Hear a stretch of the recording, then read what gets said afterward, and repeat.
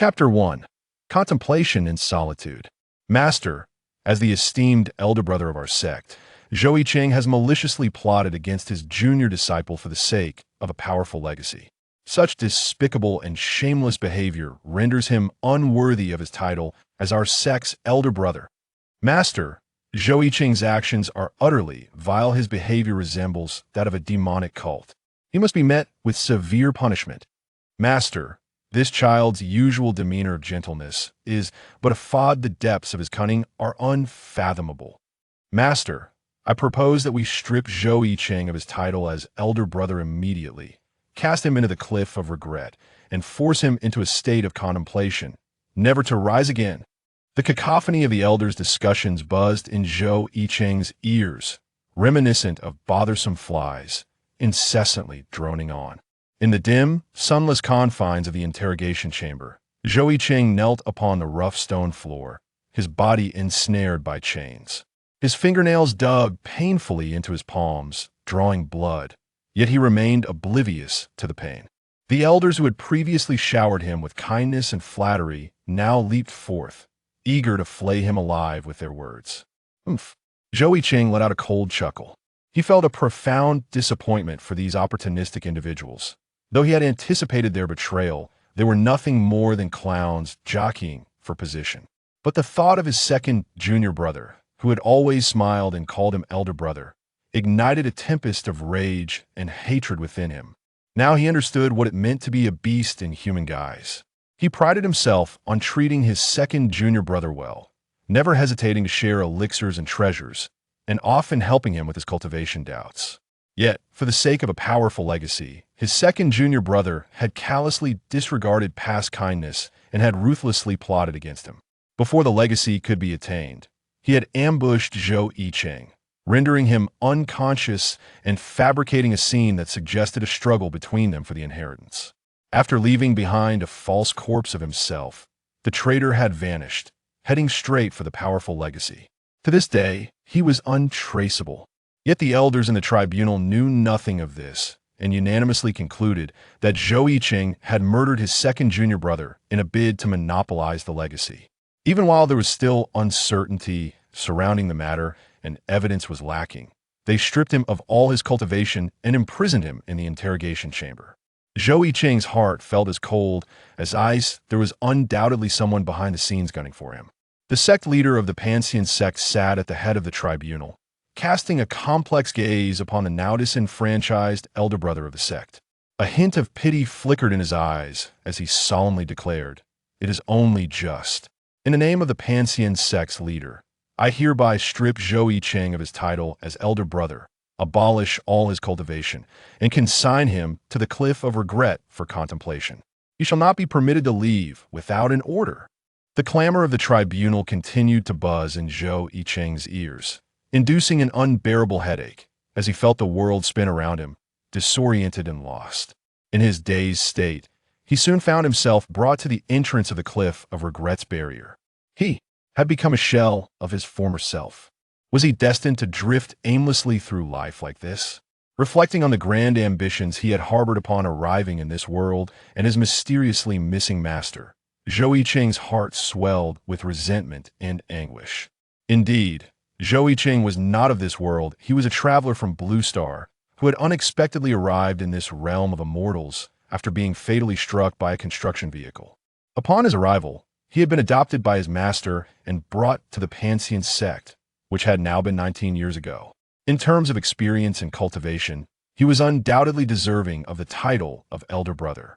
How can I seek my missing master now that I have lost my cultivation? How can I hope to ascend to immortality? Despair engulfed Zhou Yicheng. Suppressing the anguish within, he lifted his head and surveyed the scene before him. Beyond the barrier lay a dilapidated straw hut amid a tangle of weeds, and at the back, the towering cliff of regret, standing 100 feet tall, its surface barren and etched with countless shallow and deep scars, a desolate and lifeless sight. Boom! A fierce wind howled through, akin to a ferocious beast's roar, even lifting the thatch from the roof of the straw hut to dizzying heights. Gazing at this scene, Zhou Yicheng could not help but smile wryly. The Cliff of Regret had always been the place where disciples of the Confronting sect who had committed grave errors, were sent. Rarely did anyone venture here, even Zhou Yicheng, as the elder brother had never set foot here before. The two disciples escorting him exchanged glances, both taken aback by the desolation of the Cliff of Regret, feeling a twinge of sympathy for their former elder brother. The younger disciple looked at Zhou Yicheng's despondent figure and whispered to his companion, "I never imagined that our once revered elder brother would fall to such depths. I've heard that those sent to the Cliff of Regret meet a tragic end. Either they go mad or die in humiliation. Even our sect's legendary ancestor, the white-clad Blade Immortal, vanished from here without a trace." The older disciple shot him a glare and reprimanded softly, "Is this something we should be discussing? Let's focus on our duties. Stop thinking about irrelevant matters. Zhou Yicheng is in this predicament due to his own actions." "Understood." The younger disciple drawled, unconvinced. The older disciple, still wary of the knave youth beside him, admonished him once more, "I warn you, do not entertain any ill intentions towards Zhou Yicheng. Though he is no longer the elder brother and has lost his cultivation, do not forget he still has a master and a talented younger sister." Though they spoke in hushed tones, Zhou Yicheng heard every word. He remained silent, his gaze fixed upon the towering Cliff of Regret. Was he to sign in at the base of the Cliff of Regret? Suddenly, a line of characters emerged in Zhou Yicheng's mind. His pupils constricted in shock, and excitement surged within him. Finally, it had arrived, the golden finger that had first manifested after 20 years of his transmigration. "Sign in," Zhou Yicheng urgently recited in his mind. "Sign in at the base of the Cliff of Regret. Reward, 1,000 blade body technique." Another line of text appeared in his mind. In the next moment, he felt a surge of blade energy flowing from his dantian to his limbs. Zhou Yicheng was astonished yet maintained a calm demeanor. He could hardly contain his eagerness as he queried the system. "Can I sign in again later?" "You may sign in once daily at locations permitted by the system. The more perilous the location, the greater the rewards. Some locations allow only a single sign-in, while others permit multiple sign-ins, though repeating sign-ins may yield diminished rewards." Upon hearing the system's response, Zhou Yicheng's heart raced with exhilaration. As long as he had this sign-in system, even while remaining at the Cliff of Regret, he could cultivate anew through the rewards he obtained daily. Currently, Zhou Yicheng's situation was quite precarious. Since his master's disappearance, the other elders, who had previously suppressed him, had emerged to target Zhou Yicheng. This was evident, but lurking in the shadows was his treacherous second junior brother, ever watchful. The powerful legacy that his second junior brother had seized was said to be a treasure left by an immortal, capable of aiding one in achieving immortality. Let you prance about for a few more days." Zhou Yicheng's heart turned cold. Fortunately, he had seized this opportunity to remain safely within the Cliff of Regret, cultivating and growing stronger before seeking his revenge. He was not the kind of fool who would recklessly throw himself into danger upon acquiring his golden finger. First, he would set a modest goal, to sign in at the Cliff of Regret for 30 years and attain the realm of immortality. With these thoughts, Zhou Yicheng's previously murky eyes sparkled with renewed clarity. Gazing at the Cliff of Regret before him, Zhou Yicheng's mood settled. From now on, this would be his sanctuary for cultivation. He turned around, his expression gentle, and addressed the two disciples who had escorted him. "Thank you for bringing me here. You may return now. I will enter the cliff alone." Seeing Zhou Yicheng, whose eyes shone brightly and demeanor was calm, without a hint of the despair expected of someone cast into the Cliff of Regret, the two disciples of the Pantheon sect were momentarily taken aback, as if they were witnessing their former elder brother, who had always treated others with kindness. The older disciple, unable to help himself, clasped his fists in salute. "I am not worthy." Zhou Yicheng smiled faintly, elegantly flicking his sleeve as he stepped into the barrier of the Cliff of Regret. The barrier of the Cliff of Regret was said to have been set by the founder of the Pantheon sect, allowing entry but forbidding exit. As Zhou Yicheng's figure slowly faded from view at the entrance of the barrier, the younger disciple scratched his head, puzzled. Why does it seem like he's not going to the Cliff of Regret, but rather to some secret training realm? The older disciple shook his head and replied, We are only responsible for delivering him. After all, Zhou Yicheng is now a waste, his cultivation abolished. In a desolate place like the Cliff of Regret, devoid of any precious resources, how could he possibly cultivate new? Zhou Yicheng will no longer have any ties with us. Now let us return. Chapter 2. The first sign-in, Reward. Thousand Blade Body Technique. At the base of the Cliff of Regret, overgrown with weeds, lay a scene of desolation and despair. Yet Zhou Yicheng paid no heed to this. He walked straight towards the small courtyard in front of the straw hut and found a clean spot to sit cross-legged. He was eager to explore the Thousand Blade Body Technique he had just acquired through signing in. Zhou Yicheng closed his eyes, delving deep within himself to sense the energy at his dantian. His cultivation had been rendered null before he was cast into the Cliff of Regret, and had it not been for the celestial treasures nurturing his dantian, it wouldn't be long before it completely vanished, leaving him unable to cultivate ever again. However, at this moment, Zhou Yicheng was astonished to find that his dantian, which should have been desiccated, was instead brimming with threads of sharp, silvery gas that shimmered with a white light. What is this? He pondered, perplexed. Ordinarily, his dantian should be filled with verdant spiritual energy, not this piercing, silvery gas. Zhou Yicheng attentively sensed the changes within his body, perusing the information about the Thousand Blade Body Technique that had just been transmitted by the system. Scatter.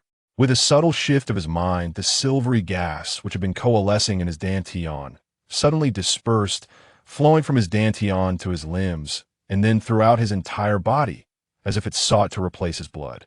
Ugh! Zhou Yicheng let out a muffled groan, the sensation of the silvery gas coursing through him akin to being sliced by 1,000 blades, causing immense discomfort. So that's how it is. A slight smile graced his lips as he grasped the exquisite nature of the Thousand Blade Body Technique. Spiritual energy is the essence of the heavens and earth. Cultivators open their dantian, nurturing energy within themselves, transforming energy into form, enhancing their physical bodies with spiritual energy, nourishing their consciousness, and utilizing that energy to cast spells. Conversely, the Thousand Blade Body Technique takes a different approach, adopting the method of cultivators absorbing spiritual energy, yet using blade energy as spiritual energy, nurturing the blade energy within and manifesting it externally. Through the continual nourishment of countless blade energies, a body most suited for the cultivation of sword techniques is forged.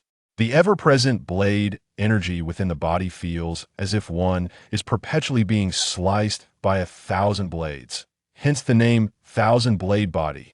This is the ultimate cultivation method that countless swordsmen yearn for. Zhou Yicheng's eyes sparkled with brilliance. However, due to the fact that this technique substitutes blade energy for spiritual energy, it is exceedingly against the natural order. Thus, to cultivate the Thousand Blade Body Technique, one must completely abandon their cultivation and conceal their fate, starting anew. What a fortunate coincidence! Zhou Yicheng smiled faintly. The Thousand Blade Body Technique was indeed a perfect fit for his current state of being stripped of his cultivation. It circumvented the drawback of this technique, requiring one to forsake their entire cultivation. Without it, if he wished to reopen his dantian to absorb spiritual energy, he would need celestial treasures. But here, in the desolate Cliff of Regret, where could he find such treasures?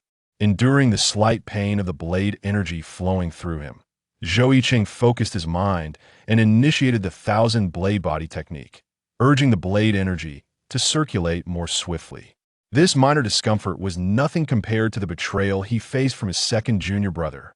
Swish, swish, swish.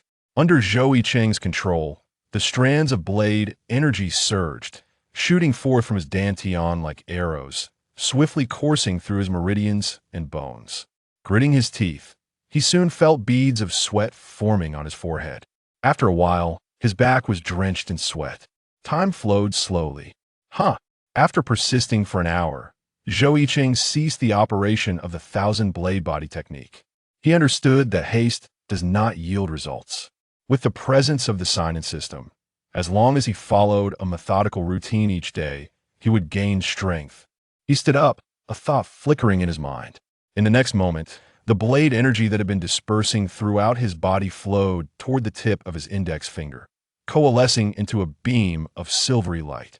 With a flick of his finger, swish, the beam shot forth like a lightning bolt, brimming with divine radiance, and in the blink of an eye, struck out. Bang! In an instant, the tough vines that had entwined around the small courtyard were severed with a resounding crack, the cuts smooth and tidy. Zhou Yicheng was taken aback. The vines had existed since the founding of the sect on the Cliff of Regret. Having grown here for at least 100 years, their hardness was evident. Yet now, they were sliced through as effortlessly as cutting tofu. Regaining his composure, Zhou Yicheng walked towards the thatched cottage. Inside, the furnishings were sparse, with bare walls and not a bed, table, or chair in sight, only scattered straw strewn across the floor. Zhou Yicheng's expression remained unchanged. He was here to cultivate, not to indulge. No matter how splendid a bed might be, it could not compare to the value of a foundation-building pill.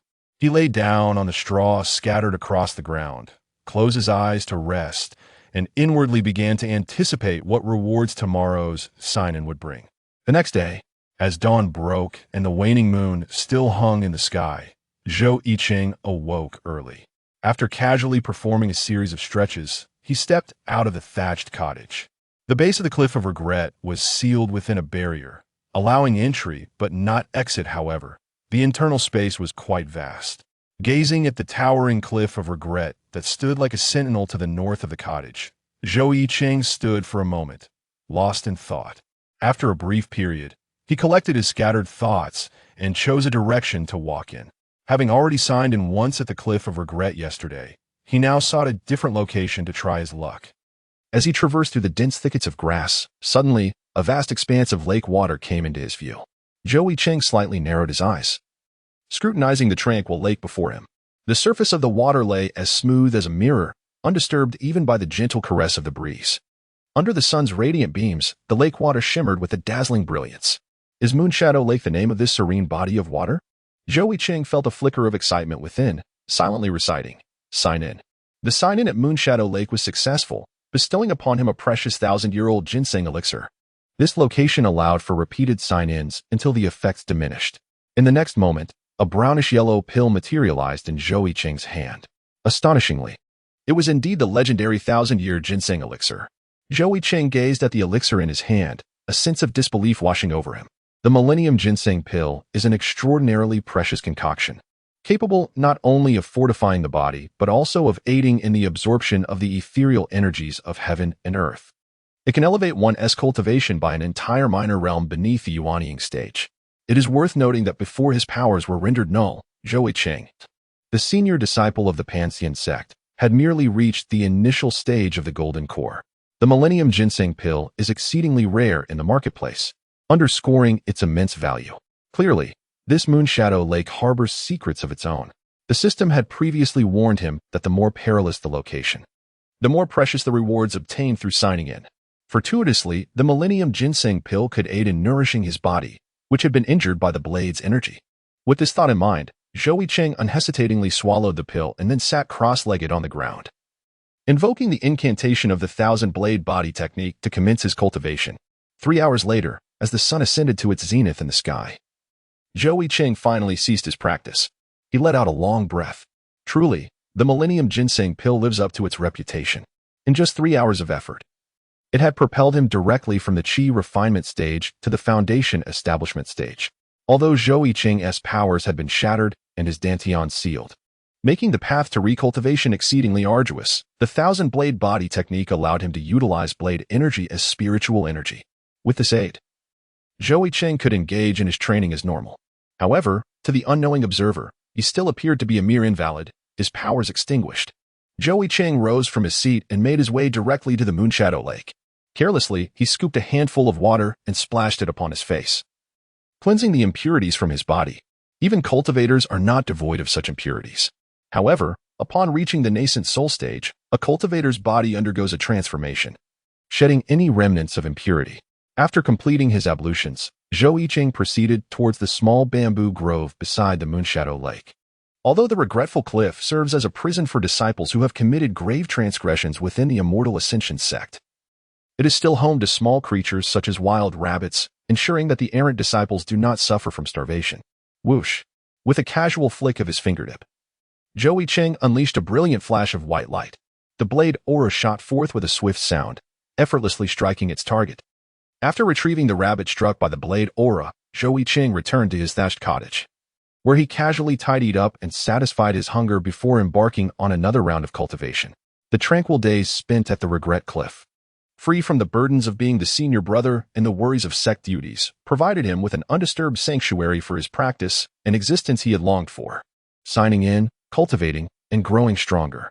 This would epitomize the lengthy period ahead of him. Chapter 3. 2 years of signing in, strengthening immensely. Has someone intruded upon the Regret Cliff?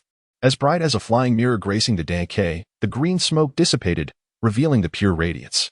On yet another serene moonlit night, Zhou Yicheng stood quietly before the small courtyard of his thatched cottage, gazing silently at the full moon hanging in the sky. 1 second. 2 seconds. Time flowed quietly. In a fleeting moment, Zhou Yicheng moved. He gently tilted his right fingertip to one side. In the next instant, divine light erupted forth.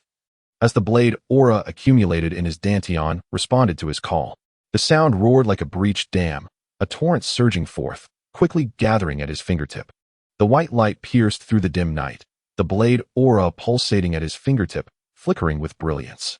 Gradually, the blade aura multiplied, and the initially indistinct form began to stabilize, coalescing into the shape of a silvery small flying dagger. Go! Zhou Yicheng silently cursed under his breath. And with a flick of his right fingertip, he sent forth a flurry of flying daggers. In an instant, these blades coalesced, soaring through the air like arrows unleashed from a bow, leaving behind fleeting afterimages. A faint, anguished cry echoed from the distant bamboo grove. Zhou Yi let out a breath of relief. The recent release of blade energy was merely a clever trick acquired from his mastery of the thousand blade body technique, now refined to the golden core stage. Originally, the emission of blade energy had numerous limitations, such as its inability to strike targets at a distance or its lack of precision. However, these shortcomings were significantly improved upon when he integrated the skills obtained from the system's rewards. After perfecting the new technique through trial, Zhou Yi set forth towards the distant bamboo grove. The silvery moonlight cast a shimmering reflection upon the ground, resembling a smooth, mirror-like lake. In the next moment, the illusion shattered. Zhou Yicheng strode purposefully across the moonlit ground. 2 years have passed. Lowering his gaze to the shimmering moonlight below, Zhou Yicheng let out a sigh. In these 2 years, his life had been remarkably monotonous. Aside from his daily sign-ins, it was a relentless cycle of cultivation, and more cultivation. The Regret Cliff, despite its ominous name, encompassed a vast expanse, yet in 2 years, Zhou Yicheng had merely traversed a small fraction of it. The thatched cottage, Moonshadow Lake, and the small bamboo grove formed the trifecta of his routine. At the thatched cottage, he would sign in to receive a complete set of radiant garments. In the small courtyard before the cottage, signing in would reward him with 10 6-flavored celestial pills. At the small bamboo grove, his sign-ins would yield the first and second forms of the Demon Slayer sword technique. This was the essence of Zhou Yicheng's life over the past 2 years, a repetitive route marked by these 3 locations. In addition, he would also partake in his daily sign-in at Moonshadow Lake, which granted him a century-old ginseng pill. Although the rewards had diminished over time, no longer providing the initial 1,000-year ginseng pill, the sheer quantity made up for the loss. Even a century-old ginseng pill proved immensely beneficial for Zhou Yicheng's physical cultivation. He pondered about his little junior sister, Ning Xue'er, wondering how she fared now. Perhaps it was the fullness of the moon today that stirred his thoughts so. Ning Xue'er, the beloved daughter of the sect leader, was 5 years his junior. They had played together since childhood, sharing a bond akin to that of childhood sweethearts. Although Ning Xue'er exhibited exceptional talent, breaking through to the foundation establishment stage within just a year of embarking on her cultivation journey, her rapid progress was something Zhou Yicheng could only look up to. However, with her whimsical nature, he couldn't help but worry about the mischief she might cause in his absence. Zhou Yicheng rubbed his temples in exasperation. His junior sister was delightful in many ways, yet her mischief knew no bounds. In their childhood, she often coaxed him into pilfering from their master's treasured wine collection. On one occasion, Zhou Yicheng failed to restrain her, and she indeed succeeded in her theft. Alas, she ultimately fell into their master's clutches and was confined to the small dark room for 3 days and nights before being released. While she proclaimed her intent to never repeat such folly, her heart secretly vowed otherwise. Reflecting on those memories brought a faint smile to Zhou Yicheng's lips. Lost in thought, He lifted his gaze towards the wild rabbit struck by the lethal blade energy, which snapped him out of his reverie. It was time. By combining the blade energy release from the thousand-blade technique with the thrust of the gun finger, he could hit a target from a distance of a mile. A far superior feat compared to the mere 100 meters achievable with the gun finger alone. Zhou Yicheng nodded with satisfaction. This technique was quite commendable. Let us name it the flying knife finger. Following this, he strode forward with purpose, bending slightly to casually retrieve the lifeless wild hare. This evening, in the spirit of testing his new technique, he intended to explore uncharted territories of the Cliff of Regret. However, something felt amiss. The weight in his hand seemed remarkably too light. Zhou Yicheng turned around, illuminated by the luminous moonlight, and focused his gaze. To his astonishment, he discovered that half of the hind leg of the wild rabbit he held had been torn away, with deep claw marks etched into the torn flesh. Could it have been a wild beast? Never mind, it was of little concern. Having roamed this bamboo forest for 2 years, he had yet to encounter any formidable demonic creatures. Even if such beings existed, he was confident that he could effortlessly handle them with his current strength.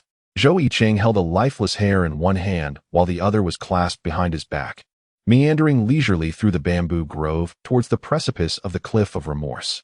He had never approached this cliff before, having only gazed at it from a distance. Before long, a towering precipice, reaching for the clouds, came into view. The cliff's edge appeared remarkably smooth and uniform, as if the entire Cliff of Remorse had been cleaved in two by a mighty blade, leaving behind only a chaotic scattering of stones and soil atop, some protruding while others receded. Under the moonlight, the originally brownish-yellow cliff was transformed, reflecting a luminous silvery sheen that rendered it even more captivating. Zhou Yicheng slightly narrowed his eyes. Before him, the Cliff of Regret emanated an aura of immense pressure, as if he were in the presence of an untouchable celestial being. He quietly took a few steps back. Perhaps it would be wiser to wait until his strength had further advanced before venturing forth to explore? Just as Zhou Yicheng found himself in a state of indecision, a voice resonated within his mind from the system. Would you like to check in at the Blade Immortal Cliff? It appeared that the hour of Z had arrived, signaling the beginning of a new day for the system's check-in. The Blade Immortal Cliff?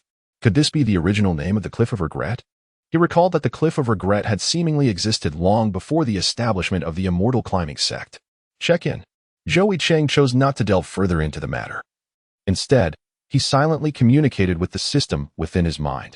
He successfully signed in at the Blade Immortal Cliff, receiving as a reward a mystical-grade treasure, the Phoenix Dawnblade.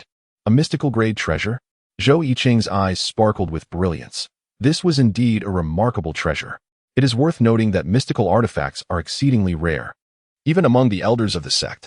In this world, treasures are generally categorized into 4 levels: celestial, profound, earthly, and yellow. The profound-level artifacts correspond to cultivators at the transformation stage and the void refinement stage. Zhou Yicheng eagerly retrieved the reward, the Qifeng Chaoyang blade. He had earned through signing in. With a resonant clang, a vibrant crimson longsword materialized in his grasp. The blade of the Qifeng Chaoyang was rather unadorned, yet its silvery edge glimmered brilliantly under the moonlight, casting a dazzling radiance. In stark contrast, the hilt was exquisitely crafted, adorned with intricate patterns. Upon closer inspection, one could discern an engraving depicting a phoenix greeting the morning sun.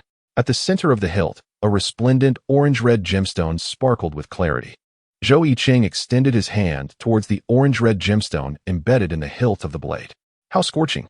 The moment he made contact, Zhou Yicheng exclaimed in astonishment. The gemstone at the hilt of the Qifeng Chaoyang sword emanated waves of intense warmth, catching Zhou Yicheng off guard. It felt akin to being exposed to the blazing sun of July. Scarcely had he grasped the hilt when he found beads of sweat streaming down his forehead. Truly a treasure of the mysterious grade, it harbored such an abundance of fiery spiritual energy. Zhou Yicheng wielded the treasured blade in his hand, under the moonlight. The edge of the sword danced gracefully like a fluttering butterfly, creating a stunning display of sword flowers, its speed so swift that it left behind trails of fiery afterimages. Zhou Yicheng was exceedingly pleased with the treasured blade in his grasp. This artifact possessed the remarkable ability to absorb the ethereal energies dispersed throughout the cosmos, typically embodying a singular attribute of spiritual essence. Generally speaking, only those who practiced corresponding techniques could adeptly wield artifacts of the same nature. Otherwise, their efficacy would be significantly diminished. However, the thousand-blade body technique that Zhou Yicheng cultivated, in a certain respect, transcended this limitation. As a coveted practice among sword cultivators, it allowed for an unparalleled synergy with any blade-shaped artifact, regardless of the attribute of the spiritual energy it contained. Suddenly, as Zhou Yicheng was lost in contemplation of his treasured sword, an unusual sound erupted from Moonshadow Lake, not far from the precipice of the Repentance Cliff. Someone was approaching. Chapter 4. An unexpected acquaintance arrives. Zhou Yicheng narrowed his eyes slightly. The peculiar sound he had just heard was undoubtedly not produced by any beast. It was distinctly human. Furthermore, he sensed a surge of spiritual energy fluctuations that had never been felt within the confines of the Regret Cliff. Who could it be? It is known that the Regret Cliff has always permitted entry but never allowed departure. How is it possible that someone has managed to infiltrate this place? Zhou Yicheng suppressed the doubts swirling within him, tightly gripping the Qifeng Choyang knife in his hand. He slowly directed the blade's tip towards the distant Moonshadow Lake, where a cacophony of sounds was emanating. The gurgling grew increasingly pronounced. Zhou Yicheng silently activated the Thousand Blade Body technique. In the next moment, a radiant light emanated from his dantian, and waves of blade aura surged forth, resembling intricate divine runes. These luminous blades quickly entwined around the body of the Qifeng Choyang blade, their brilliance akin to a shimmering shadow. Under the influence of the fiery spiritual energy of the Qifeng Choyang blade, the originally transparent and colorless blade aura transformed into a blazing crimson hue, flowing like flames, exuding an extraordinary splendor under the dim moonlight. With a swift motion of his shoulder, he swung the blade downwards. The Qifeng Choyang blade, previously held high above his shoulder, was forcefully hurled forward into the empty air, moving with astounding speed and producing a whistling sound, leaving behind a series of afterimages. This was the Demon Slayer sword art, first form, Crescent Moon Charge. Zhou Yicheng quietly exclaimed, unleashing the reward he had previously acquired from the system's sign-in, the demon-slaying blade technique. Originally consisting of merely the names of the first and second forms, he had creatively devised new names for the techniques to aid in memorization. Almost simultaneously, a crescent-shaped, fiery red blade of energy shot forth like an arrow released from its bow, hurtling towards the distant Moonshadow Lake. The crescent blade shimmered with the fiery essence of the Qifeng Choyang blade, exuding a palpable heat. Boom! The crescent blade of energy cleaved through the lake with a force reminiscent of a mighty wave, crashing into the water like a colossal stone, creating an unusual cacophony as it splashed, sending forth towering sprays of water and resonating with two thunderous echoes. In an instant, a haze of mist enveloped Moonshadow Lake, as the water that had been traversed by the crescent blade rapidly evaporated in the intense heat, transforming into vapor. Wow, it's so hot, so hot. This voice. It sounds somewhat familiar. Could it be? Zhou Yicheng's expression shifted slightly. In the next instant, he moved like a flash of lightning, his feet executing an unusual rhythm as he darted across the lake's surface towards the source of the sound. Soon after, he bent down, extending his hand to scoop. And in no time, he seized his target, his palm gripping a petite figure with the strength of a vice. Without even glancing up, Zhou Yicheng tucked her under his arm and swiftly returned to the shore, the sound of impact echoing. Zhou Yicheng casually cast aside the person he had tucked under his arm, crossing his hands over his chest as he gazed, with a furrowed brow, at the familiar figure sprawled on the ground. Ahem. Before him lay a petite maiden, strikingly beautiful yet utterly disregarding her image as she lay on the ground, coughing up the lake water that had invaded her lungs. Her once lustrous black hair was now drenched and tangled, while her delicate, clean garments clung to her form, soaked through by the lake's embrace. The silhouette of her still-developing figure was partially obscured, her skin resembling jade, adorned with droplets of water that accentuated her already fair complexion, rendering it even more radiant. Sigh. Zhou Yicheng gazed at his little junior sister, Ning Xue'er, who lay on the ground, drenched and resembling a drenched chick. He rubbed his aching temples and let out a silent sigh. The girl sprawled on the ground was none other than his prodigious junior sister, Ning Xue'er. I must ask, little Xue'er, isn't the Penitence Cliff a place of seclusion, forbidding entry and exit? How did you manage to follow me here? Zhou Yicheng inquired, his gaze fixed on Ning Xue'er, who remained on the ground, seemingly reluctant to rise. Could it be that little Xue'er had pilfered the ancient wine, meticulously cherished by the wine-loving sect leader, and in a fit of rage, found herself cast into the depths of the Penitence Cliff? Or perhaps she had roasted and consumed the prized pearl-necked dove raised by the elder of the neighboring peak. In an instant, Zhou Yicheng's imagination ran wild. Hey. Ning Xue'er, who had been lying on the ground, suddenly exclaimed upon hearing his familiar voice, springing up like a carp. Upon seeing Zhou Yicheng standing beside her with arms crossed, her eyes sparkled with delight, her bright, watery orbs narrowing into crescent moons, revealing two charming dimples on her face, reminiscent of a lively sprite, leaving Zhou Yicheng momentarily entranced.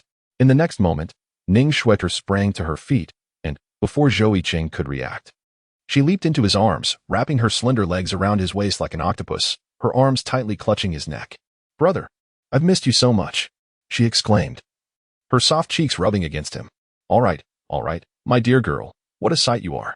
Zhou Yicheng chuckled, affectionately ruffling Ning Xue'er's hair, a fond smile gracing his lips, as if they had returned to simpler times. Ignoring her squeals of delight, he gently pried her off him.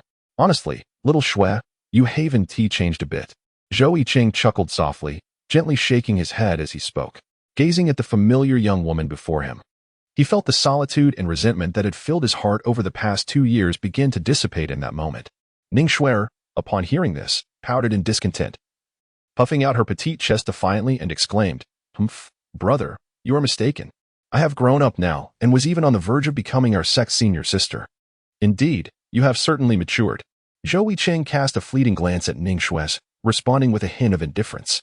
In another sense, he had just perceived the growth of his junior sister. "Ah, do you not believe it?" Zhou Yicheng withdrew his gaze, murmuring to himself, "Trust, trust, trust, I believe. First, let me kindle a bonfire to warm your body. Just look at how drenched you are." Ah, as the saying goes, an elder brother is like a father, at times. He truly feels like a paternal figure, worrying endlessly for his junior sister, especially when neither their master nor her father is attending to matters. "By the way, we shall feast on rabbit tonight. The wild hare we caught today has yet to be prepared." Hearing this, Ning Xue'er widened her eyes in astonishment and exclaimed, Oh, but rabbits are so adorable. Why must we eat them?" The fire crackled and popped, sending sparks into the air. Zhou Yicheng sat cross-legged nearby, silently practicing the thousand-blade body technique, while through the flickering campfire, he observed his junior sister devouring the meat with great enthusiasm. How delicious. The roasted meat prepared by my elder brother is as scrumptious as ever." Ning Xue'er, with cheeks puffed like a hamster, chewed on the rabbit meat with remarkable speed, yet retained an air of elegance, radiating a lively charm. Even his junior sister could not escape the law of irresistible allure. Zhou Yicheng looked amusingly at his junior sister, skillfully performing a minor spell with a flick of his fingers to eliminate the crumbs that clung to Ning Xue'er's lips. Immediately afterward, he adopted a serious demeanor and asked, "Now, might you enlighten me on your purpose for coming to the Cliff of Regret?" Ning Xue'er playfully stuck out her tongue, responding, "Isn't it simply because I missed you?" Enough with the jesting. Upon hearing Zhou Yicheng's solemn inquiry, Ning Xue'er finally ceased her playful antics and spoke earnestly. "I brought my father's realm guide talisman. With this talisman, I can enter and exit the barrier of the Cliff of Regret at will." Zhou Yicheng was utterly perplexed. "Oh, little junior sister, your filial piety is truly commendable." Although he felt some discontent regarding her reckless actions, a warm current coursed through his heart. For her act of stealing the realm-guiding talisman was ultimately for his sake. Ning Xue'er paid no heed to Zhou Yicheng's bewildered expression and continued, "Senior brother, with the realm-guiding talisman in hand, I can lead you away from the Cliff of Regret." Before Zhou Yicheng could respond, a look of concern crossed her face. "So much has transpired in the past 2 years since you were gone. The demonic path has risen, chaos reigns in the southern borders, and the situation for the Pantheon sect is exceedingly dire." The rise of the demonic path? Zhou Yicheng was somewhat taken aback. It is well known that ever since the Bloodwing Demon Hall was vanquished by the righteous sects a century ago, the demonic path had fragmented, unable to muster any substantial forces to challenge the righteous again. Ning Xue'er nodded, her face betraying a flicker of hesitation as she seemed torn between speaking and remaining silent. She was uncertain whether to share the news with her senior brother. His cultivation had been rendered null, and even if he were to begin anew, the lack of resources and sect support within a mere 2 years would render it exceedingly difficult for him to even step into the Foundation establishment realm. Could he truly endure yet another blow from an old adversary? Ning Xue'er felt a pang of sympathy and sorrow for Zhou Yicheng. After contemplating for a moment, she finally articulated, 2 years ago, the disciple of the Bloodwing Demon Hall emerged, bearing the legacy of the Hall's master from a century past. With a single call, he rallied many to his side, swiftly unifying the demonic path once more, at least in appearance. Now, those within the demonic path intend to support this disciple as the new generation's master of the hall, the disciple of the Demon Hall. It must be Yi. Zhou Yicheng suddenly inquired, and though it was a question, his tone exuded unwavering certainty. How do you know, senior brother? I certainly didn't let anything slip just now. Ning Xue'er widened her beautiful eyes, her face a canvas of confusion, her lips slightly parted in astonishment. Zhou Yicheng chuckled softly. From the moment Ning Xue'er spoke of the inheritance of the Demon Hall's master, he had his suspicions. He had previously found it peculiar that, although he was the first to discover the location of the inheritance, Yi appeared to know its whereabouts with remarkable ease. Now, upon reflecting on the oddities of the past, everything became clear. Yi was originally a disciple of the Demon Hall, merely lying in wait within the pinnacle Immortal Sect. Biding his time until Zhou Yicheng uncovered the inheritance, at which point he exploited his sensitivity to the inheritance to orchestrate a trap for him. Zhou Yicheng gently shook his head, casting aside those bygone memories from his mind. The crackling fire danced exuberantly, with sparks swirling around the campfire. Zhou Yicheng smiled confidently, his eyes shimmering with resolute determination as he proclaimed, "Such vermin shall undoubtedly fall beneath my blade." Sparks continued to dance in the air. Ning Xue'er was momentarily taken aback, the flickering flames illuminating Zhou Yicheng's steadfast visage. Upon closer inspection, she realized that her elder brother had not changed significantly over the past 2 years. He remained the elegant youth she remembered. With his sword-like brows and starry eyes, his handsome face adorned in flowing white garments, his long hair cascading casually over his shoulders. He possessed an ethereal quality, as if a celestial being. The depths of his dark eyes sparkled in the firelight, resembling a fathomless abyss, exuding an air of scholarly charm. Ning Xue'er gazed at the youthful figure before her, entranced. After a considerable pause, she regained her senses, a flicker of concern surfacing within her. Her brother was still the indomitable spirit she remembered. However, could her brother, now stripped of his powers, truly confront an adversary as formidable as the esteemed disciple of the Demon Hall? Having aspirations is commendable, yet Ning Xue'er felt a wave of sorrow wash over her, reluctant to shatter Zhou Yicheng's illusions, dismissing his words as mere bravado. With this thought, she feigned a bright smile, her lashes curling playfully as she deftly shifted the conversation, unwilling to delve deeper. "Hiki, that won't do. Yi is my quarry, and I shall personally avenge you. Do not underestimate me, brother. I have already transcended to the Golden Core stage. Even Uncle Su has praised me as a once-in-a-century talent." Zhou Yicheng chuckled at his naive little sister, responding casually, "Very well, then I shall await your vengeance." He was aware that she did not truly believe his words. With the aid of techniques and elixirs acquired from the system, he had already reached the mid-stage of the nascent soul realm. However, concealed beneath the obscurity of his breath-concealing technique and the unique qualities of his thousand-blade body technique, it was nearly impossible for anyone to discern his true level of cultivation, leading Ning Xue'er to assume he was merely embarking on his path of cultivation once more. Zhou Yicheng quietly observed as his junior sister finished the rabbit meat in her hands before he spoke. "Once you are done, let us hasten our return. Oh, senior brother, are you not coming with me? I possess the guiding talisman, you know." Zhou Yicheng rolled his eyes, delivering a gentle tap on Ning Xue'er's head. "Have you ever considered how you obtained the boundary guiding talisman? How could the sect master in the void refinement stage possibly be unaware of the little junior sister's whereabouts? It's merely an attempt to spare her from worrying about him." Ning Xue'er, slightly dissatisfied, stuck out her tongue. "Then, I shall take my leave for now. I will visit you often when I have the opportunity." With that, she elegantly wiped her mouth, executed a graceful turn, and summoned the boundary guiding talisman. Guided by its magic, her figure gradually became indistinct. As the night deepened, the sparks continued to dance, and Zhou Yicheng stood silently, watching Ning Xue'er's silhouette fade until it vanished completely. In these turbulent times outside, it was indeed a prime opportunity for him to quietly cultivate and grow stronger while remaining hidden in the cliff of regret. It seemed imperative for him to dedicate himself to rigorous training in the days to come, not only for revenge but also to ensure that his little junior sister would not be disappointed. In Zhou Yicheng's eyes, a resolute brilliance ignited. He turned around, extinguished the campfire with a simple gesture, and then seated himself upon the ground, resuming his silent recitation of incantations as he activated the thousand-blade body technique. This technique is divided into 3 stages prior to the tribulation period: external blade, invisible blade, and universal blade. Zhou Yicheng exhaled slowly, releasing a breath of turbid air. Tonight, he resolved to set a modest goal, to master the formless blade of the nascent soul stage. Chapter 5. a decade since bidding farewell to his junior apprentice sister. Zhou Yicheng's life had seemingly returned to the tranquil monotony of his previous days, marked by routine cultivation and devoid of any changes. At Moonshadow Lake, he successfully checked in and was rewarded with a century-old ginseng pill. Again, at Moonshadow Lake, he checked in and received a decade-old ginseng pill.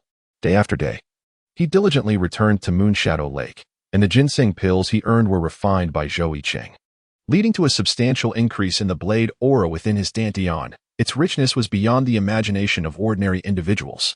Time quietly slipped away, and before long, a decade had passed. During these 10 years, Zhou Yicheng's cultivation had gradually ascended to the pinnacle of the void refinement stage. Remarkably, he had progressed from a state of cultivation being wasted to the void refinement stage in merely 12 years, a speed of advancement that was astonishing. Across the Immortal Climbing Sect, and even in the southern wilderness, in the 5 domains and 9 heavens, such a rapid cultivation pace was a rarity, only seen once in a millennium. In this world, the cultivation realms can be broadly classified into 3 tiers: mundane, immortal, and venerable. Within the mundane realm, there are further divisions: chi refinement, foundation establishment, golden core, nascent soul, spirit transformation, void refinement, and integration, spanning 7 major stages. Each major stage is subdivided into the early, middle, late, and peak phases. In this light, Zhou Yicheng's leap across 7 realms in 12 years is truly unfathomable. It is noteworthy that even the peak elders of the Immortal Climbing Sect are merely at the spirit transformation stage, and the sect leader is only at the void refinement stage. Even the previous strongest figure of the Immortal Climbing Sect, Zhou Yicheng's missing master, was only at the integration stage, and all of them were seasoned practitioners with over a century of cultivation experience. Should this news be revealed, it would surely stir a tremendous upheaval. A 30-year-old at the void refinement stage, such an individual could establish a sect of his own elsewhere. Alas, this matter was known solely to Zhou Yicheng, with even his junior apprentice sister remaining oblivious. Throughout the decade, his junior sister occasionally sneaked away to the Repentance Cliff to visit him. However, in recent years, as chaos engulfed the world and the demonic path sought to counterattack the righteous way, the Immortal Climbing Sect was overwhelmed with responsibilities, leaving even his junior sister unable to visit frequently. Nevertheless, Zhou Yicheng did not indulge in pride over his cultivation at the void refinement stage. Others might be unaware, but he understood that there is always a higher realm and individuals beyond one's comprehension. The divide between mortals and immortals is profound. To ordinary people, immortals seem unreachable. Yet, from his master's accounts, he learned that the number of immortals far exceeds what mortals could fathom.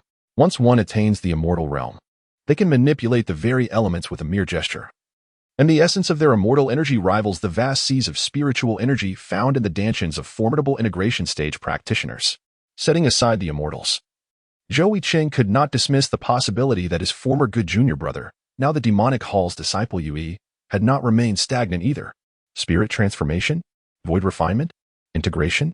Or perhaps he had already stepped into the tribulation stage, brushing against the threshold of immortality? All possibilities abound.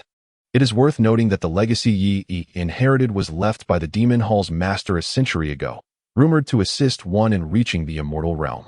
A gentle breeze rustled through the small bamboo grove, causing the leaves to produce a soft, whispering sound.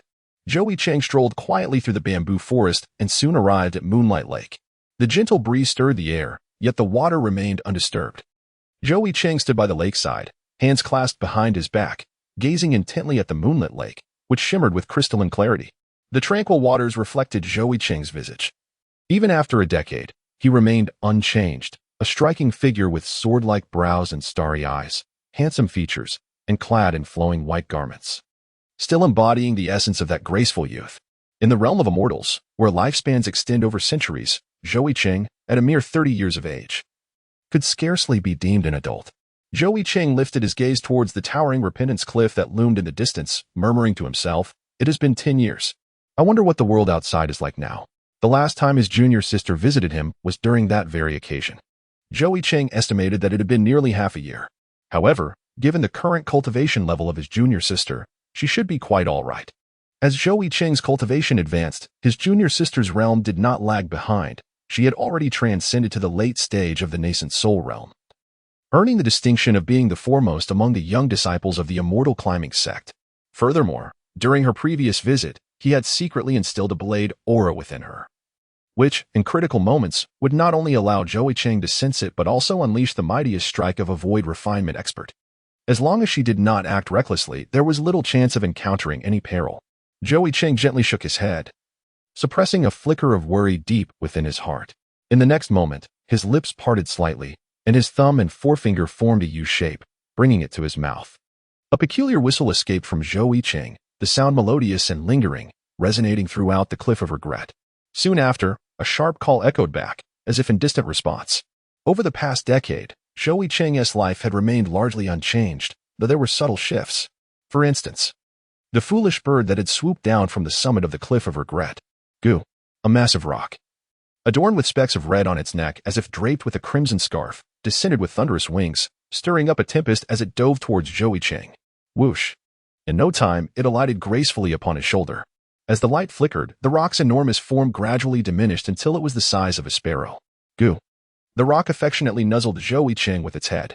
Observing the little creature perched on his shoulder, Zhou Yicheng couldn't help but chuckle. He had named this small companion Gu. And although it bore resemblance to the majestic rock, it possessed a distinct charm. Just imagine a once mighty and imposing rock flapping its wings before you like a mere pigeon, clumsily cooing in a foolish manner. Zhou Yicheng was not deeply acquainted with the origins of Gu, but he speculated that it was a hybrid born from the union of a mythical rock and ordinary birds. A decade ago, when his junior sister first arrived, some of the wild rabbits he hunted were snatched away by Gu. It was only after he advanced in his cultivation that he managed to trace its whereabouts, and subsequently, he easily tamed it with the allure of roasted rabbit meat. Although Gu displayed a somewhat simple-minded demeanor, often forgetting the tasks assigned to it in its eagerness for food, its capabilities were indeed remarkable. Upon reaching a certain level of cultivation, it could tear through space, which would prove invaluable for Zhou Yicheng's future plans. On yet another moonlit night, as Zhou Yicheng awaited the arrival of his junior sister, he instructed Gu to scout the summit of Regret Cliff. Observing Gu's unscathed appearance, he surmised that there was no significant danger. By now, he had traversed most of Regret Cliff, and the locations where he could earn his initial signing-in rewards had become exceedingly rare. Only a few places remained where he could sign in again. But the benefits from repeated sign-ins were steadily diminishing, yielding increasingly unsatisfactory rewards. Presently, the summit of Regret Cliff was the only place he had yet to explore. With this thought in mind, his spirit stirred. Clang! A clear, resonant metallic sound rang out as the divine light from his dantian surged forth. In the next moment, a fiery red, treasured blade soared from his dantian, ascending with the grace of a phoenix. In an instant, a wave of warmth enveloped him, causing Gu, who was perched on Zhou Yicheng's shoulder, to leap and squawk excitedly. The blade of the roosting phoenix. Zhou Yicheng steadily grasped the treasured blade in his hand. With a swift motion, in the next instant, guided by his thoughts, the ruby at the hilt of the Qifeng Chaoyang blade erupted with tendrils of vibrant red elemental energy, deftly enveloping his feet. In a flash of divine light, he soared toward the summit of the cliff. The Art of Aerial Flight. Chapter 6. Breakthrough. In a heartbeat, a brilliant crimson radiance streaked past. In an instant, Zhou Yicheng, accompanied by a soft murmuring, arrived at the pinnacle of the regretful cliff. With a gentle leap, he transitioned from the Qifeng Chaoyang blade to the ground below.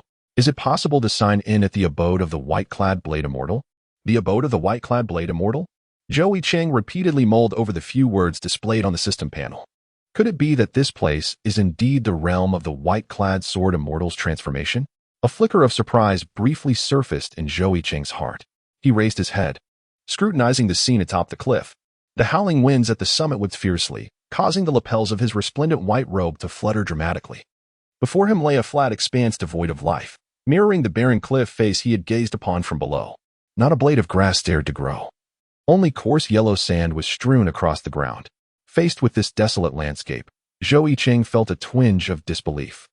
Is this truly the realm of the white-clad Blade Immortal? The white-clad Blade Immortal is a legendary figure, one that every disciple of the Climbing Immortal Sect could recount with reverence. Known far and wide, he is celebrated as a prodigy, a rare talent to have emerged from the Climbing Immortal Sect in centuries. Like Zhou Yicheng, he had grown up within the sect's embrace. Radiant as the blazing sun, he was the star of his time, undefeated among his peers by the age of 20. His exceptional combat prowess was unparalleled, employing his self-created blade technique, which simplified the complexities of battle into mere slashes, thrusts, and parries, each maneuver sufficient to dominate the southern region, even besting the young scions of powerful families. The white-clad blade immortal moved with an effortless grace, following his whims. During a contest for a secret realm, he famously dispatched a young master from a prominent family who attempted to ambush him with a single stroke, provoking a significant loss of face for the family, which subsequently dispatched a powerful elder to capture him. The Blade Immortal engaged in a fierce battle against this elder for 3 days and nights, neither side yielding an inch. Remarkably, he even broke through to the next realm mid-battle, elevating his cultivation to match that of the elder, fighting to a standstill before finally relenting. However, this free-spirited nature led the then leader of the Climbing Immortal Sect to confine him to the Cliff of Regret, mandating that he remain in seclusion until he achieved immortality before venturing outside. Yet, could such an extraordinarily gifted individual truly withstand the heavenly tribulation and ascend to immortality? Zhou Yicheng murmured to himself. The distinction between the celestial and the mortal realms is profound, and the attainment of immortality is a coveted aspiration for every cultivator. However, the path to becoming an immortal is paved with the bones of countless aspirants. To achieve immortality, one must inevitably endure the 3 great tribulations, the tribulation of the soaring wind, the tribulation of the fiery retribution, and the tribulation of the 1,000 thunderbolts. Countless exceptionally gifted individuals have succumbed on the arduous path of these tribulations. Alas! Zhou Yicheng let out a sigh, feeling a profound sense of melancholy within. Although his current cultivation was merely at the void refinement stage, a significant distance from transcending tribulations, he believed that with the assistance of the system, overcoming this trial was simply a matter of time. Contemplating this, he respectfully bowed towards the ethereal presence of the Sword Immortal in white, expressing his reverence for this elegant senior whom he had yet to meet. After standing silently for a moment, Zhou Yicheng called out to the system in his heart, "Sign in." Upon successfully signing in at the location of the Sword Immortal in white, he was rewarded with insights and experiences from the Sword Immortal's cultivation. Insights and experiences? Zhou Yicheng encountered this form of sign-in reward for the very first time, and a sense of perplexity arose within him. He calmed his thoughts and attentively sensed the information that the system was transmitting into his mind. Hiss! What a remarkable treasure! Zhou Yicheng's eyes sparkled with brilliance as he delved into the insights and reflections penned by the white-clad Sword Immortal. These writings not only chronicled the profound understanding of his self-created sword technique, the blade-severing method, but also detailed the perilous experiences encountered during the tribulation phase. Such revelations were akin to a pillow presented during a moment of drowsiness for Zhou Yicheng. In truth, his cultivation had stagnated at the pinnacle of the Void Realm for over a year, making no progress whatsoever. The white-clad Sword Immortal, a fellow swordsman, possessed an understanding of the blade that far surpassed that of Zhou Yicheng, who had only recently embarked on this path. The 1,000-blade body technique emphasizes the transformation of sword energy into spiritual energy, centering on the profound comprehension of the blade's essence. The concepts of external blade, invisible blade, and blade of all things each challenge the practitioner to wield sword energy in increasingly sophisticated manners. Yet, Zhou Yicheng found himself ensnared at the threshold of the blade of all things. What constitutes all things? Can every blade of grass and every tree become a sword? He endeavored to perceive the ubiquitous flora as blades, and while his attempts yielded impressive results, unleashing formidable sword energy, he felt an inexplicable void. I am the myriad of invisible blades. This was the profound realization of the white-clad Sword Immortal regarding his own path of swordsmanship. Zhou Yicheng repeated this phrase, savoring its meaning, and suddenly, a fleeting thought flickered through his mind. Without hesitation, he began to channel the 1,000-blade body technique. Clang! A crisp metallic sound resonated, followed by a flurry of movements as Zhou Yicheng summoned the Qi Feng Chaoyang blade. The blade danced with brilliance, flowing like fire, leaving behind vivid crimson afterimages. External blade. Zhou Yicheng's spirit stirred slightly, and with a flicker of divine brilliance, the Qi Feng Chaoyang blade transformed into a streak of flowing light, vanishing into his dantian. He withdrew the treasured blade from his grasp, calming his mind as he attuned himself to the blade's essence swirling within his dantian. The blade's qi surged within him, vast as an ocean, coalescing and crashing together like a tempest, relentlessly bombarding the walls of his dantian, sending forth tremendous sprays of energy that resonated with a thunderous roar. The blade approaches. Zhou Yicheng's eyes sparkled with intensity as he bellowed. Suddenly, a tremendous roar erupted. In an instant, the sea of sword qi within his dantian seemed to unleash a colossal tsunami, and the overwhelming pressure of the sword qi became stifling. In the next moment, A dense white blade materialized in Zhou Yicheng's previously empty hand, a sword entirely forged from the sword qi within his dantian. The formless blade radiated a powerful aura, and with a soft hiss, the blade quivered lightly, emitting a sound akin to that of metal ringing. Zhou Yicheng slowly exhaled a breath of turbid air, for the true essence of the moment was yet to unfold. He firmly shut his eyes. As the intangible blade that had coalesced in his hand gradually dissipated into wisps of cutting energy, retreating once more to his dantian, the blade of all things. I embody countless formless blades. In this instant, Zhou Yicheng sealed off his senses from the external world and began to gaze inwardly. Thump, thump, thump. This was the heartbeat resonating within. Whoosh, whoosh, whoosh. This was the breath escaping through his nostrils. Flow, flow, flow. This was the blood coursing through his veins. Zhou Yicheng's eyes remained tightly shut as he earnestly attuned himself to the essence within. It is often said that humanity stands as the pinnacle of creation, embodying the quintessence of the universe, a profound mystery indeed. This marked Zhou Yicheng's first earnest exploration of his own being. 1 second, 2 seconds, time gradually drifted by. Zhou Yicheng remained motionless in his place, as if he had been transformed into a stone statue. Suddenly, he opened his eyes wide. In the next moment, thump, thump, thump. The sound of his heartbeats grew increasingly distinct, resonating like a muffled drum, causing the gravel atop the cliff to tremble and the bamboo grove below to rustle. Even the previously serene guardian, who stood quietly by, flapped its wings in agitation, letting out anxious cries. Zhou Yicheng's nostrils flared slightly, the sound of his breathing gradually amplifying, akin to the rhythmic beating of a heart. The blood coursing through his veins surged like water reaching its boiling point, erupting with fervor. The symphony of his heartbeat, the rasp of his breath, and the flow of blood intertwined, creating a haunting melody, invisible sound waves coalescing into a crescendo of overwhelming resonance. The gravel atop the cliff of regret began to yield under this immense pressure, cascading downwards, while even the sturdy figure of the pigeon perched on the flat summit swayed unsteadily. Yet Zhou Yicheng remained steadfast, a statue amidst the tempest. His eyes sparkled with intensity, the sounds emanating from within him growing ever louder. In that moment, his spirit stirred, and the blade aura within his dantian roared to life, surging violently forth. In the next instant, the intangible sound waves and the blade aura converged.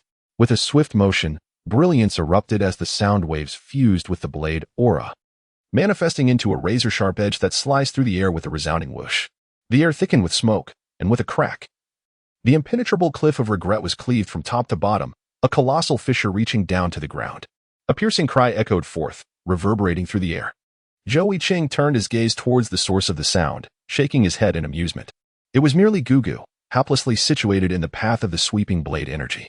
However, he felt no excessive concern. Gugu possessed formidable abilities, adept at tearing through space with ease. He exhaled a long breath, releasing the pent-up tension within. Having integrated the insights gleaned from the white-clad sword immortal, he had truly grasped the essence of the myriad blades. It was not solely about wielding the external forces as blades, but recognizing oneself as the blade. I am the embodiment of countless formless blades.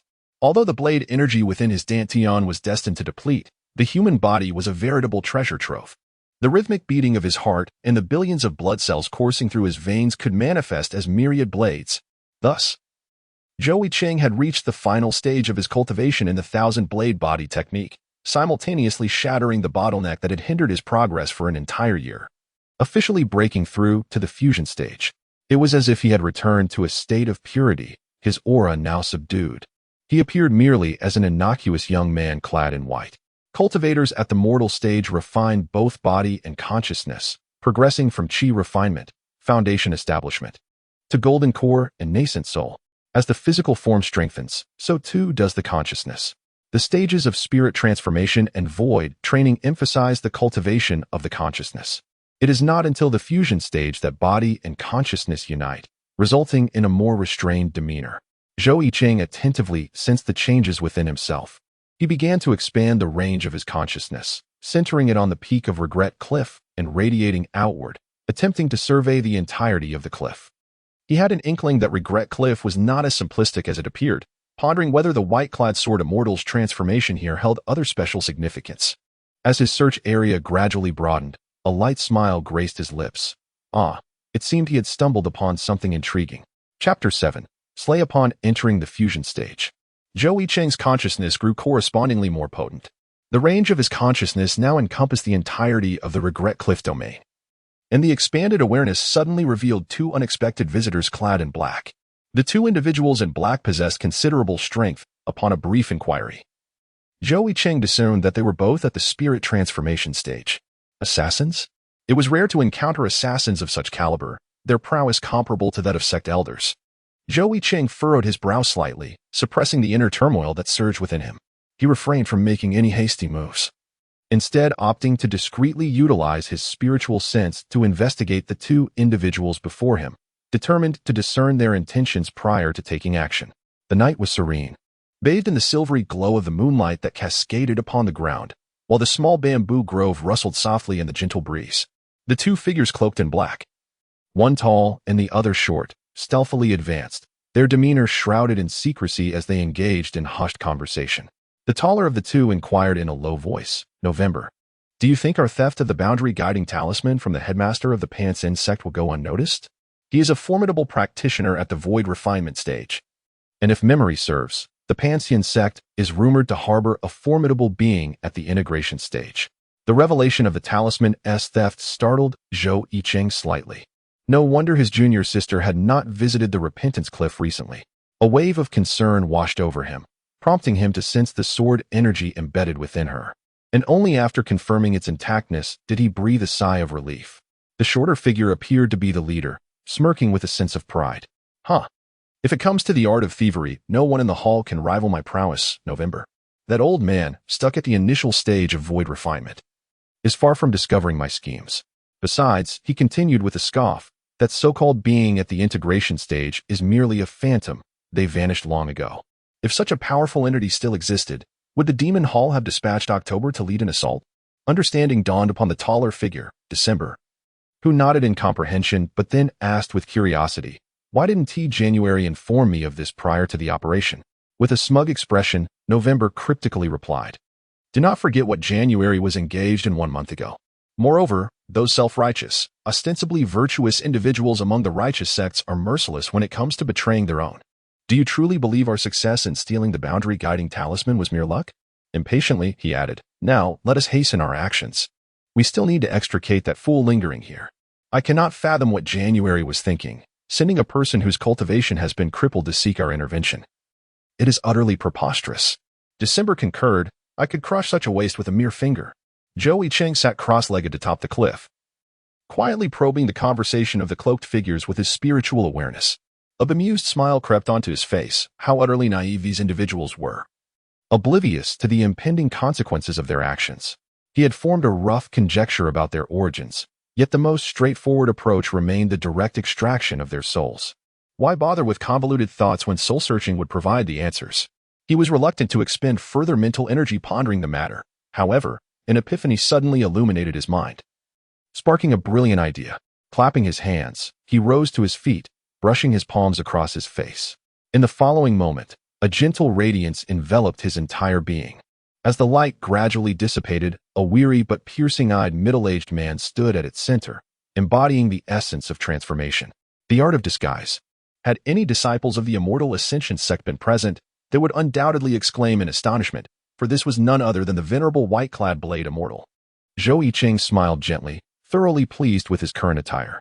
He intended to emerge as the white-clad Sword Immortal, a guise that would conveniently explain the origin of his formidable skills while concealing his true identity. In other words, with the identity of the white-clad Sword Immortal, he could act with complete freedom. What concern was it of Zhou Yicheng if the white-clad Sword Immortal engaged in certain deeds? Once prepared, Zhou Yicheng leaped lightly from the cliff's edge, simultaneously placing 2 fingers to his lips to emit a peculiar whistle. The sound was melodious and far-reaching, resounding throughout the regretful cliff and reaching the ears of 2 figures cloaked in black within a distant bamboo grove. Upon hearing the whistle, the shorter of the two, November, changed countenance and quickly inquired of the taller one, December, "Hey, did you hear something strange?" December, with a grave expression, nodded. The 2 men silently halted, remaining motionless as they swiftly cast a protective array while reaching for their weapons, releasing their spiritual senses to cautiously probe their surroundings. Bang, bang, bang, under the moonlight. The bamboo grove was eerily silent, with only the sound of their heartbeats echoing in the stillness. Suddenly, a bird's cry erupted from behind them, causing both to turn pale. The energy within their dantians surged chaotically as they instinctively leaped backward, eyes wide in an attempt to discern the source of the sound. "Ah, gentlemen, one must not be in such haste to depart when one is a guest." A middle-aged man, weathered yet sharp-eyed, smiled at them under the luminous moonlight. Perched on his right shoulder was a diminutive and exquisite roc, preening its feathers. The black-clad duo did not respond immediately but exchanged glances, silently engaging in a mental conversation. Perhaps some peculiar treasure concealed the fluctuations of spiritual energy. Otherwise, my protective array would have certainly detected his presence. It seems his cultivation level is not particularly high, should we? The taller one conveyed silently to the shorter one. "Humph, aside from the sect leader of the Immortal Climbing Sect, we need not fear anyone else. Those who linger at the regretful cliff are likely to be the discarded and powerless. Perhaps this fellow is the one sent by January to prompt our actions." Their exchange was brief, concluding swiftly. The shorter one signaled to the taller one, then sneered coldly, replying to Zhou Yicheng, "Humph. The way of hospitality in our demon hall is to slay the master and seize the treasures." The taller one echoed, menacingly declaring, "Indeed, you, sir, would do well to hand over the treasure that masked the spiritual fluctuations and that little bird upon your shoulder, for I happen to be quite hungry. Otherwise," he added sinisterly, "should my mood turn foul, I might just roast you along with it." Upon hearing the black-clad men refer to it as a mere little bird, the roc squawked indignantly, its eyes wide with disbelief. It was a descendant of the ancient roc. To be called a little bird was utterly outrageous. Zhou Yicheng, upon hearing their threats, maintained a serene smile, devoid of any signs of fear. He remained leisurely in place, and with a languid tone, remarked, "I have heard that you are still searching for the senior brother of the Pantheon sect who was previously imprisoned here. Indeed, you should guide us to extract that useless individual. It is quite absurd that a person whose cultivation has been utterly depleted dares to summon the efforts of formidable beings in the transformation realm. Frankly, I wouldn't even allow such a diminished mortal to wipe my feet." "December, enough with the chatter."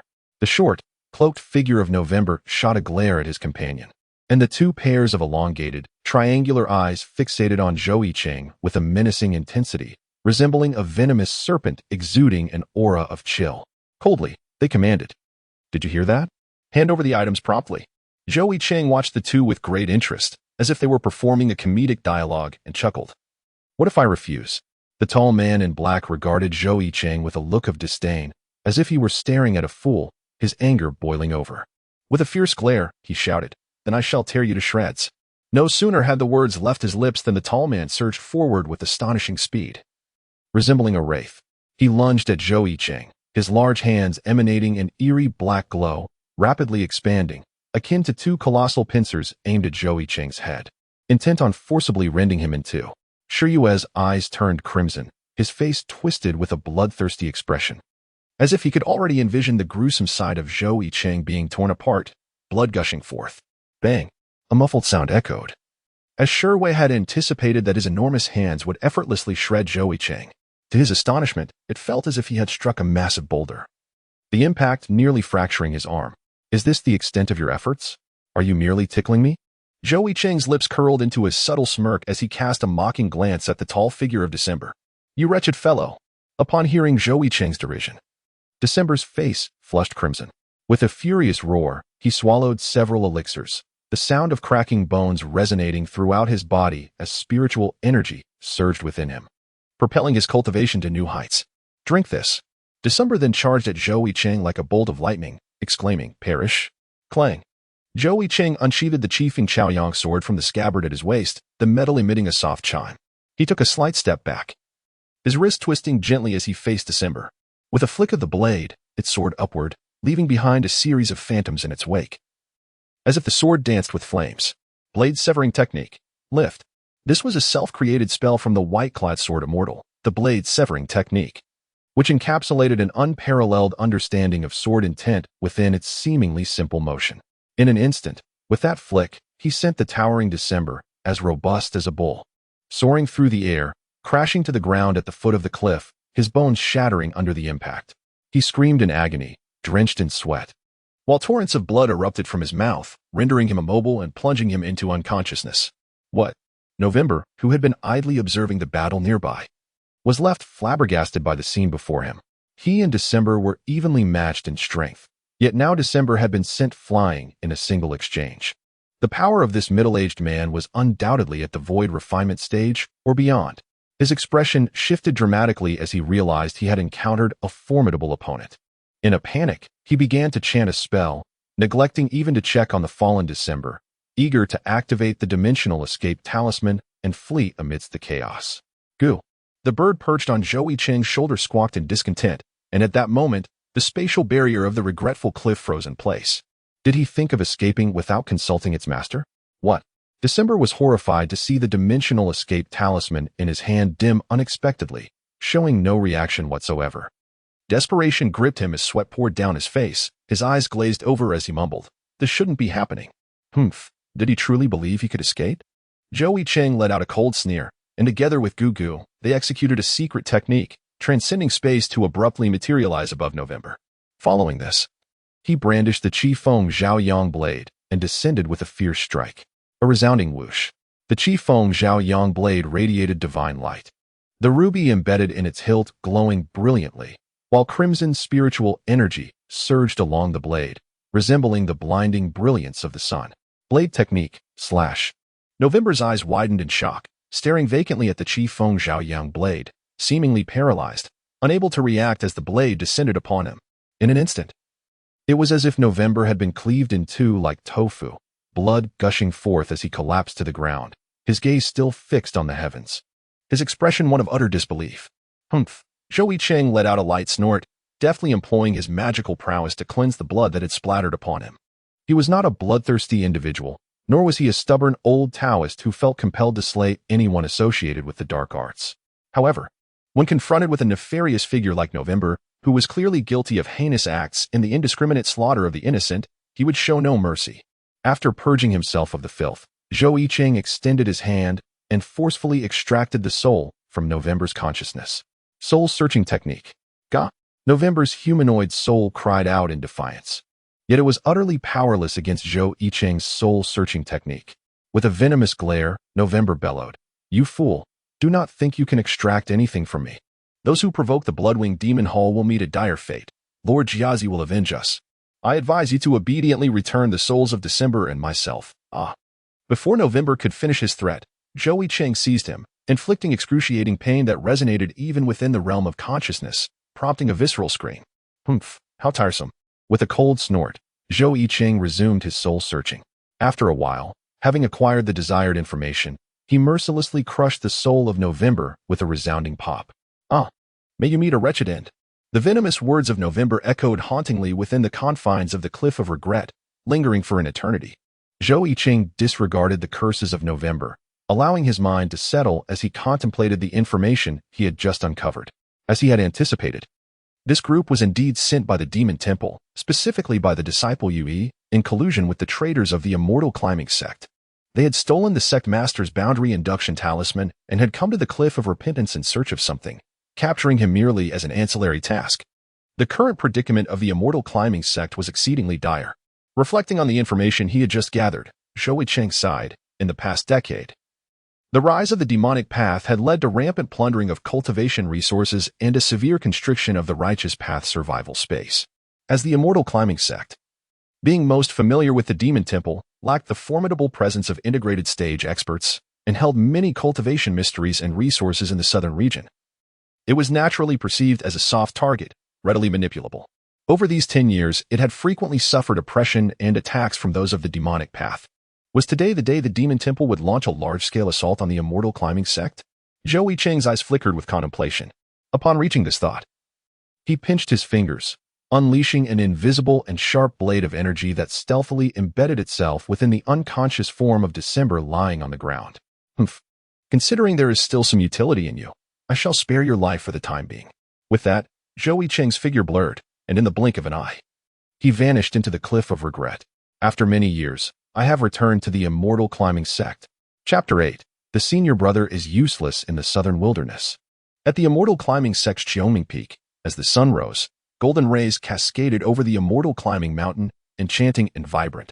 The peak swayed gently, as if an artist of exquisite skill had meticulously spread the sunlight evenly across the main summits, casting a captivating golden glow. Ah, today is yet another splendid day. Just awakened, Ning Xue'er gazed at the sun outside her window, squinting slightly as she lazily stretched, her perfect curves illuminated by the sunlight.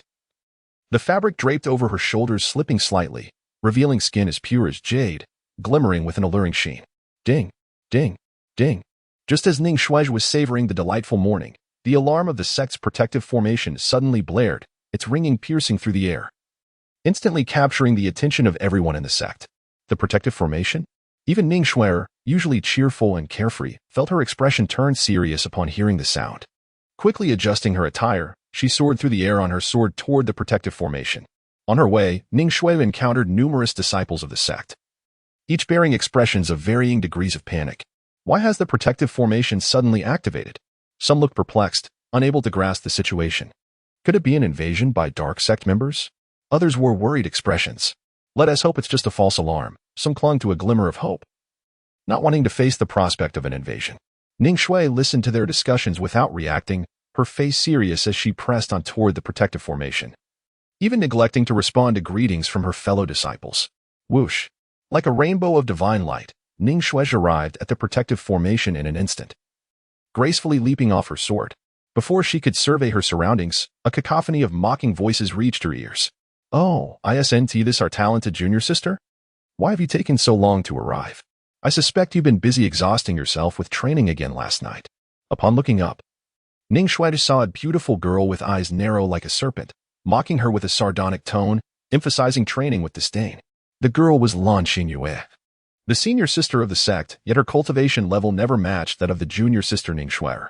After losing to Ning Xue'er in an internal competition, she harbored deep resentment for her rapidly ascending talent, seizing every opportunity to belittle and ridicule her. Seeing Long Chingqing block her path, Ning Xue'er frowned slightly, blinking her big, adorable eyes as if deep in thought, then smiled sweetly and asked, "Excuse me, may I ask who you are?" Upon hearing Ning Xue'er's question, Long Chingqing's face flushed crimson. The rival she viewed as a formidable opponent was asking her who she was. Clearly, they had already competed before. How could she feign ignorance now? This was undoubtedly intentional. A red-clad female disciple beside Long Chingqing, sensing the tension, stepped forward, tilting her head haughtily, and proclaimed, "Open your eyes and take a good look. This is my esteemed senior sister, the foremost cultivator of our Immortal Climbing Sect, the disciple of the master of Qingzhou Peak." Hearing the flattery from the red-clad disciple, Long Chingqing's flushed cheeks relaxed somewhat. Relying on her status as senior sister, she pretended to advise Ning Xue'er seriously, saying, "It's commendable to train hard, but one must also know when to relax." Ning Xue'er, feeling helpless, was about to explain that her late rising was due to having overindulged the previous night. However, before she could speak, a green-clad female disciple interjected, lowering her voice to mockingly say, "Oh, senior sister Long, I suspect our talented junior sister might be off having a secret rendezvous with her useless senior brother." Although her voice was low, everyone around heard it clearly. The fact that Ning Xue'er frequently visited the Cliff of Regret to see Zhou Yicheng was known among the sect, but due to the master turning a blind eye, it was rarely discussed openly, only whispered about in private. Long Chingqing chuckled inwardly, thoroughly pleased with the green-clad disciple's words, and was about to continue her disparagement of Ning Xue'er when, whoosh, a flash of purple divine light suddenly streaked past her eyes, resembling a sword that struck the ground before the green-clad disciple with a thunderous crash, sending up a cloud of dust. Crack! The ground where the divine light had struck rapidly fissured, the cracks extending deep into the earth. The green-clad disciple, her face filled with confusion, stepped back in fright, losing her balance and falling to the ground. Dare to speak ill of my senior brother? Try it again.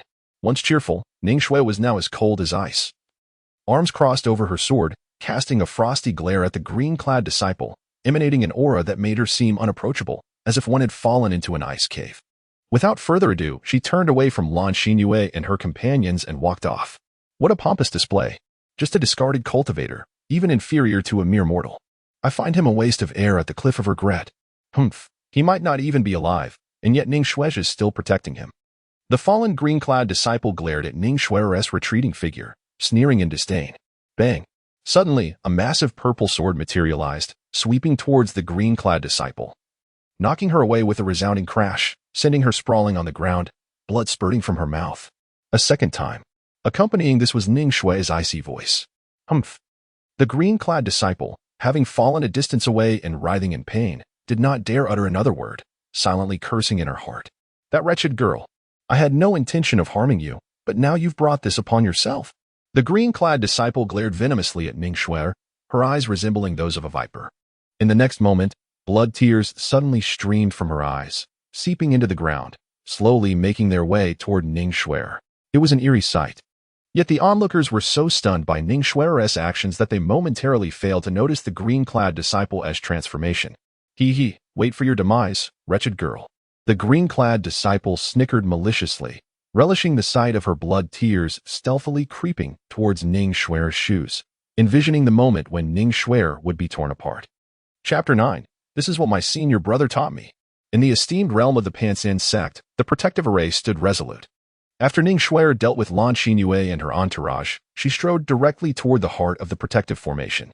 Xue'er, you've arrived. A familiar voice abruptly pulled her from the simmering anger within her. Raising her gaze, she found the sect leader gazing at her with warmth. Ning Xue'er pursed her lips slightly, offering a subtle nod in acknowledgement. Observing her somewhat aloof demeanor, the sect leader sighed inwardly. The girl still harbored resentment towards him for not safeguarding her elder brother in the past. Shaking his head to dispel his unwelcome emotions, he surveyed the assembly of peak masters and elders gathered around him and proclaimed, "Since everyone is present, I will be brief." He paused for a moment, then spoke with solemnity, "Ladies and gentlemen, the forces of the demon cult have arrived." The demon cult. Upon hearing the sect leader's declaration, the peak masters, elders, and disciples surrounding him felt their hearts race, their expressions shifting dramatically, as if a kettle had suddenly boiled over, igniting a flurry of hushed conversations. Has that day finally come? I never imagined our Panshin sect would one day be perceived as a soft target for the demon cult. Our sect is the first to be invaded? Sect leader, quickly seek assistance from the other sects. The demon cult? We must ensure they return empty-handed. The sect leader listened quietly to the rising chatter below, allowing the gravity of the demon cult's incursion to sink in, when suddenly, a violent explosion shattered the serenity of the Panshin sect. Boom. The explosion forcefully tore open a gaping fissure in the previously sealed protective array. The ensuing shockwave unleashed a torrential heatwave, surging through the rift and spreading in all directions. In an instant, the verdant woods at the foot of Panshin Mountain ignited in flames. Crackle. Thick smoke billowed, and flames soared skyward, as the members of the Panshin sect exchanged bewildered glances. Uncertain of how to respond to this dire crisis, a resonant voice rang out like thunder in spring. Clouds and rain, come forth. Everyone turned to see the sect leader calmly brandishing a banner, raising it high as he chanted incantations. Whoosh. In an instant, the once clear sky was engulfed by thick, dark clouds, which descended upon the vicinity of Panshin sect with the force of a siege, unleashing a torrential downpour that extinguished the flames. Ha! I didn't expect that you, old man, still possess some skills. A mocking and grating voice, sharp as a duck's quack, emerged from the rift. Swish. Brilliant flashes of light darted across the once empty barrier, revealing over 100 members of the demon cult, each suspended in midair with sinister smiles, casting malevolent glances at the gathered disciples of Panshin sect. In an instant, the sky darkened with ominous clouds, and a palpable aura of malevolence surged, creating an overwhelming atmosphere. Thud. Some disciples, unable to withstand the oppressive force, collapsed to the ground as if paralyzed by the presence of a venomous serpent. Is this what a righteous sect has become, cowardly and useless? Huh. You claim to be the foremost sect of Southern, but I see you rank as the last. Lord Xue'er, swiftly command them to announce our demon cult's emergence with the blood of the Panshin sect.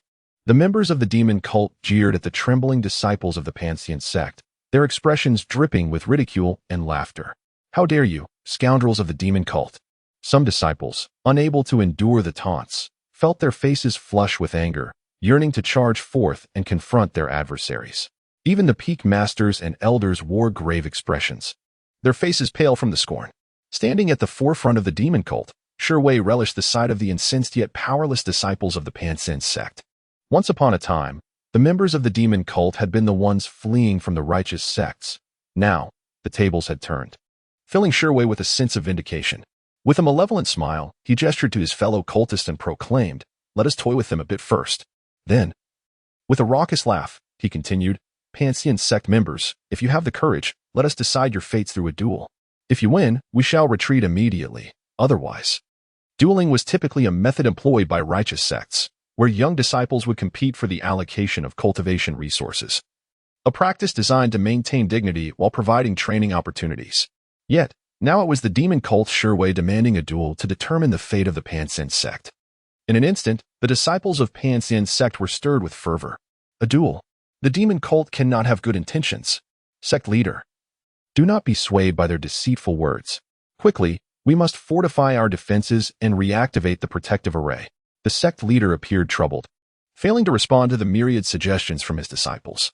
Instead, he pondered deeply for a moment, then discreetly communicated with the peak masters through his thoughts. Finally, he nodded solemnly at Xue'er and replied, "Very well." He sighed inwardly, reflecting on how the Panxian sect had waned compared to its former glory. Ha! Xue'er's discordant laughter echoed as he patted the shoulder of a burly, red-skinned giant beside him, exclaiming, "Zhou, it's up to you now." Zhou, his expression stoic, acknowledged with a low grunt. Bang! In the next moment, Zhou retracted the spiritual energy that had kept him suspended, plummeting to the ground with a resounding thud, creating a massive crater upon impact. Boom, boom, boom. As the dust settled, the onlookers beheld Zhou unscathed, striding toward the disciples of Panxian sect, each step resonating like the weight of a mountain, causing the ground to tremble beneath him. What? They have sent out Zhou right away. A senior disciple's pupils constricted, and he trembled slightly. Who is Zhou? A younger disciple inquired, bewildered. You don't know Zhou? He is a prodigious talent who has risen through the ranks of the demon cult in recent years, earning the trust of the Bloodwing Demon Hall. In less than 30 years, he has ascended to the Extermination Demon rankings after starting as a mere hunter. The Extermination Demon rankings? Does that mean he has reached the divine transformation realm, possessing strength comparable to a peak master or elder? The younger disciple's eyes widened in disbelief. The extermination rankings were divided into two tiers, the heavenly and earthly rankings, each documenting the notorious figures of the demon cult wreaking havoc in Southern. Even the lowest-ranked member on the earthly rankings possessed formidable strength at the divine transformation realm. This is not good. The elder disciple, who had just informed the younger one, wore a grave expression, his gaze fixed on the advancing Zhou. Members of the demon cult often tread the line between life and death, their actual combat strength frequently surpassing that of their peers at the same level. However, the peak elder had cultivated for over a century, possessing numerous magical artifacts and abundant battle experience. In a confrontation between the two factions, the outcome was indeed uncertain. Meanwhile, the leader of the Panxian sect wore a troubled expression as he gazed at the imposing giant mountain approaching, feeling quite at a loss. Dispatching the peak elder to engage in battle might seem feasible due to their equal realms, yet it smacked of the unfairness of a strong preying on the weak. After all, how could an ancient cultivator, having trained for hundreds of years, contend against someone who had only recently embarked on the path of cultivation for a mere 30 years? The demonic sect may act shamelessly, but the righteous path should maintain some dignity. What would it mean for their reputation if word got out? Just as the leader was hesitating, Ning Xue'er, who had been silently standing by, suddenly stepped forward, calmly stating, "Let me handle this." Ning Xue'er, the leader murmured, recalling the once petite and adorable figure, now transformed with a resolute countenance. "Let me handle this," Ning Xue'er repeated steadily, turning to face the group of Panxian disciples gathered behind her. Her heart stirred with emotion as she softly whispered to herself, "Senior brother, even in your absence, I will protect all of this." Without waiting for the leader's response, she summoned her violet sword, and with a swift motion, she dashed forth like a streak of light toward the giant mountain. The violet glow shimmered like a beautiful meteor before the eyes of both righteous and demonic cultivators. In the blink of an eye, a petite young girl with flowing hair appeared before them. She possessed delicate features, her eyes resembling tranquil waters, veiled in a misty allure. Her neck was as white as jade, glimmering with a radiant sheen, and her slightly ample chest gently curved, complementing her slender waist and long, graceful legs. With the sharp violet sword planted firmly in the ground, Ning Xue'er crossed her arms over the hilt, a confident smile gracing her lips as she declared, "Let us see if you can withstand my strike." Her pearly teeth gleamed as she smiled, brightening the previously tense atmosphere. "It's junior sister Ning Xue'er." Some disciples exclaimed in surprise at her appearance. Perhaps only junior sister Ning Xue'er could take the stage at this moment, an elder disciple sighed. "Go, junior sister Ning Xue'er." The usual cheerful demeanor of her fellow disciples turned into silent encouragement, fists clenched in support. Even Long Chingqing, who usually harbored jealousy towards the younger sister, gazed at Ning Xue'er with a complex expression. Heh, just wait for your demise, you wretched girl. A green-clad female disciple lurking in the shadows glared venomously at Ning Xue'er, a sinister smile curling her lips. Ha ha ha, is this the Pantheon sect? Sending a mere girl to face us? How laughable. The demonic sect mocked her appearance. Oh, this is intriguing. A figure cloaked in black, known as October, observed Ning Xue'er with keen interest, a low chuckle escaping his lips. However, the giant mountain standing opposite her felt an overwhelming pressure that belied her delicate stature. He remained silent, ignoring her words, and cautiously focused on Ning Xue'er, subtly preparing his defenses. His muscles tensed, and the spiritual energy from his dantian erupted, radiating a golden glow that enveloped him like a suit of armor. Gold-based spell. Golden armor. Pfft, how dull. Ning Xue'er scoffed at the giant mountain's defensive stance, then swiftly withdrew her violet sword, pointing it at him with a fierce flourish. The violet radiance exploded forth, the energy swirling around the sword exuding a palpable aura of dominance. Crescent Moonstrike, Ning Xue'er called out, her thoughts drifting to the senior brother who had taught her this technique. Senior brother, with this, you two are protecting the Pantheon sect alongside me.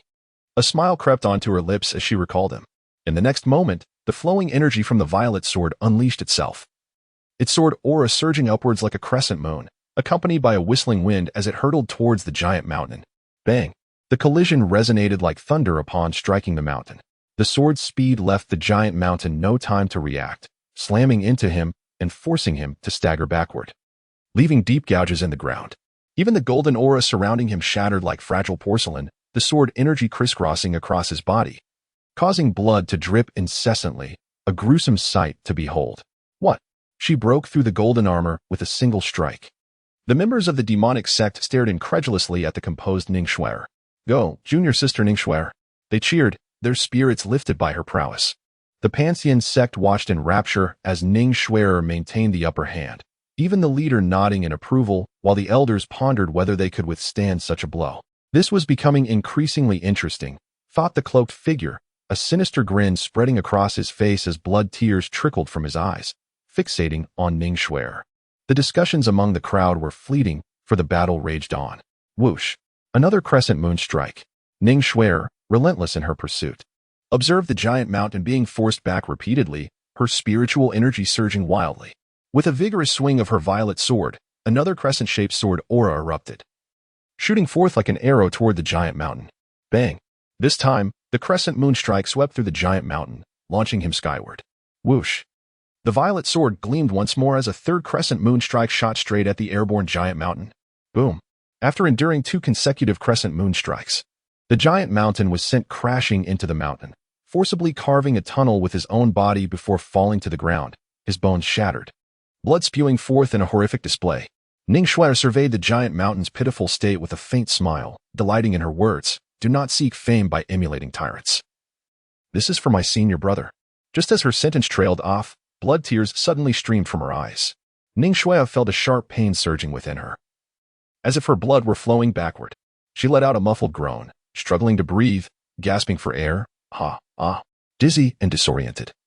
She collapsed onto the ground, head bowed in exhaustion. Xue'er, junior sister Ning Xue'er. The disciples of the Pantheon sect looked on in confusion, bewildered by her sudden change. Heh, the taste of blood reversal is not something just anyone can endure, the green-clad female disciple lurking in the shadows smirked. Her eyes glazed with delight as she observed Ning Xue'er's plight, feeling a thrill akin to self-indulgence. What is happening? Ning Xue'er covered her eyes, from which blood and tears flowed incessantly, grappling with her inexplicable transformation. In a state of confusion, she murmured softly. The scenes before her began to blur. The followers of the demonic sect are despicable and shameless. Sister Xue'er, quickly evade. Xue'er, be careful. It was her father's voice. Careful? Careful of what? Ning Xue'er lifted her head, straining to open her blood-soaked eyes, peering through the crimson haze at the figures of the demonic sect suspended in the sky. Her pupils contracted sharply. She beheld the raucous laughter of the figure known as October, who was brandishing a crossbow, drawing back the bowstring with force, and then releasing it. Whoosh! In the next moment, a bolt infused with blood energy, launched by a formidable practitioner from the Void Realm, shot straight towards Ning Xue'er. Chapter 10. The Ancestor of the Pantheon Sect, the White-Clothed Sword Immortal. Am I to perish in this manner? Ning Xue'er gazed vacantly at the blood-red crossbow bolt hurtling towards her, her eyelids heavy, slowly descending. Senior. Brother. Whoosh. The blood-red bolt raced forward with blinding speed, leaving a trail of crimson afterimages, piercing directly towards her heart. The situation took a dire turn, and the disciples of the Pantheon sect were rendered speechless.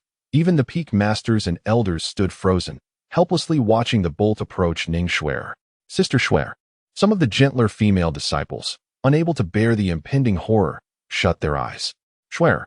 The expression of the sect leader was blank, his body trembling. The followers of the demonic sect are truly despicable and shameless. Some disciples shouted in fury at the cackling figure of October. Kekekek, perish. The green-clad female disciple's eyes reddened, looking on at Ning Xue'er with delight. Kekekek, meet your demise. This is how we, the followers of the demonic sect, operate. October's laughter echoed through the Pantheon sect, a cacophony that grated on the ears. Whoosh. The blood-red bolt continued its relentless trajectory toward Ning Xue'er. Boom. Just as the blood-red bolt was about to pierce Ning Xue'er's heart, a blaze of fiery sword energy erupted from within her, surging forth to meet the bolt. Resembling a phoenix soaring towards the sun, wings unfurled, engulfed in flames. The onlookers felt a wave of heat wash over them, as everything in the path of the sword energy was reduced to ashes. Sizzle. Even the blood-red bolt could not withstand the might of the sword energy, disintegrating into smoke and vanishing into the air. Caw. In the next instant, a sound akin to a phoenix's cry resonated from what seemed like a distant space, piercingly sharp, nearly shattering the eardrums of those present. Some disciples of lower cultivation and practitioners of the demonic path bled from their orifices in shock. Simultaneously, an overwhelmingly powerful wave of spiritual energy erupted from Ning Xue'er, radiating outward like a colossal pillar piercing the heavens. Is this the aura of the fusion realm? The smile on October's face froze, his expression shifting to one of uncertainty as he regarded the sudden surge of spiritual energy emanating from Ning Xue'er. His gaze darting frantically among the disciples of the Pantheon sect below, landing a fierce glare in a particular direction. Bang! Just as both the righteous and demonic factions were taken aback by the sudden emergence of the fusion realm's aura, a bloodied corpse plummeted from the sky, crashing down before the practitioners of the demonic sect and creating a massive crater. December. As the smoke cleared, October focused intently, only to find the familiar figure of his acquaintance, December, lying in the crater, resembling a lifeless dog. Crash! A loud noise erupted, and the crowd looked up to see a section of the sky being forcefully torn apart, revealing a tall figure gradually emerging, clad in flowing white robes. His face bore the marks of time, with strands of hair already streaked with gray, yet his eyes were sharp as blades, fixated on the members of the demonic sect. The aura of the fusion realm radiating ominously. His attire was simple, devoid of embellishments, the white robe billowing gently in the wind, with a fiery red long sword casually slung at his waist, while a small, well-groomed bird perched on his right shoulder, preening its feathers. This was Zhou Yicheng, disguised as the white-clothed sword immortal.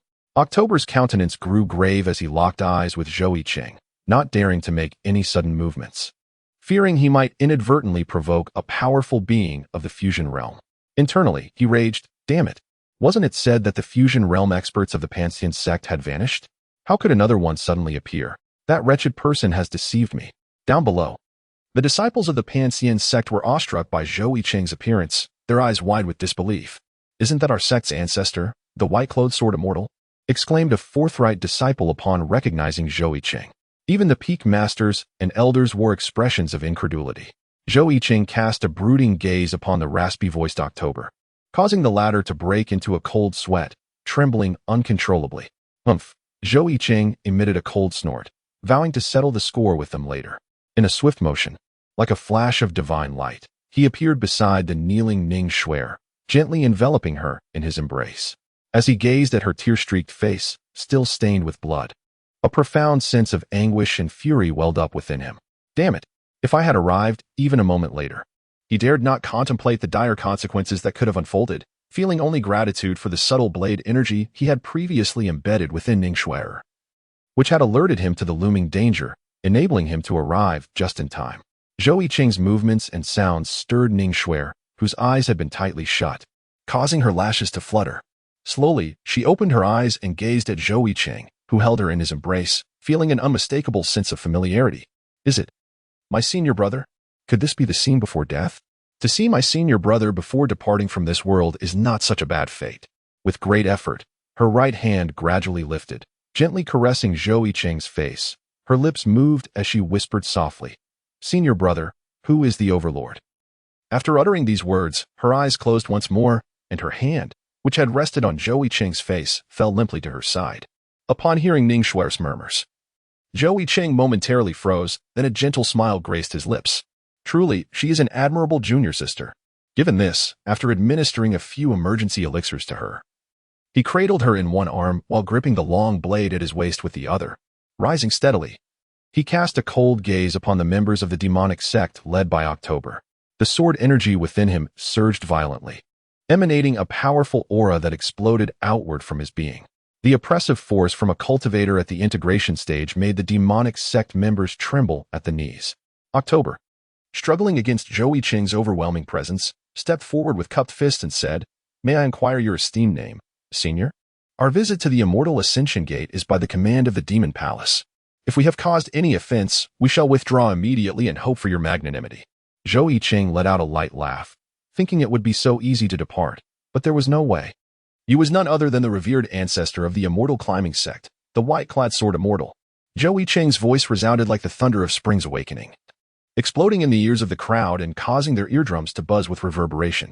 Zhou Yicheng drew the Qifeng Chaoyang blade from his waist, producing a delicate metallic clang. The blade shimmering like fire under the sun, glaringly bright. In the next moment, he swiftly slashed forward with the treasured sword. His movement slow yet imbued with strength and elegance, each action appearing utterly natural, exuding an ethereal grace. This was the blade severing technique, chop. Derived from the profound insights of the extraordinary sword master, the white-clad sword immortal, it is regarded as the supreme scripture of blade cultivation. In an instant, the sky was filled with sharp, flame-like blade energy, each strand pulsating with lethal light, soaring into the heavens. It was a daunting sea of blades, boundless and obscuring the sun, evoking an overwhelming sense of dread with its ruthless aura. Tens of thousands of blade energies shot toward the followers of the demonic sect, their faces changing drastically, filled with sheer terror. "Damn it," muttered Shiryu under his breath, and with a swish, a crimson aura erupted, propelling him like a swift current toward the rift through which he had entered. "I'm taking my leave, brothers." "What?"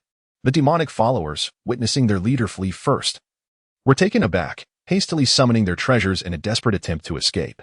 However, to their despair, they found an intangible barrier within the seemingly empty rift, colliding against it with a resounding thud, trapping them inside. "Humph, think you can escape? You wretched vermin shall surrender." Zhou Yicheng's voice reverberated in their ears once more, akin to the summons of the King of Hell, causing their faces to pale as if they had consumed the essence of death itself. Gu, perched upon Zhou Yicheng's shoulder, exuberantly shouted, reveling in his contribution to the chaos. The air was thick with the overwhelming force of blade energy, swift as a flash, crashing into the ranks of the demonic sect. With a chilling crack, their defensive measures crumbled under its might. Even if they managed to withstand a fleeting gust of blade energy, countless others loomed behind, ready to strike. Not even Earth-grade artifacts could withstand such ferocity. In an instant, the members of the demonic sect were stained with mottled blood, resembling beggars as they lay prostrate on the ground, pinned down by the relentless wave of blade energy. In a single strike, merely one strike, this group of formidable cultivators, be they of the golden core, nascent soul, or transformation stage, was rendered a river of blood. The disciples of the Panxian sect stood in stunned silence, utterly unable to comprehend the scene before them. Zhou Yicheng let out a cold laugh, his gaze fixed on Shiwei, who was barely fending off the onslaught of blade energy with a damaged Qian-level artifact and was still attempting to flee. His expression was frigid, as if he were gazing upon a lifeless corpse. "So, you wish to harm my junior sister, do you?" Gugu, perched upon Zhou Yicheng's shoulder, squawked loudly. In the next moment, Zhou Yicheng vanished from his position, abruptly reappearing above Shiryue's head. With a swift and ruthless motion, he brought the sharp blade down towards her head. Blade-severing technique, cleave. Shiryue felt a jolt of terror, her scalp tingling as her hairs stood on end. In a moment of desperation, she twisted her waist to the side just in time. With a sickening sound, a fountain of blood erupted as the blade severed Shiryue's left arm, leaving only a few sinews attached at the shoulder, her arm hanging limply. "Aya!" Shiryue's face contorted in agony, her cries echoing in pain. With a determined grit of her teeth, she forcibly broke the remaining connection of her left arm, clutching it to her chest, and continued to evade without lifting her head. Zhou Yicheng moved with a ghostly grace, leaving behind a series of fleeting shadows as he silently trailed behind October. With a swift motion, a gleaming white blade, infused with flickers of restless fiery spiritual energy, was aimed at October's back and suddenly thrust upward. The technique, blade-severing technique, thrust. A resounding crash echoed as October lost all control, the blade sending him soaring into the air. The fabric of his clothes was set ablaze by the fiery aura clinging to the blade, filling the air with the tantalizing scent of roasted flesh. Gurgling sounds erupted as the creature, Gugu, chirped incessantly, while Zhou Yicheng vanished from sight, seemingly tearing through the fabric of space, only to reappear abruptly before October. The originally modestly sized Qifeng Chaoyang blade transformed into a massive weapon, extending dozens of feet, and came crashing down upon October with tremendous force. Blade-severing technique. Collapse. With a thunderous impact, October was swept from the air by the Qifeng Chaoyang blade, falling like a perfect parabola, crashing violently into the ground, embedding himself several meters deep. His bones shattered, every part of him mangled beyond recognition, reduced to a gruesome pulp in an instant. A practitioner of the void refinement realm, on par with the sect leader, was defeated in just 3 moves. Chapter 11. Exiting the seclusion to ascend the immortal gate. Only 3 matters remain. What? Lord December was utterly vanquished in just 3 moves. The demonic faction, sprawled on the ground, gazed in disbelief at Zhou Yicheng, who stood majestically in the air. Their once mighty Lord December had been reduced to mere mush before their eyes. It is crucial to note that December was no weakling, a mid-stage void refinement practitioner. He was deemed a formidable force, capable of commanding respect across the southern lands. Even the sect leader of the Immortal Ascension Gate was merely at the initial stage of void refinement. In an instant, cold sweat trickled down the brows of the demonic sect members, heads bowed in fear, unable to meet Zhou Yicheng's gaze, too terrified to make any unnecessary movements, lest they provoke him into turning them into pulp as well. As a gentle breeze swept by, Zhou Yicheng's white robes fluttered gracefully, his long, dark hair dancing in the wind, exuding an air reminiscent of an ethereal being. Zhou Yicheng cast a frigid gaze over the prostrate figures of the demonic sect. With a deft flick of his wrist, a glimmer of the blade danced momentarily before he sheathed the Qifeng Chaoyang's sword at his side. The soft clang of the treasured sword meeting its scabbard resonated through the otherwise silent surroundings of the Pantheon Gate. A cry erupted from one of the demonic followers upon hearing the clear, melodic sound of the blade. His pupils dilated in terror, and he trembled uncontrollably, his body shaking like a leaf in the wind. After a prolonged silence, they realized that Zhou Yicheng had merely sheathed his sword and was now taking deep, labored breaths. A faint yellow trace began to seep from beneath him, forming pale white bubbles upon the ground. An odd odor wafted into the air, prompting the nearby demonic followers to instinctively cover their mouths and noses, paralyzed by fear, silently lamenting their plight as they remained on the ground. With a disdainful snort, Zhou Yicheng surveyed the obediently submissive demonic followers, his brow furrowing slightly. They were nothing more than a pack of timid curs, easily intimidated. He chose not to strike again, recognizing that detaining these individuals for soul-searching would yield far greater rewards.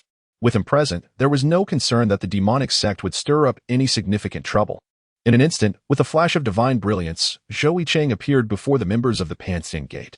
Zhou Yicheng surveyed the esteemed leaders, elders, and familiar disciples standing before him, a profound sense of emotion stirring within him. He never anticipated that one day, as the elder brother who had been imprisoned at the Cliff of Regret, he would re-emerge within the Pantheon sect in the esteemed guise of an ancestor. Zhou Yicheng's expression was taut, his demeanor grave, as he awaited the members of the Pantheon sect to speak first. However, the members of the Pantheon sect stared blankly at Zhou Yicheng, still reeling from the earlier display of his ferocious prowess, where his blade aura obscured the heavens. In that moment, they found themselves at a loss for words. Had it not been agreed that they would yield no ground and fight to the death? How could such a formidable ancestor suddenly emerge? Zhou Yicheng gazed in disbelief at the disciples of the Pantheon sect who remained rooted to the spot. Pondering inwardly, is such astonishment truly warranted? A mere fledgling in the void realm could be effortlessly dispatched with a single strike. An air of awkwardness enveloped the atmosphere. And just as Zhou was about to resort to desperate measures, an older disciple of the Pantheon sect, with fervor in his eyes, suddenly raised his arms high and bellowed, "Our ancestor is exceptional. Our ancestor is extraordinary. Our ancestor is magnificent." Zhou could only think, why the need to shout so loudly? Zhou Yicheng's lips twitched slightly, The thunderous shout from the elder disciple nearly shattered the taut expression he had been maintaining. He scrutinized the elder who had just shouted, and suddenly realized it was Yin Haobui, the very one who had escorted him to the cliff of regret. Zhou Yicheng held a rather favorable impression of Yin Haobui. Although he lacked exceptional talent, he was a clear-headed individual who had once admonished other disciples not to entertain any malicious thoughts towards Zhou Yicheng, who had fallen to the cliff of regret. Reflecting on this, Zhou Yicheng offered Yin Haobui a faint smile. The ancestor actually smiled at me. Does this signify his approval? Yin Haobui trembled with excitement upon receiving Zhou Yicheng's smile, his previously murky eyes suddenly sparkling with brilliance.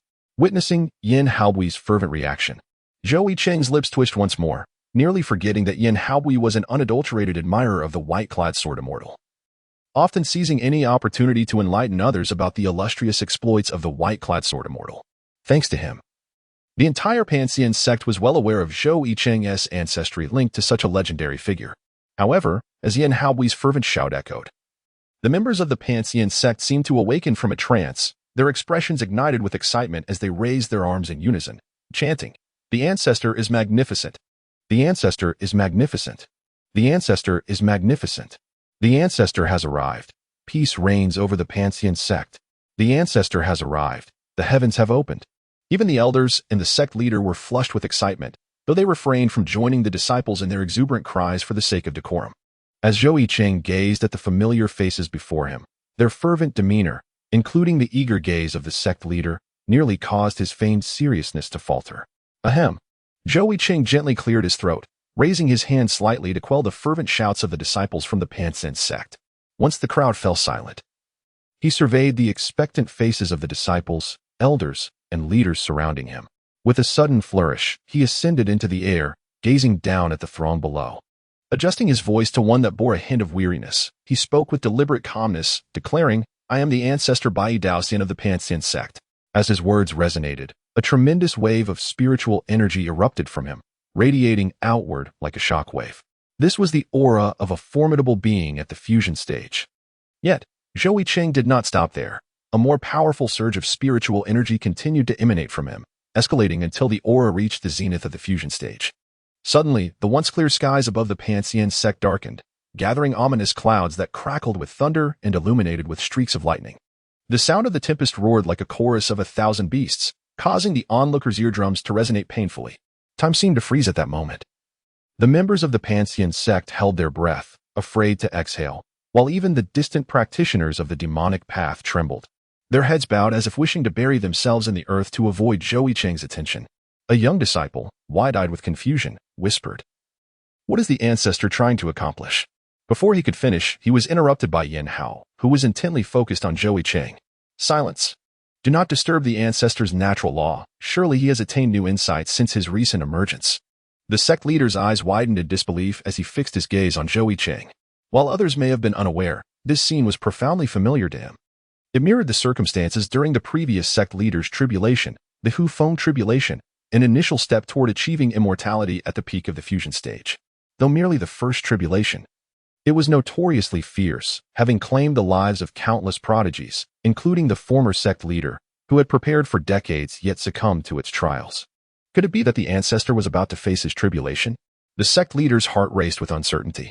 Standing beneath the dark clouds, Zhou Yicheng observed the crowd's reactions, feeling a deep sense of satisfaction within. This was the effect he desired. Only with formidable strength could he command respect and obedience. Otherwise, merely being an ancestor would not suffice to compel others to heed him.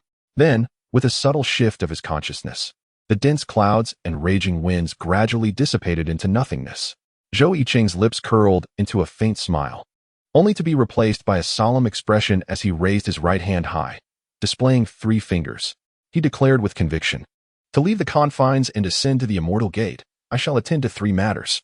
Below him, an expectant silence enveloped the crowd, each person quietly awaiting Zhou Yicheng's next words, secretly speculating on the nature of these 3 tasks. Reform the sect. Reform the sect. Indeed, it is the reform of the sect. Zhou Yicheng's voice resounded like the thunder of spring, echoing through the immortal Ascension sect, lingering for an extended period. Chapter 12. Who is the benefactor? Reforming the sect. Upon hearing Zhou Yicheng's words, the crowd was filled with uncertainty, particularly the female disciple clad in green, who trembled in the shadows, her heart gripped by profound fear. Zhou Yicheng remained suspended in the air, surveying the reactions of those below with a gaze that seemed to pierce the very soul. His voice, tinged with a sense of weariness, resonated with authority as he chastised the disciples of the Confronting sect. You unworthy descendants! How is it that a mere fledgling in the realm of practice cannot be dealt with? Must we trouble the venerable you to intervene? Upon hearing Zhou Yicheng's rebuke, both the esteemed elders and the disciples of the Confronting sect felt their faces flush with shame, their heads bowed in humility, unable to meet his piercing gaze. The ancestor's reprimand was indeed justified. Could it be that a mere practitioner and a host of opportunistic demonic cultivators had proven too formidable for them? They had allowed the protective formation to be breached, granting their adversaries unfettered access to the heights. Were it not for the timely intervention of the venerable ancestor, the very foundations of their base might have been on the brink of cataclysm. Truly, they bore a heavy burden of guilt before their revered forebear in the heavens. Zhou Yicheng shook his head in resignation, letting out a pained sigh as he continued, You ungrateful descendants, I genuinely do not wish to intervene. I merely wish to observe how you navigate this crisis. Were it not for the life-saving grace of a small benefactor, I would simply allow you to perish on your own. Small benefactor? The members of the Confronting sect below were acutely aware of the crucial term embedded in Zhou Yicheng's words. It was rumored that the ancestor, the white-clad blade immortal, had disappeared shortly after being cast into the cliff of regret. Now, having suddenly re-emerged, could it be due to someone else's assistance? Yet, everyone knew that the cliff of regret only allowed entry, not exit. Who could possibly owe the ancestor a debt of life? Could it be him? As the disciples engaged in their silent speculations, the elders exchanged furtive glances. Only a select few elders and the sect leader were privy to the existence of the boundary inducement talisman. An elder with flowing white beard looked towards the sect leader, intending to convey a questioning glance, only to find the sect leader gazing back at them, equally perplexed. They exchanged bewildered looks. Wasn't it your doing? Isn't this your handiwork? Old man? Zhou Yicheng cast a sidelong glance at the subtle movements of the crowd below, inwardly amused. After cultivating a wave of emotions within, he continued to address the assembly in a voice tinged with profound experience. In those bygone days, I was cast into the abyss of remorse, commanded by my esteemed master to cultivate until I reached the realm of immortals before I could venture forth. Day after day, I sat in meditation atop the precipice, comprehending the grand principles of the universe. At long last, one fateful day, I sensed the moment had arrived to transcend the tribulation. However, the audience below held their breath, rapt with attention to Zhou Yicheng's narrative. They gazed at him, whose appearance, though marked by the passage of time, still bore the striking elegance of his youthful visage, framed by flowing white garments. In that moment, they seemed to behold the once gallant and ethereal swordsman clad in white. Zhou Yicheng deliberately paused, then sighed, saying, let it be. A true hero does not boast of past glories. In truth, Zhou Yicheng himself was oblivious to the fate of the white-clad blade immortal, whether it was a failed tribulation or some other unforeseen circumstance. He was disinterested in delving into the details, casually dismissing the matter, for he was now the ancestor, the white-clad blade immortal. Whatever he proclaimed was the truth. Do you wish to know why? Go and inquire with the ancestor yourself. I have no knowledge of how the ancestor of the white-clad blade immortal achieved his transcendence. Since that incident, you had succumbed to a deep slumber, awakening only when a small benefactor fortuitously discovered him. Who would have imagined that upon waking, he would be greeted by such unworthy descendants? Humph! Were it not for the small benefactor as persistent pleas, you would not have offered his assistance. Upon hearing Zhou Yicheng's rebuke once more, the disciples of the Confronting sect bowed their heads in shame. It should be noted that their ancestors had once been formidable. During the era of the white-clad blade immortal, the Confronting sect was renowned as the foremost sect in the southern frontier, boasting not only a tribulation stage leader who had successfully traversed the fiery tribulation, but also a host of peak masters and elders in the combined stage, all in their prime. But what of the present? Now, the Confronting sect scarcely had a handful of practitioners. Following the mysterious disappearance of Zhou Yicheng's master, they could not even muster a single formidable warrior from the combined stage. The esteemed leader, filled with shame, stepped forward, bowing respectfully and clasping his fists. Ancestor, please quell your anger. It is solely my inadequacy that has failed to uphold my duties as the leader and safeguard the Confronting sect. I humbly beseech you to assume the role of the supreme leader of the Confronting sect, guiding us back to our rightful status as the preeminent sect of the southern frontier. Hearing the leader's request, Zhou Yicheng could not help but chuckle inwardly. This was precisely what he desired. However, for him to directly assume the title of Supreme Leader was out of the question. After all, he was the ancestor of the Pansin sect. Even without the title of Supreme Leader, who would dare disregard his commands? Why take on the burden of leadership when he could simply enjoy his cultivation? Ahem. Zhou Yicheng let out a soft cough, directing his gaze toward the esteemed leader. He raised his hand and waved it gently, dismissing the trivialities. He had no intention of lingering in the outside world for too long. His current emergence was merely to repay a small favor owed to a benefactor. Moreover, he stated that unless there were significant matters at hand, he preferred not to be disturbed. Any issues could be directed to his little benefactor, who would convey them on his behalf. Upon hearing Zhou Yicheng's words, the esteemed leader hesitated slightly. An elder with a prominent hooked nose, unable to contain his curiosity, stepped forward after performing a respectful salute and inquired earnestly, "May I ask, venerable ancestor, who exactly is this little benefactor?" Observing the elder's eagerness, Zhou Yicheng could not help but smirk inwardly. It was quite sufficient that he had not sought out the elder, yet here he was, presenting himself uninvited.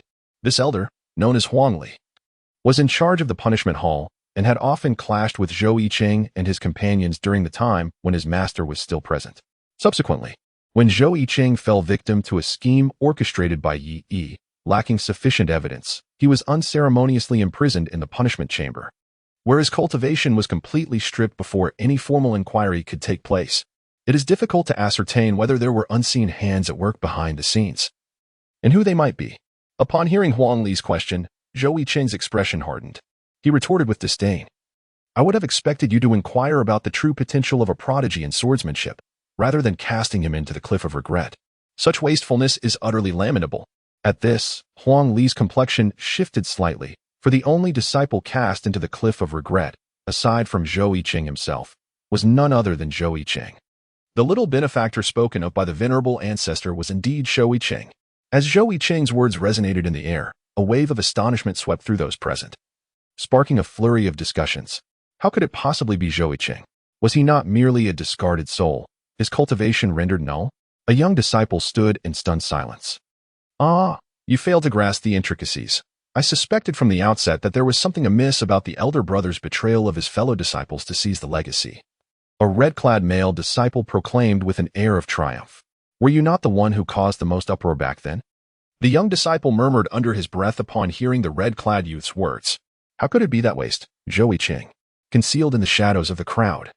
A green-clad female disciple's eyes glimmered with malice, her hands clenched tightly together.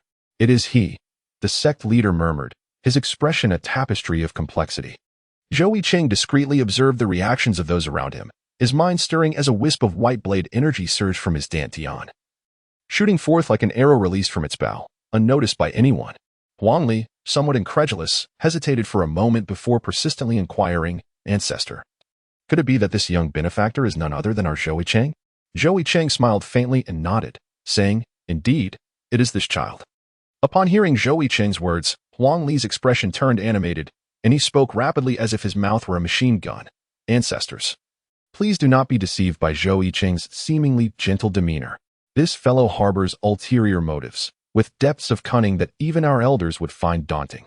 He is capable of heinous acts against his fellow disciples for the sake of a mere inheritance. It is difficult to fathom whether his summoning of the ancestor, urging you to take action, is not laced with malice. I beseech you to think carefully." "Oh, are you questioning me?" Zhou Yicheng inquired, his expression inscrutable. A smile that did not reach his eyes directed at Huang Li.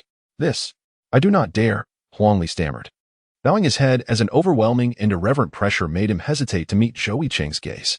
"Let me ask you, do you possess any solid evidence regarding Zhou Yicheng's alleged betrayal of his peers?" "This?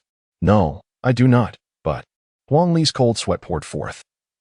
As a mere fledgling in the realm of illusion, he lacked the courage to confront a formidable being of the integrated realm. "Furthermore, I ask you, when Zhou Yicheng awakened me and implored me to rescue the sect from peril, was that not a kindness bestowed upon you?" Upon hearing this, Huang Li blurted out, "Is it not the duty of the ancestor to save the sect from danger?" "Humph." Zhou Yicheng let out a cold scoff, truly a heartless wretch. Upon hearing Zhou Yicheng's derisive laugh, Huang Li was drenched in sweat, trembling slightly, his legs weak, nearly unable to stand. Internally, he cursed himself. This is bad. The oppressive aura of the fusion realm has rendered me incapable of maintaining my composure, and I inadvertently revealed my true thoughts. Damn it.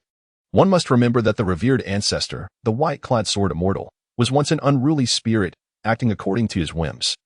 How could he be constrained by the rigid protocols of the sect? Otherwise, he would not have so furiously cleaved the young master of a superclan in half. Nor would he have been cast into the cliff of regret. Observing the quivering Huangli below, Zhou Yicheng gently shook his head, disregarding him.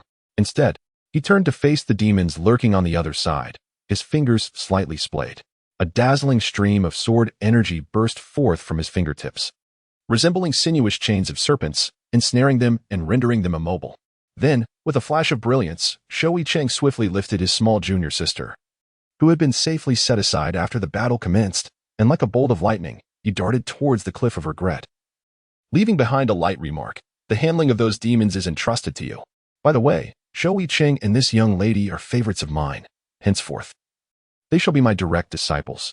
As for the matters concerning the sect, I shall have Zhou Yicheng convey them to you. Unless necessary, do not disturb my cultivation." Upon hearing this, the gathered crowd was once more taken aback. The ancestor had actually taken Zhou Yicheng and Ning Xue'er as his direct disciples. Who was the ancestor? A formidable being from ancient times. What extraordinary luck Zhou Yicheng and Ning Xue'er possessed, continuously acquiring such an esteemed mentor. Long Chingqing gritted her teeth, enviously lamenting the fortunate circumstances of Zhou Yicheng and Ning Xue'er. A harlot and a dog, may they endure forever. Concealed within the crowd, a girl in green garments fervently cursed in her heart, yet she mused that coaxing that harlot Ning Xue'er back to consciousness would not be an easy feat. Even for the ancestor. As she envisioned Ning Xue'er's dire fate, the girl in green tightened her legs, her eyes glazed, her body trembling slightly. The elder with a hooked nose from the punishment hall gazed at Zhou Yicheng's retreating figure, an inscrutable expression on his face, lost in thought. Chapter 13. Return as a youth with a flash of brilliance. Aided by Gugu, Zhou Yicheng effortlessly entered the barrier of the cliff of regret. Before him loomed the towering cliff and the dilapidated thatched hut, a desolate scene overrun with weeds. Yet, Zhou Yicheng smiled faintly. The cliff of regret felt like a sanctuary to him. He regarded it as a hidden treasure, free from trivial matters, merely requiring him to sign in and cultivate daily. Unfortunately, he had explored most of the cliff, and the rewards from signing in had begun to lose their efficacy for someone at the fusion realm. It seemed he must seek other avenues. With this thought, Zhou Yicheng shook his head, dispelling the clutter in his mind, and returned his gaze to the enchanting figure in his arms. It had been half a year since they last met, and he scrutinized his slumbering junior sister with great care. The warmth of the petite figure in his embrace was irresistible. Her silky hair cascaded casually over her shoulders, a few strands playfully curling around his fingers, tickling him. His junior sister possessed delicate features, her brows slightly furrowed in discomfort and pain, her bright eyes tightly shut, and her jade-like skin appeared somewhat pale due to a lack of color. Zhou Yicheng extended his large palm, gently soothing his younger martial sister. As if sensing his presence, her pained expression gradually relaxed. Observing his slumbering companion, Zhou Yicheng's countenance darkened, his mind stirring as he quietly focused inward. Subsequently, a faint glimmer of white light flickered at his fingertips, and a slender thread of blade energy slowly emerged, gliding like a serpent into the dantian at his younger sister's navel. Zhou Yicheng closed his eyes, carefully sensing the flow of spiritual energy within his junior sister's body and the condition of her meridians and bones through the blade's aura emanating from her. The sounds of hissing, slashing, and crackling filled the air. Zhou Yicheng furrowed his brow tightly, as the once docile and stable spiritual energy within his junior sister had now become chaotic and wildly turbulent, creating a cacophony of sounds. Even more alarming was the fact that the emerald green energy was gradually being tainted blood red. What on earth could this phenomenon be? Generally, the spiritual energy within the bodies of mundane-level cultivators manifests as a serene emerald green, while Zhou Yicheng's own abundant silvery white sword energy stands as a notable exception, a consequence of his cultivation of the thousand-blade body technique. But what of his junior sister? How could her energy transform into a blood-red hue without cause? It is essential to understand that the color of spiritual energy is not merely ornamental. Different colors possess distinct characteristics. The emerald green energy is calm and gentle, widely advocated in most cultivation methods within the current realm of immortality. Only a few unconventional practices cultivate energies of varying colors, much like Zhou Yicheng's silvery white sword energy. which is extraordinarily sharp, each strand akin to a razor's edge. It lacks the tranquil stability of the emerald green energy and necessitates constant regulation to prevent the sword energy from spiraling out of control and rebounding upon himself. Zhou Yicheng's gaze was fixed intently on the crimson spiritual energy emanating from his junior sister's dantian, his brow furrowing in concern. Such a technique, could it be a method employed by the Bloodwing Demon Palace? When he had first appeared to rescue his junior sister, he sensed that something sinister had been secretly implanted within her, something that could be manipulated by a person of demonic inclination like Zhou Yu, poised to erupt at a critical moment and corrupt his junior sister's spiritual essence. Later, in the presence of the members of the ascending Immortal Sect, he became acutely aware of a serpent-like gaze watching him and his junior sister from the shadows. Yet, to avoid raising alarm, Zhou Yicheng refrained from reacting overly, instead employing his own methods to discreetly implant a blade aura within her. Now, it seemed inevitable that the strange occurrences involving her and his junior sister were interconnected. Reflecting on the image of that green-clad female disciple in his mind, Zhou Yicheng's eyes hardened with frost as he scoffed disdainfully. Humph, Chibai, is it? How dare you lay hands on my junior sister, utterly unforgivable. Chibai, the green-clad disciple, was a nameless student under the leader of Chiju Peak, often seen in close company with Long Chingqing. To be honest, after more than a decade, Zhou Yicheng had nearly forgotten her existence. This matter was far from simple. There must be someone pulling the strings behind Chibai. If I were truly the old ancestor, the white-clad blade immortal, witnessing the current state of the ascending Immortal Sect, I would undoubtedly unleash a torrent of reproach upon my unworthy descendants. With this thought, Zhou Yicheng couldn't help but snicker derisively. Since the disappearance of his master, the ascending Immortal Sect had become a breeding ground for all manner of rogues and scoundrels. Zhou Yicheng himself had once been targeted and imprisoned at the Cliff of Regret. Now, a once mighty righteous sect had allowed the infiltration of demonic forces. This was an affront of the highest order. It is worth noting that during the era of the white-clad blade immortal, the ascending Immortal Sect reigned as the paramount sect of the southern border, unassailable even by the other three great families. In light of this, it is indeed high time to restore order within the sect. Although Zhou Yicheng had no desire to assume the title of supreme leader, seeking vengeance against Yi, the disciple of the Bloodwing Demon Palace, who currently unified the demonic path, while leveraging the strength of the ascending Immortal Sect and the righteous forces of the southern border, could prove to be a strategic move. Why not utilize available means? Zhou Yicheng was no antiquated fool. He recognized the value of employing effective tools.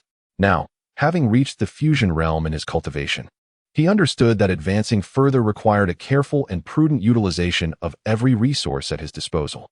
In Zhou Yicheng's mind, thoughts flashed like lightning, rapidly colliding with one another. Yet, his hands remained steady, meticulously manipulating the blade energy embedded within his junior sister, diligently nurturing the chaotic and violent crimson spiritual energy within her dantian. As time gradually passed, under Zhou Yicheng's patient care, the spiritual energy within his junior sister began to stabilize, her breathing slowly returning to a more even rhythm. However, the spiritual energy in her dantian still manifested an unusual crimson hue, which, as time elapsed, almost saturated the entire dantian, rendering any trace of verdant energy nearly impossible to discern. Observing the once rosy complexion of his junior sister now turned pale and sickly in his embrace, Zhou Yicheng felt a sharp pang of anguish in his heart. He could not bring himself to scold or strike her, for the sister he cherished as if she were a delicate treasure was now subjected to such mistreatment. With this thought, his animosity towards Chibai intensified, wishing he could devour her alive on the spot. Zhou Yicheng is, in essence, an exceptionally composed individual, only becoming unsettled when matters concerning his junior sister and master arise. After adjusting the blade aura within his junior sister, he retrieved a century-old ginseng pill from his storage ring and gently placed it upon her soft, cherry-red lips. He then carefully positioned her to rest nearby, realizing that until the ominous crimson spiritual energy was resolved, she would remain in a state of unconsciousness. Regarding this peculiar crimson energy, Zhou Yicheng found himself at a loss. It was undoubtedly associated with the sinister methods of the Bloodwing Demon Palace and its denizens, particularly those of October. He resolved to temporarily shelter his junior sister in the Regret Cliff for recuperation, intending to extract valuable information from the souls of their adversaries. Observing his slumbering junior sister, Zhou Yicheng slightly spread his fingers, and with a swift motion, transparent blade auras erupted from his fingertips, swirling around her in silent vigilance. Yet, his anxiety lingered, prompting him to step outside the thatched hut.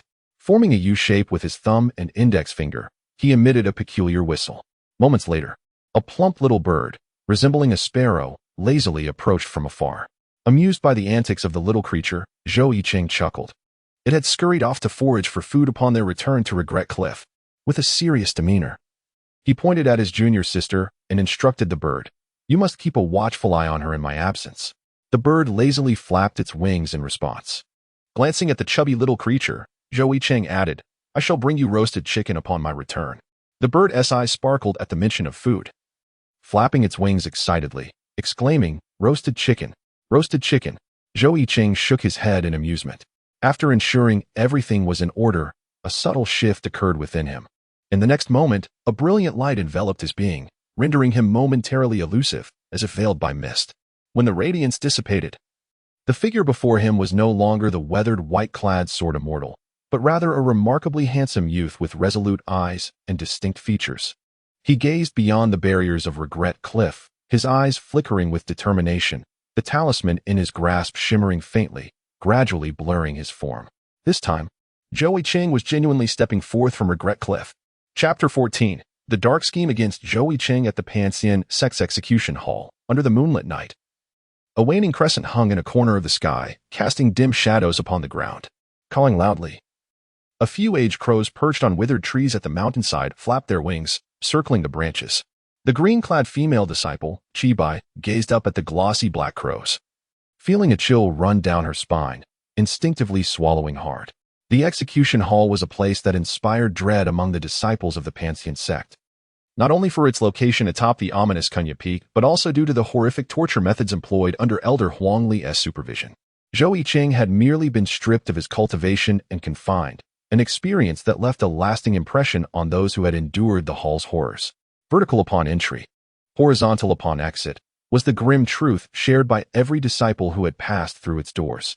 Wiping the cold sweat from her brow, Chibai took out a dark purple talisman from her robe, murmuring incantations. The next moment, her form trembled, transforming into a crimson mist. Under the cover of night, the blood-red vapor swiftly drifted behind Kunya Peak. The mist moved rapidly, soon entering a hidden cave within the mountain. Inside the cave's darkness, where visibility was non-existent, only a faint glimmer could be seen in the depths. Upon entering, the blood mist coalesced once more, revealing Chibai, pale and weary, with traces of blood seeping from her eyes. She exhaled deeply, her gaze filled with trepidation as she bowed respectfully, uttering, "Your subordinate, Chibai, has come to pay homage to Lord July." Her voice echoed within the cave, yet no response came from the depths, as if it were empty. Nevertheless, Chibai maintained her bowed posture, unwilling to move. After what felt like an eternity, the sound of footsteps echoed from the depths of the cave. Clack, clack. The footsteps grew nearer, and soon, a slender figure emerged before her.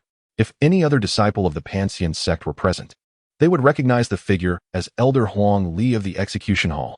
The once robust elder now appeared hunched, his hair a chaotic mix of white and gray, his face marred by deep wrinkles and dark spots, with several indistinct bloodstains on his left hand.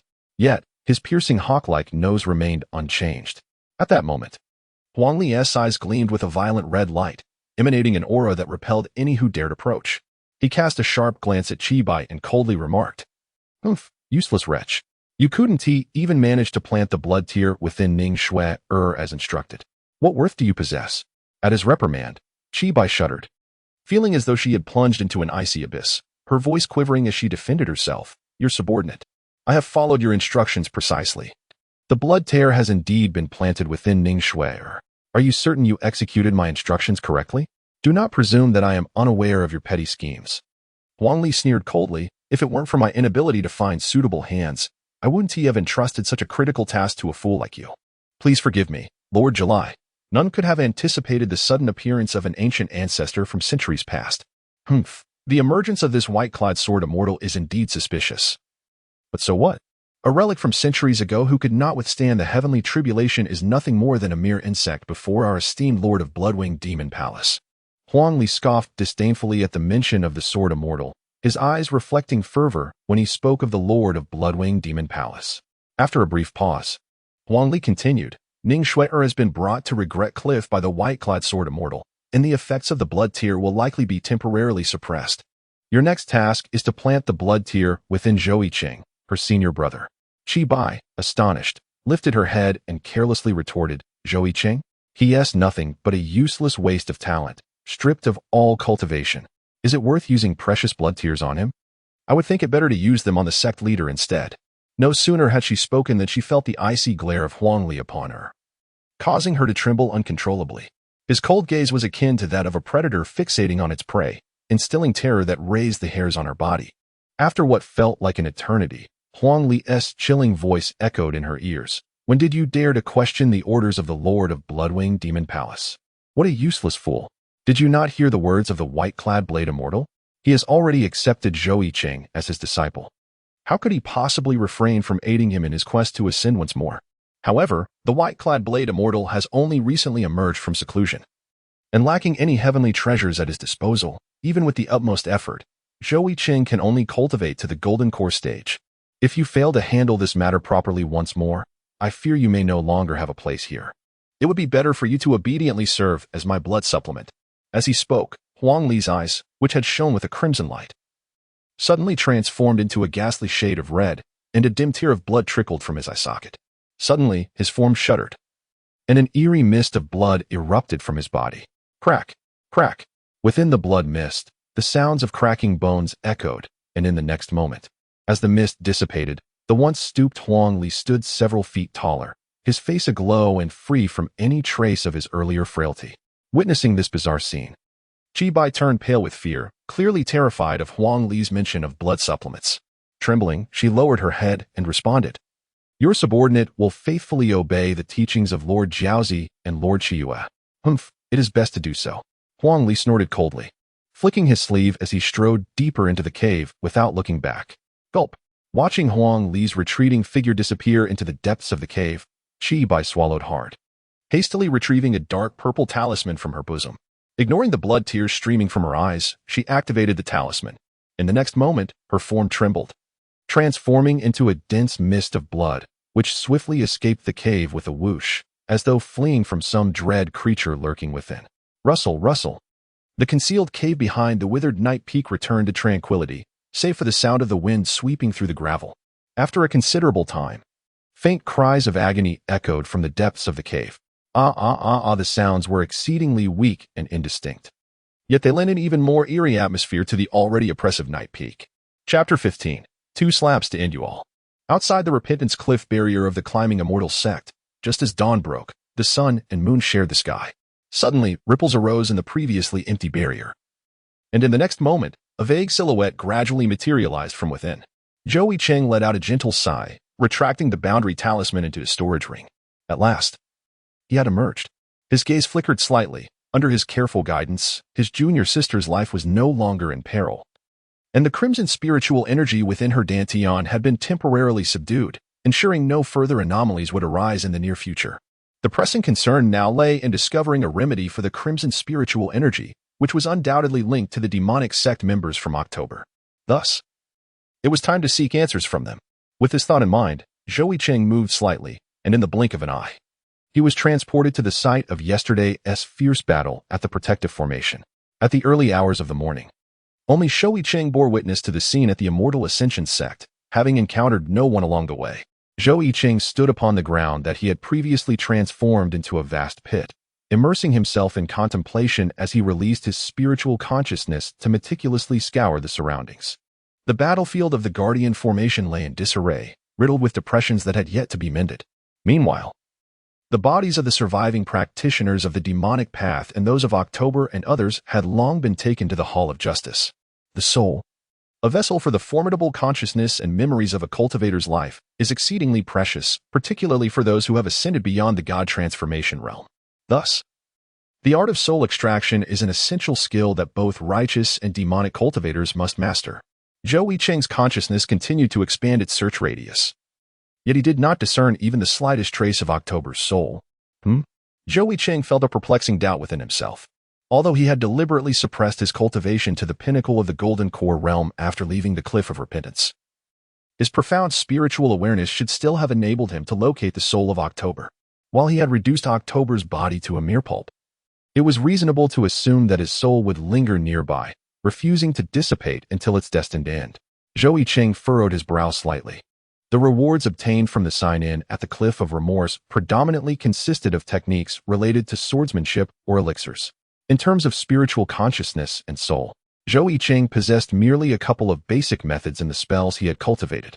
Zhou Yicheng speculated that the rewards obtained from signing in at a particular location might be related to the unique characteristics of that place.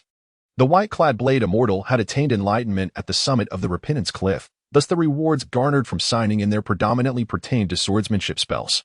It appeared that in the future, he ought to frequently sign in at places where souls congregated, Zhou Yicheng mused inwardly.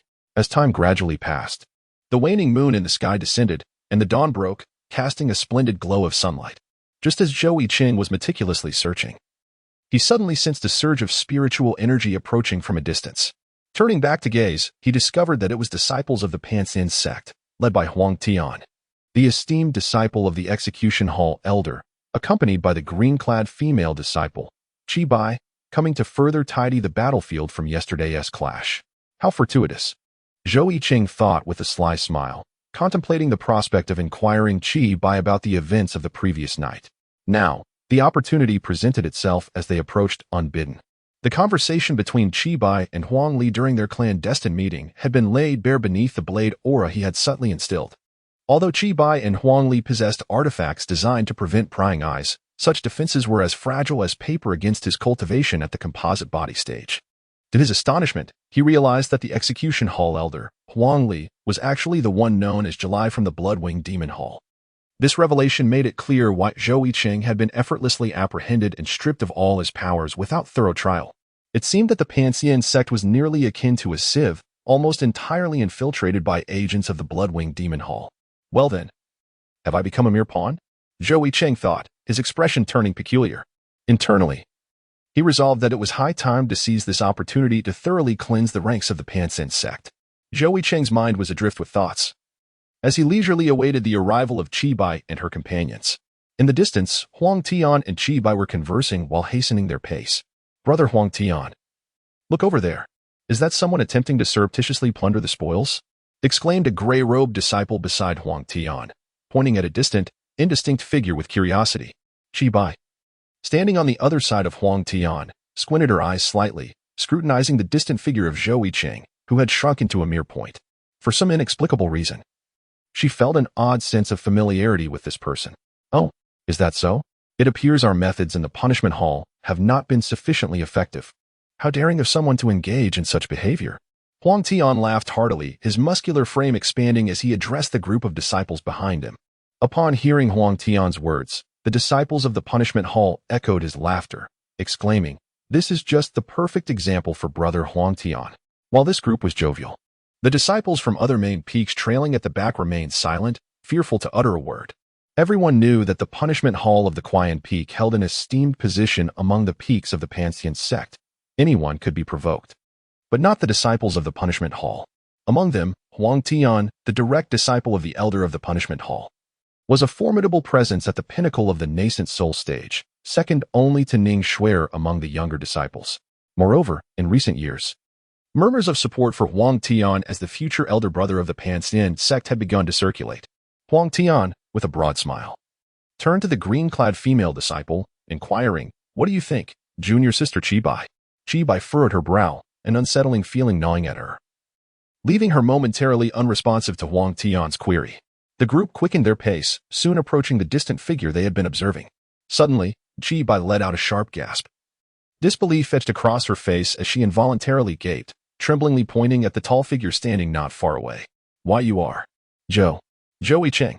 Upon hearing Qi Bai's exclamation, the disciples behind her were equally astonished, scrutinizing Zhou Yicheng who stood before them, engaging in hushed speculation. "What? Is that really Zhou Yicheng? Wasn't he imprisoned at the Regret Cliff?" One disciple blinked in disbelief, unable to accept the sight before him. "Did you not hear the ancestor's words yesterday? Zhou Yicheng has been accepted as a direct disciple by the ancestor. It was only a matter of time before he was released," another disciple remarked enviously. "It's been over 20 years, and Zhou Yicheng has not changed a bit. He is still as handsome and charming as ever." A female disciple mused, admiring Zhou Yicheng's countenance. Before them stood a striking young man with sharp brows and captivating eyes, clad in a flowing white robe that danced gently in the breeze. The morning light pierced through the trees, casting a warm glow upon his fair, chiseled features, enhancing his gallant demeanor. This was indeed Zhou Yicheng, who had been waiting for Qi Bai and her companions to arrive. Zhou Yicheng yawned in boredom. Finding the pace of the crowd excruciatingly slow, he might as well start counting the ants on the ground. Just as he contemplated taking action, a shrill voice pierced the air. "Oh, are you Zhou Yicheng, the former senior brother of the Pansin sect?" The speaker was Huang Tian, who scrutinized Zhou Yicheng with keen interest. Hearing Huang Tian's words, a disciple behind them voiced his concerns. Oh no, could Huang Tian be planning to harm Zhou Yicheng? It was only natural that Huang Tian, who had joined the Pansin sect shortly after Zhou Yicheng was imprisoned at the Regret Cliff, would not be familiar with him. A disciple whispered cautiously. I heard the reason Huang Tian's proposal to become senior brother was rejected at the elders' meeting is that someone claimed Huang Tian's demeanor is not as approachable as Zhou Yicheng's had been. Standing at the forefront of the crowd, Huang Tian openly appraised Zhou Yicheng from head to toe, sneering, "What is this? Listening to those old geezers rave about him, he is just a worthless golden core practitioner. How could he even become senior brother? I heard you were stripped of your cultivation. How could you possibly cultivate back to the golden core stage? I bet a lot of precious materials were wasted on you. Honestly, those resources would be better utilized on me." Huang Tian mocked Zhou Yicheng with a derisive expression. Meanwhile, Qi Bai, having regained her composure from the earlier shock, realized Huang Tian's words were nothing to fear. Zhou Yicheng was merely someone who had relied on precious materials to return to the golden core stage. She remembered she still possessed the remaining blood tier from before. Gaining courage, she joined in the mockery. "Oh, isn't this our senior brother? What brings you here? I've heard your little junior sister is in quite a predicament. If all is well, you might as well hurry to see her one last time." While Qi Bai taunted, she remained vigilant, secretly gathering her energy, a hint of crimson flickering in her eyes. She prepared to plant the blood tier on Zhou Yicheng when he was unguarded. However, contrary to their expectations, Zhou Yicheng remained unfazed, gazing at them with a calm demeanor, as if observing two corpses. "You." Huang Tian glared at Zhou Yicheng's tranquil expression, his anger simmering as he felt uncomfortable under Zhou Yicheng's gaze, his face turning pale. Just as they were about to speak again, Zhou Yicheng's voice cut through the tension. "Noisy. What?" Huang Tian's face flushed with rage upon hearing Zhou Yicheng dismiss them. Yet, before he could react, Zhou Yicheng moved in an instant. Time seemed to freeze at that moment. Clang. A clear metallic sound rang out, as a blade enveloped in swirling flames of spiritual energy erupted from Zhou Yicheng's dantian into his grasp, leaving behind a flurry of afterimages. Huang Tian's eyes widened, but he could only glimpse the fiery remnants. Boom. Like a grand firework display. Huang Tian's massive head exploded in the next instant, a torrent of brain matter and blood erupting forth as if celebrating Zhou Yicheng's return. What is happening? Huang Tian's eyes burst open, and in his final moments, he could only comprehend the horror of his own demise, still unaware of how it had transpired. Why? How could a single blade do this? The splattered brain matter and blood rained down like confetti upon Qi Bai and the onlookers, who stood frozen in shock. Unable to grasp the situation, Qi Bai stumbled back in fear, gazing at Zhou Yicheng as if he were the Grim Reaper. Zhou Yicheng remained composed, the blade in his hand untouched, his palms stained with blood. While others might have been oblivious to the events, Qi Bai, connected through the blood tier, managed to piece together Zhou Yicheng's rapid actions. In truth, Zhou Yicheng had not wielded the blade at all. Instead, at that moment, the blade energy from his dantian erupted like a volcano, transforming into a colossal hand that reached forth and crushed Huang Tian's skull. Is this truly achievable at the Golden Core stage? Qi Bai trembled in terror. Observing Huang Tian's lifeless form and Qi Bai's dread, Zhou Yicheng smirked slightly, stating, "You are not worthy of facing me with a blade." Ah! As if hearing the whispers of death, Qi Bai screamed in terror, stumbling back and falling to the ground. Her mind raced chaotically, muttering to herself, "Impossible, impossible, impossible. This must be some secret technique from the ancestor. Right. I still have the blood tier." Seizing onto this lifeline, she abruptly lifted her head, a sinister smile spreading across her face. "Zhou Yicheng, even if you have the ancestor's secret technique, it means nothing before my blood tier." With that, her eyes bled profusely, pouring forth crimson streams. "Athe!" she cried out in agony. Yet even after a long moment, the blood tier showed no sign of responding. How? How is this possible? Qi Bai gasped in horror. Just then, Zhou Yicheng, who had been watching the scene unfold, spoke with a teasing smile. Are you looking for this? What? Qi Bai looked up to see the blood tear, which should have been within her eyes, now floating as a thick droplet above Zhou Yicheng's palm. How could it be with you? Qi Bai's pupils dilated in disbelief. However, instead of a response, she was met with a colossal hand that blotted out the sun. Bang! Like smashing a watermelon, Zhou Yicheng crushed Qi Bai's head into a fine mist. Chapter 16. Soul-Searching, Unraveling the Puppet Master. The disciples of the Pan-Xian sect stood petrified, witnessing the gruesome sight of Huang Tian and Qi Bai's sudden demise. They were momentarily at a loss, unsure of how to react. Is Zhou Yicheng truly mad from his time at the Regret Cliff? A trembling disciple pointed at the shattered remains of Huang Tian and Qi Bai, questioning in disbelief. Next to him, another disciple's eyes widened, disbelief etched across his face. Zhou Yicheng was merely at the Golden Core stage. How could he possibly crush the peak of the nascent soul stage with a single strike? The other disciples of the Punishment Hall turned crimson, their faces resembling the hue of liver, their eyes ablaze with fury as they fixated on Zhou Yicheng, their anger stifled by fear. Yet, Zhou Yicheng maintained a tranquil demeanor, seemingly unperturbed by the disparaging remarks of the disciples from the Pan-Xian sect. With a deliberate pace, he stepped forward and addressed the assembled disciples with a resonant voice. I kindly ask you, fellow disciples, to refrain from disturbance. Huang Tian and Qi Bai are indeed members of the demonic sect. My actions today are entrusted to me by our esteemed ancestor to eradicate the infiltrators within our ranks. Upon hearing Zhou Yicheng's proclamation, the crowd was engulfed in uncertainty and speculation. The revelation that Huang Tian and Qi Bai were associated with the demonic sect sent ripples of astonishment through the assembly. It became clear why Zhou Yicheng, despite his foundational cultivation at the Golden Core stage, could vanquish those at the nascent soul stage. Surely, the ancestor had bestowed upon him a powerful artifact. Some among them sighed in relief. Even the other disciples of the Punishment Hall displayed expressions of hesitation following Zhou Yicheng's words. Observing their reactions, Zhou Yicheng offered a faint smile, then continued, If you harbor doubts, I implore you to witness this. No sooner had he spoken than a blinding light radiated from his brow, and a torrent of sword energy surged forth from his dantian, erupting with a thunderous force. The overwhelming aura coalesced into a colossal silver hand, emanating a formidable pressure. In an instant, this silver hand reached out towards the ethereal realm above Huang Tian and Qi Bai, forcibly extracting their souls from their consciousness. Gasping in unison, the disciples were taken aback by the sheer display of soul extraction, a technique not easily mastered by mere mortals. Ah, the soul of Qi Bai, once liberated, fixated a venomous glare upon Zhou Yicheng, venom dripping from his eyes as he screamed in defiance, Lord July shall not let you escape. Huang Tian, seething with rage, echoed his sentiments, you will pay dearly for your schemes against my junior sister. Zhou Yicheng regarded the malevolent visage of Qi Bai with a cold snort. The silver hand once again advanced, enveloping both Huang Tian and Qi Bai within its grasp. Soul-searching technique. The anguished cries of Huang Tian and Qi Bai resonated from within the confines of the silver hand. This colossal silver appendage, a manifestation of Zhou Yicheng's formidable sword energy, transcended the limitations of the Golden Core stage, embodying the essence of a true integration stage cultivator. In essence, the silver hand was woven from countless strands of sword energy, meaning that the souls of Huang Tian and Qi Bai were presently enduring an excruciating torment akin to being sliced by 1,000 blades. Humph! Zhou Yicheng let out a cold snort, disregarding the anguished cries of the two, and continued his soul-searching. He had never shown mercy to those like Huang Tian and Qi Bai, who had harmed his junior sister and sought to poison him with their malicious intentions.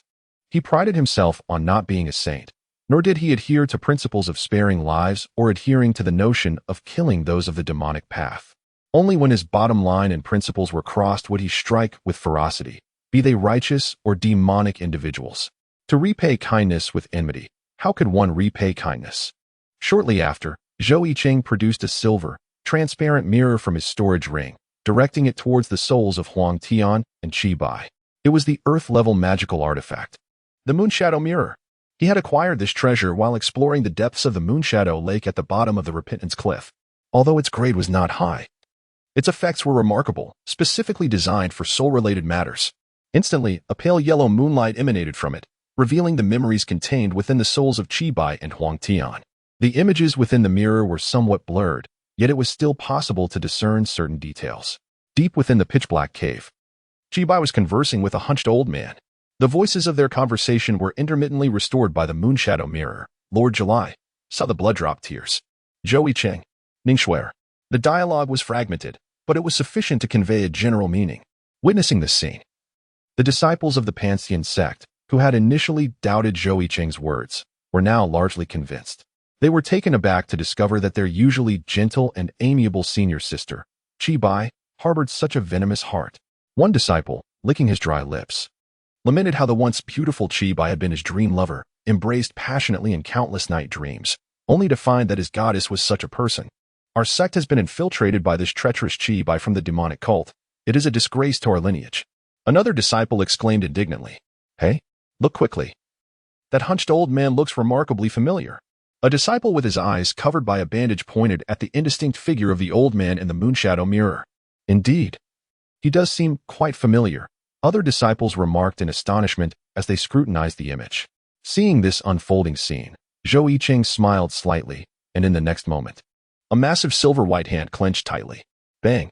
The cries abruptly ceased, and the souls of Huang Tian and Chi Bai were obliterated into nothingness, eliminating any chance of reincarnation.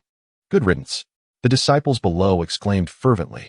Such betrayal from individuals who had grown up within the sect, considering it their home, was undoubtedly despised in their eyes. Zhou Yicheng silently nodded, realizing that the Pantheon sect was not entirely beyond redemption, as there were still individuals devoted to the sect's cause. After shattering the souls of Huang Tian and Chi Bai, Zhou Yicheng meticulously examined the information obtained from the soul search. Regrettably, there were no detailed accounts of the method to transform the crimson spiritual energy within the dantian of his junior sister. Zhou Yicheng furrowed his brows, realizing that in order to acquire more detailed information, he would need to seek out Elder Huang Lichang. With this thought, he relaxed his expression and took a few steps toward the disciples of the Pantheon sect. With a respectful gesture, he addressed them earnestly. "If any of you brothers have no pressing matters, I invite you to accompany me to the punishment hall at Qian Peak, to purge the remnants of the demonic path hidden within our sect." Upon hearing Zhou Yicheng's invitation, the crowd eagerly responded, believing he merely intended to report the betrayal of Huang Tian and Chi Bai to the punishment hall. Each of them was eager to join in the excitement, completely unaware that a significant event was about to unfold. Chapter 17. An unexpected sign and reward at the punishment hall on Qian Peak. The morning glow rose, casting a brilliant golden light that slightly dispelled the lingering damp chill of the mountain. Under Zhou Yicheng's leadership, the disciples of the Pantheon sect moved swiftly, soon arriving at the foot of Qian Peak. Achoo! One disciple unexpectedly sneezed, muttering, "Why does Qian Peak feel even colder today than usual?" He felt goosebumps rising all over his body and couldn't help but shiver again. Ah, Qian Peak. Zhou Yicheng gazed up at the towering, cloud-kissed Qian Peak, a soft chuckle escaping his lips. The execution hall that stood atop the peak was the origin of it all. No, perhaps the inception traces back even further. Just as Zhou Yicheng was about to take a step towards Qian Peak, a sudden notification echoed in his mind. "Would you like to check in at the Yin Peak of the Sun and Moon Ridge?" It dawned on him that he had yet to register his presence for the day. After having checked in at every location on the Repentance Cliff, the system seldom prompted him for check-ins, only doing so when he arrived at a new location eligible for registration. Sun and Moon Ridge? Yin Peak? Zhou Yicheng's eyes narrowed slightly. Is this the original name of the Dead Knight Peak? He lifted his gaze, scrutinizing the towering Dead Knight Peak, which rose majestically into the clouds, its summit obscured from view. Indeed, such an imposing mountain seemed to rival only the Regret Cliff within the Immortal Ascension sect in its grandeur. They stood before the peak, where numerous withered black trees thrived. And at first glance, the Dead Knight Peak appeared to be shrouded in dense, malevolent energy, offering no other peculiarities.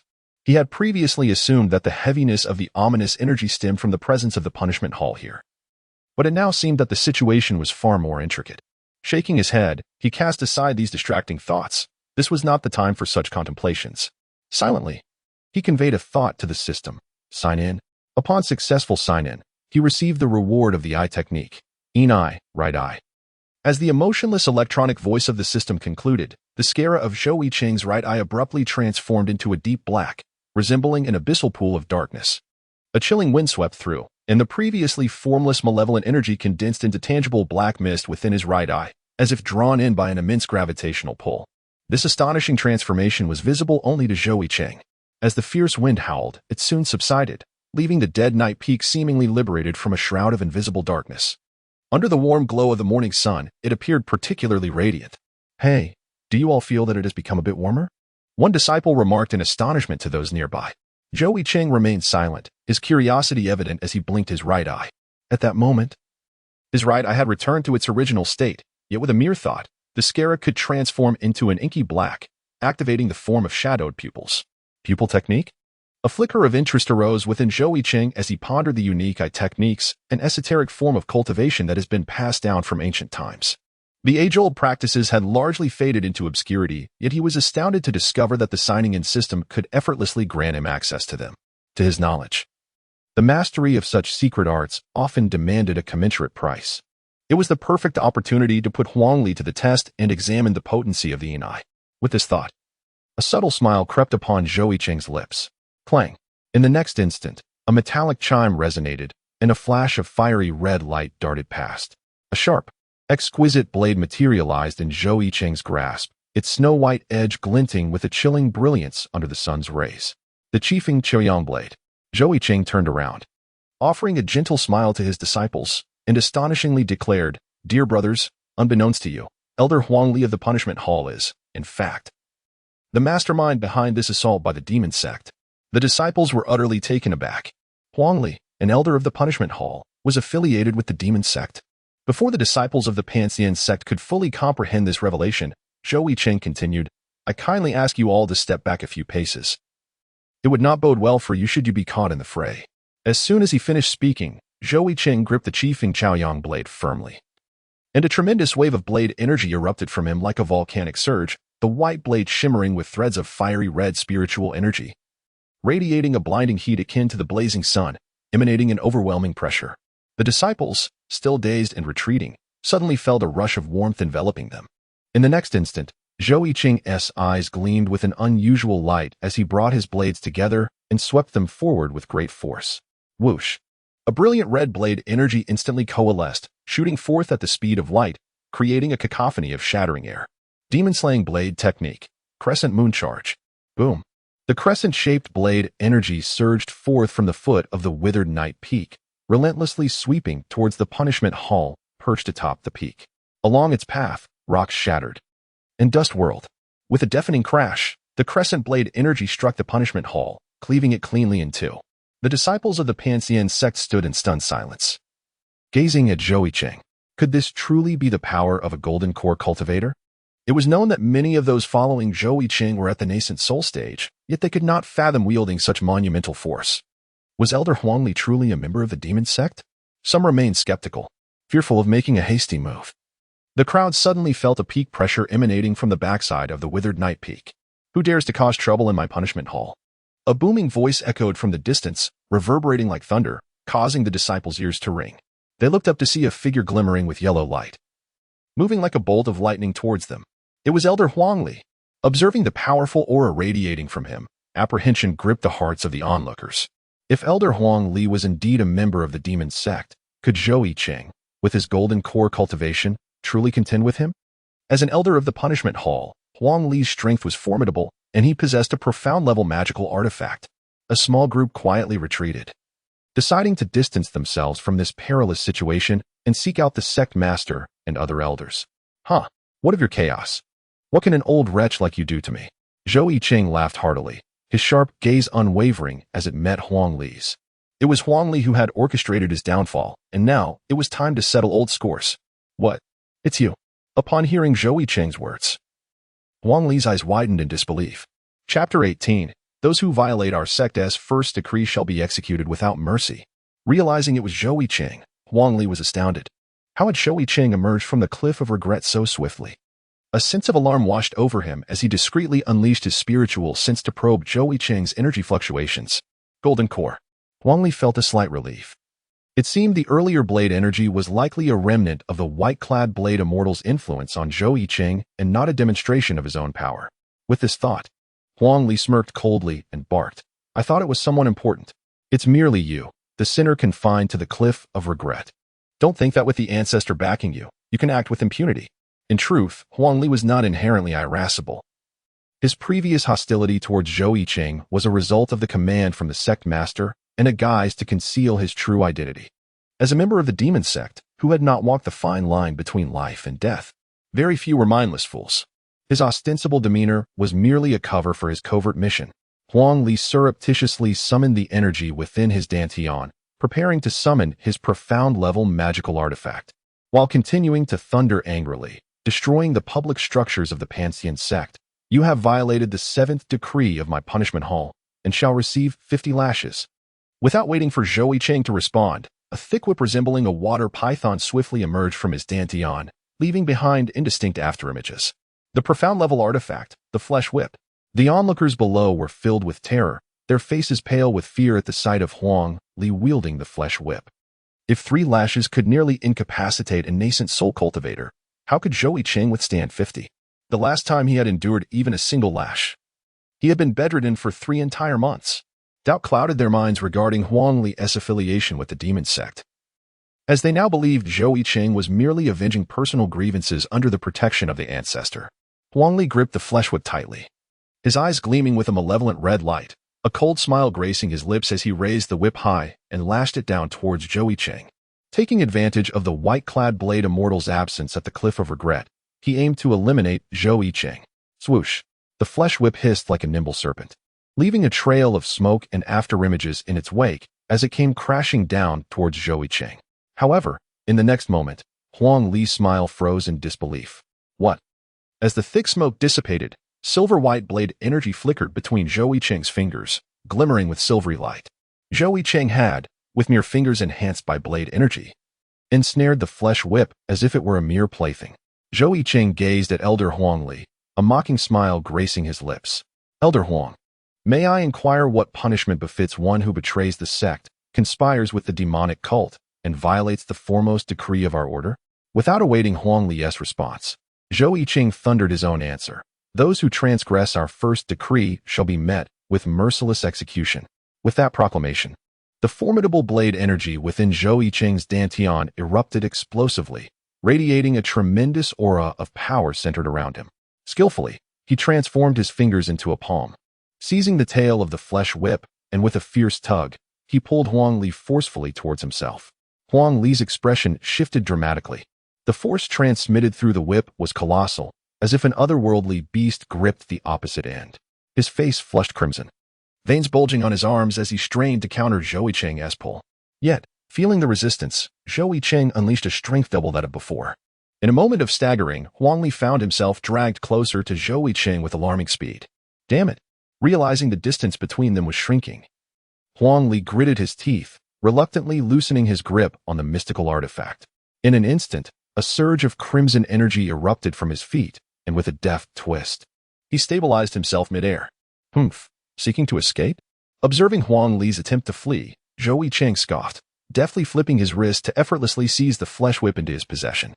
Huang Li, suspended in the air, gasped for breath, his mind swirling with disbelief at Zhou Yicheng's formidable strength, surpassing even his own despite being at the golden core level. After a brief moment to collect himself, he called out to Zhou Yicheng, "You young brat, do not slander me. You claim I have betrayed the sect and conspired with the demonic cult. Do you possess any evidence?" "Evidence?" Zhou Yicheng replied with a chilling laugh. "How absurd. You certainly did not request evidence when you were being imprisoned." In response to Huang Li's words, Zhou Yicheng's anger morphed into a sinister smile as he declared, "The evidence lies within this very blade I wield."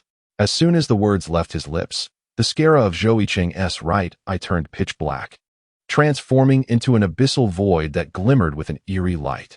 The eye technique, Shadow Eye. At that moment, the once incorporeal malevolence of Kai Peak manifested into a tangible black mist within Zhou Yicheng's vision.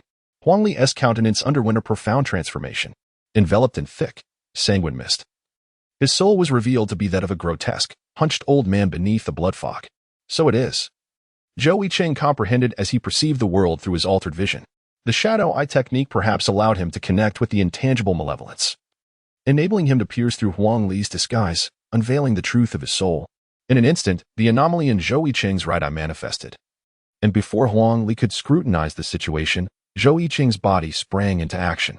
With a resounding clang, the treasured blade sang forth as Zhou Yicheng deftly maneuvered his wrist. Gripping the sword firmly, he elevated his shoulders slightly to the left and propelled himself forcefully off the ground, soaring upwards with a thunderous crash, ascending to heights of several dozen zhang. A brilliant crimson radiance flickered along the blade of the Qifeng Chaoyang sword, shimmering like the blazing sun, reminiscent of an inviolable phoenix. A formidable pressure emanated from the sword, enveloping the surroundings and rendering the onlookers breathless. Below, the disciples gazed in astonishment at Zhou Yicheng's figure, which appeared to transform into a bolt of lightning midair. His rapid movements left behind a series of afterimages, and in that fleeting moment, Zhou Yicheng embodied the essence of an unparalleled sovereign, advancing towards Huangli with unrelenting momentum. Above in the heavens, the Qifeng Chaoyang sword erupted with a resounding cry akin to a phoenix's call, reverberating through the air and causing the spectators' eardrums to buzz. They hurriedly turned their gazes skyward, their mouths agape in astonishment. There, Zhou Yicheng, enveloped in the radiant crimson energy of the sword, coalesced into a blood-red sword phantom. A celestial vision of a phoenix poised to obliterate the stars. Zhou Yicheng swung his blade forward with great ferocity, and the ethereal silhouette of the crimson blood phoenix soared high, letting out a majestic cry. Demon-slaying blade technique, second form, phoenix ascending. Witnessing such an overwhelming aura, Huang Li's complexion turned a deep shade of liver, his agitation palpable as he inwardly raged. Damn it, how can this brat disregard the rules? I was hoping to negotiate with him using some evidence. But who could have anticipated that Zhou Yicheng would choose to abandon all pretense and flip the table at the slightest disagreement? Moreover, is this truly the level of damage that a golden core cultivator can inflict? Could someone enlighten me on whether your golden core can unleash such a dazzling effect as the Phoenix apparition? Without a doubt, this must be the result of some form of cheating.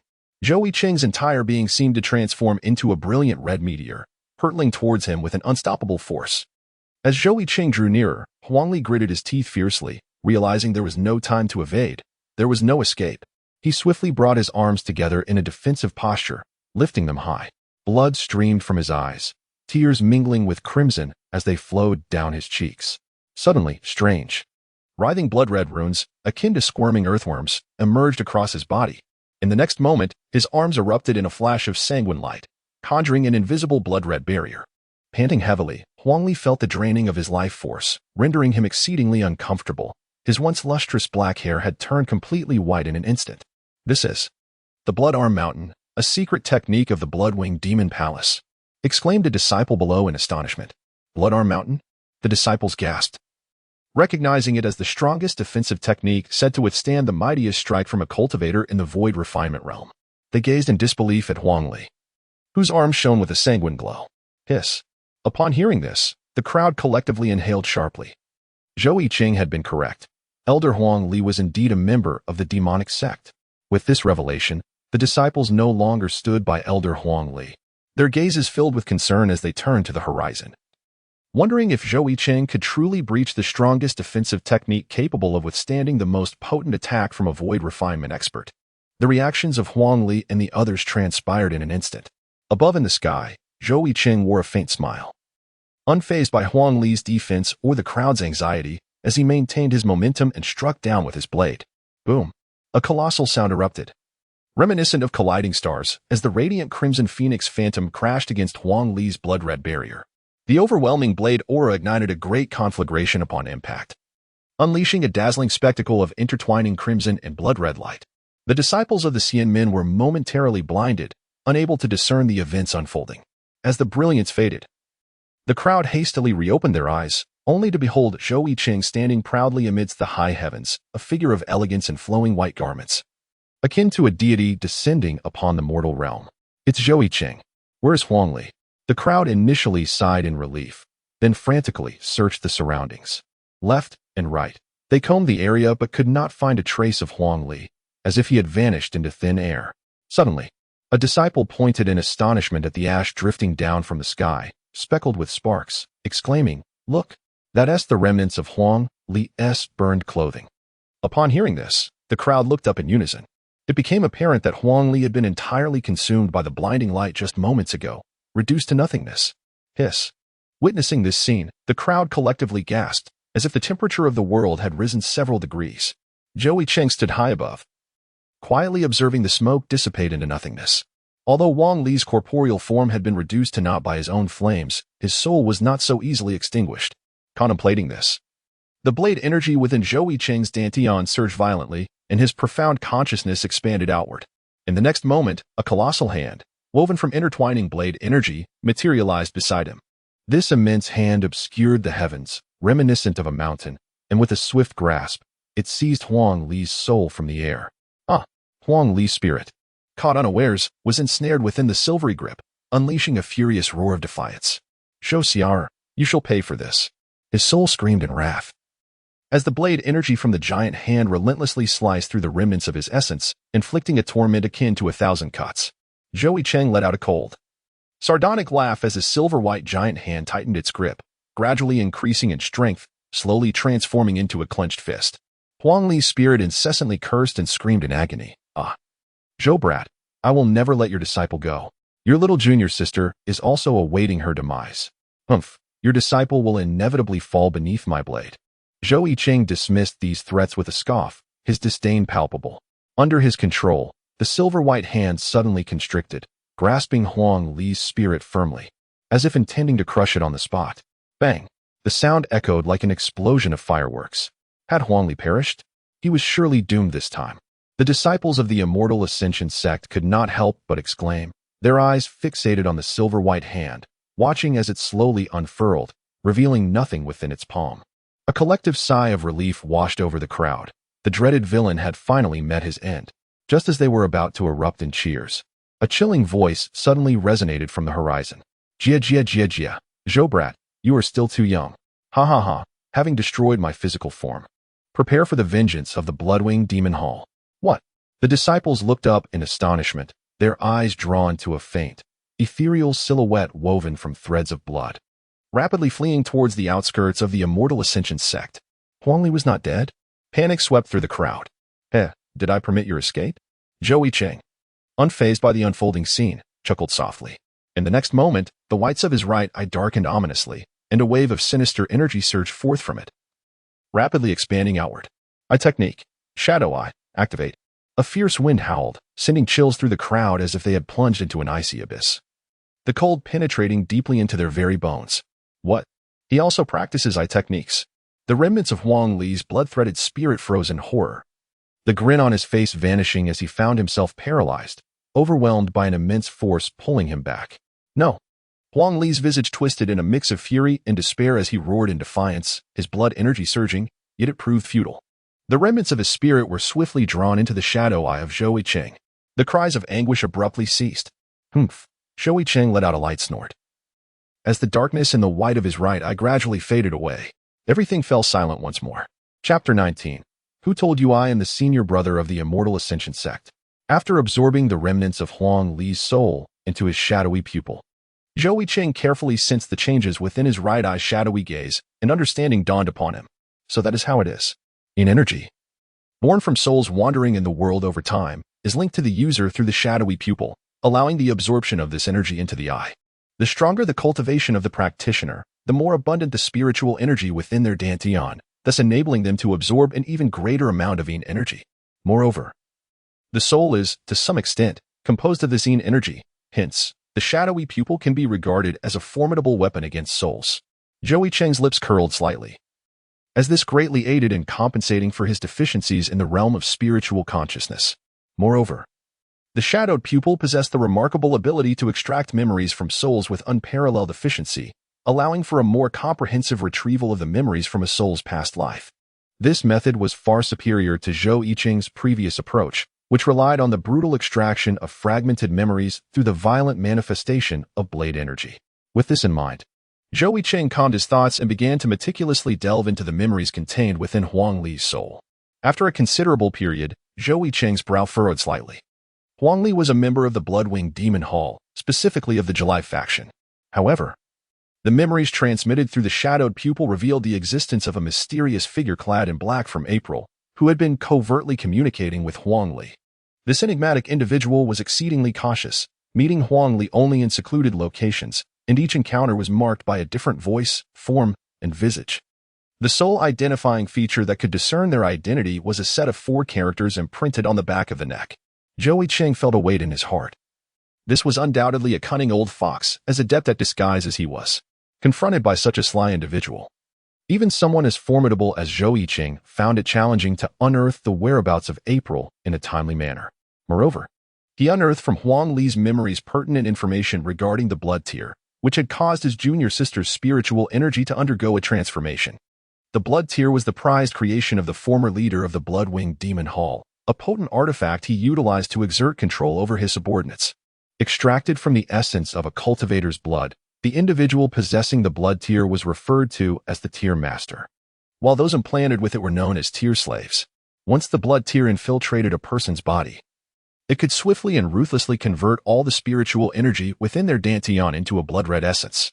When the spiritual energy of the person transformed into this crimson hue, they would become the tier master's slave, rendered incapable of resistance. Should they defy the tier master's commands, they would face the violent turmoil and chaos of the blood-red energy within. Infuriated, Zhou Yicheng furrowed his brow, his fists unconsciously clenching, as a tempest of rage surged within him. The one who had implanted the blood tier in his junior sister was none other than Yi, who had orchestrated this vile act. Furthermore, Yi harbored intentions to similarly implant the blood tier within Zhou Yicheng himself. How outrageous! To dare treat his junior sister in such a manner. Zhou Yicheng bit down hard on his teeth. Previously, Yi had been his second junior brother and also the second senior brother of his junior sister, frequently seeking her company. Unfortunately for him, she showed no interest in his overtures, instead favoring Zhou Yicheng's presence. Zhou Yicheng furrowed his brow, continuing to peruse Huang Li's memories. The blood tiers were exceedingly terrifying. Even in the hands of the Bloodwing Demon Palace, there were scarcely a few drops, and this malevolent creature had nearly no antidote. Unless, just as Zhou Yicheng was deep in thought, contemplating a strategy, a sudden roar echoed from the distant horizon. I shall see who dares to cause trouble here. Zhou Yicheng, feeling displeased, raised his head, only to see a radiant figure streaking across the horizon, a gray silhouette moving swiftly towards him. The newcomer, with flowing white beard and clad in a gray robe, held a whisk in hand, exuding an aura of ethereal grace. Anger etched across his face. He glared at Zhou Yicheng, his voice booming with fervor. Zhou Yicheng, behold the chaos you have wrought. Do you believe that with the ancestors' support behind you, you can act without restraint, indulging your every whim? How dare you dismantle the Hall of Justice upon your emergence from confinement? The decision to place you in the Cliff of Regret was a unanimous resolution made by our elders and the Master. Do you harbor resentment against us, seeking to retaliate? Let me assure you, as long as I am here, such notions are futile. After a brief pause to catch his breath, he scanned the surroundings as if searching for someone, then continued, Where is Elder Huang Li? Zhou Yicheng, I command you to promptly apologize to Elder Huang Li. For the sake of the ancestor, I might still intercede on your behalf with the Master to spare you. Otherwise, upon hearing this barrage of accusations, Zhou Yicheng could not help but furrow his brow, lifting his gaze to scrutinize the newcomer. Who could this be? Zhou Yicheng pondered deeply within his mind, struggling to recall the identity of a certain elder from his vague memories. After such a long passage of time, consumed by his cultivation, he had long forgotten the faces of those elders he had once befriended with a smile, all for the sake of his senior brother's responsibilities. Elder Jiang called out a disciple from below. Jiang. Upon hearing this name, Zhou Yicheng's brow relaxed slightly. It turned out to be that old fellow. Jiang, alongside Huang Li, were of similar age and had maintained a close relationship within the sect. Indeed, as soon as he made his entrance, he donned a stern expression, evidently intent on reprimanding Zhou Yicheng. Humph. Zhou Yicheng scoffed disdainfully, disregarding Elder Jiang's reproachful words, and continued to immerse himself in the memories of Huang Li's soul. This fellow. Upon hearing Zhou Yicheng's derisive laughter and indifference, Jiang's face turned a deep shade of anger, his eyes bulging in fury. The disciples below, noticing Jiang's agitation, hastily defended Zhou Yicheng, exclaiming, Elder Jiang, you are mistaken. Huang Li is, in fact, a member of the demonic sect infiltrating our faction. Brother Zhou slaying Huang Li is an act of purging treachery from our ranks. A member of the demonic sect? Jiang's expression shifted to one of skepticism, followed by contempt as he retorted, You lot wouldn't have received some favor from Zhou Yicheng, would you? Singing his praises incessantly, claiming Huang Li is one of the demonic sect? I dare say, Zhou Yicheng himself is the true member of that sect. As for slaying Elder Huang Li, how absurd. Do you not have the decency to prepare your fabrications? It was fortunate enough that Zhou Yicheng did not perish under Huang Li's whip. That is not true. Elder Jiang, just now, Huang Li indeed employed techniques of the demonic sect. Jiaying waved his hand dismissively, suppressing the disciple's attempts to speak further, and with evident impatience. He addressed Zhou Yicheng, saying, "Zhou Yicheng, I am utterly disappointed in you. I never anticipated that you would not only disrupt the punishment hall but also incite other disciples to slander Elder Huang Li as a member of the demonic sect. Truly, you are like a piece of mud that cannot be molded." He then shook his head, feigning helplessness as he sighed.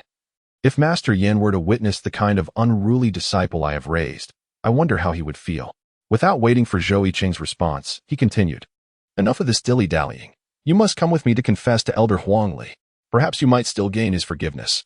However, in my view, you are wholly unworthy of being our faction's senior brother.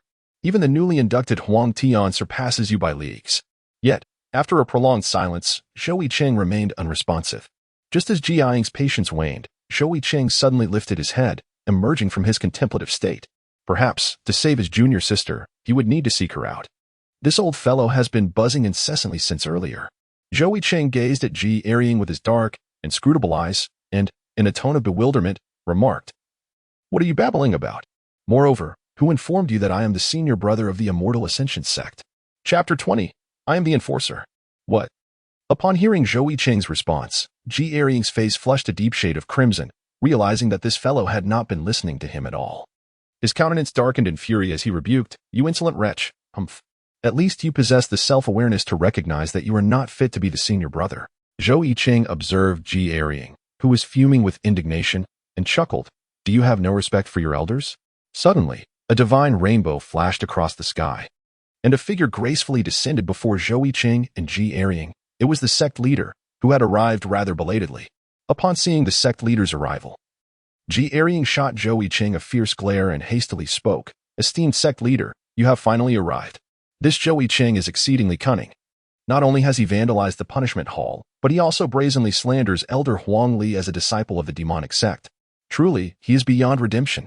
The sect leader listened to Jiaying's accusations with a calm demeanor, his expression gentle rather than angry.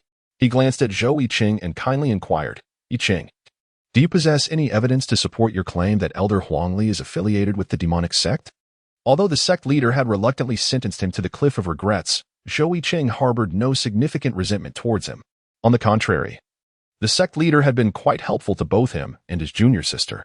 Thus, Zhou Yicheng replied with due courtesy, "Indeed, I do." With that, Zhou Yicheng retrieved a gleaming mirror from his storage ring and, with a swift motion, flung it into the air.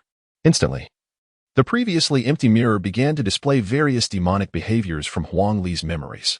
It was the Earth-grade magical artifact, the Moonshadow Mirror. The scenes within the mirror vividly unfolded before the onlookers. In the reflection, they saw an elderly man, his disheveled white hair and hunched form slowly approaching a bottomless abyss. His frail silhouette gradually consumed by the encroaching darkness. "The Blood Demon Abyss!" exclaimed a well-informed disciple. The Blood Demon Abyss served as the stronghold of the Bloodwing Demon Hall. Rumored to descend thousands of fathoms into the earth, teeming with countless blood-related beasts. The mirror's imagery continued to shift, and soon, a robust figure emerged from the abyss. The frail old man had vanished, replaced by a vigorous middle-aged man with lustrous black hair and a healthy complexion, surrounded by faint traces of blood. The only feature that remained recognizable was the prominent hawkish nose, identical to that of the elderly man. A collective gasp escaped the disciples. The figure stepping forth was none other than the elder Huang Li they knew. Witnessing this scene, Jiaying's expression faltered. The usually silent sect leader observed Jiaying's hesitation and spoke, "This is the blood restoration technique. The blood restoration technique is a notorious secret method loathed by righteous practitioners, allowing one to prolong life and rejuvenate by consuming the blood essence of others. Typically, a powerful cultivator at the transformation stage would require the essence of thousands of ordinary beings to revert from old age to youth. Such a disregard for human life is naturally deemed abhorrent by the righteous." After the Bloodwing Demon Hall was vanquished, the texts documenting the blood restoration technique were destroyed on the spot, yet here it was, unveiled through Huang Li. The imagery in the mirror undeniably pointed to a singular truth. Huang Li was indeed a practitioner of the demonic sect, and a most heinous one at that. Upon hearing this, Jiaying's countenance fell, and in an instant he seemed to age decades, sighing, "Alas, I was mistaken." He never anticipated that a close friend of over 100 years would turn out to be a disciple of the demonic sect, a reality he struggled to accept. When he first met Huang Li at the Immortal Climbing Sect, Huang Li appeared as a frail old man, only to present himself decades later as a vibrant middle-aged man, claiming to have discovered a miraculous herb that granted longevity. Yicheng had often envied Huang Li's good fortune, but little did he know that the herb was, in fact, the blood restoration technique that consumed the essence of others. Sighing deeply, Yicheng reconciled with the painful truth of his friend's allegiance to the demonic sect. After observing the reactions of the crowd, Zhou Yicheng stowed the Moonshadow Mirror, which still contained records of other blood-related techniques. While these methods were of little use to him as a being of the integration stage, they held significant implications for the disciples present. Even someone like Elder Huang Li could be tempted by the allure of blood techniques. Although the practice of blood arts is notoriously brutal, it undeniably serves as an unparalleled avenue for cultivators to rapidly advance and break through their limitations. Zhou Yicheng harbored no desire for another Huang Li to emerge in their midst. Yicheng gazed at Zhou Yicheng with a complex expression, reluctantly stepping forward and saying stiffly, "Zhou Yicheng, I did not anticipate that Elder Huang Li was indeed a member of the demonic sect. As the esteemed senior brother of our sect, you have performed admirably by uncovering such a villain, thereby averting a great calamity." Upon finishing, Yicheng swiftly changed the subject, clearly disinclined to linger on this matter, and inquired with curiosity, "By the way, where is Huang Li now? Has he already made his escape?" Hearing Yicheng's words, Zhou Yicheng smiled faintly and gestured towards his right eye. The eye? Yicheng looked at Zhou Yicheng's actions in bewilderment, and before he could respond, Zhou Yicheng spoke again with a calm demeanor. "Elder Yicheng, you truly have a poor memory. Did I not just mention that I am no longer the senior brother of the Pansin sect?" Upon hearing this, both the sect leader and Yicheng, who stood aside, assumed Zhou Yicheng was still brooding over past grievances and were about to offer words of consolation. However, they were taken aback when Zhou Yicheng boldly declared, "I am no longer the senior brother of the Pansin sect. From this day forth, the Pansin sect shall no longer maintain a punishment hall." After a brief pause, he proclaimed with authority, "I am now the enforcer of justice for the Pansin sect." Zhou Yicheng's voice was not particularly loud, yet it seemed to detonate like a deep-sea bomb within the hearts of the audience, leaving them momentarily bewildered and uncertain of how to respond. The title of executioner? It was established at the inception of the Immortal Ascension sect, a position equivalent to that of the sect leader. One could say it was second only to the highest authority. An executioner? You? A mere fledgling in the Golden Core realm, still far from reaching the nascent soul stage? Yicheng could not help but speak out in direct contradiction. During his journey here, he had already discreetly probed Zhou Yicheng's strength with his spiritual sense. To his surprise, he had anticipated that Zhou Yicheng, having been accepted as a direct disciple by the ancestor, would have made significant progress, yet it seemed he had not advanced at all. What does it matter if you are in the Golden Core realm? This is an order from the ancestor. Do you still wish to defy the ancestor's words? Zhou Yicheng let out a light chuckle, and at that moment, the Qifeng Chaoyang blade in his hand began to tremble uncontrollably, producing a series of metallic chimes. In the next instant, the blade suddenly soared into the air. With a resounding crash, a powerful pressure emanated from the blade, akin to a volcanic eruption, overwhelming those present and instilling a profound fear of the formidable strength. Then, as if guided by an unseen force, the Qifeng Chaoyang blade moved with swiftness, slashing towards Qian Peak. Brilliant flashes erupted as dense silver-white blade energy burst forth, crashing into Qian Peak with a thunderous impact, causing the mountainside to shatter and debris to scatter, enveloping the area in thick smoke. As the smoke gradually cleared, the onlookers beheld 7 large characters inscribed upon Qian Peak. Zhou Yicheng is appointed as the executioner. Was this an edict from the ancestor? One disciple exclaimed in astonishment. The sect leader, upon witnessing the inscription formed by the blade S-energy, contemplated silently for a long while before finally speaking. The blade in Yicheng's hand was wielded by the ancestor yesterday. Since it is the ancestor's decision, we shall naturally abide by it. With that, he led the others in bowing respectfully to Zhou Yicheng, proclaiming, "I pay my respects to the executioner Zhou."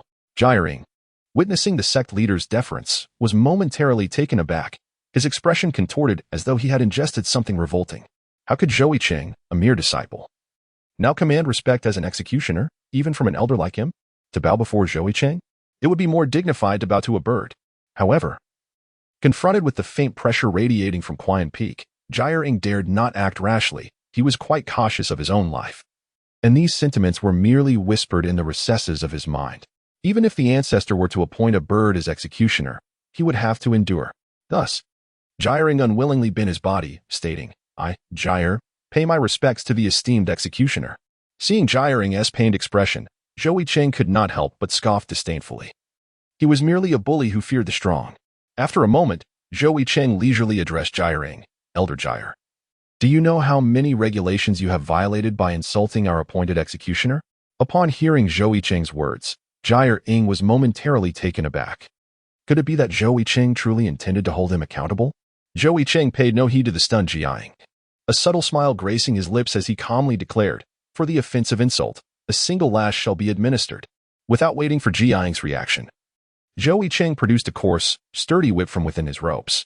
It was none other than the exquisite artifact, the flesh whip, seized moments earlier from Huang Li.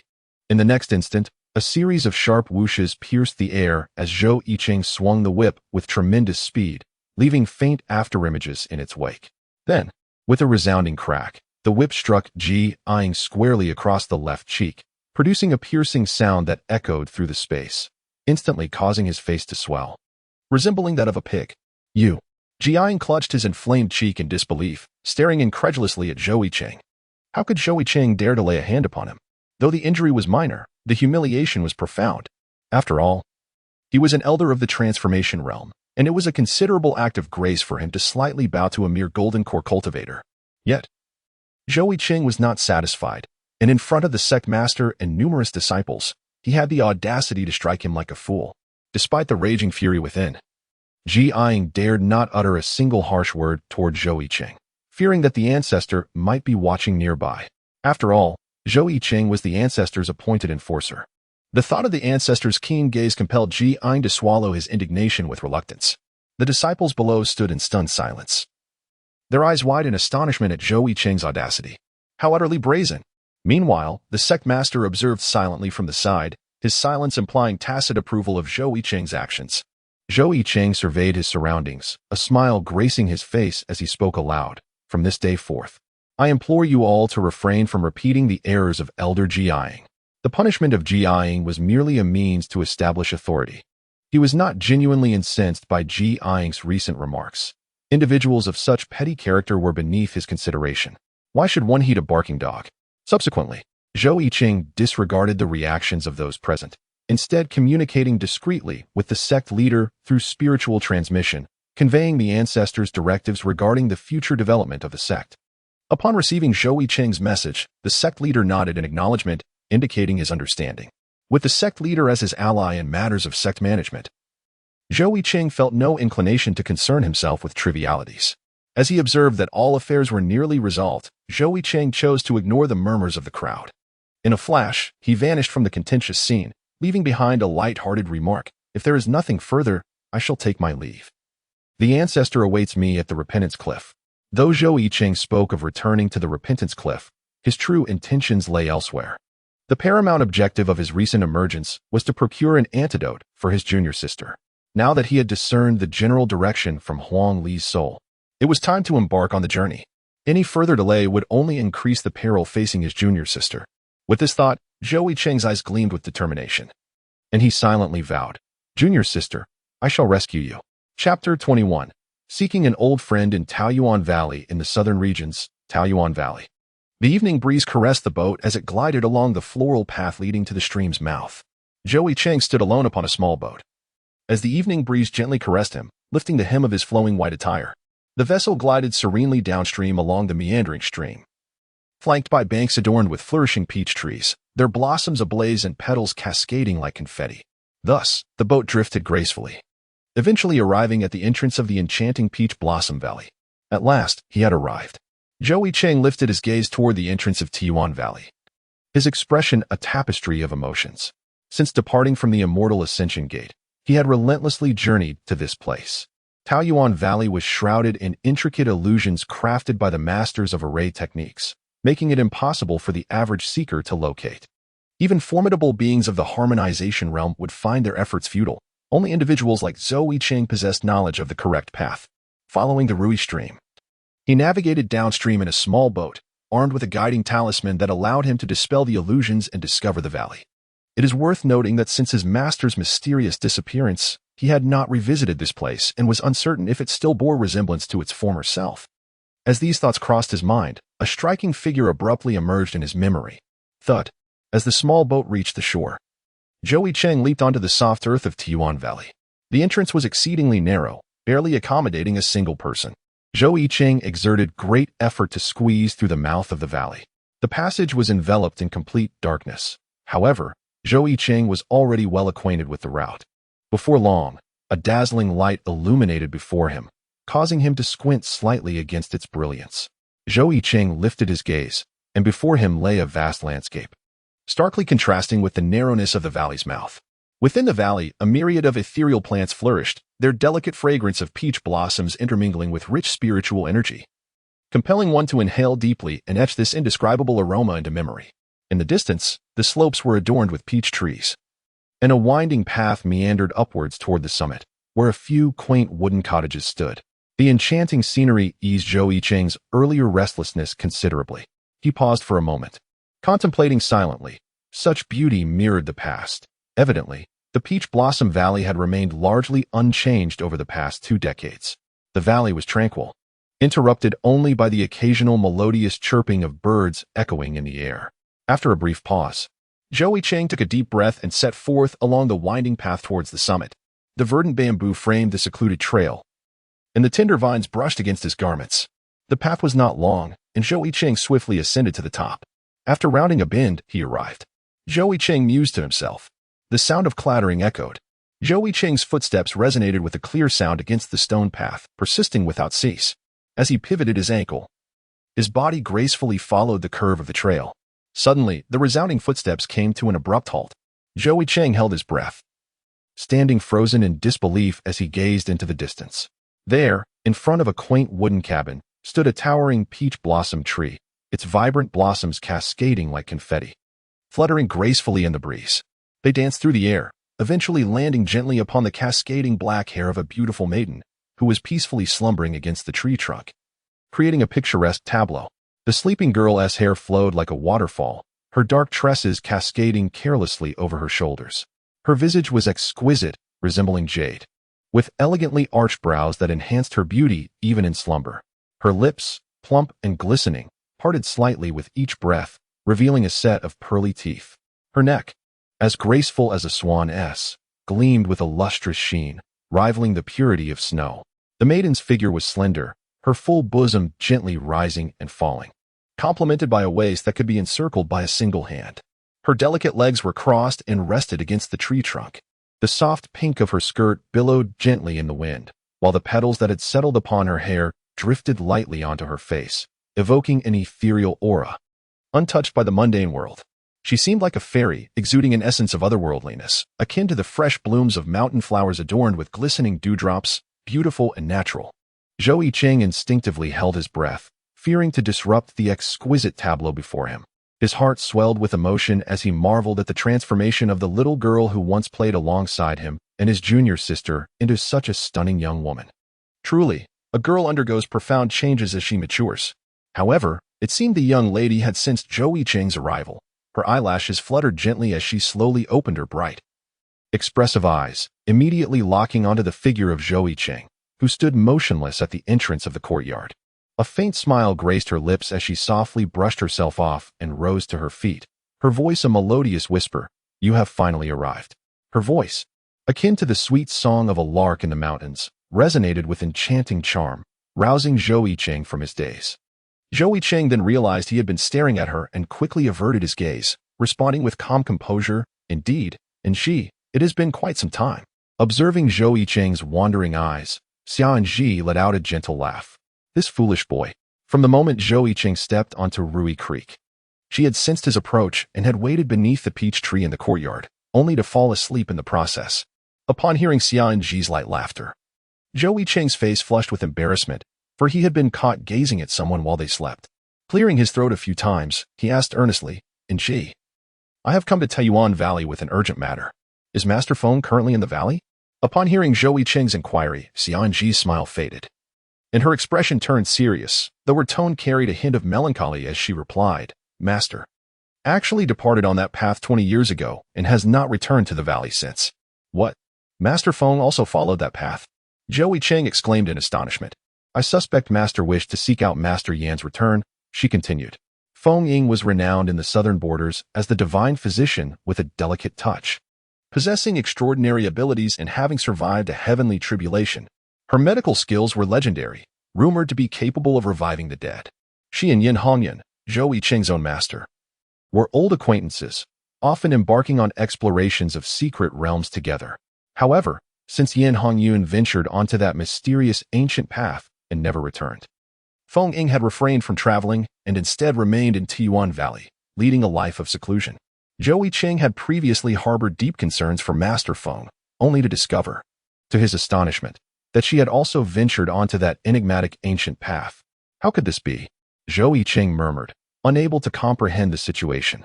The mysterious ancient road was fraught with peril, a place even a semi-immortal who had weathered 3 tribulations would dare not tread. Observing Zhou Yicheng lost in thought, Xia Anji offered words of comfort, saying, "Do not fret unnecessarily. Master possesses extraordinary skills and will surely return Master Yin safely." This was indeed a valid point. Zhou Yicheng, troubled, rubbed his temples, momentarily at a loss for words. Xia Anji took a few steps closer to Zhou Yicheng, her curiosity piqued, and inquired, "By the way, you mentioned you had an urgent matter to discuss. What is it?" "Ah, it's a long story. Let us speak inside," Zhou Yicheng sighed, pondering how to address the issue of the blood tier within his junior sister's Dantian, now that Feng Ying was absent. Upon hearing this, Xia Anji led Zhou Yicheng to a stone table in the courtyard, where she personally brewed a pot of peach blossom tea. This tea, a specialty of Tiyuan Valley, possessed calming properties, greatly benefiting the spiritual awareness of cultivators, and was scarce in the marketplace. As the petals fell and the fragrance of the tea filled the room, tendrils of steam rose gently. Amidst the rising vapor, Zhou Yicheng slowly recounted the entire saga. He detailed his treachery at the hands of Yi, his imprisonment at the Cliff of Regret, the subsequent arrival of the ancestor who repelled the demonic forces, and the misfortunes that befell his junior sister, culminating in his own emergence from seclusion where he was appointed as an enforcer. He then arrived at Taoyuan Valley in search of an antidote. Of course, Zhou Yicheng withheld the truth about acquiring the sign-in system and the fact that the ancestor, the white-clad blade immortal, was merely his own disguise. It was that he doubted Xia Anji's trustworthiness. Rather, aside from Master and Master Feng, he felt most secure with Xia Anji and his junior sister. However, such fantastical matters were difficult for others to believe, and should outsiders discern any hints, it could lead to catastrophic consequences. Who would have thought so much has transpired in your life over these years? Upon hearing Zhou Yicheng's narrative, Xia Anji's beautiful eyes widened in astonishment, her delicate hand covering her lips in disbelief. "I have been immersed in the study of medicine at Taoyuan Valley all these years, seldom venturing outside, only exchanging letters occasionally with Xiaoxue. Yet, she never mentioned your imprisonment at the Cliff of Regret. She often spoke of you taking her to roast rabbits. I believed that even in Master Yin's absence, you and your fellow disciples would remain untroubled. I never anticipated such events would unfold." At this point, Xia Anji lowered her head in self-reproach, her eyes glistening with unshed tears, murmuring, "If only I had agreed to accompany you to the land of inheritance, perhaps none of this would have happened." Upon witnessing the scene, Zhou Yicheng hurriedly offered words of consolation. "It was not your fault back then. If blame must be assigned, it can only be directed at that cunning Yui. Even if you had accompanied me, it would have been of little use and might have even brought you harm." With a heavy sigh, Xia Anji listened to Zhou Yicheng's comforting words. After a prolonged silence, she lifted her gaze, her long eyelashes fluttering gently, and her lively eyes intently fixed on Zhou Yicheng. A radiant smile, reminiscent of a clear sky, graced her face as she chuckled softly. "However, it is precisely thanks to my years spent in Taoyuan Valley that I have learned how to resolve the blood tear within Xiaoxue." Her pearly teeth gleamed as she smiled, illuminating the entire peach grove in the courtyard. Upon hearing this, Zhou Yicheng's eyes widened in disbelief as he exclaimed, "Really? To unravel the blood tear within his junior sister, one must possess the celestial grade elixir, the 9 return chi pill, capable of purging the crimson spiritual energy from the Dantian. However, celestial grade elixirs are not as easily found as cabbages by the roadside. They are often the domain of master-level alchemists." This was precisely why Zhou Yicheng had sought out Feng Ying in Taoyuan Valley. Not only is she a grandmaster in the medical arts, but she is also a master in the alchemical realm, a dual master. It is crucial to understand that disciplines such as alchemy, medicine, and formations differ significantly from the orthodox path of cultivation. In these arts, much emphasis is placed on an individual's innate talent and comprehension. Even those at the integration or tribulation stages of cultivation could very well be inept in alchemy. The realms within these ancillary paths are generally categorized as Master, Grandmaster, Great Grandmaster, and Supreme Grandmaster. The Master realm alone poses a significant threshold that many alchemists struggle to surpass throughout their lifetimes, underscoring the exceptional value of Feng Ying's dual mastery. Zhou Yicheng recognized that the young girl before him, like Feng Ying, was a prodigy in both alchemy and medicine. However, her journey in the path of alchemy had only just begun. The emergence of a master in this field not only requires innate talent, but often demands centuries of experience and thousands of hours spent honing one's craft. Could this young girl truly concoct the celestial-grade medicinal pill, the 9 turns returning chi pill, which could only be crafted by a master? Chapter 22. The world-renowned painting of Ning Xue'er at the Cliff of Regret. Observing Zhou Yicheng, who appeared utterly astonished, Xia Anji smiled radiantly, her eyes shimmering with a hint of pride. Do not underestimate me. Before my master departed, she bequeathed to me numerous secret formulas and alchemical materials. For the past few years, I have remained in Taoyuan Valley, dedicating myself day and night to research and alchemy. My skills have now reached the threshold of a quasi-master. With the alchemical furnace and materials left by my master in the valley, it is not impossible for me to refine the 9 turns returning chi pill. A playful smile graced her lips, adding a touch of vivacity to her otherwise demure demeanor. Upon hearing Xia Anji's explanation, Zhou Yicheng's eyes sparkled with excitement. He rose, pacing back and forth as he exclaimed, "In that case, Anji, you have rendered us a tremendous service. Although the blood drop tier within your body has been temporarily suppressed by the ancestor, the crimson spiritual energy in your dantian still poses a risk. We must remain vigilant to avoid any unforeseen complications. Truly, having you here is a blessing." As Zhou Yicheng spoke, the warmth of his breath brushed against Xia Anji's cheek, causing a slight tingling sensation. The atmosphere in the courtyard became imbued with an enchanting charm. They were perilously close to one another. Over the years, not only had Xia Anji blossomed into a graceful beauty, but Zhou Yicheng too had matured remarkably. Clad in white robes, with striking brows and bright eyes, he exuded an air of confidence that had only intensified during his years at the Cliff of Regret, making him appear even more vibrant and captivating, a living embodiment of the legendary figure, the Reader Lord, known throughout this immortal realm as the most handsome man. Thump, thump, thump. Xia Anji's heart raced, as if a lost fawn were bounding through the forest. Gazing into Zhou Yicheng's dark, intense eyes, her own gaze became slightly dazed. Her cheeks flushed as she responded awkwardly, please don't say that. I am merely glad to assist you. After all, Xiaoxue and I are good friends." However, Zhou Yicheng, caught up in his excitement, failed to notice her unease. He quickly withdrew his hands and resumed his seat. Xia Anji let out a small sigh of relief, though a trace of regret lingered within her. She lifted her teacup and took a gentle sip, regaining her composure and returning to her refined demeanor. "Do not rejoice too soon," she cautioned softly. "While we have most of the necessary materials for the 9 turns returning chi pill, we are still missing one crucial ingredient." Crucial ingredient? Zhou Yicheng's earlier exuberance faded as he turned serious, his expression solemn. Indeed, the missing ingredient is the Cloud Summit materia. It is the most vital material for crafting the 9 turns returning chi pill, marking the final and most critical step in the process, determining the success of the refinement. Xia Anji took another sip of tea to soothe her throat and continued, as the name suggests. The 9 turns returning chi pill requires the infusion of 9 distinct spiritual essences in succession, employing the overcloud technique, and takes 9 days to complete. Currently, Taoyuan Valley possesses the other 8 spiritual essences, but we lack the Cloud Summit materia. My master searched high and low throughout the southern frontier, but could not find even a trace of it.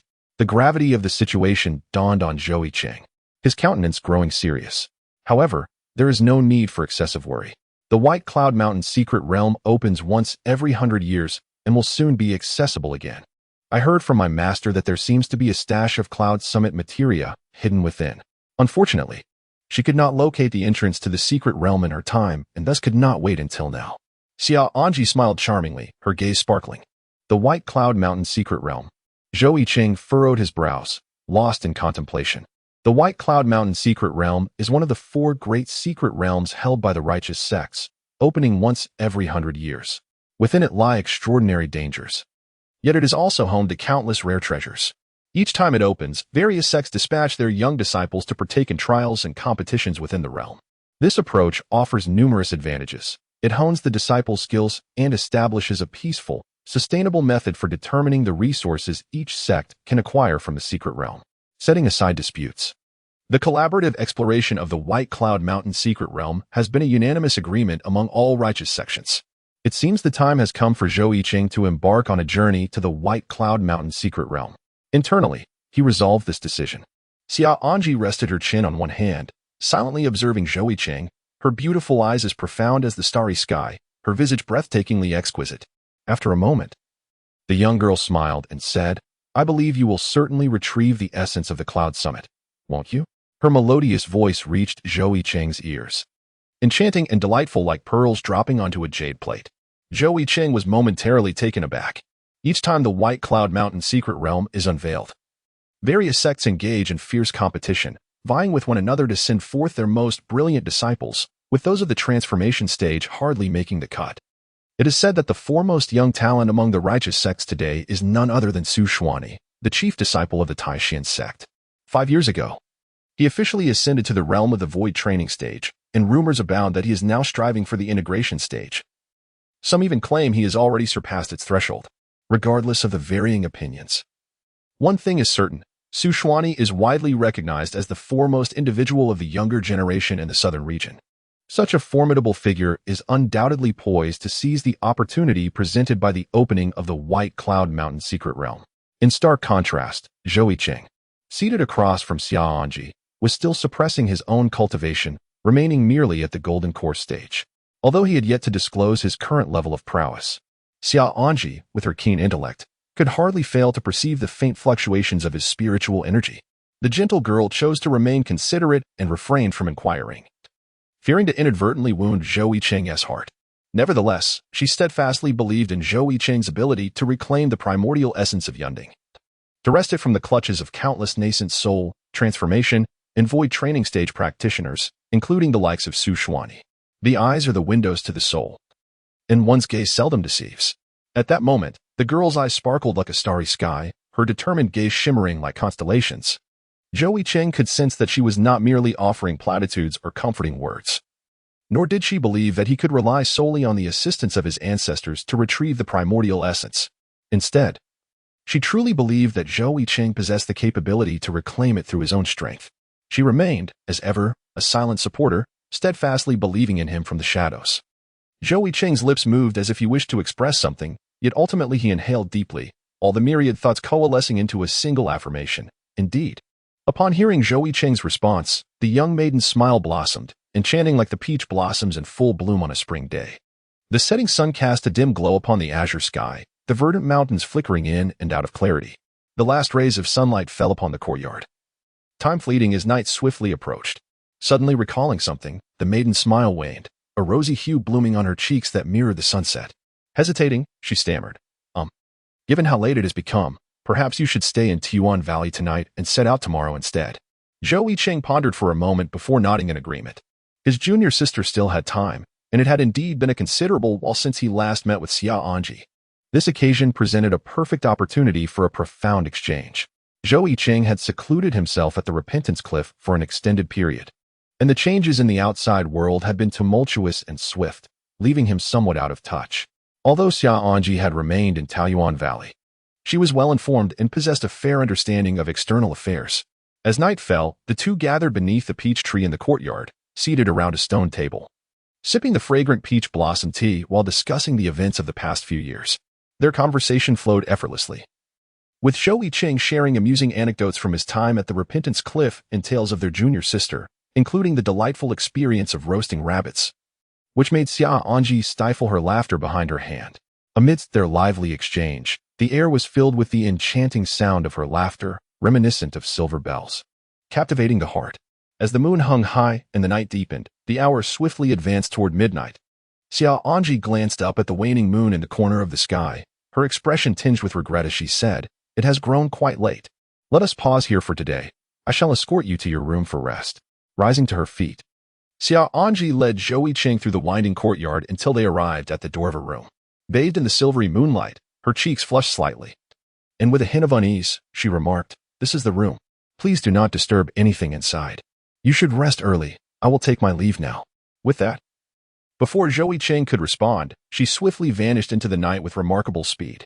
Zhou Yicheng scratched his head in confusion as he gazed at the retreating figure of Xia Anji, murmuring to himself as he pushed open the door. Is Anji in such a hurry for some pressing matter? With a creak, the wooden door swung open, and Zhou Yicheng surveyed the room, instantly rendered speechless. The chamber exuded an air of antiquity and was impeccably tidy. The furnishings were delightfully simple, comprising heavy, rustic wooden furniture, a bed, a table and chairs, a wardrobe, and a mirror. Nothing more adorned the space, exemplifying the owner's refined taste. However, this was not the crux of the matter. The focal point lay in the neatly arranged peach-colored quilt on the bed and the meticulously organized cosmetics on the table. This was unmistakably Xia Anji's boudoir. It is worth noting that within the Peach Blossom Valley, only Xia Anji and her master resided, meaning this room could only belong to them. Xia Anji, mindful of propriety, could not allow Zhou Yicheng to rest in her master's quarters, thus yielding her own sanctuary instead. Observing the scene before him, Zhou Yicheng couldn't help but smile wryly. It was evident that Anji truly did not regard him as an outsider. No wonder she had fled in embarrassment moments ago. Zhou Yicheng massaged his temples, conceding that since Anji was not bothered, there was no reason for him, as a grown man, to be overly sensitive. He turned his back and closed the wooden door, proceeding directly to the wooden bed where he reclined comfortably. Ah, it was fragrant and soft. Wait, what was he thinking? Zhou Yicheng abruptly rose to his feet, casting a glance back at the blush-hued bedding. He sighed, resigning himself to the decision that he would continue his cultivation through the night. During his time at the Cliff of Remorse, he had long since acclimated to practicing under the cover of darkness. Moreover, given his current level of attainment, he found that he no longer required rest as frequently. Zhou Yicheng stepped forward to the window, gently pushing it open. A soft breeze caressed him, soothing his restless heart, yet the unique fragrance of the young girl, reminiscent of orchids and musk, lingered in his nostrils. Zhou Yicheng gazed up at the moon, quietly awaiting the arrival of the midnight hour. Prior to his journey to Taiyuan Valley, he had already completed the sign-in process, leaving him curious about the treasures that awaited him here. His heart brimmed with anticipation. For Taiyuan Valley could indeed be regarded as a unique secret realm. The more extraordinary and perilous the location, the more bountiful the rewards bestowed by the system upon sign-in. The pure white moonlight gradually slanted, casting its glow upon the valley, while a few wisps of white clouds subtly meandered in the lunar illumination. As the witching hour struck, the system's notification resonated in Zhou Yicheng's mind. Would you like to sign in at Taiyuan Valley, Maiden's Chamber?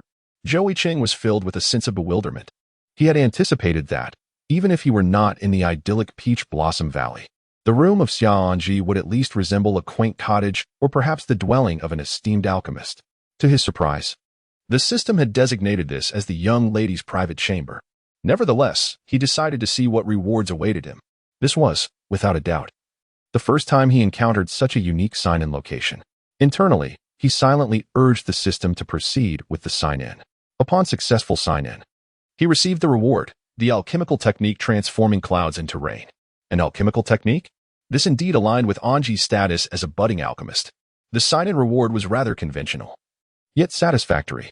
Zhou Yicheng retrieved the secret manual detailing the alchemical techniques from the system, briefly skimmed through it, and casually placed it upon Xia Anji's desk.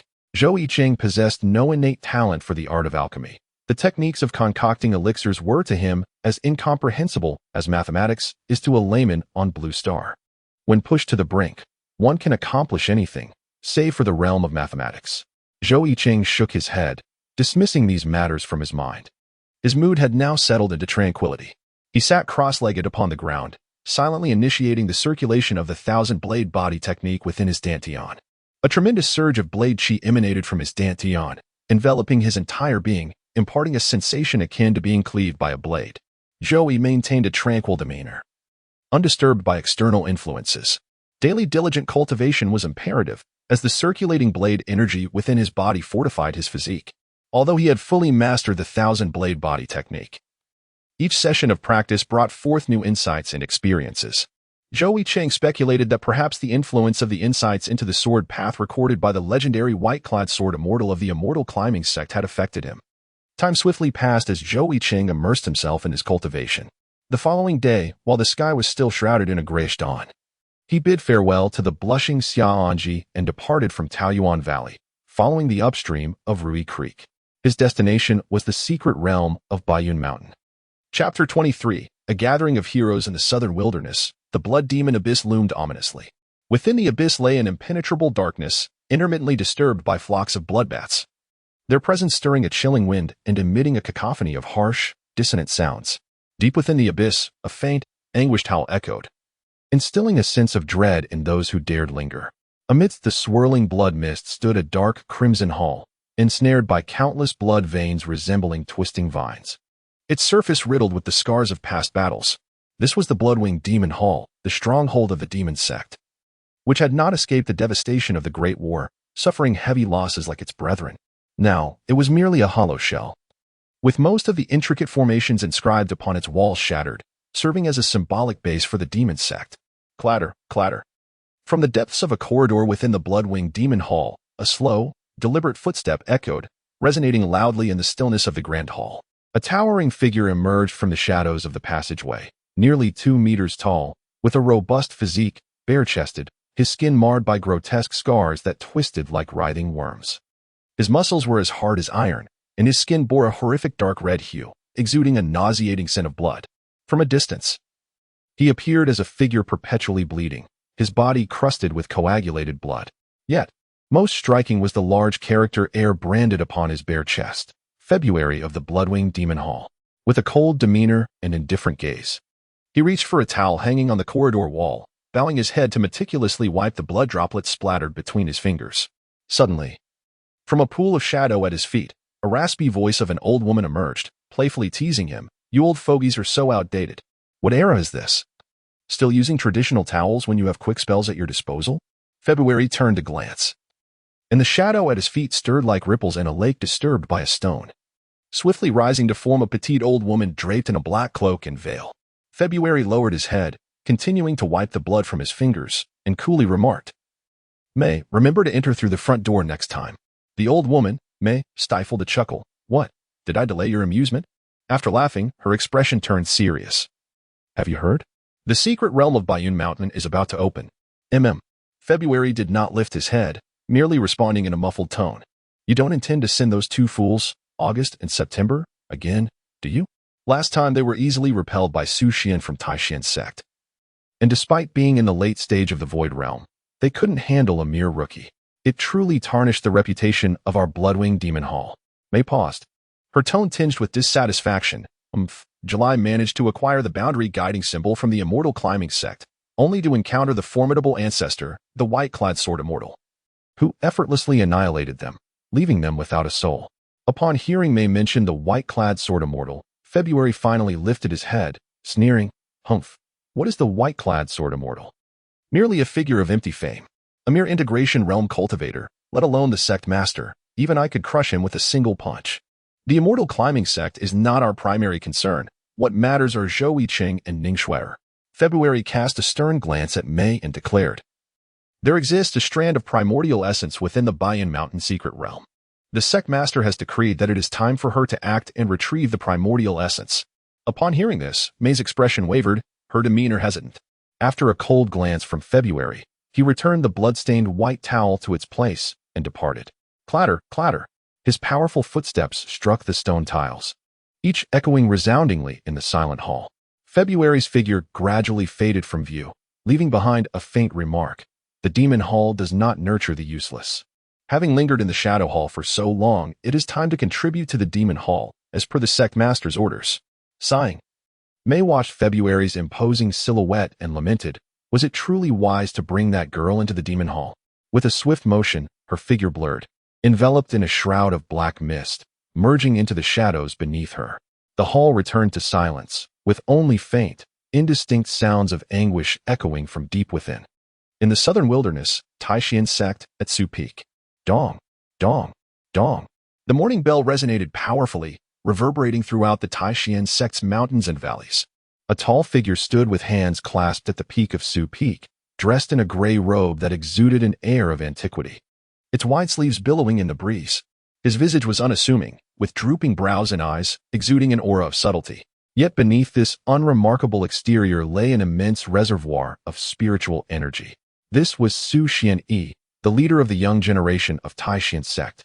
In the distance, a white crane screeched sharply, soaring towards Zhou Yicheng, a scroll of white silk bound to its leg. Oh! Zhou Yicheng raised an eyebrow, beckoning the majestic crane, which settled quietly upon his shoulder. As he groomed its feathers, he unfurled the scroll. The secret realm of Bayan Mountain? How intriguing. In a small town in the southern wilderness, within a corner tavern. Clatter. What a thrill. Tonight, I shall drink to my heart's content.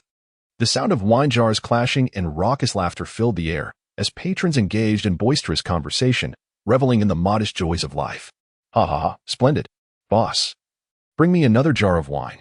A robust man, downing his drink, slammed the table, sending a resounding echo through the tavern. Hey, isn't all your spirit stone in your wife's hands?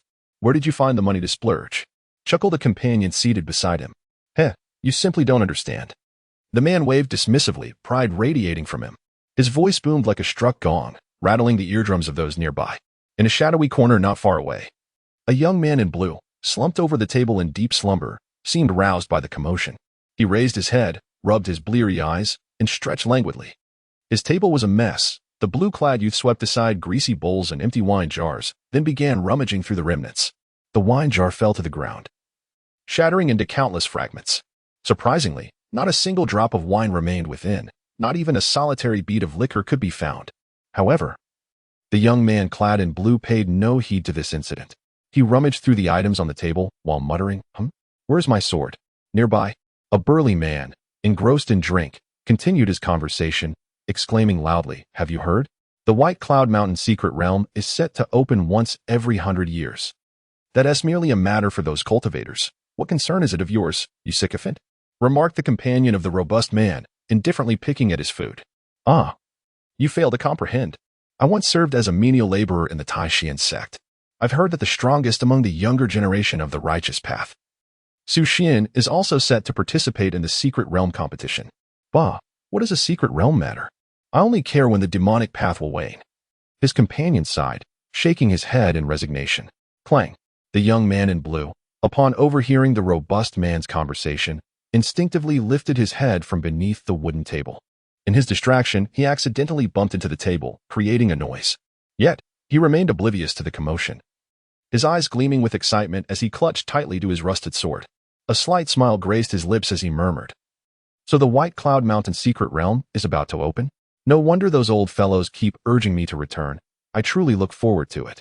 Chapter 24, Provocation in White Cloud City. In the southern region lies White Cloud City, a fortress at the foot of White Cloud Mountain, serving as the essential passage to the secret realm. Governed by the prominently family, it ranks among the top 10 cities in the southern expanse. Whenever the secret realm of White Cloud Mountain is set to open, the city becomes a bustling hub, attracting countless young elites eager to partake in this rare centennial festivity. Regardless of their prowess, line up to enter, one by one. Each must pay 10 spirit stones. The use of spiritual energy within the city is strictly prohibited. Violators will be imprisoned for no less than 15 days, bellowed the guards stationed at the city gate. Zhou Yicheng gazed up at the towering, impregnable city walls, his heart filled with awe. This was indeed Baiyun City. At the city gate, the walls were plastered with a multitude of wanted notices for dark sorcery, some of which were already old and yellowed, partially obscured beneath others. Zhou Yicheng cast a casual glance, noticing that the faded notice revealed only a corner, barely allowing a glimpse of the silver pendant hanging from the neck of the depicted individual. Meanwhile, some notices were freshly issued, haphazardly affixed to the surface. Zhou Yicheng followed the flow of people, smoothly entering the city after passing through the casual inspection of the guards. Zhou Yicheng's gaze flickered subtly. The illustriously family, having risen through commerce, values harmony above all else, welcoming both righteous and demonic factions alike. The wanted posters for demonic practitioners affixed to the city walls serve merely as a fade. The underworld requires a means to dispose of stolen goods and seeks spirit stones for cultivation resources, while the Li family is in dire need of their wares, creating a perfect synergy. Although the Li family does not overtly suppress those of the demonic path, practitioners must exercise caution and refrain from brazen displays, lest they attract the attention of the White Cloud City's guards. As the White Cloud Mountain secret realm is set to open, Both righteous and demonic practitioners yearned to partake in its treasures. However, the secret realm has been meticulously managed by the righteous sects, remaining impenetrable for millennia. With only a rare incursion by a handful of demonic individuals, the streets bustle with throngs of people, flanked by towering trees. Sunlight filters through the leaves, casting dappled shadows over the vibrant stalls, where vendors hawk an array of wares, from leek-filled pastries and barbecue to hand-copied chaotic recipes. Beyond these, one can find numerous stalls offering cultivation techniques, magical artifacts, and materials for alchemy and crafting. Zhou Yicheng traversed a stretch of road, flanked by towering bamboo structures, earthy yellow adobe houses, and whitewashed stone-tiled abodes. Inns, shops, blacksmiths, and taverns appeared one after another, captivating his gaze. Zhou Yicheng continued to stroll when, unexpectedly, a jar of century-old Bayun liquor, carelessly placed on a small stall, caught his eye, causing him to momentarily halt. Bayun liquor, a specialty of Bayun Mountain, seemed to be something his junior apprentice had yet to taste. As he gazed at the jar of century-old Bayun liquor, he absent-mindedly touched his nose, recalling his home-'s insatiable little sister, who had an insatiable fondness for alcohol, and a smile crept across his face. He approached the stall, where the vendor, clad in a blue robe, appeared youthful yet lay languidly beside the stall with his hands behind his head, gazing at the sky with one leg crossed over the other. As Zhou Yicheng drew near, the vendor lazily remarked, "The century-old Bayun liquor is priced at 500 spirit stones." The price seemed reasonable, and just as Zhou Yicheng was about to reach for the liquor to pay, a young figure clad in ornate robes suddenly materialized beside him, exuding an air of arrogance. With a teasing tone, the figure declared, "Apologies, but I shall take that Bayun liquor." Upon hearing this jarring voice, Zhou Yicheng's brow furrowed slightly as he lifted his gaze to scrutinize the young figure in the splendid robe. Zhou Yicheng inwardly lamented the trouble he had brought upon himself by suppressing his strength to the golden core realm. It seemed that such a decision only attracted the attention of those lacking insight. Zhou Yicheng did not intentionally exhibit weakness, rather, the suppression of his own prowess was an unavoidable reality.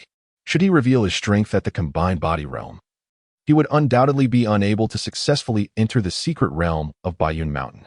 It is important to note that when the secret realm opens, formidable beings from various factions, including those at the combined body realm and even the transcendence realm, will be guarding it. Although the unique blade aura within Zhou Yicheng allows for temporary concealment, any revelation of his aura at the combined body realm would inevitably be sensed by the powerful entities stationed in Bayun City. Zhou Yicheng paid no heed to the young man in the embroidered robe. He retrieved a spirit stone from his storage ring and tossed it to the vendor, who lay on the ground like a despondent fish. With a flask of Bayun wine in hand, he turned to leave. "Hey, did you not hear me speaking?" I said. "I want that Bayun wine." The young man in the robe, noticing Zhou Yicheng's disregard, darkened his expression and boldly obstructed Zhou's path. With a challenging glint in his eyes, he smugly declared, "You little pretty boy, don't be ungrateful. I am Zhao Ritian, the heir of the Zhao family. If you know what is good for you, I could treat you to a life of luxury." The Zhao family? No wonder he dared to be so arrogant in Bayun City.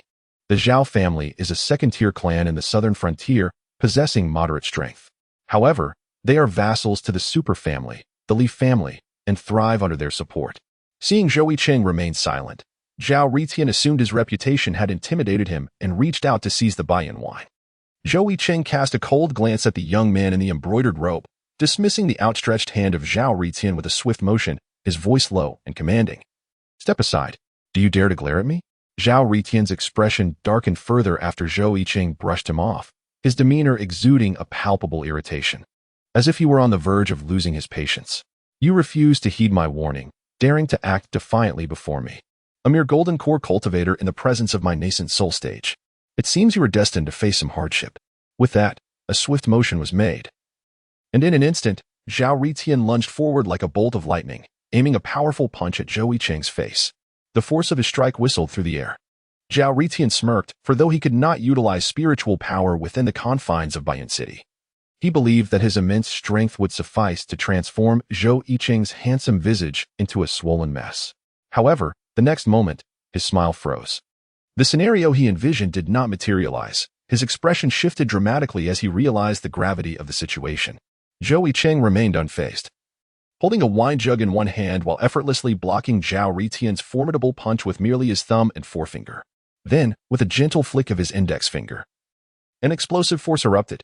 The two seemingly delicate fingers unleashed a tremendous power, sending Zhou Yicheng hurtling 10 miles away, crashing into the ground and creating a massive crater, with dust and debris scattering in all directions. As the dust settled, Zhou Yicheng emerged from the crater, coughing violently, his right arm dangling limply at his side, clearly fractured from the impact. His face contorted in agony. He had truly struck a hard surface. Despite possessing a defensive treasure, he had been sent flying by the mere flick of 2 fingers. His expression twisted in pain. He shouted from a distance, "You certainly have the audacity to strike in Bayun City. Just wait until I deal with you." With that, he seized a communication scroll from his waist and tore it open. The commotion between Zhou Yicheng and Zhou Yicheng drew the attention of onlookers, causing the stalls lining the street to scatter in fear of being caught in the fray. The young man in the blue robe, who had sold Zhou Yicheng the Bayun wine, sat upright, his eyes gleaming with interest as he observed Zhou Yicheng.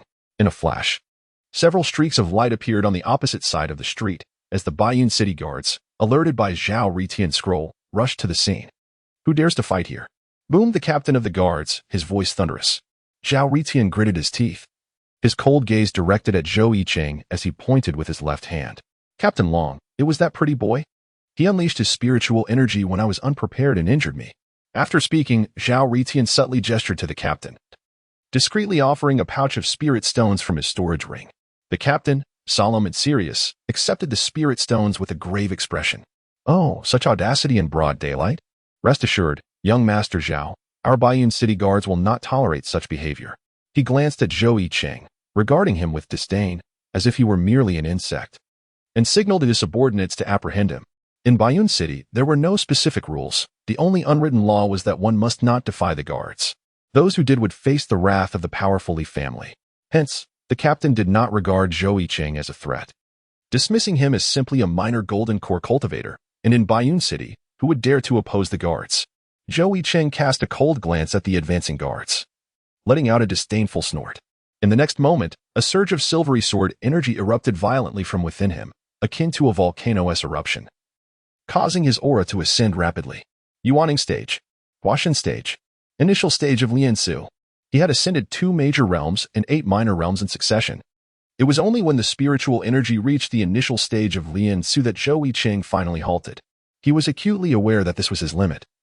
Any further elevation in aura would undoubtedly attract the attention of other formidable beings stationed within the city. The initial stage of Liansu was just right, neither too high nor too low. The overwhelming aura radiated from Zhou Yicheng, sweeping across the surroundings. All present were left in a state of astonishment. The guards, who had intended to apprehend Zhou Yicheng, stood frozen in place, gasping in disbelief, hesitant to advance. Meanwhile, a young man clad in blue, seated beside Zhou Yicheng, gazed at him with shining eyes. Upon sensing the immense sword energy emanating from Zhou Yicheng, he felt a surge of fervor and combat spirit within him.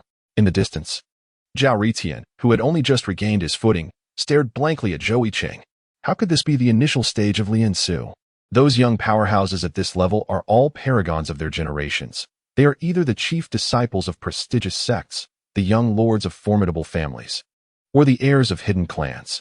Zhou Yicheng instinctively believed that Zhou Yicheng was one of them, a sense of foreboding washing over him, making him feel an icy chill.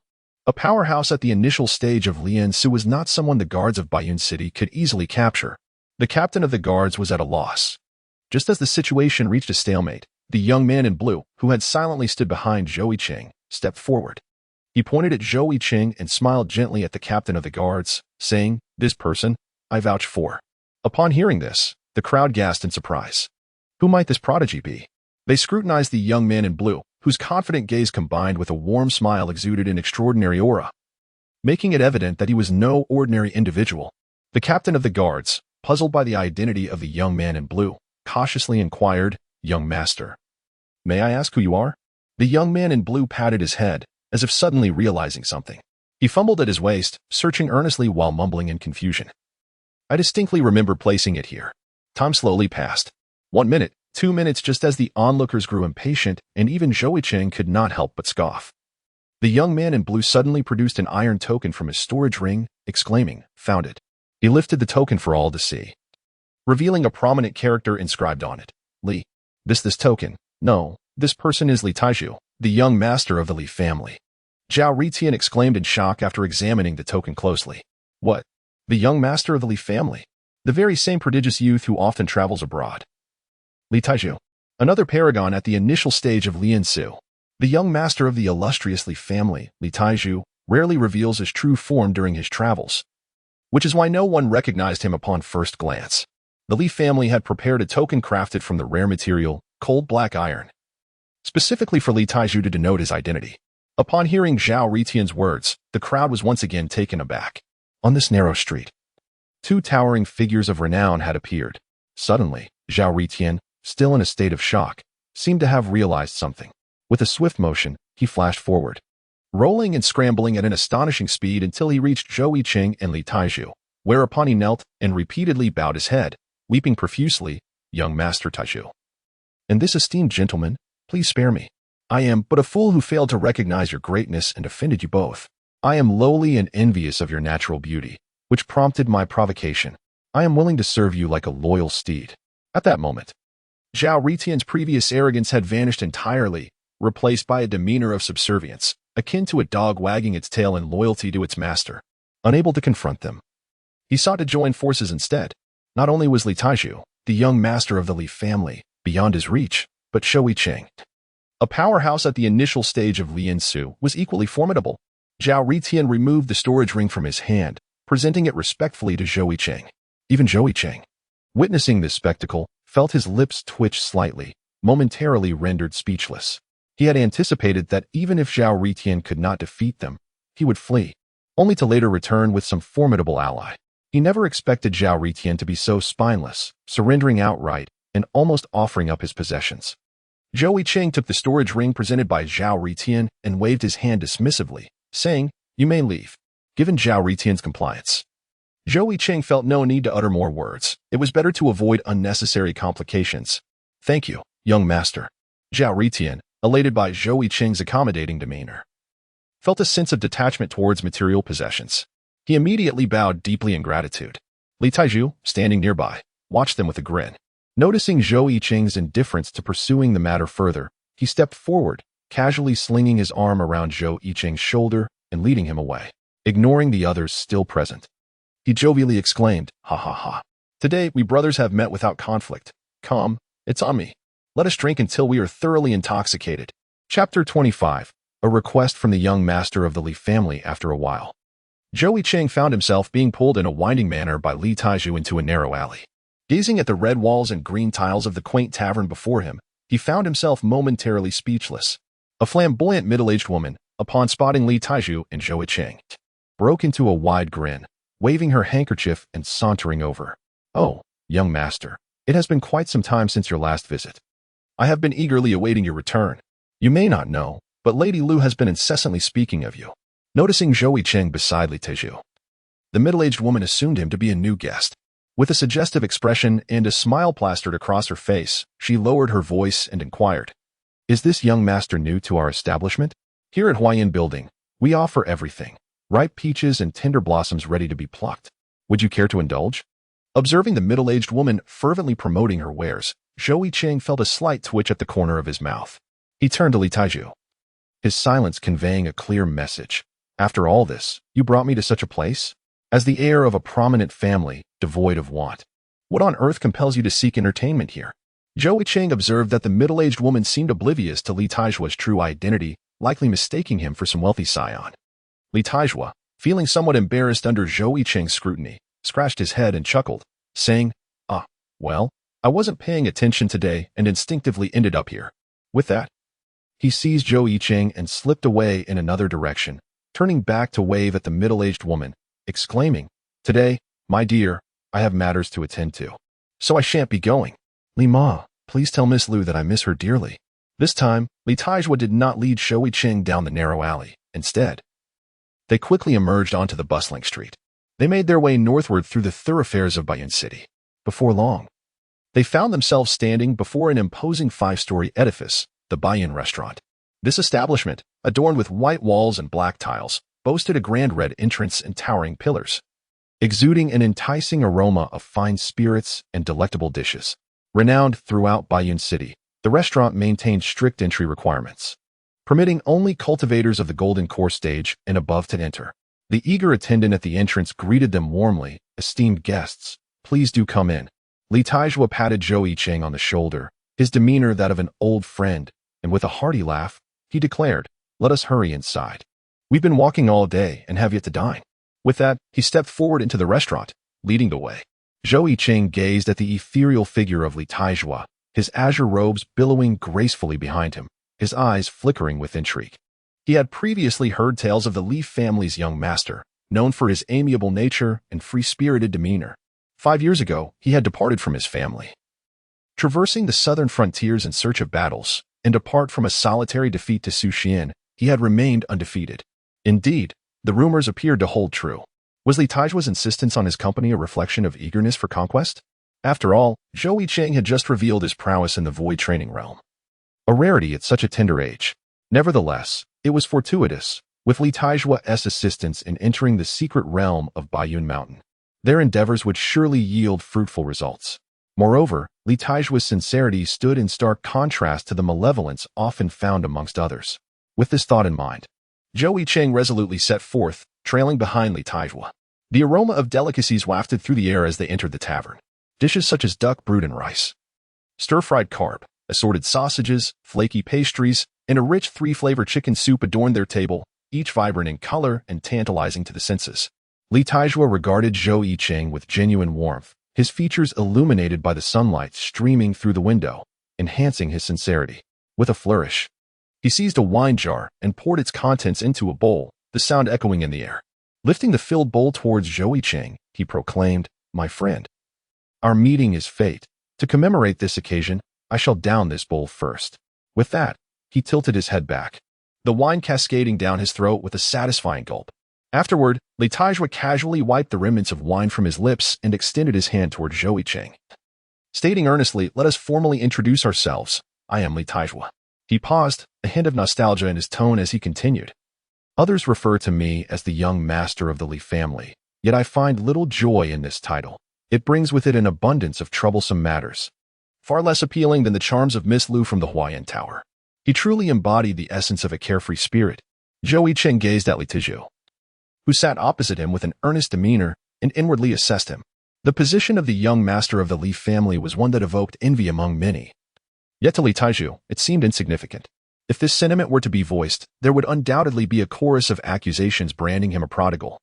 Adhering to the adage of not striking a smiling face, Zhou Yicheng extended his hand for a firm shake, succinctly introducing himself. Zhou Yicheng. Ha ha ha, splendid. Brother Yicheng. Li Taizhua bellowed with laughter, eschewing any further circumlocution and stating directly, the reason I have so insistently sought your company is quite purposeful. You are likely aware that the White Cloud Mountain secret realm is soon to be unveiled. My interest lies not in the ethereal essence of the Undying, but rather in the scabbard concealed at the bottom of the Wanjin Pool. Wanjin Pool? Scabbard? Indeed. Within the White Cloud Mountain secret realm lies a body of water known as Wanjin Pool. Though referred to as a pool, it is, in truth, an amalgamation of countless sword energies, appearing much like a lake to the untrained eye. To reach the depths of this pool, one must endure the searing pain inflicted by myriad sword energies. Only those with formidable physical prowess can brave the depths. The information regarding the Wanjin Pool, which appears once every century within the White Cloud Mountain secret realm, is a privilege reserved for someone of Li Taizhua's stature as a scion of a super family. He did not hold back, readily sharing this insight with Zhou Yicheng. Though often forgetful and seemingly indifferent, Li Taizhua exhibited no hesitance when confronted with serious matters. Fully aware that sharing unique intelligence was the key to earning Zhou Yicheng's trust. Raising his gaze, his eyes gleaming with intensity, he remarked, I noticed earlier that your physical strength appears quite impressive, Brother Zhou. While spiritual energy can be concealed, the strength of one's physique is much more apparent. It is evident that your physical prowess exceeds that typical of the harmonization realm. Zhou Yicheng has diligently practiced the thousand-blade body technique, with the ever-flowing sword energy within him fortifying his physique. It is no exaggeration to assert that within the harmonization realm, few can rival Zhou Yicheng's physical strength. Zhou Yicheng's eyes flickered slightly, and he inwardly marveled at the complexity of Li Taizhua. Just a mere flick of his finger had revealed a hint of insight to Li Taizhua.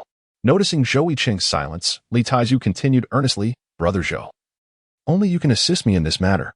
The sword pool is fraught with peril, and only those with cultivation at the virtual realm can enter. I am merely a sword cultivator. My physical strength pales in comparison to yours, Brother Zhou. This sword sheath is of utmost importance to me. And once the task is accomplished, I shall certainly offer a generous reward in gratitude. If the sword pool tests the physical strength of young cultivators, it is indeed only Zhou Yicheng who can aid Li Taizhu in this endeavor. Collaborating with Li Taizhu may not be a detrimental choice. He surely possesses knowledge of certain undisclosed secrets pertaining to the Baiyun Mountain's hidden realm. After a moment of introspection, Zhou Yicheng nodded in acquiescence to Li Taizhu's request, confidently proclaiming, "There is no need for remuneration. You need only assist me in obtaining the Cloud Summit Maternal Qi." Upon hearing Zhou Yicheng's words, Li Taizhu was momentarily taken aback, for the contest for the Cloud Summit Maternal Qi involved other formidable talents, such as Su Xianyi. Even Li Taizhu himself could not guarantee success in reclaiming the Cloud Summit Maternal Qi. However, Zhou Yicheng's unwavering confidence resonated with him. He laughed heartily in response. "Excellent. Then let us toast to our successful collaboration." With that, he disregarded the bowl and directly seized the wine jar, gulping down the contents with fervor. In an instant, the atmosphere was jubilant as the two indulged in the delectable offerings of the Baiyun Tavern. Chapter 26. Could one encounter a harmonization realm expert just by signing in? That night, after a satisfying feast, Zhou Yicheng and Li Taizhu took up residence within the Four Seasons Tavern. As the night deepened and tranquility enveloped the surroundings, Zhou Yicheng scaled the eaves of a tall building in Baiyun City, taking a half-seated position as he engaged in quiet contemplation. I have ventured outside the tavern. Surely, I shall not trigger any further signing-in locations, shall I? Zhou Yicheng arrived at a certain location within the city with the sole purpose of claiming the sign-in reward in Baiyun City tonight. To be frank, he was reluctant to squander this precious opportunity merely to obtain rewards that would hold no value for him. Zhou Yicheng sat atop the eaves, surveying his surroundings, a tranquil courtyard within the city. The proprietor was conveniently absent, leaving only the plum tree in the courtyard to bloom splendidly under the night sky, its fragrance wafting gently.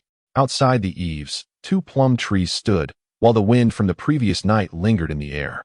Suddenly, a distant melody of a flute resonated, ethereal yet profound. The flutist seemed to embody a unique contradiction, compelling even Zhou Yicheng to listen intently. Initially, the flute's notes drifted like wispy clouds against the vast blue sky, aimlessly wandering, akin to a wayward traveler unable to find the path home. As the clouds meandered, they gradually coalesced, heavy with moisture. Abruptly, like a clap of thunder, dark clouds enveloped the city, their weight suffocating. In an instant, with a resounding crash, lightning pierced through the clouds, and Zhou Yicheng, immersed in the melody, felt as though he had plummeted from the celestial heights to the depths below. The music oscillated between reality and illusion, rising and falling. At times, the flute's voice echoed with turbulence, while at others, it remained composed. It alternated between joyous laughter and sorrow as deep as a river. Zhou Yicheng was enraptured by the enchanting melody of the flute, lost in a reverie. Yet, the music abruptly ceased, jolting him back to reality. A slight furrow formed on his brow as he scanned the surroundings, seeking the elusive flutist. Suddenly, he froze in astonishment. There, perched gracefully upon a branch of a plum tree on the distant hillside, stood a breathtakingly beautiful woman. Her flowing hair danced gently in the evening breeze. Her visage was as cold as frost, with delicate features and eyes that sparkled like stars. Her brows were elegantly arched, lips subtly pressed together, and a pendant adorned her neck, glimmering silvery in the moonlight, reflecting an ethereal glow. Her skin, as pale as snow, seemed to emanate a chill. Even clad in a form-fitting black attire, her enchanting figure could not be concealed. Rather, the tight garment accentuated her silhouette, evoking the undulating contours of majestic mountains. Her proud bosom, slender waist, and rounded hips, complemented by long, straight legs, formed a flawless arc, devoid of any imperfection. Bathed in moonlight, she stood apart from the world. Resembling a celestial fairy descended from the Milky Way, radiant yet frosty, exuding an aura of crisp elegance, as if she longed to soar with the winds. As if sensing Zhou Yicheng's gaze, the enchanting woman cast a fleeting glance in his direction, her brow slightly furrowing. Then, in an instant, her figure blurred and vanished from his sight. A sharp intake of breath escaped Zhou Yicheng's lips. This woman was undoubtedly extraordinary. Setting aside the captivating flute melody that had ensnared even a cultivator of his level, the mere ability to vanish without a trace was enough to awaken the deepest caution within him. Zhou Yicheng released his spiritual perception, meticulously scanning his surroundings. Yet after a considerable time, he found nothing of significance. A slight furrow creased his brow as he pondered. Something that could capture his attention and vanish beneath his very eyes must surely belong to a formidable being of the Harmony stage. Observing her dark, form-fitting attire and her ability to disappear without a trace, he concluded that she was likely an assassin from some clandestine organization, an assassin of the Harmony stage. After carefully reflecting on the situation, Zhou Yicheng arrived at this conclusion, realizing that the Baiyun's secret realm was not as simple as it appeared. However, he remained undeterred, confident in his ability to confront any challenges that arose. Moreover, he possessed a significant advantage. With this thought, Zhou Yicheng smiled with self-assurance.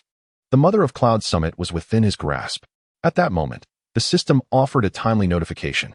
Would you like to check in at the courtyard of the Harmony Stage expert in Baiyun City? Zhou Yicheng wondered if this referred to the courtyard of the flute player he had encountered earlier. Nevertheless, he chose not to delve deeper into the matter and silently commanded the system, check in. Upon successful check-in, he was rewarded with a celestial grade, lower, treasure, the Moonlight Garb. A slight smile played on Zhou Yicheng's lips as he considered the reward. It was indeed impressive. Currently, he was in dire need of treasures, lacking even a single celestial grade item. His possessions included only a geographical grade artifact, the Moonshadow Mirror, and 2 offensive treasures, the Phoenix Dawn Blade and the Flesh Whip he had seized from Huangli. He possessed no protective gear whatsoever. The Moonlight Garb he had just received perfectly filled this gap. The celestial grade, lower, garment was aptly suited for someone at the Harmony stage, indicating that the system deemed the courtyard where Zhou Yicheng resided to be exceedingly perilous, which indirectly attested to the flute player's formidable strength. With this realization, Zhou Yicheng donned the newly acquired Moonlight Garb.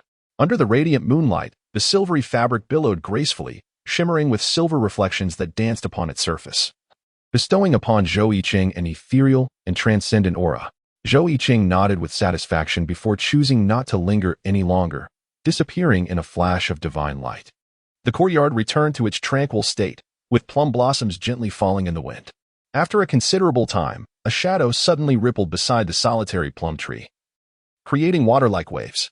Moments later, the shadow rose from the ground and transformed into a human figure. Had Zhou Yicheng still been present, he would have recognized this as the flutist from earlier. The flutist gazed at the rooftop tiles where Zhou Yicheng had recently sat, her eyes flickering with unspoken thoughts.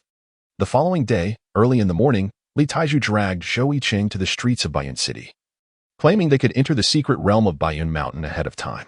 Baiyun City was even more bustling today than the previous day.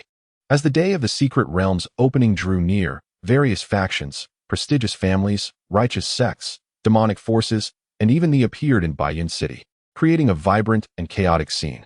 At that moment, a group of figures clad in azure robes suddenly emerged in the sky, capturing everyone's attention.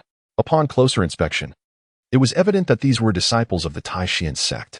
Had the elders of Taishian sect also arrived? Their demeanor suggested they were there to welcome a distinguished guest.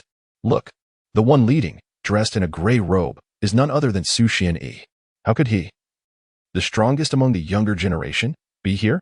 What kind of significance must this person have to warrant such a reception from Taishian sect's young elites and elders? As the crowd murmured in speculation, a resounding crane call echoed from the distant heavens. A magnificent white crane, pristine and swift, soared towards Baiyun City, seemingly descending from the sky without a trace of dust. Upon the crane's back stood an elderly man with flowing white beard, exuding an air of otherworldliness. It was the White Crane Elder from Taishian sect. Upon recognizing the visitor, someone exclaimed in astonishment. Strictly speaking, Taishian sect was not established in the southern wilderness. It originated from a branch in central continent that fled during a great upheaval to establish itself in the southern wilderness. To differentiate, the Taishian sect in central continent is often referred to as Taishian sect Uppergate. This designation is used because true immortal beings preside over it. Although the White Crane Elder before the crowd is not an immortal, he is nonetheless a powerful being who has survived 2 tribulations. No wonder the people of Taishian sect have come out to greet him, one person murmured. Just as the crowd was still in awe of the White Crane Elder's arrival, a sudden roar erupted from the western sky, resembling the thunderous gallop of 1,000 horses. In the distance, a grand procession approached, complete with rumbling war chariots and crossing treasure ships. Leading the caravan was a golden war chariot drawn by 9 magnificent white horses. The banners fluttered vigorously, prominently displaying a single character, gold. Heavens! The Jin family has arrived. Someone exclaimed in surprise. Today, Bayun City is truly lively. Not only are the super families present, but also the powerful figures from the righteous sections. Someone mused, I wonder if we will catch a glimpse of Master Jin Huang today. A female cultivator's eyes sparkled with admiration. Her hands clasped over her heart as she gazed dreamily at the Golden War chariot above. With a thunderous rumble, the Golden War chariot sped forward as if traversing through the void, arriving in the air above Bayun City in an instant. Suddenly, from within the chariot, a graceful maiden parted the beaded curtain, revealing a tall figure emerging from within. Clad in shimmering golden attire under the sun, he stood tall and imposing, radiating an aura of golden light that obscured his features. This was none other than Jin Huang, the heir of the Jin family. With a slight lift of his phoenix-like eyes and a charming smile, he waved to the crowd below. Ah, I am undone. Jin Huang is waving at me. The previously excited female cultivator cried out in exhilaration, her legs instinctively clenching together in a flurry of emotion, ultimately fainting on the spot. Li Taizhu, standing beside Zhou Yicheng, also noticed Jin Huang and scoffed. This narcissist is beyond redemption. Narcissist? Zhou Yicheng queried, unfamiliar with the younger generation of the super families. Humph. This Jin Huang constantly bothers me, believing himself to be the strongest and most handsome among the youth of the southern wilderness. He even dragged me into some ridiculous comparison last time, only to come up short against me, yet he still boasts about it. As Li Taizhu continued to vent about Jin Huang, a fleeting shadow passed before Zhou Yicheng's eyes. Could it be her? Zhou Yicheng's heart skipped a beat. Ignoring Li Taizhua's ongoing complaints, he strode forward and followed suit. Chapter 27. Mistaken Identity? The Anomaly in the Bayan Mountain Secret Realm. Zhou Yicheng closely followed the hazy figure that danced before his eyes, yet it vanished once more before him in an instant. Zhou Yicheng furrowed his brow. The art of disappearing like this was truly remarkable. He stood still, surveying his surroundings, when suddenly, a striking silhouette darted into his view. Not far from him, a woman shrouded in a veil of white, revealing only her enchanting eyes that shimmered like autumn waters, stood by a small stream on the outskirts of the city. She gently caressed the feathers of a dove nestled in her embrace. The woman's snow-white garments billowed gracefully, her dark tresses flowing freely, even beneath the veil. Her beauty was discernible, reminiscent of distant mountains cloaked in mist. Her brows arched delicately, her eyes veiled in a soft haze, and her alabaster neck glimmered with a luminous sheen. A silver, inverted triangular pendant hung gracefully, accentuating her porcelain-like skin. Draped in a flowing white robe that danced with the wind, her perfect curves were exquisitely outlined, surrounded by an ethereal glow that bestowed upon her an aura of sanctity. She appeared as a celestial being, exuding both warmth and an air of unattainability, inviting admiration from afar, yet forbidding any impudent approach. Zhou Yicheng furrowed his brow. Just moments ago, when he had followed the shadow, there had been no one around. How could another person have appeared so silently? Could she be the flute-playing maiden from yesterday? Yet, the ethereal elegance of this woman in white stood in stark contrast to the flutist he had encountered before. As Zhou Yicheng hesitated, a strange laughter suddenly reached his ears. Haha, I wondered why you left me behind. It turns out you were following a beautiful lady. Zhou Yicheng turned around and discovered that it was Li Taizhua who had followed him. A smirk danced upon Li Taizhua's lips, his expression replete with ill intentions. His typically refined visage now appeared shockingly lewd. He forcefully patted Zhou Yicheng on the shoulder, stifling a chuckle as he said, Brother Yicheng, I never imagined you to be such a repressed individual. Just yesterday, when I took you to the Huayan building, you wore an air of righteousness. Turns out, you simply looked down upon the ladies of the flower house. Li Taizhua exaggeratedly spread his arms wide and continued with a loud voice. I never expected your aspirations to be so grand, aiming to pluck the high and unreachable flower of the southern border. His voice resonated, seemingly catching the attention of a distant woman clad in white, whose eyes flickered slightly. With a gentle expression, she offered Zhou Yicheng and Li Taizhua a faint smile before releasing a white dove from her hands. As the dove fluttered away, the woman in white gracefully turned, her delicate feet treading upon the fallen feathers, and she drifted away, leaving behind a subtle fragrance. Noticing her departure, Zhou Yicheng swatted away Li Taizhua's hand that rested on his shoulder and retorted with annoyance, What nonsense are you imagining? Isn't it true? That is the unparalleled beauty of the southern border, the exquisite Saintess Ling Long. Who wouldn't be captivated by such a stunning maiden? Li Taizhua, clearly unconvinced by Zhou Yicheng's denial, could hardly contain his laughter. Saintess Ling Long? Indeed, do you not know? Li Taizhua exclaimed, his face a mask of astonishment. as he had assumed that Zhou Yicheng was acquainted with the illustrious saintess. Zhou Yicheng awkwardly touched his nose. To be candid, during his tenure as the senior disciple, he might have been able to name a few prominent figures from various sections.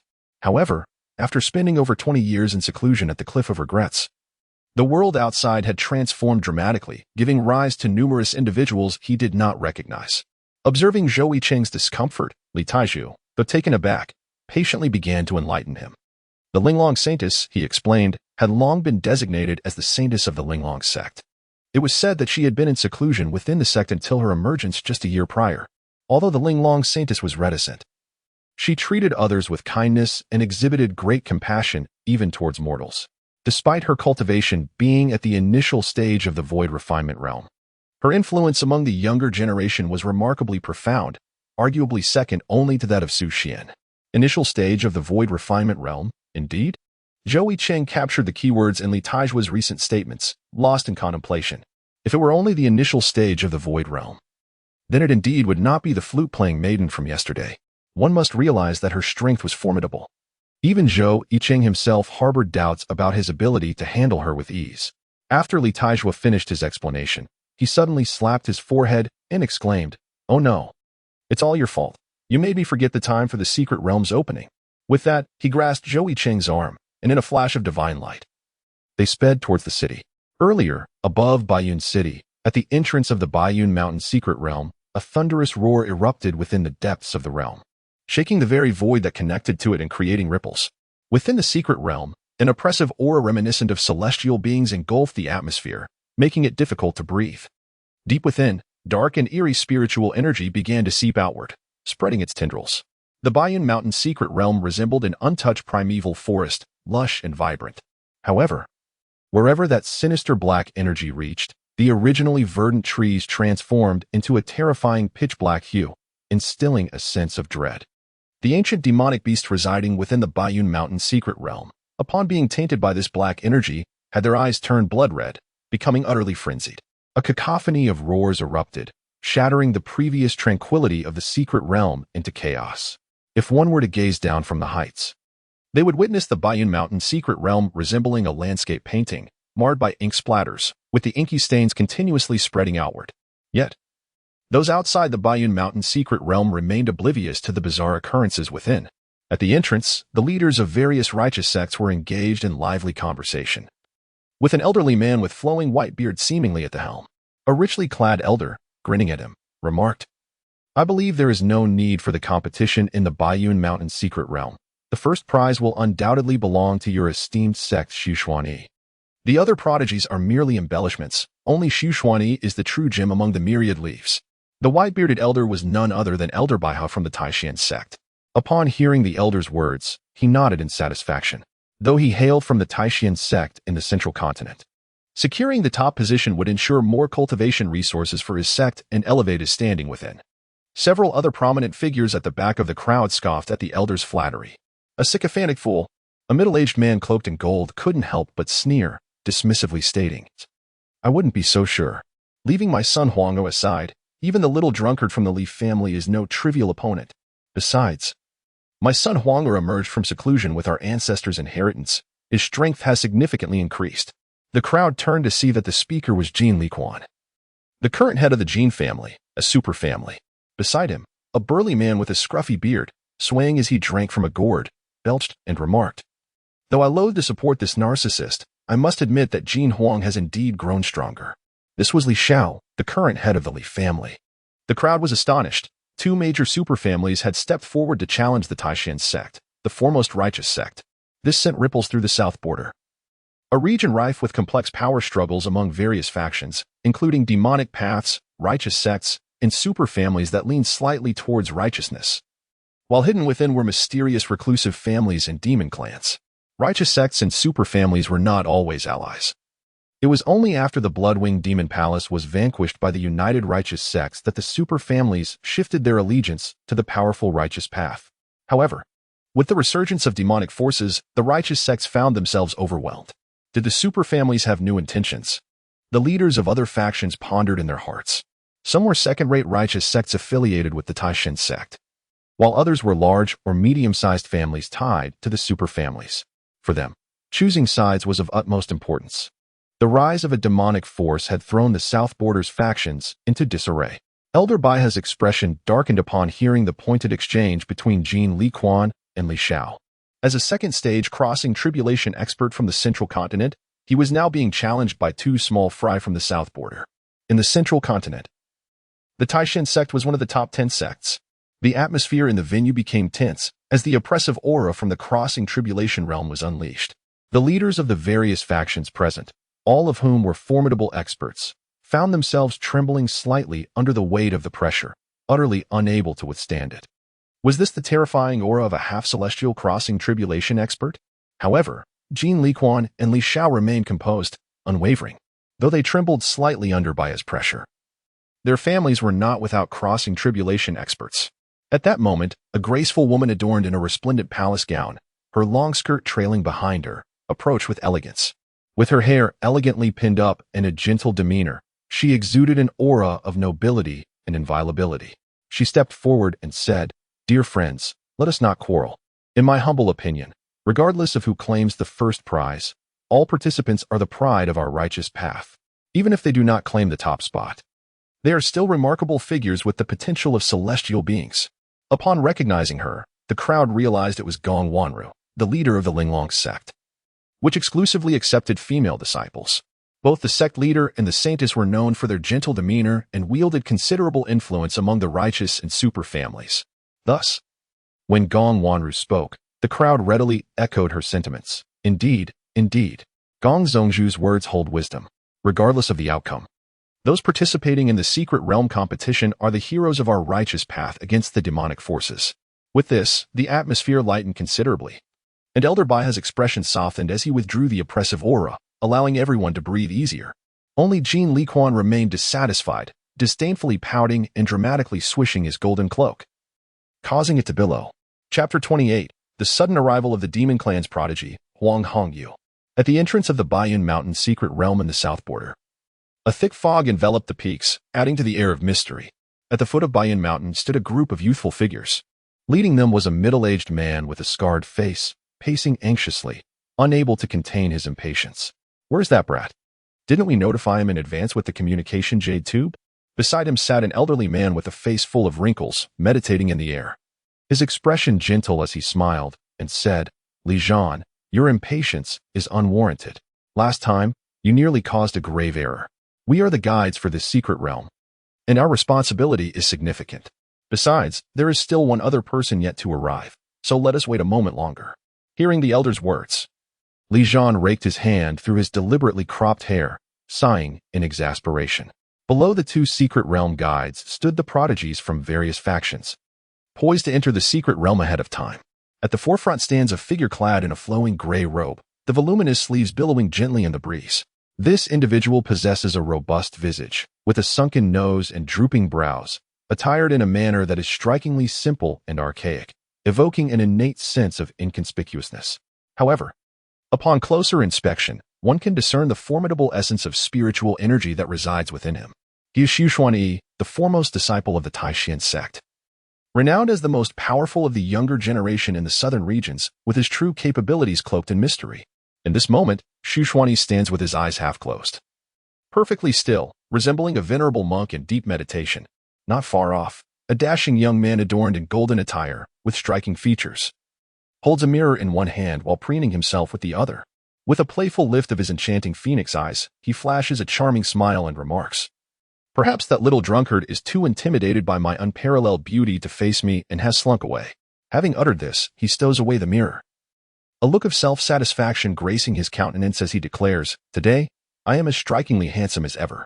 On the fringes of the gathering, a graceful lady draped in snow-white garments stands quietly, her face veiled in a translucent shroud that reveals only her eyes, reminiscent of autumn waters shrouded in mist.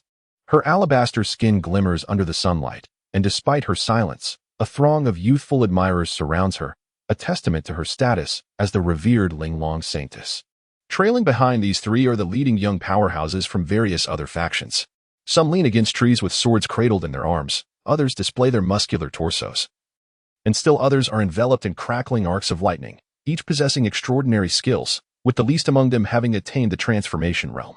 This clearly illustrates the high regard that the various factions hold for the Baiyun Mountain secret realm, as it is well understood that practitioners of the transformation realm hold the status of elders in smaller sects such as the Climbing Immortal Gate. As time slowly drifts by, impatience begins to brew among the onlookers. Suddenly, a divine radiance flickers in the distance. With a swift motion, the crowd gazes toward the source, where a youth clad in white, possessing an otherworldly visage, stands calmly as the brilliance dissipates. Beside him, a young man in blue sways slightly, struggling to maintain his balance. Zhou Yicheng observed the still dazed Li Taizhua beside him and shook his head helplessly. Li Taizhua, engrossed in his swordsmanship, was not adept at movement, finding him too sluggish.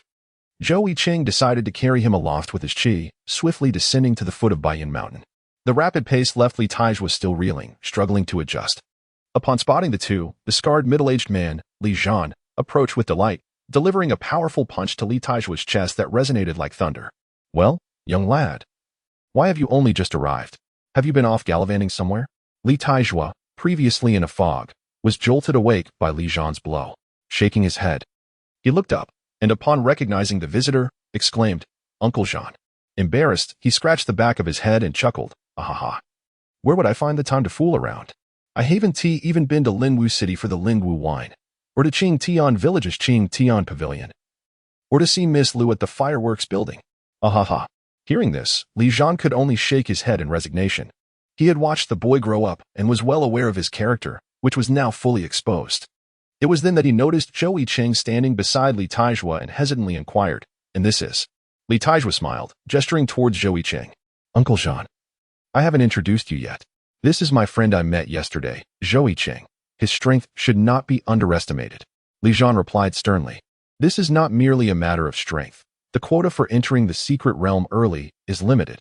Before he could finish, he was interrupted by Li Taizhua. "Uncle Zhan, don't be hasty. Brother Yicheng has quite the background, but..."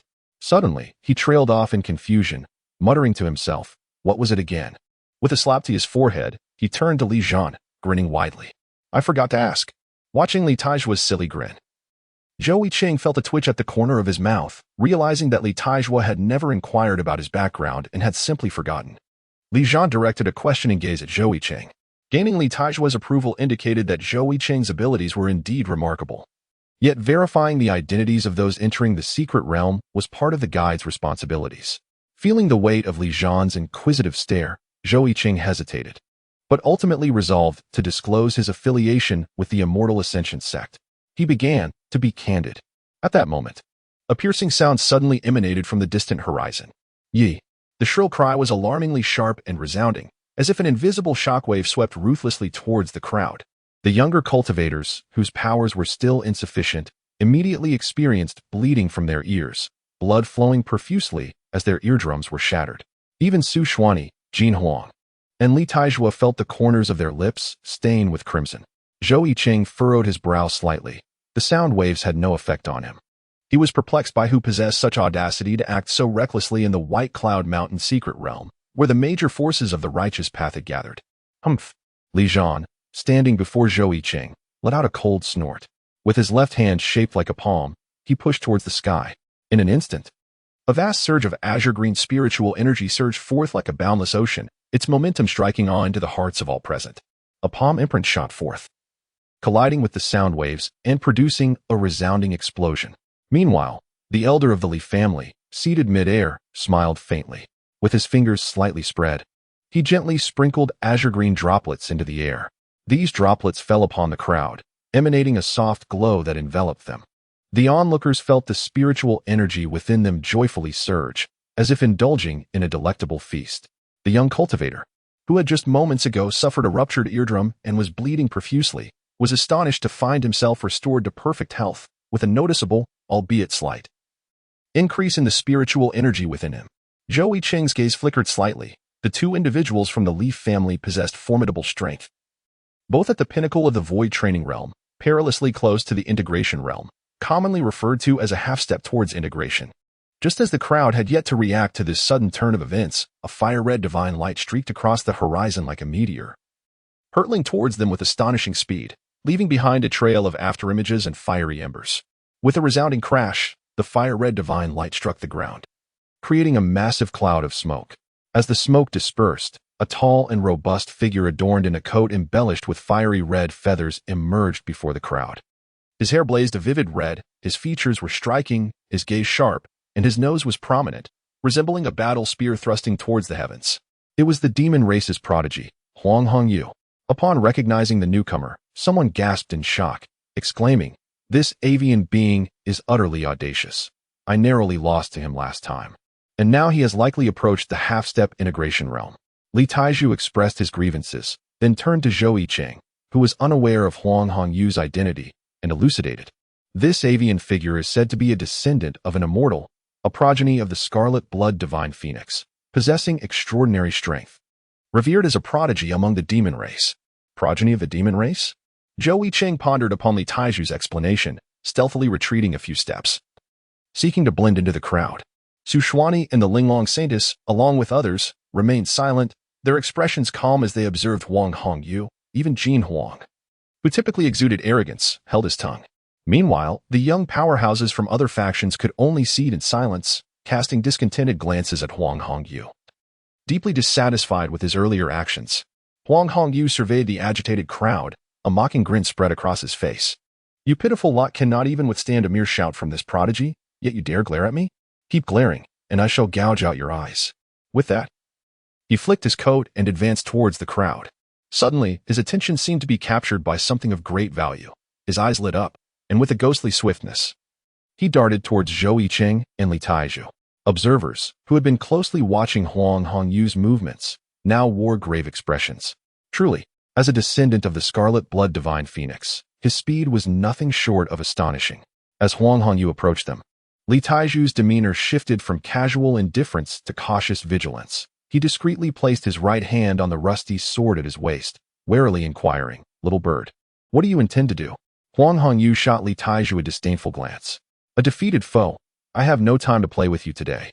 Should you continue to prattle, I will set your mouth ablaze."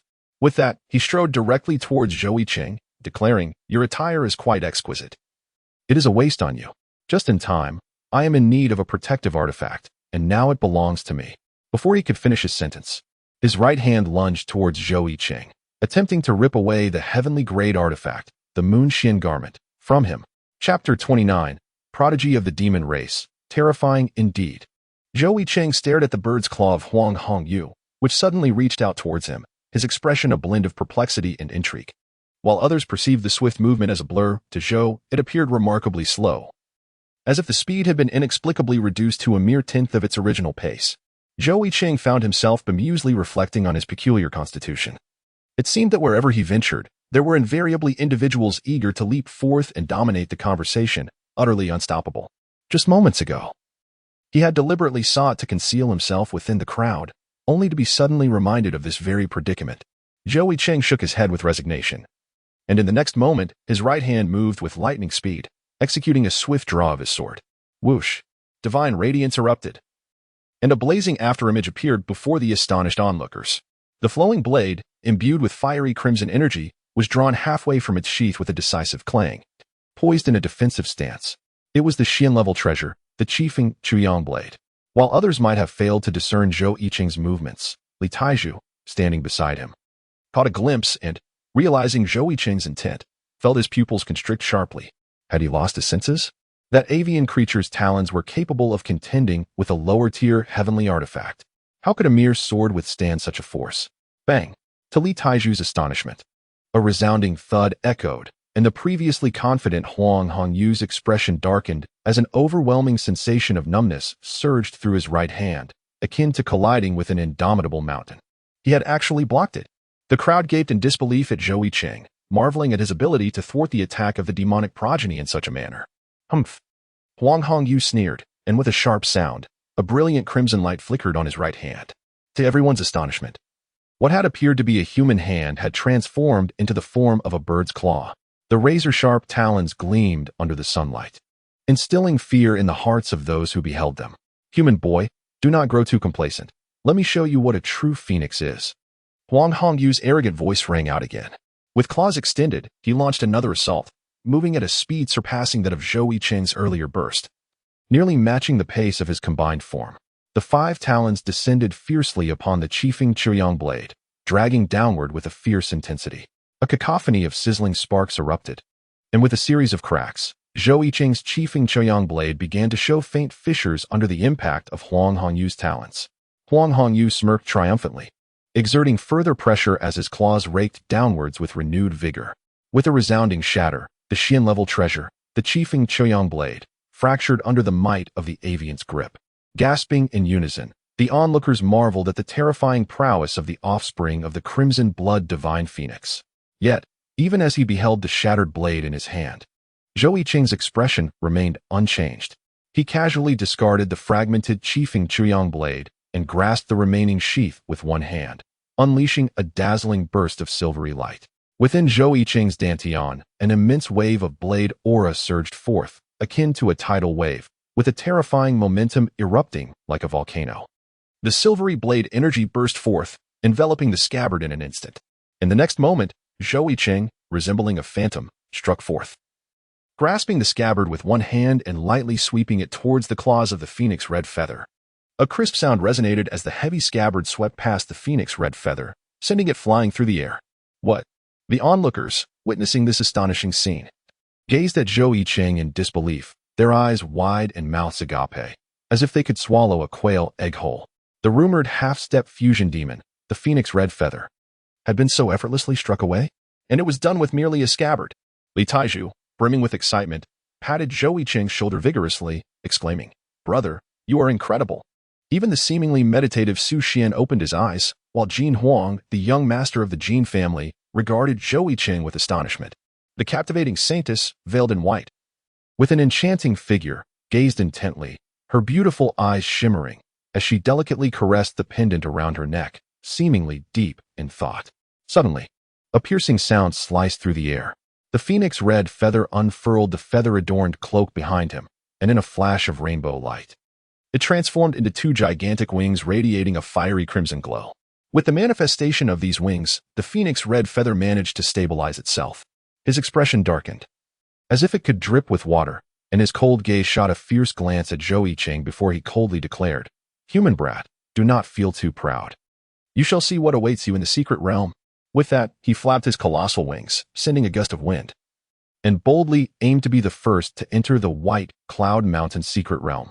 The elder of the Li family guarding the entrance wore a smile, seemingly unfazed by the phoenix red feather's arrogant demeanor, offering no obstruction. The void at the entrance rippled with waves as the phoenix red feather smoothly slipped into the secret realm. The demon youth of the demon race had directly entered the human's white Cloud Mountain secret realm.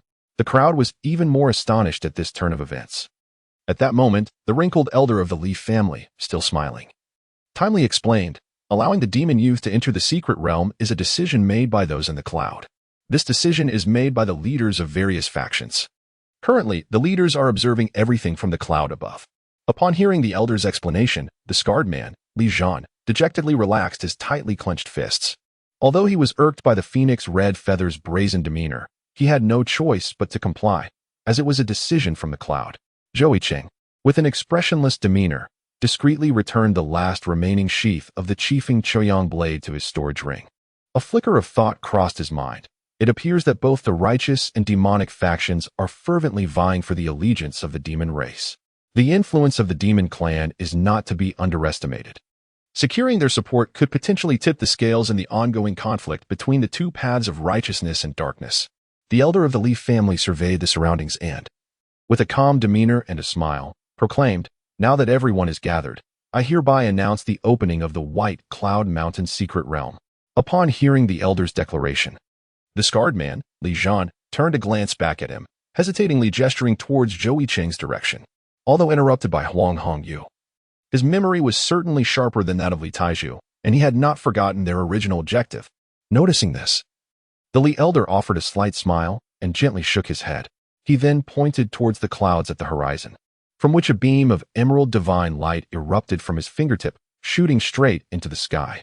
In the next moment, a resplendent silhouette ascended, hovering above the entrance to the White Cloud Mountain secret realm. The crowd looked up to see a massive mirror suspended in the sky, bridging the gap between the White Cloud Mountain secret realm and the outside world. Within the mirror's surface lay a vast expanse of blinding whiteness, exuding an eerie aura. A palpable pressure emanated from the celestial mirror above, enveloping everyone present. Chapter 30. The Celestial Artifact, the Void Mirror. The pressure radiating from the mirror made everyone feel as though they were in the presence of an untouchable celestial being. Li Taizhu, upon discerning the object, gasped in disbelief. Isn't this the Void Mirror, a treasure of my family? The Void Mirror. A celestial artifact capable of piercing through the void and connecting any 2 points across the realms, enabling pinpoint teleportation, truly a strategic-level auxiliary treasure. The countenance of the crowd shifted dramatically. It was common knowledge among powerful families and sects that possessing a celestial artifact was essential for a formidable force. Yet this was their first encounter with one at such close proximity. Though the Void Mirror was merely an auxiliary artifact, it was nonetheless an authentic celestial treasure, crafted for the use of celestial beings. Even Zhou Yicheng felt a surge of astonishment.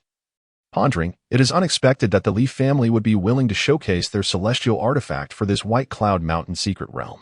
It seems that the secrets within this realm are far from simple. Observing the astonished reactions of the crowd, the Li elder remained silent with a smile. In truth, the Void Mirror was not a true celestial artifact in the strictest sense. All celestial artifacts in the lower realms are subject to the constraints of worldly laws, preventing them from exhibiting their full potential. Nevertheless, regardless of the suppression of their power, they still radiate the aura of celestial beings. Any superpower without a celestial artifact would feel embarrassed to claim the title of a superpower. However, the young warriors below were unaware of this nuance, and the Li elder had no intention of undermining the moment. Once the crowd recovered from the impact of the celestial artifact, the elder continued with a smile, "Young ones, should you encounter insurmountable challenges within the secret realm, you may sense the mirror energy planted within you. At that time, the Void Mirror shall automatically teleport you back." Upon hearing this, Zhou Yicheng's pupils constricted slightly. Though he quickly concealed any signs of unease, he subtly redirected the blade energy in his dantian, meticulously searching within. After a brief moment, he discovered a wisp of gas, distinct from the silver-white blade energy, quietly suspended within a certain area of his dantian. The power of the celestial artifact was indeed extraordinary. He had not even realized when the Void Mirror had sown the mirror energy. Zhou Yicheng mused inwardly. Furthermore, this strand of mirror energy seemed to serve a purpose beyond mere transportation. Zhou Yicheng speculated that the mirror energy seemed to be probing the secrets hidden within his dantian. Fortunately, the thousand-blade body technique he practiced inherently possessed the ability to conceal celestial secrets, coupled with the breath concealment technique he obtained from the Repentance Cliff. The two combined allowed him to narrowly evade the scrutiny of the Void Mirror. It became clear why the elder from the Li family had indicated that there was no need to inquire about Zhou Yicheng's origins. The identity quota primarily served to prevent individuals from the demonic path from infiltrating their ranks. Zhou Yicheng's earlier display of strength against Huang Hongyu was sufficient for him to qualify for entry into the secret realm. And now that the mirror energy showed no signs of abnormality, he could naturally enter alongside the others. As Zhou Yicheng unraveled these tangled thoughts, many had already ventured into the secret realm. Li Taizhu, standing nearby, urged him, "Why are you dawdling? We must hurry and follow them." With that, the two hastened their steps, joining the throng entering the secret realm. As the entrance to the Baiyun Mountain secret realm shimmered with void-like ripples. Upon the last person's entry, the crowd heard the elder from the Li family speak with an unusual gravity, devoid of the earlier joviality. "Remember, you may only remain within the secret realm for a single day. When the time comes, you must sense the mirror energy within you and return voluntarily. Otherwise, the consequences will be dire." Hearing the typically cheerful elder now speak with such seriousness, a chill ran through the hearts of the crowd, who silently committed this warning to memory. Outside the secret realm, a veil of misty white clouds enveloped the area, resembling dense fog. While the clouds appeared white, a closer inspection revealed flecks of deep black material interspersed among them, obscuring the view of the realm's depths. Only in one direction did the white mist dissipate, though new clouds slowly replenished the area, creating a mingled scene that barely allowed glimpses of the inner landscape. As soon as Li Taizhu entered, he immediately spotted the direction where the mist had cleared and exclaimed with indignation, "It must be that Birdman's doing. I can't believe it, how cunning. Even after Yicheng brothers sent it flying, it still had the audacity to enter before us." Beneath the clouds lay a lush forest, where some trees in the depths were faintly visible, oddly stained a deep black. An ominous aura began to subtly permeate the air. This eerie atmosphere unsettled the crowd, prompting Li Taizhu to survey his surroundings and question, "Wait a moment, this doesn't match the ancient texts. I recall the records stating the secret realm was bright and clear. Where did all this mist come from? Zhou Yicheng gazed into the distance, and a shadowy darkness quietly enveloped the sclera of his right eye. The art of the shadow pupil. He observed that, amidst the white mist before him, an eerie black aura pervaded the depths, where blood flowed like a river and feral beasts roared in a cacophony of conflict, even among their own kind, engaging in brutal internecine strife. Zhou Yicheng ceased the operation of his pupil technique, his right eye returning to its normal state. Rarely did a grave expression appear on his usually serene face. Something extraordinary had undoubtedly transpired in the depths of the secret realm. Beside him, Li Taizhu seemed to notice Zhou Yicheng's unusual demeanor and, mistaking it for anxiety stemming from his own words, offered reassurance. Oh, perhaps the ancient texts are nothing but fabrications. If I were to write about this secret realm, I would claim it is filled with treasures, fine wines, and beautiful women. Upon hearing Li Taizhu's words, Zhou Yicheng's lips twitched slightly. Such treasures seemed to be cherished solely by him. Meanwhile, as the two conversed, the others had already begun forging ahead into the deeper recesses of the secret realm. Although they were merely on the outskirts, the misty white fog concealed numerous monstrous beasts, including many at the levels of the 1,000-Beast King and 10,000-Beast King. Some of the weaker beasts ventured in pairs, while the more formidable practitioners like Su Xianyi and Jin Huang opted to select their own paths, focused on their journey.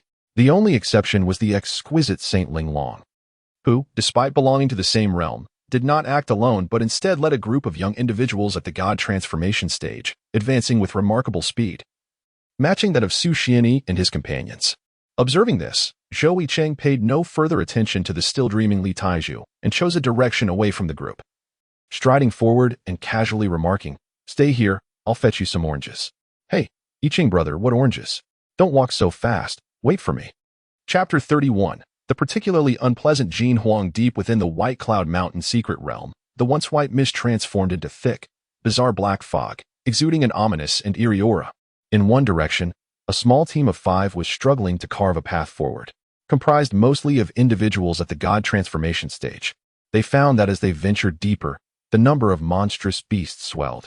Even the Yuan-ing stage 10,000 beast kings appeared in droves, making it increasingly difficult for them to cope, depleting their internal spiritual energy rapidly. Suddenly, a ferocious roar erupted from within the black fog.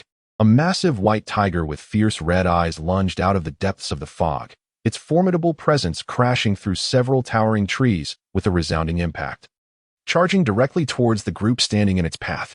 A god transformation stage beast, the white tiger. Be careful. A striking woman responsible for scouting was the first to notice the impending danger, alerting her companions. Upon hearing her warning, the other 4 scattered to prepare for confrontation. One among them swiftly formed seals with his hands, intricate patterns emerging as strands of greenish-blue spiritual energy flowed forth. In an instant, the earth beneath them rose up to form a wall, standing as a barrier against the white tiger. Earth wall spell. Yet the white tiger, in a frenzy, shattered the earthen wall with a single blow. The spellcaster's expression changed as he realized that even his basic spell, fortified by his god transformation stage energy, could not withstand such an assault from the beast. This creature was not to be underestimated. The remaining members of the team quickly regained their composure, their spiritual energy surging forth as they unleashed their most potent techniques, sword lights, thunderbolts, and earthen spikes, all aimed at the white tiger. However, these seemingly extravagant attacks merely grazed the beast, leaving only a few superficial wounds, inciting its fury further. Damn it! This beast must be on some sort of enhancement. The team's expressions grew grim as they struggled against the white tiger, locked in a fierce stalemate. Similar scenes unfolded among other exploration teams. As everyone delved deeper, the monstrous beasts encountered became increasingly powerful and numerous. At that moment, high above the White Cloud Mountain secret realm, the leaders of various factions observed the progress of the explorers through the void mirror. A broader perspective revealed that the secret realm was enveloped in thick fog, transitioning from white on the outside to black within. Among the teams, Su Xianyi, Jin Huang, Zhou Yicheng, and Li Taizhu led the charge, followed by the group led by the exquisite Saint Ling Long, while a few stragglers lagged behind. Before the void mirror, the elder Baihe stood with his hands clasped behind him. His brow furrowed as he stated in a deep voice, "This White Cloud Mountain secret realm appears somewhat peculiar." Gong Wanru, the head of the Linglong sect, expressed her confusion, recalling, "During the last opening of the secret realm, I was fortunate enough to enter. I remember it being lush and vibrant, with drifting white clouds. Never before exhibiting such strange black spiritual energy. It seems something unknown has transpired within the realm. Elder Baiha's gaze remained fixed on the void mirror. And after a considerable pause, he spoke again. It seems to retain the aura of immortals. Immortals. The gathered individuals were taken aback at his words. Elder Baiha refrained from further commentary, redirecting his focus to the void mirror, where the four leading explorers were engaged in yet another battle. Within the White Cloud Mountain secret realm. Roar. Jin Huang's phoenix eyes narrowed slightly, sensing that the newcomer was not friendly. Suddenly, a howling. Long-armed giant ape emerged from the black fog, standing before Jin Huang, towering at 3 to 4 zhang high, resembling a small hill. Its muscular arms resembled great pincers, and its crimson eyes were enveloped in strands of strange black energy. A peak-god transformation stage beast. Jin Huang's brow furrowed as he gracefully leaped backward. Crossing his arms in midair, golden spiritual energy surging from his dantian to his fingertips. Whoosh, whoosh, whoosh. Golden divine light shot forth like arrows, piercing the thick skin of the long-armed giant ape, causing blood to splatter profusely. Roar. Enraged, the long-armed giant ape's eyes blazed even brighter red, and the black energy surrounding it coalesced into a hard armor. Clang, clang, clang. The previously effective golden divine light was rendered ineffective, deflecting off the black energy as if striking against a shield, producing a cacophony of sounds. Jin Huang's expression grew solemn. This was becoming troublesome. At that moment, a roar from another giant ape echoed from a distance to his right. Jin Huang turned to glance, and golden spiritual energy rapidly enveloped his pupils. The fog was rendered inconsequential in his golden gaze. There, not far away, stood a long-armed giant ape even taller than the one before him. Clad in a hard armor of black energy, its muscular arms bulging. A long-armed giant ape at the void training stage. With a thunderous roar, the long-armed giant ape swung its colossal limbs, creating a gust of wind as it swiftly descended upon a diminutive figure below. However, before the mighty arm could reach its target, a sudden burst of emerald light erupted from beneath. A magnificent palm imprint, composed of ethereal green energy, surged towards the giant ape with unprecedented speed. With a resounding crash, the creature was instantaneously flattened into a mere pancake by the force of the palm. TCH. That insufferable fellow Su Xian is truly irksome, Jin Huang scoffed, curling his lip in disdain. Bang, bang. At that moment, 2 thunderous crashes echoed from the dense fog to Jin Huang's left.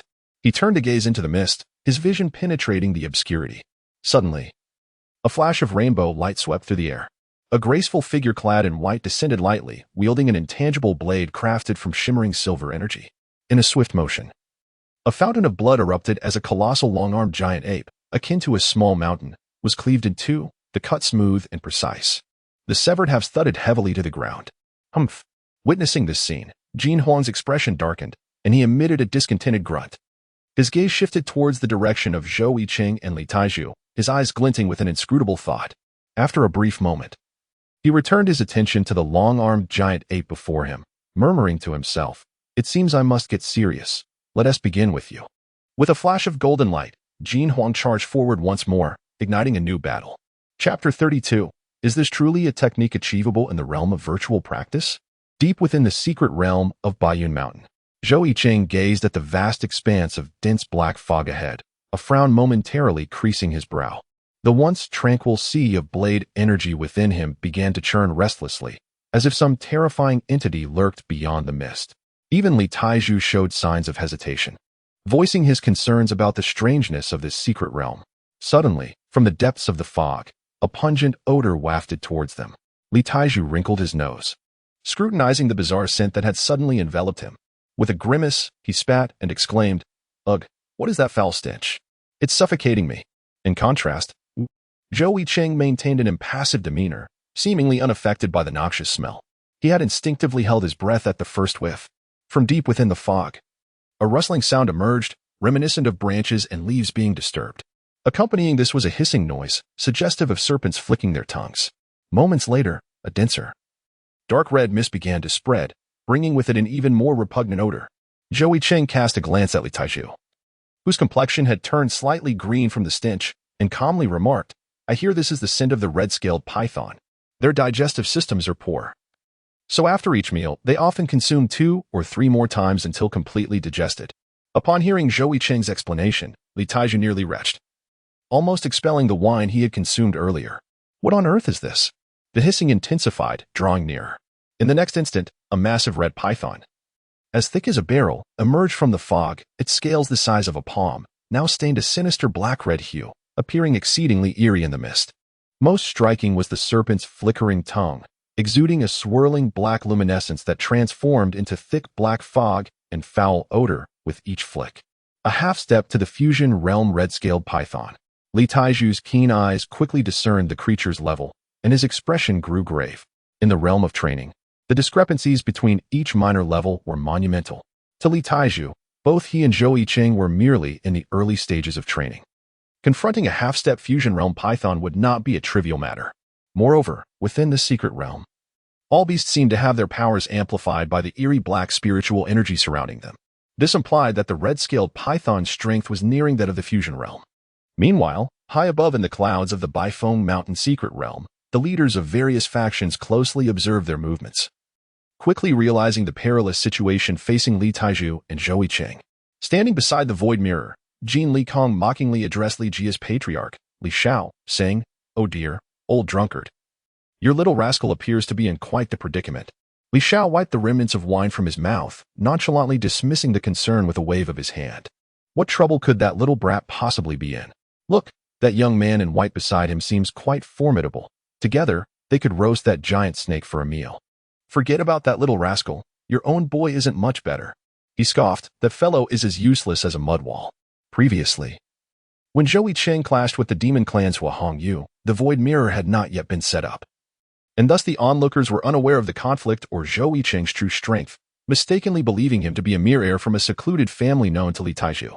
As their banter continued, their gazes returned to the reflection in the void mirror. Below, in the Bifeng Mountain secret realm, the python hissed incessantly, its body slithering rapidly towards Zhou Yicheng and Li Taiju. With a thunderous crash, the python, as thick as a barrel, crushed the towering trees in its path, leaving a path of destruction. Its eyes glowed a fierce red, and tainted by black spiritual energy, it appeared wildly aggressive. Suddenly, its mouth opened wide, unleashing a cone of black-red mist that surged towards the pair. Upon contact, the trees in front of it disintegrated into pools of black liquid, vanishing rapidly.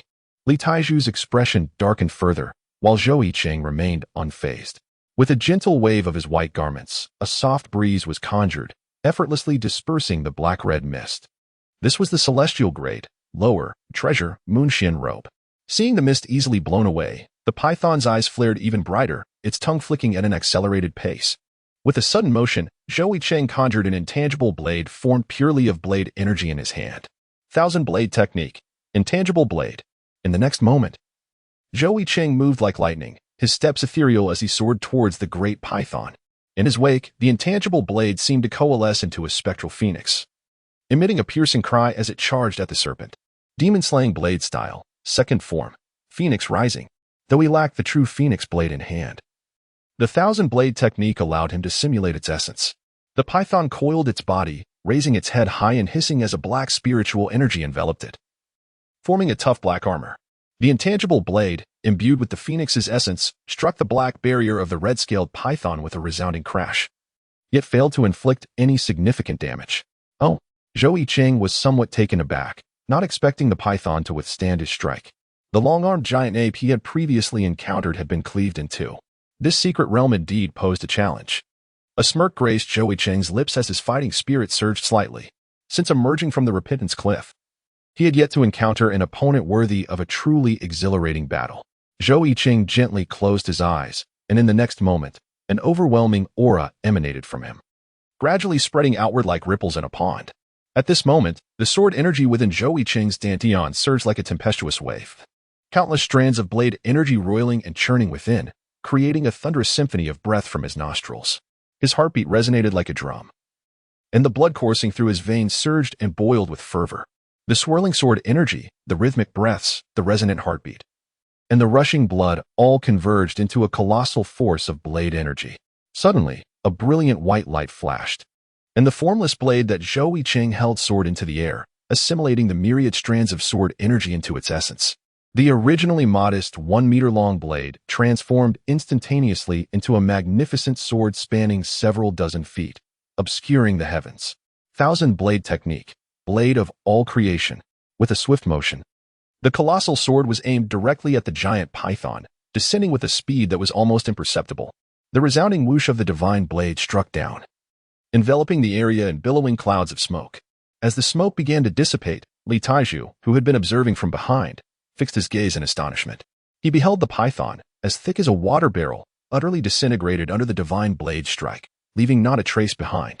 Goodness, is it truly this formidable? Can such a technique really be wielded by someone at the initial stage of the Void Realm? Li Taizhu exclaimed loudly, shocked by Zhou Yicheng's magnificent strike. The half-step fusion realm Red Serpent had been slain by Zhou Yicheng, who was still in the early stages of the Void Realm. Meanwhile, at the ethereal mirror in the secret realm's clouded heights, everyone was equally amazed at the spectacle unfolding within the mirror. Zhou Yicheng's decisive blow against the half-step fusion realm Red Serpent captured everyone's attention. This youth is terrifically formidable. This strike must possess the might of the fusion realm. Truly, heroes emerge from youth. Who would have anticipated such an extraordinary contender to arise in this year's secret realm contest? Although his cultivation is merely at the initial stage of the Void Realm, it rivals that of the half-step fusion realm. One cannot help but wonder which hidden family has nurtured such talent. Chapter 33, The Assault of the Demon Palace.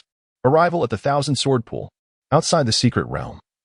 At the entrance of Bayun Mountain's secret realm, the wrinkled elder of the Leaf family floated serenely in the air, surrounded by an invisible flow of azure-green spiritual energy. Beside him, the scarred middle-aged man, Li Zhan, was squatting on the ground, utterly bored. This is dreadfully tedious. Unlike the elder, I cannot endure this idleness. Staying here any longer feels like a death sentence. As guides to the secret realm, their task was to usher young prodigies into the realm and retrieve them if they encountered danger. 3 hours had passed, yet no one had requested to return. Suddenly, a commotion erupted nearby the entrance of the secret realm as a group donned in black garb appeared, crimson blood wings unfurling behind them. The wings, devoid of feathers, resembled withered bones, presenting a terrifying sight. Li Zhan scoffed, expressing his disdain for the group of black-clad individuals. Can't the Bloodwing Demon Palace send over someone more formidable? Why must we be faced with these inconsequential lackeys? The Demon Palace's members remained silent, their blood wings flapping furiously, producing a gust of wind. The previously organized formation swiftly morphed into an unusual array, their wings densely clustered, casting shadows that obscured the sky like a galaxy strewn with stars. Li Zhan smirked disdainfully, azure-green energy bursting forth from his dantian, enveloping his palms. His eyes sparkled with fierce battle intent as he laughed heartily, launching a rapid series of strikes toward the horde of Demon Palace members. Bang, bang, bang. Accompanying his strikes were numerous colossal azure palm prints, slicing through the air toward the Demon Palace members, creating a thunderous cacophony upon impact. In an instant, silence fell. The members of the Demon Palace were crushed into mere pulp. The entire force of the Demon Palace was annihilated. Sigh. This task of intercepting the demon cult members is utterly unexciting, Li Zhan lamented, shaking his head at the obliterated foes. For him, this was merely a warm-up. However, neither Li Zhan nor the wrinkled elder noticed the peculiar formation the Demon Palace had adopted, which, under the sunlight, cast a shifting shadow over the entrance to the secret realm. The shadow slowly writhed and seamlessly merged into the void connecting to the secret realm. Deep within the Bayun Mountain secret realm, propelled by Zhou Yicheng's full strength, he and Li Taizhu advanced rapidly, quickly delving into the depths of the secret realm. Now, shrouded in dense black mist, the path to the deeper recesses of the realm split into 3 diverging routes. Zhou Yicheng turned to Li Taizhu and inquired, "In which direction lies the maternal essence of Undying?" Upon hearing Zhou Yicheng's question, Li Taizhu chuckled mysteriously and replied, "Do not be in haste. Let us first retrieve the sword sheath from the pool of 10,000 swords before we proceed." Zhou Yicheng furrowed his brow slightly. The primary objective of his expedition to the secret realm was to obtain the primordial essence of Undying to concoct the 9-turn recovery pill. They were permitted to remain in the secret realm for merely a day, and should any unforeseen circumstances arise at the Wanjin pool, jeopardizing their chance at competing for the Undying primordial essence. Li Taizhu, noticing Zhou Yicheng's troubled expression, decided to forego the suspense. He pulled out a crumpled talisman from his storage ring and exclaimed with enthusiasm, "Clang, clang, clang." He waved the talisman triumphantly before Zhou Yicheng, wearing a mischievous grin, and said, "Can you guess what this marvelous item is?" Zhou Yicheng scrutinized the talisman paper, noting the faintly etched patterns resembling drifting white clouds. With uncertainty, he inquired, "Is this the White Cloud Talisman?" Li Taizhu, brimming with pride, replied, "Indeed, it is the White Cloud Talisman. Legend has it that the mystic realm of White Cloud Mountain is a place where a certain immortal transcended. By possessing this talisman, one can teleport to the very heart of the primordial essence at the summit, regardless of their location within the realm. It appears this is the bargaining chip the Leaf family has procured by exchanging their celestial artifact." Zhou Yicheng regarded the White Cloud Talisman with contemplation. With the talisman in hand, he no longer fretted about time constraints. Thus, under Li Taizhua's diligent guidance, the two opted for a path in the middle and hastened forward.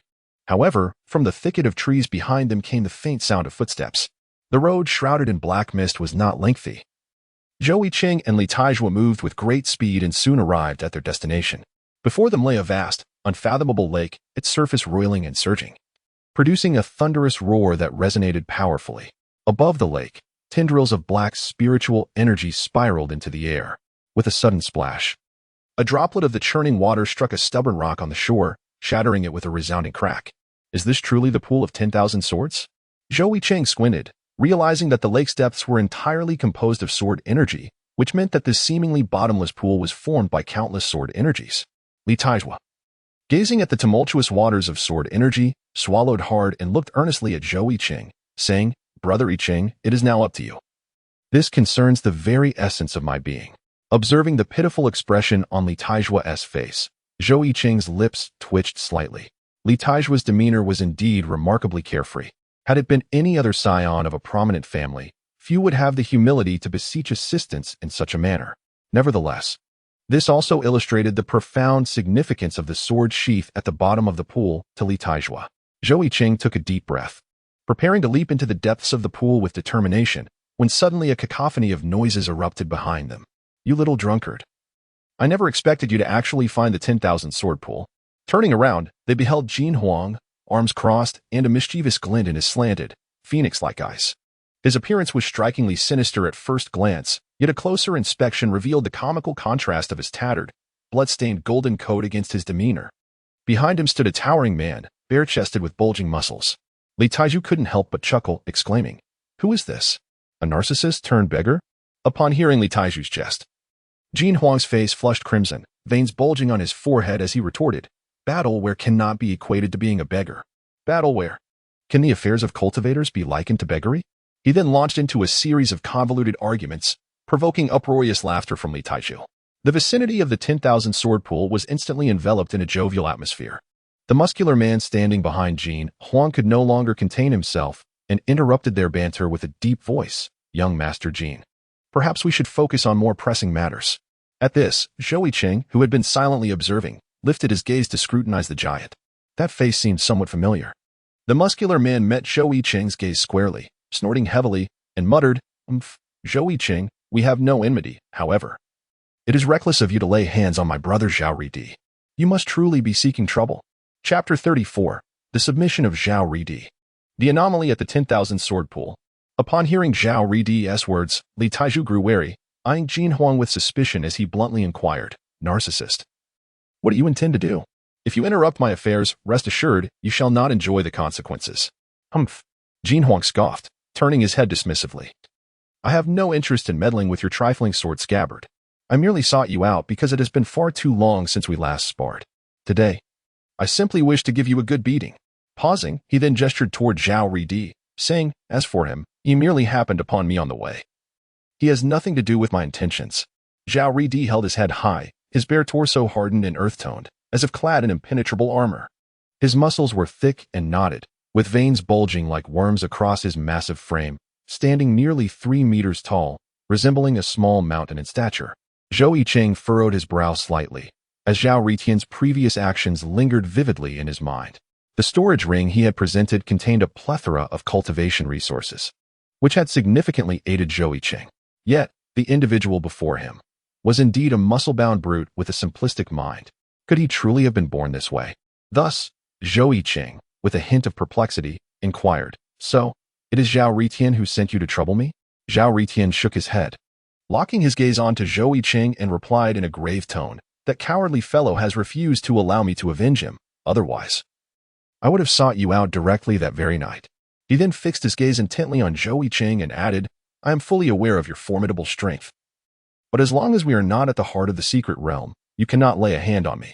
Zhou Yicheng furrowed his brow, recognizing that Zhao Ridi possessed a certain cunning. Within the White Cloud Mountain secret realm, there existed a rule that prohibited explorers from engaging in conflict outside the center of the realm. This regulation was intended not only to preserve strength for the competition for the Cloud Summit's eternal energy, but also to ensure the safety of the young, strong practitioners. After all, this was merely a contest of righteousness, not a life or death duel. Moreover, every young adept present was a prodigy from their respective sects, and the absence of even one would be a source of great sorrow. Thus, the moment you enter the pool, I shall follow you to the depths of the 10,000 sword pool to seize that sword sheath," Zhao Ridi declared emphatically, his gaze unwavering as it bore into Zhou Yicheng and Li Taizhua. "You rascal!" Li Taizhua exclaimed in frustration upon hearing Zhao Ridi's words, yet he felt utterly powerless. They were indeed unable to take action against Zhao Ridi. Outside the secret realm center, conflict was forbidden, and thus they could not prevent him from descending into the 10,000 sword pool. Should Zhou Yicheng enter the pool, Zhao Ridi would inevitably follow. If Zhou Yicheng refrained from entering, neither would Zhao Ridi. Zhao Ridi had ample time to bide, but Zhou Yicheng and his companion needed to obtain the Cloud Summit's maternal energy. Though Li Taizhua trusted Zhou Yicheng's prowess, he could not dismiss the potential for Zhao Ridi to engage in underhanded tactics. Observing Zhao Ridi's self-assured demeanor, Zhou Yicheng's eyes flickered momentarily before he broke into a smile. "Very well, if you wish to enter the pool, let us descend together, Brother Yicheng." However, Zhou Yicheng merely smiled gently at Li Taizhua and shook his head lightly. In response, Zhao Ridi snorted disdainfully, "Humph, just don't regret your decision." In his eyes, Zhou Yicheng was merely at the initial stage of the Void Training Realm, while he himself, despite being at the pinnacle of the Transformation Realm, had cultivated a unique technique that allowed his physical strength to rival that of a mid-level Void Training practitioner. As soon as he finished speaking, Zhao Ridi took the lead, striding boldly to the edge of the pool. The waters of the 10,000 sword pool churned vigorously, with droplets splashing forth, some piercing through giant stones, others severing ancient trees. Yet when these droplets struck Zhao Ridi's skin, they caused no harm whatsoever. Li Taizhua widened his eyes in surprise. Several droplets had also splashed onto him, leaving his own initial stage Void Training physique marred with blood. Yet Zhao Ridi remained unscathed. Upon closer inspection, Li Taizhua noticed that a swirl of earthy yellow spiritual energy enveloped Zhao Ridi, flowing and shimmering with a peculiar radiance, resembling a suit of impenetrable armor at first glance. The technique, Yellow Xian Gong, Yellow Xian Armor. Standing at the water's edge, Zhao Ridi paid no heed to Li Taizhua's astonishment. With a splash, he leaped directly into the depths of the 10,000 sword pool. As if sensing his entry, the waters surged with increased vigor, resonating with a cacophony of sounds as countless sword energies spiraled into a vortex, rushing toward Zhao Ridi. Yet, he remained unfazed. The sword energies collided with his earthy yellow spiritual barrier, producing a clattering sound without inflicting any damage. A grin stretched across Zhao Ridi's face. This 10,000 sword pool is not as formidable as it seems. His body glided through the water like a nimble fish, swiftly descending to the lake's depths. 1 zhang, 2 zhang, 3 zhang, as he ventured deeper into the abyss. The oppressive aura emanating from the sword Qi lake intensified, as countless droplets of sword energy descended upon Zhao Ridi like a myriad of sharp blades, clashing against the surface of his earthy yellow barrier, which gradually dimmed. Zhao Ridi's expression shifted subtly. His sole reliance was the Huang Xian robe enveloping him. Suddenly, a faint light radiated from the depths of the lake, and Zhao Ridi's eyes sparkled with clarity. He had found it. However, in that instant, the Huang Xian robe could no longer withstand the onslaught of sword energy and shattered on the spot.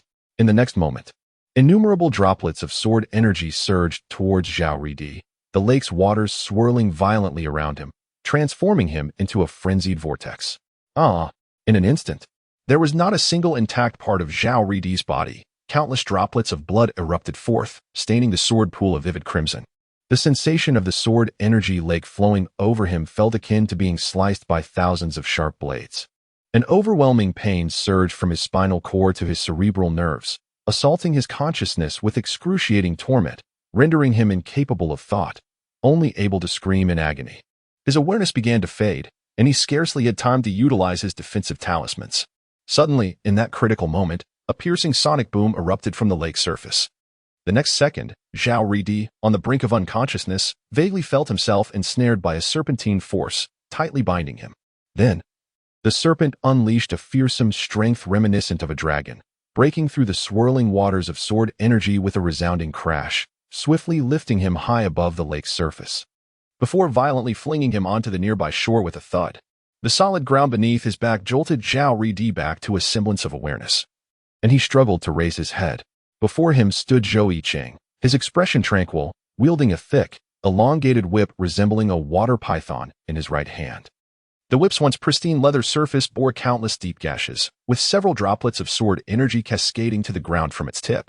A profound-grade artifact, the flesh whip. Zhou Yicheng's gaze was filled with complexity as he laboriously uttered, "You saved me?" Zhou Yicheng cast a fleeting glance at Zhou Yicheng, then nodded subtly.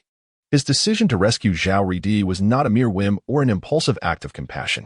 He perceived that Zhou Yicheng was inherently good-natured, albeit somewhat simplistic in thought. However, with the addition of his brother Zhou Yicheng, should they unite in purpose, that would likely yield commendable results. Zhou Yicheng has never forgotten the objective he has pursued since his emergence from confinement, to confront the Bloodwing Demon Hall. Led by the disciple Yue of the Demon Temple and the entire demonic faction, lacking a personal entourage and influence. Relying solely on his own strength would be a short-sighted endeavor. Zhou Yicheng took a deep breath, then slowly rose, his expression a mixture of complexity as he gazed at Zhou Yicheng. Subsequently, he knelt before him, and with a resounding thud, he bowed his head in reverence, stating solemnly, "I have wronged you in the past. My life, which you have saved, is yours to command should you require anything." Seeing Zhou Yicheng's submission, Zhou Yicheng nodded in satisfaction. This development provided him with greater latitude in executing his plans. Behind them, Li Taizhua and Jin Huang exchanged glances, their expressions shifting. Both were young lords of prestigious families, having encountered numerous formidable individuals. Yet, it is rare to find someone who possesses both strength and profound wisdom. After a moment's hesitation, Li Taizhua reluctantly spoke, "Brother Yicheng, perhaps we should reconsider. The sword pool is fraught with peril, and I'd rather not see you come to harm within." He preferred to forge a friendship with Zhou Yicheng over risking his life in the pool. "There's no need for concern," Zhou Yicheng replied with a light chuckle, shaking his head. To others, the sword pool may indeed be a treacherous place, but for him, it was merely a routine challenge. Even if thousands of blades were to cut him, what pain could that bring? It is crucial to remember that the thousand blades body technique within him constantly operates, yielding a blade aura of immeasurable power, equivalent to countless harmonization realm levels. He had long since become accustomed to such levels of suffering.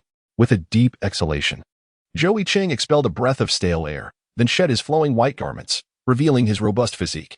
In an instant, he unleashed his body technique, leaping gracefully into the depths of the sword pool, plunging dozens of meters down. "Brother Yicheng," Li Taizhua shouted anxiously, rushing to the edge of the pool to peer down. "If you must descend, at least prepare yourself. Why the haste? To dive directly without acclimatizing to the sword aura at the surface could be fatal." However, upon witnessing the scene at the pool's bottom, his mouth gaped open in astonishment, wide enough to accommodate a quail egg. In the tumultuous waters of sword energy, Zhou Yicheng moved with the agility of a nimble fish, swiftly propelling himself downstream. The swirling sword aura enveloped him, yet he remained utterly unscathed. Li Taizhua's eyes widened. He knew Zhou Yicheng wore a celestial-grade artifact, the Moonxian robe, but just moments ago, Zhou Yicheng had shed his artifact. This meant that he was now enduring the relentless sword energy solely through the strength of his flesh.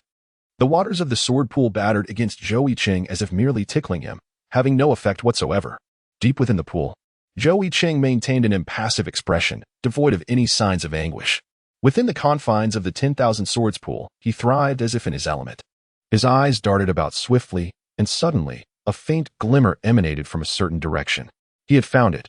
A subtle smile graced the corners of Zhou Yicheng's lips. At that moment, an unexpected notification resonated within his mind. "Would you like to sign in at the Immortal Slumber Sword Gate?" The mention of the Immortal Slumber Sword Gate intrigued him. Contemplating the system's alert, he recognized there were many aspects worthy of reflection. However, he resolved to claim the sign-in reward first. Silently, He intoned the word sign in. Sign in successful. Reward, 1 immortal sword soul. What exactly is the immortal sword soul? Zhou Yicheng pondered as he continued to propel himself towards the source of the light. There, at the depths of the lake, stood a beautifully crafted sword sheath. Pristine and unmarred, having remained in this place for ages without a trace of rust. A peculiar radiance danced upon the surface of the sheath, while the surrounding waters of the sword chi lay still, gently suspended nearby. It was as if one stood in the eye of a ferocious storm, where all was calm and serene. Zhou Yicheng slowly glided towards the sword sheath, feeling no hindrance in his path. Before long, he approached the sheath, gently placing his hand upon it. With a slight exertion, he effortlessly drew the sheath forth. Was it truly this simple? Zhou Yicheng wore a look of skepticism. It seemed almost too easy. For him, swimming to the bottom of the lake felt as uncomplicated as frolicking in a shallow pool. And he had anticipated that extracting the sheath would be an insurmountable challenge. Yet, was this the outcome? As Zhou Yicheng pondered this perplexity, a sudden cacophony erupted, and the once turbulent and roiling waters of the sword pool abruptly fell into tranquility. The surface became as smooth as a polished mirror, undisturbed by even the slightest ripple. On the shore, Li Taizhu gazed with uncertainty at the unforeseen transformation of the sword pool, bewildered by the mysterious occurrences beneath the surface. Deep within the pool, Zhou Yicheng's pupils constricted slightly, an ominous sensation unfurling throughout his body. In the next instant, an eerie black light erupted from the very hole from which he had drawn the sheath, the small aperture resembling a terrifying black abyss, emanating a powerful force of attraction. Zhou Yicheng's expression shifted dramatically, as if he were being pulled into the abyss, unable to resist the overwhelming force even at the combined body stage. With a swift sound, reminiscent of the fabric of reality being torn asunder, an eerie black luminescence enveloped the entire 10,000 sword pool. In the next moment, the light vanished, and the lake's sword energy, along with Zhou Yicheng, was drawn into the mysterious chasm. Chapter 35, Su Xian E versus Huanghongyu at the heart of the Baiyun Mountain secret realm, where the essence of the cloud peak emanates. As one approaches the center, the black spiritual energy thickens, shrouding the area in a dense fog. At the very center stands a small mound, once lush with verdant trees, now tainted black, with twisted branches radiating an ominous aura that deeds any advance. Suddenly, a gust of wind shattered the silence. A fiery red streak flashed by, revealing a figure hovering in midair near the mound.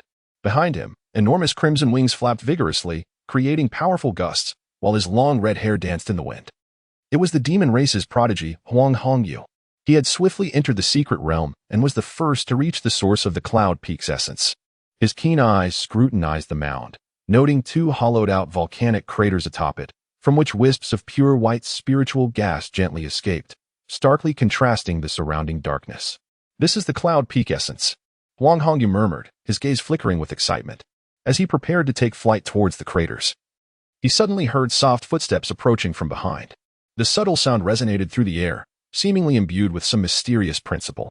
Turning around, he saw a tall figure emerging from the fog, draped in a voluminous gray robe.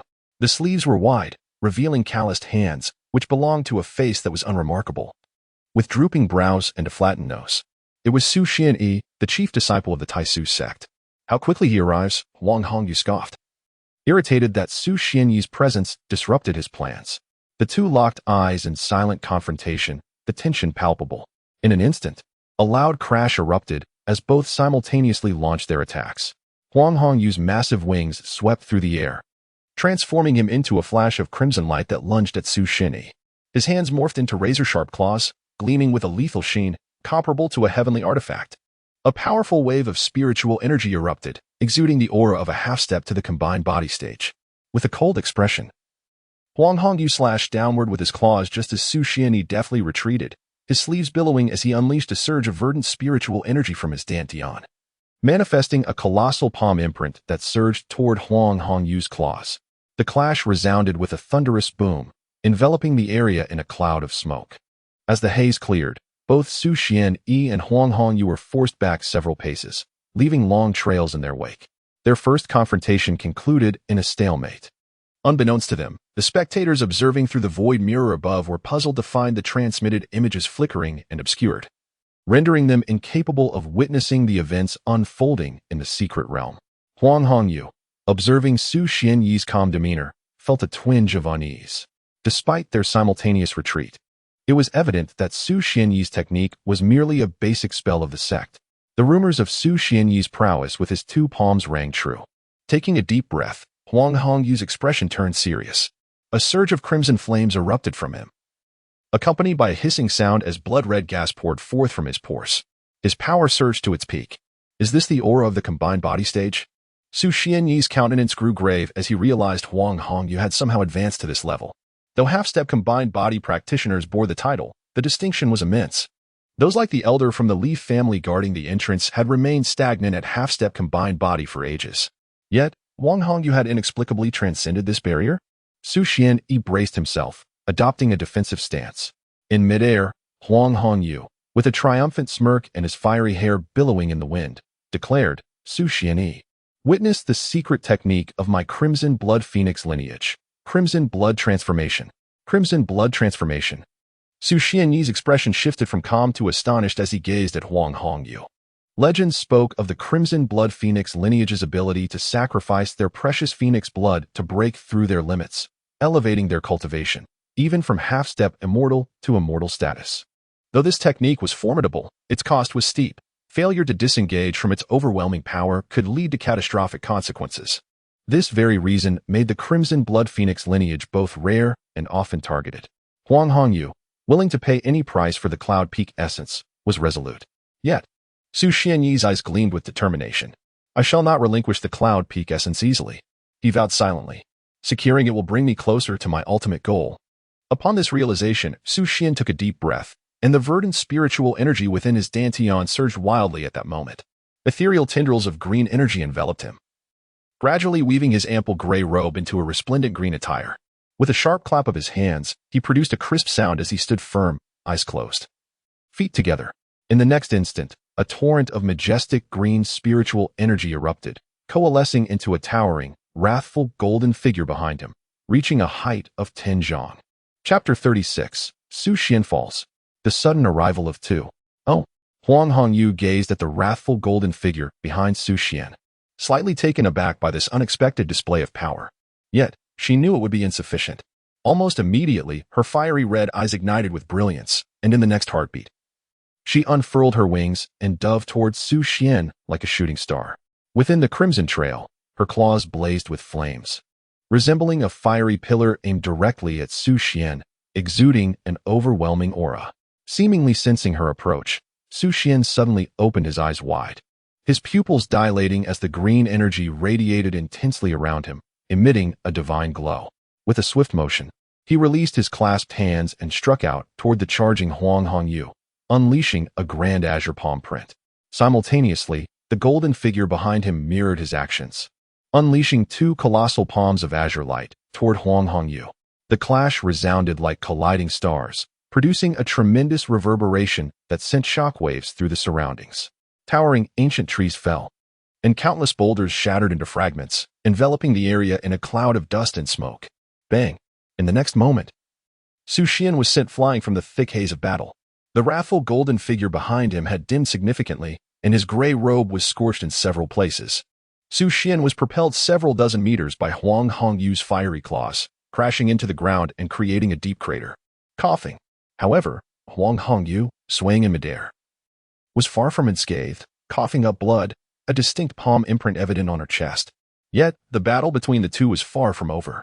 Su Xian quickly rose from the crater, while Huang Hongyu steadied herself in the air, her flames continuing to blaze. Their eyes met, and once more, divine light flickered as they charged at each other. Swish! Bang! In an instant, the heavens trembled, and the earth quaked, the spectacle awe-inspiring. Within a brief span, they exchanged hundreds of blows, claws meeting palms in a fierce back and forth. Gradually, Huang Hongyu's combined spiritual energy began to dominate, while the golden figure behind Su Xian grew increasingly dim, on the verge of dissipating into nothingness. Su Xian gasped for breath, his complexion pale, the green energy within his dantian waning, his gray robe tattered, and his body marred with deep claw marks, blood dripping from his wounds onto the ground. Observing Su Xian's dire state, Huang Hongyu smirked, taunting, Su Xian, how lamentable it is that you are out of time in this era of strife. You are destined to be a stepping stone for this demon. As she spoke, she raised her blazing claw high, preparing to deliver a fatal blow. infused with overwhelming power, intending to end Su Xian's life with a single strike. Boom! A colossal phoenix claw, wreathed in flames, descended upon Su Xian. The claw threatened to rend the skies. At that moment, a sudden gust heralded the arrival of a white cloud that appeared out of thin air. On the cloud stood two figures, one clad in blue and the other in gold, Li Taizhua and Jin Huang. Before they could comprehend the unfolding events, a massive phoenix claw came crashing down upon them, blocking out the sun. What in the world is that? Li Taizhua exclaimed, swiftly drawing his rusted iron sword from his waist, its azure glow flashing as he raised it defensively. Beside him, Jin Huang, with a disdainful snort, threw off the tattered remnants of his golden cloak, raising his hands to conjure a formidable golden barrier, swirling with potent energy, unwavering in its strength. Bang! The colossal claw collided with their defenses, producing a deafening sound, sending both Li Taizhua and Jin Huang flying several miles away. Hovering in the air, Huang Hongyu coldly remarked, "Humph, more little mice have arrived. Very well. I shall fulfill my master's orders and ensure you remain here." With that declaration, she launched a fiery onslaught toward the three, having barely stabilized themselves in midair. Li Taizhua and Jin Huang grasped the situation, realizing that after Zhou Yicheng had been drawn into the mysterious Wanjian pool, they had scourged the vicinity in vain for any trace of him, as if he had vanished into thin air. Frustrated, Li Taizhua had resorted to using a white cloud talisman to fetch the vital essence from the cloud's peak, knowing that failure to do so would haunt him for life. Now, it appeared that the avian foe had employed some secret technique to force Su Xian into retreat. Li Taizhua murmured, but his thoughts were interrupted by Jin Huang's outburst. How infuriating! How can one wield such magnificent techniques?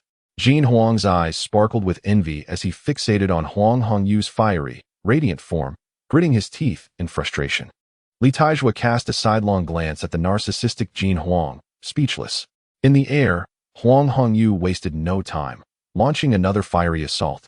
The massive claw descending once more with a gale, as if to tear the heavens asunder. Boom! As the claw approached, Li Taizhua and Jin Huang, still reeling from the previous strike, could only muster a feeble defense, which proved utterly futile. With a tearing sound, their bodies were slashed, blood gushing forth in torrents. Their situation had taken a dire turn. Is this the chasm between the combined realm and the virtual realm?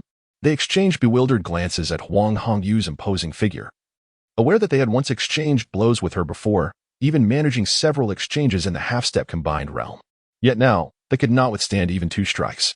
Among them, only Su Xian, a half-step into the combined realm, could still contend, albeit his pallid complexion and nearly depleted energy rendered him unable to continue the fight. Huang Hongyu surveyed the three with a maniacal laugh. Is this the might of the celestial sovereign's lineage? It is truly laughable, ha ha ha. At this moment, the lives of the three proud descendants of the human race are entirely within his grasp. He can kill or torment them at his whim. For the demon clan, who have long suffered oppression at the hands of humanity, this brings a profound sense of exhilaration. Huang Hongyu's lips curled into a slight smile, and his wings trembled mightily, as crimson divine flames surged forth once again, blazing fiercely upon his formidable form, a manifestation of his overwhelming vitality. Farewell, proud children of humanity. In the next instant, his divine claws ignited with roaring flames. They rose high, transforming from slightly larger than human hands to towering claws that loomed over 10 zhang tall, descending fiercely upon the three below. The strike against the heavens obscured the sun, a spectacle of terrifying might. Chapter 37, Zhou Yicheng vs. Huang Hongyu. The claw strikes the sky. Huang Hongyu's lips curled into a slight grin, his heart brimming with exhilaration as he envisioned the gruesome scene of the three being reduced to mere pulp beneath his might. However, at that moment, atop a small mound in the center of the secret realm, a resounding boom echoed, and a powerful aura erupted like a pillar of light from the summit. Huang Hongyu turned to behold a figure slowly emerging from the radiant column, clad in flowing white garments, with an unparalleled visage, surrounded by an ethereal glow, resembling a celestial being. It was none other than Zhou Yicheng, the mysterious figure who had vanished from the sword pool. Zhou Yicheng stood suspended in midair, slowly lifting the sword sheath he had retrieved from the depths of the sword pool. With a graceful flip, he directed the opening of the sheath towards Huang Hongyu. 100,000 and 80,000 swords, he uttered softly, his voice laced with an eerie chill. At that moment, the entire realm was engulfed in a palpable aura of death, as streams of sword energy surged forth from the sheath, akin to an eruption of endless volcanoes, soaring skyward with a thunderous roar. Below, Li Taiju's eyes widened in astonishment as he exclaimed, "Isn't that the sword energy from the sword pool's lake?" Under the vast sky, the droplets of sword energy resembled a myriad of stars scattered across the firmament, shimmering ominously with a chilling brilliance. The air was thick with razor-sharp sword light, dazzling and piercing, instilling a deep sense of dread. 100,000 to 80,000 swords. Everywhere one looked, sword energy was ablaze, a fierce and foreboding presence that sent shivers down the spine. Swoosh, swoosh, swoosh. In the next instant, the sky was filled with sword energy that surged forth like lightning towards Huang Hongyu, accompanied by the sounds of the air being torn apart, obscuring the sun and instilling terror in the hearts of onlookers. Li Taiju and Jin Huang, positioned below, could only watch in horror, unable to fathom what it would be like to be caught in such a maelstrom. Faced with this daunting sight, Huang Hongyu's expression darkened as he let out a heavy snort. With a powerful flap of his wings, he swiftly retracted his claws that had been poised to strike downwards. In midair, as he gazed at the oncoming torrent of sword energy, his eyes narrowed slightly, and the crimson flames enveloping him blazed even more fiercely, radiating divine brilliance as if ignited by holy fire. Abruptly, he opened his mouth and emitted a piercing cry. Phoenix cries to the heavens. The sound waves surged forth, colliding with the oncoming sword energy, producing a cacophony of clashing sounds, causing a significant portion of the sword energy to dissipate under the force of the powerful sonic waves. However, Zhou Yicheng's sheath continued to unleash waves of sword energy. In no time, the sword energy that had been vanquished by the sound waves was replenished, and the vast expanse above remained unyielding, with even more sword energy than before. Seeing this, Huang Hongyu's expression darkened further. Remaining in such a passive position was untenable. He coldly remarked, "Human brat, I concede that my master was not mistaken. You indeed possess some prowess. However, if this is all you can muster, prepare to be disappointed." As his words fell, the sacred flames enveloping Huang Hongyu intensified, roaring to life. Break, break, break. In the next moment, his colossal wings flapped with increased velocity, the crimson light flashing as he disregarded the sea of sword energy. The divine phoenix's speed reached its zenith, unleashing a sonic boom, and his claws glimmered with crimson flames as he lunged straight towards Zhou Yicheng. Capture the king before the thief, shoot the horse before the man. The innate divine technique of the crimson blood divine phoenix, heavenly phoenix strike. As Zhou Yicheng observed Feng Hongyu charging directly towards him, his expression remained unchanged, devoid of fear. Instead, his eyes were filled with a fervent battle intent. He turned to Li Taiju and bellowed, "Be ready." Before Li Taiju could react, Zhou Yicheng swiftly tossed the sword sheath into his arms.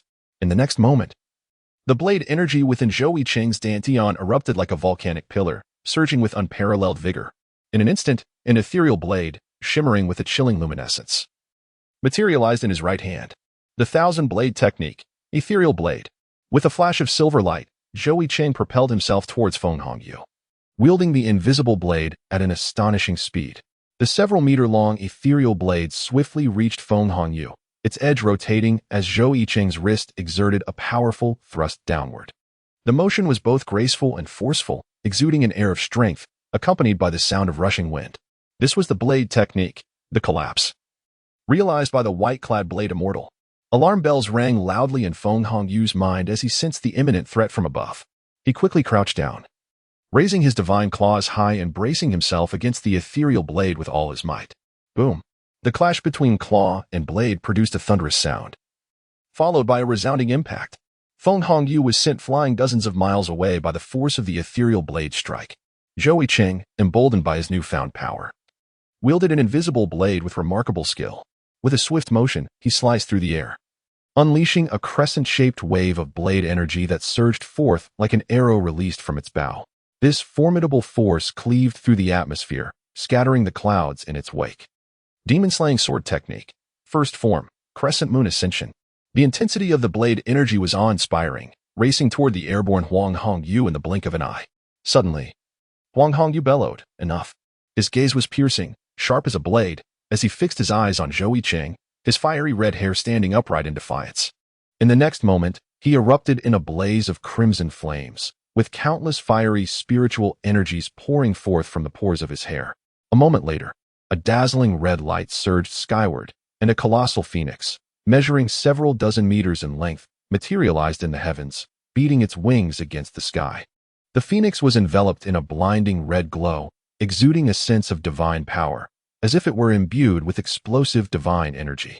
It was clear that Huang Hongyu, unable to withstand the pressure exerted by Zhou Yicheng, was compelled to reveal his true form as the Crimson Blood Divine Phoenix. With a proud tilt of his head, he let out a piercing cry. Caw! The cry resonated across the heavens, echoing for dozens of miles. This was the Phoenix's call from the true form of the Crimson Blood Divine Phoenix, a sound that shook the very sky, causing the earth to tremble. Below, Li Taizhu and the others felt their eardrums throb painfully, prompting them to retreat hastily. In an instant, the crescent blade energy was shattered by the resounding call, with boulders on distant hills fracturing under the force. Roar! Face your demise, human brat. Huang Hongyu's prowess did not end there. He let out a thunderous roar that reverberated through the firmament. A flash of rainbow light surged as he lunged forward, his crimson claws ablaze like divine fire. The essence of the divine phoenix burning brilliantly, so dazzling that it was nearly blinding. One could scarcely fathom the magnitude of power behind that punch. With wings that shook the heavens, Huang Hongyu soared toward Zhou Yicheng like a meteor, embodying the pinnacle of the divine phoenix's speed in that moment. Zhou Yicheng gazed at the approaching Phoenix Hongyu, his expression unperturbed. Instead, he closed his eyes, standing motionless, resembling a soul resigned to its fate, awaiting the inevitable. Below, Jin Huang, witnessing this, anxiously exclaimed, "What is Zhou Yicheng doing, just standing there?" Meanwhile, Su Xian, who had remained silent, lifted his gaze to observe the silvery blade aura swirling around Zhou Yicheng, his eyes flickering with interest as he corrected. It appears he is attuning to the spiritual energy within his body. Li Taizhu, wearing a mysterious smile, added, "Wait and see. I shall demonstrate something remarkable." As the three conversed, Zhou Yicheng suddenly opened his eyes, a fierce determination igniting within them. At that moment, the silver blade aura surrounding him intensified, merging with the rhythm of his breath, heartbeat, and flowing blood, creating a symphony of sound that rivaled even the majestic cry of the phoenix. With a resounding roar, all sounds abruptly ceased, only to be replaced by a powerful surge of spiritual energy emanating from Zhou Yicheng. Instantly, the blade aura enveloped his hand, transforming the previously modest invisible blade into a colossal divine sword that blotted out the sun. Thousand-blade body technique, blade of all things. In the next heartbeat, Zhou Yicheng, shimmering with silver light, fearlessly darted towards the swiftly approaching Phoenix Hongyu. The divine sword in his grasp pulsed with fiery energy, manifesting a phoenix apparition that screeched piercingly, reverberating for miles. With the sword and phoenix apparition, he swiftly closed the distance to Phoenix Hongyu, raising his right shoulder and thrusting the divine blade upward with blinding speed. Cutting demon blade style, second form, Phoenix rising. Phoenix Hongyu, grinning wickedly, bellowed, "Excellent, human boy. Allow me to show you what a true phoenix is." Undaunted by the divine sword in Zhou Yicheng's hand, his eyes blazed with crimson light, and he radiated an even brighter red aura, his blood boiling with intensity. In that moment, he expanded into a massive crimson blood phoenix, overshadowing the skies, his wings shattering the heavens as he charged directly at Zhou Yicheng. With a thunderous collision, the divine sword met Phoenix Hongyu, creating a sound akin to the clash of stars. For a fleeting moment, silver and red light intertwined, dazzling the onlookers below, who squinted their eyes, unable to discern which side held the upper hand. Chapter 38. An unexpected turn. The essence of Yunding has been taken. The brilliant light flickered and vanished upon impact, leaving a cloud of smoke in its wake, and tranquility returned to the world. After some time, the smoke cleared, revealing Zhou Yicheng standing triumphantly at the epicenter of the explosion, while Phoenix Hongyu had been sent soaring into the heavens, disappearing from sight. The three spectators were left in astonishment, Jin Huang wide-eyed, murmuring in disbelief, "I never expected it to be Zhou Yicheng. That birdman has now reached the fusion realm." Beside him, Li Taizhu laughed heartily, embracing Jin Huang's shoulder. "Indeed. After all, he is the man I have chosen." Su Xian, however, regarded Zhou Yicheng with a flicker of intrigue in his eyes, lost in thought. Yet, Zhou Yicheng, hovering in midair, furrowed his brow, dissatisfied with the strike. He had anticipated that this blow would spell the end for Phoenix Hongyu, but to his surprise, the foe had narrowly escaped death. Something felt amiss, he pondered, gazing into the distant horizon. The calm did not last long, soon shattered by a piercing phoenix cry. In the far-off sky, a crimson light darted toward him with incredible speed, Phoenix Hongyu soaring high, unleashing a defiant screech that resonated through the heavens, shattering the surrounding clouds. The crimson blood phoenix would not yield. The grievous wound inflicted by the divine sword, spanning several meters, bubbled with boiling blood, steam rising as flesh rapidly regenerated. The wound nearly mended in the blink of an eye. The innate divine technique of the Crimson Blood Phoenix, blood rebirth. With a triumphant cry, Phoenix Hongyu transformed into a blazing comet, his wings beating against the sky as he charged once more at Zhou Yicheng. Within Zhou Yicheng's body, the blade energy surged violently, showing no signs of abating. A flash of silver illuminated the air as he wielded the divine blade, stretching over 10 feet, and charged forward once more. The divine blade erupted with an intensity that sent deadly energy soaring into the heavens, its sharp edge radiating lethal intent as it struck fiercely towards Huang Hongyu. Zhou Yicheng's unparalleled techniques displayed an infinite array of knife maneuvers. Terrifying slashes cascaded towards Huang Hongyu, igniting the very atmosphere around them with fervor. The blade-severing technique, collapse. The blade-severing technique, pierce. The blade-severing technique, slash. The blade-severing technique, cleave. The blade-severing technique was unmatched, devoid of fixed patterns. Each simple strike contained explosive divine power. At one moment, Zhou Yicheng slashed towards Huang Hongyu. The next, he reversed the blade, slamming Huang Hongyu into the ground, creating a massive crater. In another instant, he unleashed an endless torrent of blade energy, enveloping Huang Hongyu entirely within the might of the divine blade. The two engaged in a life-or-death struggle, each displaying their utmost abilities without reservation. Amidst their fierce combat in the skies, a sudden commotion arose from the thick fog below, mingled with the murmur of the crowd. Unbeknownst to them, the secret realm had undergone an extraordinary transformation. The monstrous beasts within had become several times stronger than before. Thankfully, the Linglong Saintess had chosen to accompany them. Otherwise, it would have been impossible for Li Taizhu to venture this far alone. They had finally arrived at the heart of the secret realm, the origin of the Cloud Peak's vital energy. Li Taizhu and Jin Huang turned back to see a group of over 10 individuals emerging from the mist, revealing that the Linglong Saintess and her entourage had also reached the center of the secret realm. However, despite looking around, Li Taizhu could not spot the Linglong Saintess among them. A sudden, thunderous crash captured the attention of the Linglong Saintess and her group, prompting them to look up. There, in the skies above, Zhou Yicheng and Huang Hongyu continued their fierce battle. Zhou Yicheng swung the divine blade with tremendous force, the rush of wind trailing behind it, striking Huang Hongyu down to the ground with a resounding crash that left a massive pit in its wake. Gasped the crowd collectively inhaled sharply. Could it be that this was a demon of the Beast clan? How could he have been so effortlessly struck down? Who is this individual, possessing such terrifying prowess?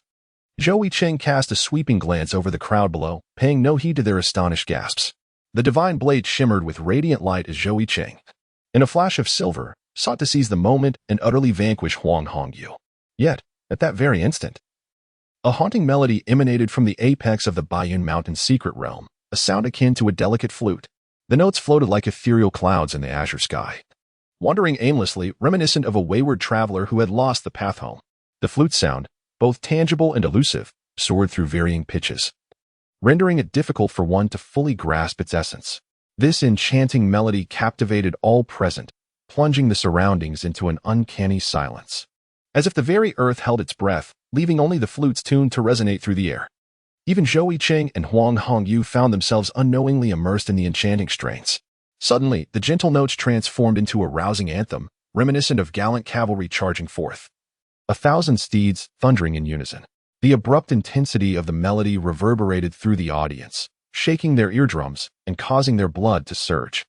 Yet they remained entranced by the music, completely oblivious to the changes occurring within themselves. However, in the fleeting moment that the tune shifted, Zhou Yicheng seized the opportunity and ruthlessly struck the divine blade against his own body. Despite his intention to temper the force with the protection of the moon Xuani, the blade still carved a horrific gash across his skin. A wave of immense agony surged from his spinal cord to his cerebral cortex, abruptly awakening Zhou Yicheng from his trance. Zhou Yicheng's complexion was slightly pale as he turned his gaze toward the source of the flute's melody. There, atop a small hill at the mouth of the mountain, the very origin of the ethereal essence of Undying, stood an enchanting beauty. Her head bowed as she played the flute at her lips. Her flowing black hair danced gently in the breeze, while a dark veil obscured her visage. Yet hints of her frost-like features could be discerned. Above the veil, her delicate face and arched brows framed eyes that sparkled like stars. Around her neck hung an inverted triangular pendant, that subtly reflected a silvery luminescence. Her skin, fairer than snow, seemed to emanate a chill that rendered her presence almost untouchable. Dressed in a form-fitting black attire, her graceful figure was accentuated, revealing elongated curves that spoke of a devilish allure. Yet, she exuded an air of aloofness, reminiscent of a celestial maiden from the moon's expanse. Sensing Zhou Yicheng's penetrating gaze, she raised her head slightly, and her eyes fell upon him, blood still trickling from his abdomen. His sword-like brows arched in mild surprise. It was him. Despite witnessing Zhou Yicheng's emergence from the enchanting melody, the notes that danced upon her lips did not falter. Rather, they grew increasingly fervent. Zhou Yicheng's expression darkened as he beheld the figure before him, the flute-playing maiden he had encountered the previous night. To his astonishment, she had also ventured into the mystical realm of Baiyun Mountain. Yet, how had she managed to enter when her presence had eluded him at the entrance? What was her motive? Did she, too, seek to claim the essence of Undying? A flurry of questions raced through Zhou Yicheng's mind, an unsolvable enigma that left him bewildered. Shaking his head, he resolved to cast aside these perplexities for the moment. Regardless of the circumstances, today nothing would deter him from his pursuit of the Undying essence. With a flash of silver light, Zhou Yicheng propelled himself like a bolt of lightning towards the location of the flute maiden. However, just as he was about to draw near, she inexplicably blurred and vanished before his very eyes. Once again, she had employed this elusive trick. Zhou Yicheng furrowed his brow. The flute maiden had performed the same miraculous disappearance before him the night prior, and now she had done so again. Zhou Yicheng abruptly halted mid-air, his eyes sharp and keen like those of an eagle, scanning his surroundings. Above, there was naught. Below, there was nothing. Where could it have gone? Suddenly, his gaze was drawn to wisps of gas swirling at the left hillside's mouth, floating above the clouds. This was the primordial essence of the cloud peak. However, at that moment, the primordial essence was faintly veiled by a slowly moving shadow. That was, in an instant, a thought flashed through Zhou Yicheng's mind like lightning. This is not good. Zhou Yicheng suddenly comprehended something. A silver gleam flickered momentarily, and his speed surged dramatically, propelling him forward with an intensity akin to light as he dashed towards the primordial essence atop the cloud. However, it was all too late.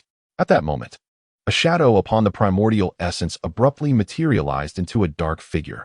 Was it the flute-playing woman? With a graceful extension of her delicate hand, she seized the primordial essence with astonishing ease. Chapter 39. Hand-torn chicken wings. Yet again, it is Yue. The secrets of the black mist in the mystic realm. Wisps of primordial essence flowed gently at the summit of the clouds, requiring careful exploration to extract it entirely. Beneath her black veil, the flute-playing woman, her eyes resembling misty autumn waters, intently scrutinized the swirling primordial essence above, her slender fingers deftly maneuvering through it. Just as it seemed she was about to claim the primordial essence, Zhou Yicheng unleashed an even swifter velocity, racing directly towards her. Extracting the entirety of the primordial essence would not be accomplished so swiftly. There was still time. In Zhou Yicheng's eyes gleamed a resolute light. Yet at that moment, a sharp cry suddenly erupted from behind him. Was it the phoenix of scarlet feathers? Originally struck down by Zhou Yicheng's divine blade, the phoenix of scarlet feathers had somehow transformed back into its crimson blood divine phoenix form. Its eyes were keen, radiating a fiery brilliance as it unleashed a series of explosive sounds, propelling itself with astonishing speed. In an instant, it soared above Zhou Yicheng. The next moment, the enormous wings of the phoenix flapped, enveloping Zhou Yicheng entirely within their mighty embrace, rendering him momentarily immobile. Zhou Yicheng was filled with rage, utterly astonished that Huang Hongyu, whom he had just overpowered, would suddenly appear at such a crucial moment to thwart him. The usually calm and collected Zhou could not help but mutter a curse under his breath. Damn it. At that moment, Huang Hongyu seemed to possess unparalleled strength, rendering Zhou Yicheng's struggles futile, as he found himself unable to break free. A wicked smile spread across Huang Hongyu's face, her lips curling with mischief. As her wings enveloped Zhou Yicheng, with a swift motion, a brilliant flash of fiery red brilliance erupted, and her speed surged dramatically. They soared directly over the flute-playing woman, hurtling toward the summit of a small hill. With a thunderous crash, they collided with the mountaintop, unleashing a tremendous roar and sending plumes of smoke billowing into the air. Zhou Yicheng was consumed by an intense fury, almost wishing to slay Huang Hongyu on the spot. In mid-air, he disregarded the divine blade in his grasp. His eyes glimmered with murderous intent. With a thunderous roar, the overwhelming silver-white blade aura emanating from Zhou Yicheng surged forth like a volcanic eruption. The divine power exploding forth freed him from Huang Hongyu's restraints. Prepare to meet your demise. Zhou Yicheng's murderous intent soared as he lunged at Huang Hongyu, his hands glowing with silver radiance, transforming into two colossal silver hands that swiftly seized Huang Hongyu's fiery red wings. With tremendous force, the giant hands tore downwards. The audience was startled by the resounding rip that echoed from above, pulling them from their reverie. To their astonishment, Zhou Yicheng had forcibly torn off Huang Hongyu's wings. A collective gasp filled the air. Goodbye, enjoy your chicken wings. Only Li Taiju's eyes sparkled with delight. He had long harbored resentment towards the avian figure. Blood streamed from Huang Hongyu's shoulders, gushing forth like a fountain, and without his wings, he struggled to maintain stability in the air, swaying dangerously. Yet, his expression bore no trace of shock or anger. Instead, he gazed at Zhou Yicheng with a wicked, derisive laughter, pride radiating from his demeanor. Ha ha, Zhou Yicheng. You have fallen into my trap. Below, Li Taiju looked on in disbelief. Was this birdman truly rendered insane by the loss of his wings? However, Huang Hongyu ignored his taunts, reveling in his own triumph. Suddenly, a crimson aura surged around him, enveloping his body, as torrents of blood energy swirled in his vicinity. Flesh began to sprout rapidly from the remnants of his severed wings, and soon, the blood mist dissipated, revealing a new pair of blood-stained wings, resembling withered bones. Huang Hongyu laughed maniacally, flapping his newly formed wings, unleashing a powerful gust of wind as he executed a swift turn, accelerating with a speed surpassing his previous state. Blood restoration technique. Zhou Yicheng's expression darkened at this unexpected development. Has this demon learned the secret arts of the Bloodwing Demonic Palace? This signals a grave alliance. The entire demon clan of the southern wilderness has sided with the Bloodwing Demonic Palace. The onlookers gasped in disbelief, their eyes wide and mouths agape. Huang Hongyu had the audacity to appear in the White Cloud Mountain secret realm after pledging allegiance to the demonic palace. Showing utter disdain for those above in the clouds, Jin Huang furrowed his brow, perplexed. Floating in a corner of the sky, Huang Hongyu, noticing the astonished crowd, smugly declared, Zhou Yicheng, I acknowledge your strength, but compared to that esteemed individual, you are but a minnow before a whale. His Highness the Teaching's Prince is truly unparalleled among mortals.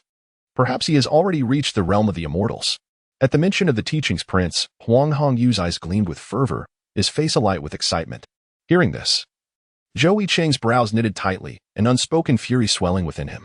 Yui, once again, had anticipated this, making early arrangements within the secret realm to thwart his rescue of his junior sister. No, it may not be that simple. However, Huang Hongyu offered no respite. In midair, his fiery red hair stood upright, arms spread wide as he laughed towards the heavens. Zhou Yicheng, allow me to unveil the unparalleled schemes of His Highness the Teaching's Prince. In the next moment, crimson beams of light erupted from the small hill at the center of the secret realm. Torrents of blood gushing from the foot of the hill to the peak. This was the divine blood of the scarlet blood divine phoenix. It turned out that after Zhou Yicheng had torn off Huang Hongyu's wings, he had secretly detonated the fallen appendages at the base of the hill, releasing the divine blood of the divine phoenix. As if some ominous entity were awakening, the small hill at the center began to tremor upon contact with the divine blood. And within the secret realm, thick black fog intensified, even enveloping the area where Zhou Yicheng and others stood. Rivers of blood surged from the ground, writhing like worms as they flowed towards the small hill. What in the world is this? Li Taiju kicked aside the blood that had crawled onto his feet, his expression one of disgust. Suddenly, a thunderous rumble erupted, shaking the very heavens and earth, causing those on the ground to sway unsteadily, forcing them to take flight. Their faces filled with uncertainty as they beheld the unfolding calamity. The space within the secret realm began to warp and distort, ethereal white void cracks appearing in the sky above. The black mist that had engulfed the realm thickened, coalescing at the center, while the small hill began to roar ominously. A powerful and foreboding aura emanating from it. What is this? At the sight of such a transformation, Li Taiju's face paled in realization.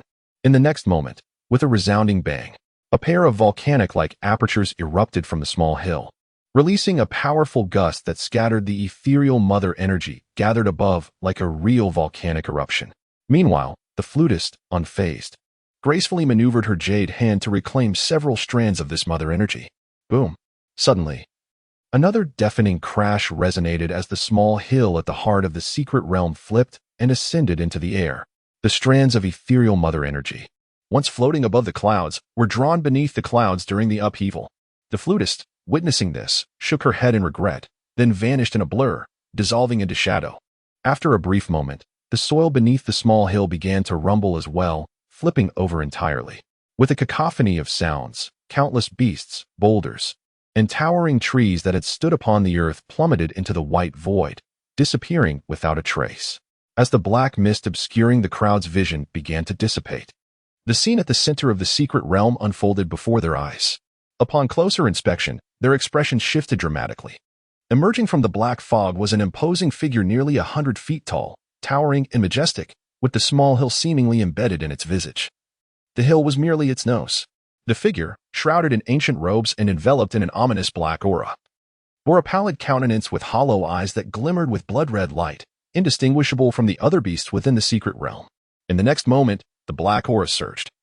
An overwhelming pressure emanating from the figure, reminiscent of an immortal's might. Boom.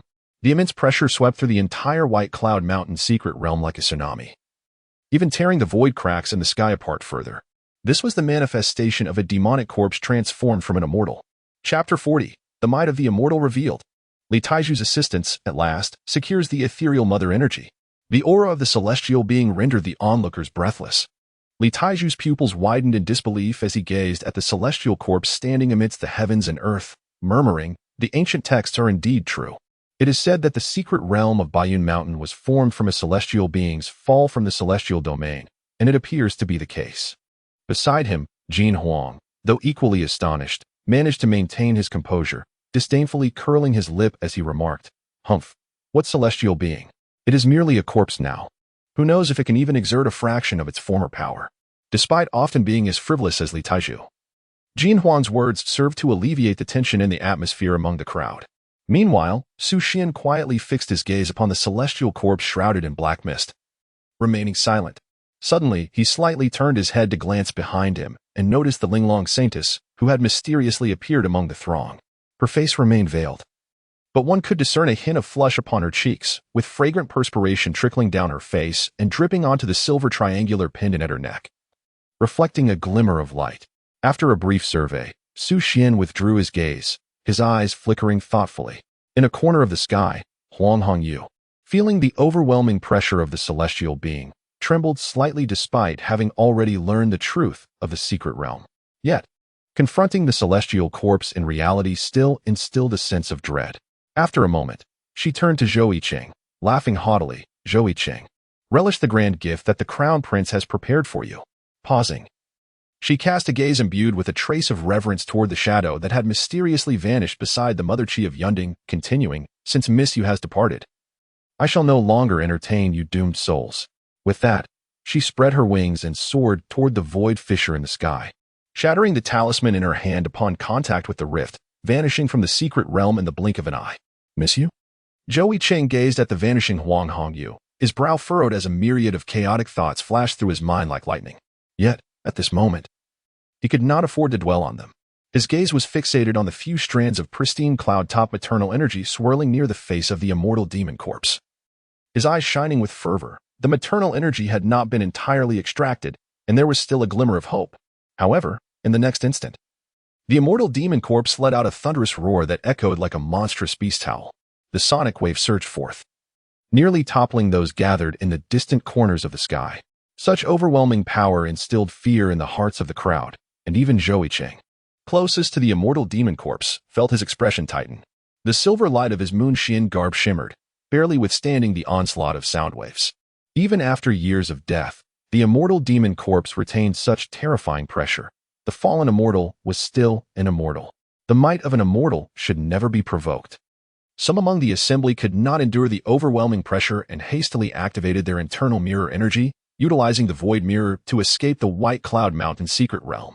With only 1 hour remaining before the 12-hour limit, uncertainty loomed over the sudden emergence of the immortal demon corpse and the absence of a guide in the secret realm. However, the wisest course was to flee. No one wished to gamble their precious lives here. Only the formidable Li Taizhua, Jin Huang, Su Xuani, and the Linglong Saintess remained. At this moment, after its tremendous roar, the immortal demon corpse turned its gaze toward Zhou Yicheng, whose aura was the most profound in the vicinity. Having just awakened, it craved the blood of a strong opponent to replenish its energy. With a thunderous stomp, the immortal demon corpse was suddenly before Zhou Yicheng. Its colossal hands swung down with tremendous force, creating a deafening sound. The giant hands obscured the sky, and with a ripping sound, the strike nearly tore through the fabric of the void. Yicheng, Li Taizhua shouted anxiously. No matter how strong Zhou Yicheng was, he could not withstand the might of an immortal. Even a mere fraction of the immortal's power was beyond the capabilities of those in the void training realm. Clang! A silvery flash erupted at the moment the giant hand descended upon Zhou Yicheng, accompanied by a crisp chime. As the massive palm approached, Zhou Yicheng brandished his Moon Xian garb, the silver radiance coalescing into a barrier. When the immortal demon corpse's hand struck, the barrier shattered with a resounding crash. In the next moment, the immortal's palm lightly grazed the celestial grade, lower, artifact, the Moon Xian garb, creating a deep gash. The celestial grade artifact, which could withstand the claw of Huang Hongyu, proved utterly feeble beneath the immortal's grasp. As the immortal demon corpse prepared for another strike, Zhou Yicheng, with a flash of silver light, swiftly retreated, his brow furrowing as he surveyed his Moon Xian garb, once exquisite and resplendent, now tattered beyond recognition. It could barely withstand another blow from the immortal demon corpse. Yet, how could he extract the cloud-top maternal energy from it? With a furious roar, the immortal demon corpse, realizing its first attack had failed, unleashed a wrathful bellow, sending sonic waves that further tore open several fissures in the void of the secret realm, causing it to tremble precariously. With a mighty stride, it charged once more at Zhou Yicheng. Boom! Another palm struck directly at Zhou Yicheng, and the silver barrier swirling around the Moon Xian garb shattered like fragile glass, tearing open another deep gash. The celestial grade artifact, which could withstand the power of the harmonization realm, was instantly reduced to shreds. Zhou Yicheng, while deftly evading the onslaught of the celestial demon's corpse, found his thoughts racing. Suddenly, he caught sight of Li Taizhua on the opposite side. A fleeting idea struck him like lightning. Zhou Yicheng bellowed towards Li Taizhua. Li Taizhua, the sword sheath. The sword sheath? What about the sword sheath? Li Taizhua, somewhat puzzled by Zhou Yicheng's call, instantly understood upon witnessing the ethereal essence swirling around the face of the celestial demon corpse. He let out a hearty laugh, exclaiming, "Heroes always make their entrance at critical moments." With that, he donned his flowing blue attire, cradled the sword sheath, and soared into the air, propelling himself towards the celestial demon corpse. Jin Huang and Su Xuanyi quickly grasped Zhou Yicheng's intentions. However, Jin Huang eyed Li Taizhua as he ascended towards the celestial demon corpse with a hint of concern, wondering if he could truly succeed. Meanwhile, Su Xuanyi found Li Taizhua's pace insufficient, gathering azure-green spiritual energy in his palms. In the next moment, a colossal azure-green palm imprint materialized, forcefully striking Li Taizhua's back with a resounding bang, akin to launching a projectile, propelling him directly towards the celestial demon corpse. "Damn you, Su Xuanyi. No need to be so ruthless," Li Taizhua exclaimed midair. The celestial demon corpse exhaled forcefully, the gust of wind splashing against his face. As he beheld the grotesque visage and formidable presence of the celestial demon corpse looming close, Li Taizhua struggled to suppress his discomfort. Yet, his hands remained unyielding, swiftly maneuvering the sword sheath to align with the ethereal essence encircling the demon's face. With a whoosh, the opening of the sword sheath emitted a powerful suction, drawing in the strands of ethereal essence along with some dark energy from the celestial demon corpse. Gazing at the demon's hideous features, an inexplicable thrill surged within Li Taizhua's mind as he laughed heartily. "Celestial Cloud Immortal, dare you respond to my call?" However, the only reply was an enraged roar from the celestial demon corpse, its massive maw gaping wide, fangs glinting with dark mist, intent on swallowing Li Taizhua whole. "What the hell? Is it really that ferocious?" Li Taizhua's expression shifted as he cursed vehemently. Just as he was on the brink of being devoured, he suddenly felt as if a long, sinuous serpent had coiled around his waist, and in the next moment, it yanked him away from the demon's gaping jaws. Looking up, the crowd below realized it was Zhou Yicheng utilizing a profound-grade artifact, the Flesh Whip, to rescue Li Taizhua at the crucial moment. "Haha. The celestial being is not so formidable after all. If you have the ability, come and bite me." Li Taizhua, saved midair, immediately transformed into a brazen figure, taunting the celestial demon corpse. The celestial demon corpse, missing its target, let out a furious roar, emitting a monstrous growl. In the next instant, its eyes blazed with a fierce light, and a blood-red sword beam shot directly from its hollow eye sockets. Whoosh! The divine radiance flickered, the sword beam racing towards Li Taizhua with incredible speed. "Despicable! How dare you employ such a technique?" Li Taizhua cursed, his face paling as he beheld the colossal sword beam approaching him. Just as the deadly beam was about to strike, Zhou Yicheng deftly pivoted his wrist, sending Li Taizhua tumbling towards him. Slicing through the air, the sword beam was so sharp that it severed the flesh whip, which had yet to be retracted. Exhaling in relief at the severed whip, Li Taizhua steadied himself in midair and subsequently transferred the ethereal essence from the sword sheath to Zhou Yicheng. Mission accomplished. Li Taizhua grinned broadly, patting his head while beaming at Zhou Yicheng. Zhou Yicheng accepted the Undying materia with a complex expression.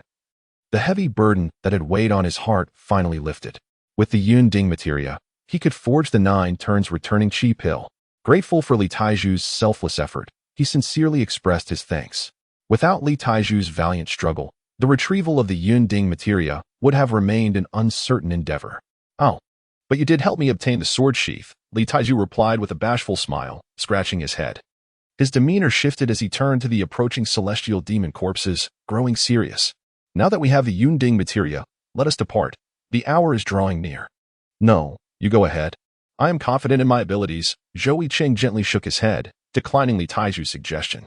A wild plan brewed in his mind, one that, if successful, would be the greatest reward of this journey.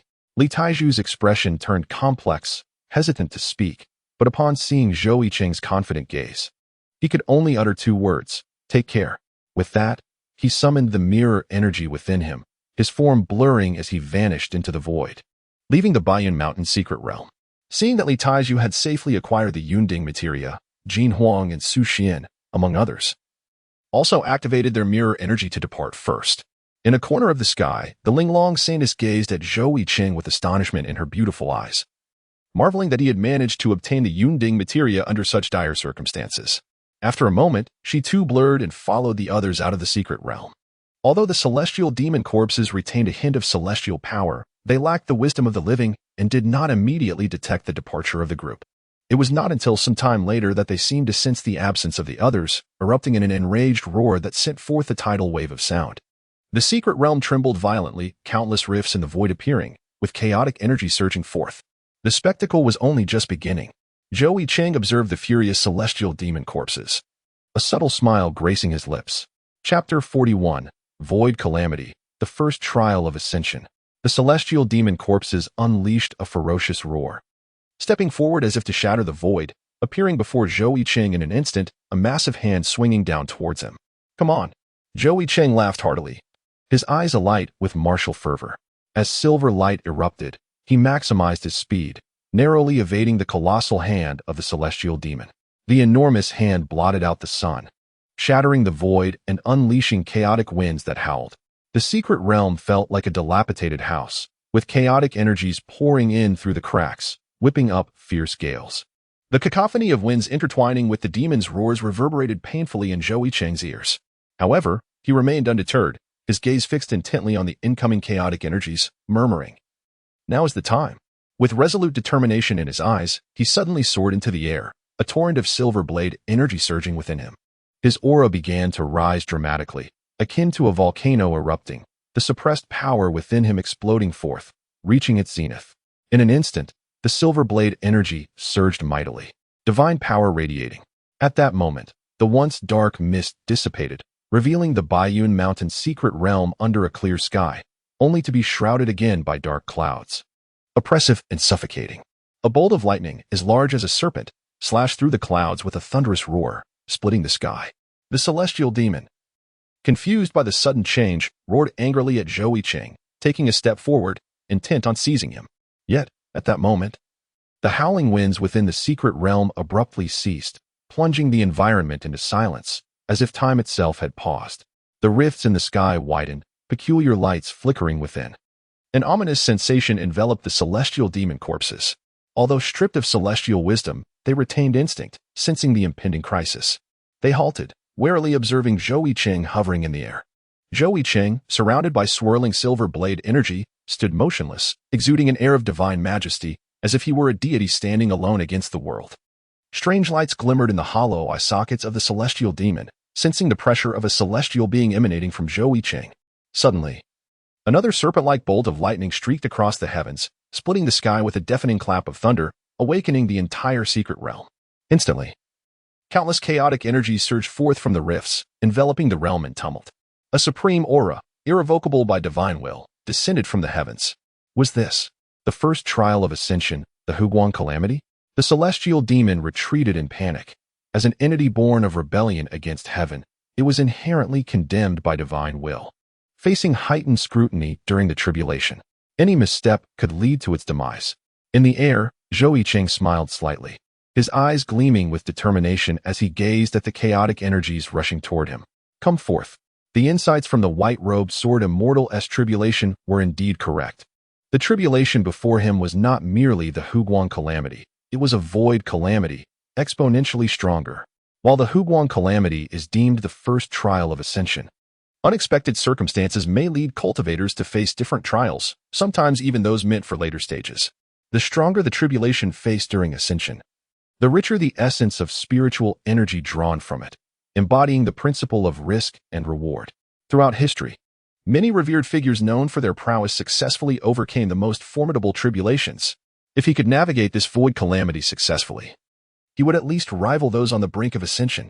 Zhou Yicheng silently pondered, cautiously navigating the tumultuous void currents surging towards him. Countless blades of the void whirled around him, far more potent than the waters of the sword Qi Lake in the Thousand Swords Pool, and significantly stronger than the silvery blade aura of the Thousand Blades technique. Suddenly, Zhou Yicheng miscalculated his evasion, and the fierce void currents left a deep gash upon him, causing blood to spurt forth. With a muffled groan, he disregarded the pain as the currents thrashed against his wound, his gaze instead scanning the surroundings as if in search of something. Suddenly, a faint smile graced his lips. He had found it. His eyes locked onto the corpse of the celestial demon, which had retreated to a corner of the secret realm. Such a treasure cannot be enjoyed by me alone, he declared, and in an instant, a flash of silver light surged forth, propelling Zhou Yicheng towards the celestial demon's corpse like a shooting star. The celestial demon's corpse roared in fury, desperate to maintain its distance from the void calamity. With a mighty swing of its enormous hand, it attempted to swat Zhou Yicheng away. However, with a swift maneuver, Zhou Yicheng executed a sharp turn, narrowly avoiding the colossal hand. At that moment, the relentless void currents, trailing closely behind Zhou Yicheng, surged wildly forth, sharp and frigid, resembling a multitude of stars in the night sky or a swarm of locusts sweeping through. Akin to the towering waves of a colossal tsunami. Witnessing such a sight, even the celestial demon's corpse trembled in fear, retreating while swinging its massive hand as if to swat away the bothersome void currents. Yet, it proved futile. Its enormous form made it an easy target, utterly defenseless against the onslaught of the void currents. Countless void blades inflicted numerous fine lacerations upon the celestial demon's corpse, producing a cacophony of slicing sounds as dark crimson blood erupted forth. The dense demonic aura enveloping the corpse began to dissipate into nothingness under the relentless assault of the void currents. The void currents, imbued with the essence of celestial intent, naturally purified the demonic energy upon contact, rendering it null. With a furious roar, the celestial demon's corpse found its massive form rendered ineffectual, making it even more susceptible to the heavenly tribulations. Its colossal head swiveled, seeking Zhou Yicheng's whereabouts, but was met instead with a barrage of void currents aimed directly at its eyes. In a moment of desperation, the celestial demon's corpse unleashed another thunderous roar, shattering the surrounding void currents. It swung its gigantic hand, resembling a claw, intending to pull Zhou Yicheng from his hiding place behind it. Faced with the impending doom of the colossal hand, Zhou Yicheng remained unfazed, chuckling lightly. The hand rushed towards him, creating a gust of wind, ready to crush him in its grip. Yet, at that critical juncture, Zhou Yicheng deftly stepped back, and in the blink of an eye, he vanished from the celestial demon's sight. The colossal hand grasped at nothingness, leaving the demon's small eyes filled with bewilderment. Where has such a large person gone? It pondered. The next moment, Zhou Yicheng reappeared behind its head, emerging from a crack in the void with an air of nonchalance. "Were you looking for me?" he asked casually. It turned out the secret realm was akin to a dilapidated house riddled with holes, filled with void fissures. Zhou Yicheng had merely retreated into one fissure and emerged from another. The reason he could transition from the Thousand Swords Pool to the center of the secret realm in an instant was the same principle at play.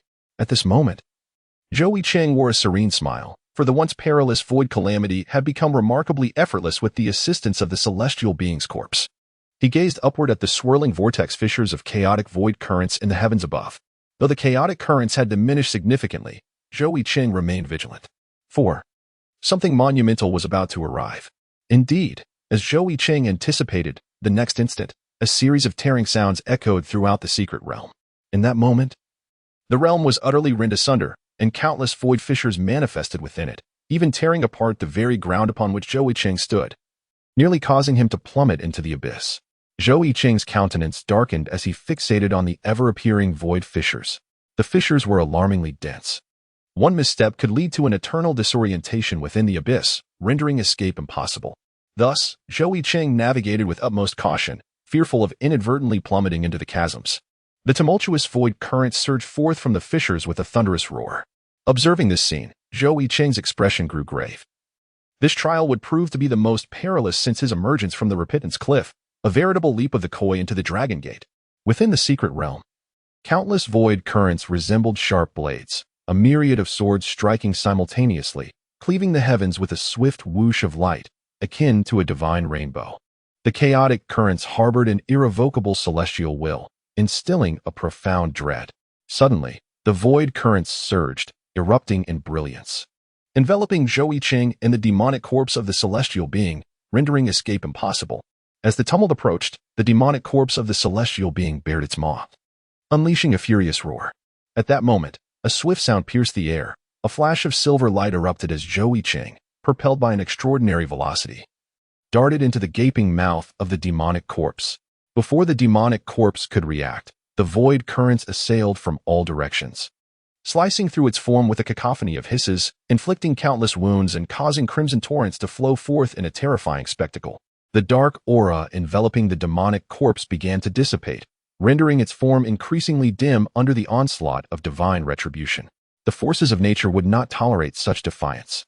In that instant, the demonic corpse could no longer concern itself with Zhou Yicheng hidden within. This was a clash between celestial intent and its own existence. It roared in fury, its sound waves reverberating as if to overturn the entire secret realm, obliterating vast swathes of void currents. With a sweeping gesture, it shattered the chaos surrounding it, striding forward against the relentless void currents in an attempt to escape the divine calamity's grasp. Yet, the currents only multiplied, as if they would never wane. Just as the demonic corpse valiantly resisted, an irresistible aura descended from above, causing even it to tremble. It was the weight of celestial will. In the next moment, as if summoned by the divine, the void currents trembled in unison, coalescing into a colossal torrent, towering hundreds of feet high, far larger than the demonic corpse itself, resembling a divine sword.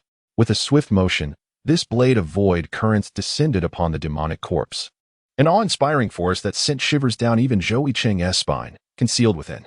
Defiantly, the demonic corpse released an anguished roar, its hands glowing with dark energy. It advanced boldly, attempting to counter the divine sword's descent. A blinding flash erupted, accompanied by a deafening explosion. The brilliance flickered out, followed by a resounding crash as the towering demonic corpse was cleaved in two by the divine sword, its halves crashing to the ground in a cacophony, shrouding the area in a thick mist. The secret realm fell silent once more, tranquility restored, while the fissures in the heavens gradually sealed and the void currents dissipated.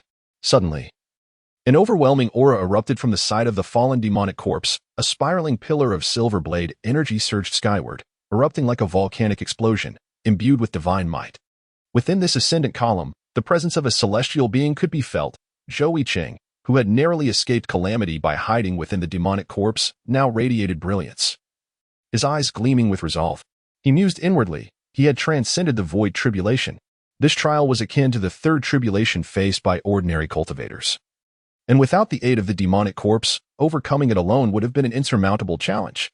Ironically, the very entity that Yi intended to use for his demise had inadvertently become the stepping stone for Zhou Yicheng's ascension. A faint smile graced Zhou Yicheng's lips as he thought of Yi, promising retribution in the form of a grand gesture of gratitude for the assistance rendered by his senior brother. At that moment, Zhou Yicheng stood bathed in the swirling silver blade energy, his aura steadily ascending. The silver energy within him surged like tempestuous waves, the currents swirling around him like a vortex, embodying the essence of the void. This was the technique he had comprehended during the tribulation, though still not perfected. It was a testament to his extraordinary talent. The secret realm was silent, save for Zhou Yicheng's steady breaths. Suddenly, the column erupted with a thunderous sound. a silver light shooting skyward, shaking the entire realm once more. With a sharp crack, a colossal divine blade burst forth from the column, cleaving the recently sealed fissures in the heavens, creating a gaping rift. As the brilliance and energy dissipated, Zhou Yicheng descended gracefully, his demeanor exuding an air of profound calm. His striking features, framed by flowing black hair, adorned in elegant white robes that danced with the wind, presented him as a mere youthful figure. Yet, the subtle aura of a celestial being emanating from him served as a constant reminder of the formidable half-step immortal standing before all, an impressive cultivator scarcely past his 50th year. An exceptional rarity across the southern realms and beyond, where even the venerable elder Baihe of the Taishu sect had nearly reached 5 centuries of age. Zhou Yicheng gazed into the void fissure in the sky with his ebony eyes, a flicker of thought evident in his gaze. Suddenly, with a swift motion, he activated the mirror energy embedded within him, his figure blurring before vanishing from the secret realm. Time rewound to when Li Taizhu, Jin Huang, Su Xian, and the others had just exited the White Cloud Mountain secret realm. At the entrance, the leaders of various factions were intently observing the scenes within the void mirror. Presently, the mirror displayed a swirling void akin to falling snowflakes, rendering the inner images completely inscrutable. The elder in splendid robes voiced his confusion. What anomaly has occurred within the White Cloud Mountain secret realm that even the celestial artifact, the void mirror, cannot unveil? Old man Baihe stroked his long beard, peering intently at the void mirror before slowly responding. Celestial artifacts are not invincible, especially those in the lower realms. If even the void mirror cannot glimpse the happenings within the secret realm, it suggests only one possibility. At this moment, Palace Master Gong Wanting of the Linglong sect widened her beautiful eyes, delicately covering her mouth with her jade hand, exclaiming in astonishment. Could it be that another celestial being exists there? As the conversation unfolded, a voice of surprise pierced through. Friends, look into the mirror. The group redirected their attention to the mirror.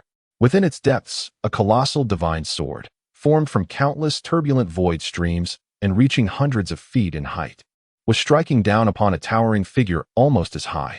The brilliance erupted forth, and in an instant, the magnificent figure was cleaved in two, crashing to the ground with a thunderous sound. The scene in the void mirror faded back into the void, indicating the imminent collapse of the White Cloud Mountain secret realm. The onlookers were left in shock, momentarily rendered speechless. How could the void catastrophe, ranked among the top 10 calamities, manifest within the White Cloud Mountain secret realm? Who was undergoing tribulation here? And what was that nearly 100-foot-tall celestial demonic corpse? Chapter 43, Unintentionally Entering the 7 Forbidden Zones. The maiden's reverie, a cacophony of chaotic sounds, filled Zhou Yicheng's ears, causing him to furrow his brow as he scrutinized his surroundings. Moments ago, he had invoked the mirror energy within him to depart from the White Cloud Mountain secret realm, only to find himself in this unfamiliar place. Suddenly, a long, blade-like, turbulent void stream swept across the space beside his feet, tearing a gaping chasm into the void. Instantly, a powerful suction emanated from the fissure, nearly pulling Zhou Yicheng into its depths. With a flash of divine light, he narrowly evaded the gaping maw. He raised his gaze to carefully survey the scene around him. Before him lay an expanse of pure white void stretching into infinity, countless turbulent void streams swirling about. Some streams grazed his hair, while others, more formidable, tore through the space, revealing dark void fissures. An overwhelming aura of chaos permeated the atmosphere. This was one of the 7 forbidden zones, the Void Maze. A place so notorious that even celestial beings dared not tread.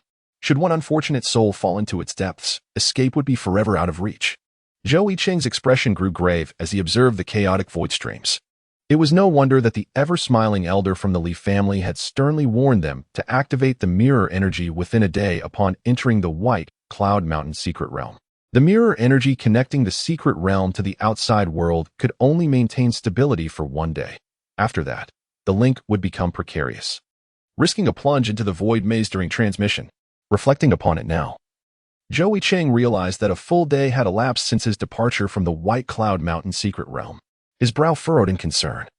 He had heard from his master about the dangers of the void maze, yet it was not entirely devoid of escape routes. The path to salvation lay.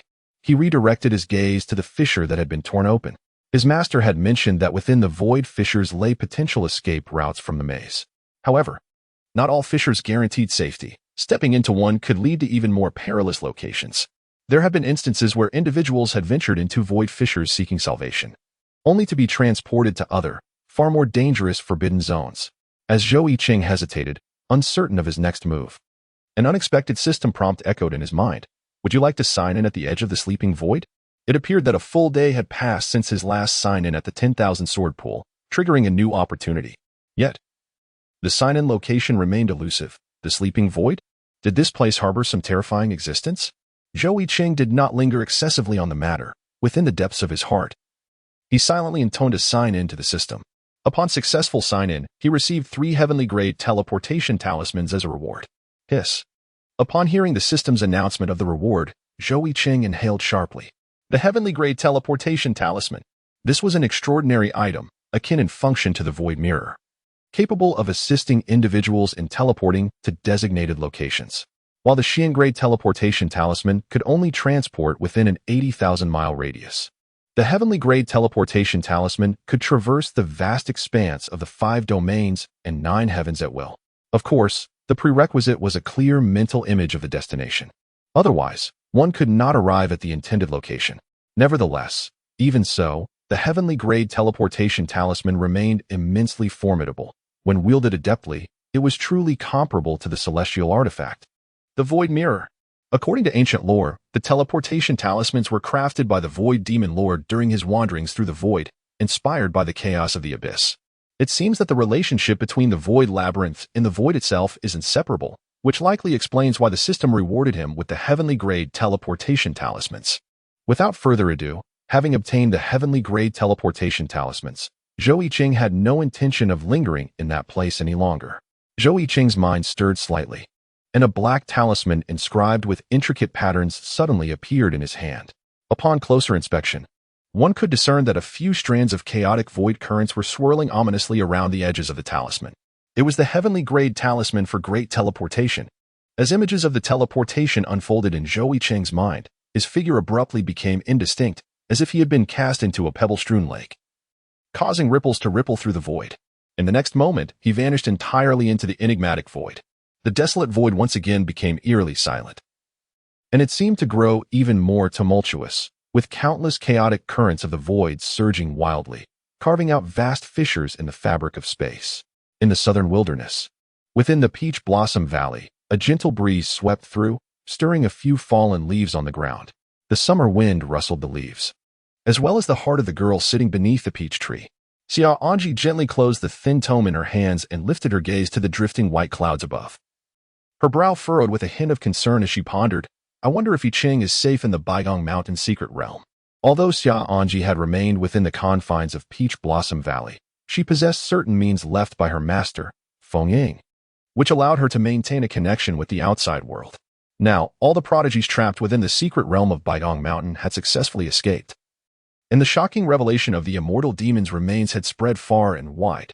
Even Xia Anji, secluded in Peach Blossom Valley, had heard whispers of it. However, the leaders of the various factions who witnessed the immortal demon's remains atop the clouds kept the details strictly confidential, leaving Xia Anji in the dark about those events. No. With Yicheng's capabilities, he will surely emerge from the secret realm unscathed and acquire the essence of the Cloud Peak. I cannot hinder his progress. I must strive to do my utmost. With this thought, the girl cleared her mind of distractions and focused once more on the tome in her hands, delving into its contents with renewed determination. This tome was a reward from the system that Zhou Yicheng had obtained during his visit to the girl's chamber, containing long-lost alchemical techniques from ancient times. Even with Xia Anji's quasi-master level in alchemy, she could only grasp a fraction of its profound mysteries. The technique of turning clouds downward for alchemy starkly contrasted with the contemporary method of covering clouds above used for handling the essence of the Cloud Peak. The latter method suspended the essence above the alchemical furnace, fully considering its natural properties emanating from the peak, while the former placed the essence beneath the furnace, focusing more on the alchemist's skill. This technique was exceedingly perilous. A moment's inattention could lead to an explosive failure. Yet, if executed correctly, it could yield a perfect alchemical product in one attempt, ensuring a 100 success rate in crafting the 9 turns returning essence pill. A truly terrifying probability of success in alchemy. Regrettably, since Zhou Yicheng's departure for the Baigong Mountain secret realm, time had been of the essence, and the girl had yet to fully comprehend its intricacies. Just as she was immersed in her studies, a sudden, sharp sound pierced the air. Chapter 44. returning to Peach Blossom Valley, the 9th day of alchemy. The sound was faint, yet keen-eyed Xia Anji detected it. She looked up to see ripples forming in the previously empty courtyard, which soon expanded into a gaping fissure in the void. In the next moment, a figure emerged from within.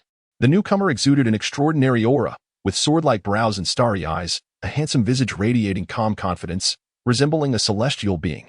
Clad in flowing white robes, the only flaw was a slightly elongated scar across his abdomen. It was none other than Zhou Yicheng, who had escaped the enigmatic void using the heavenly grade talisman for great teleportation.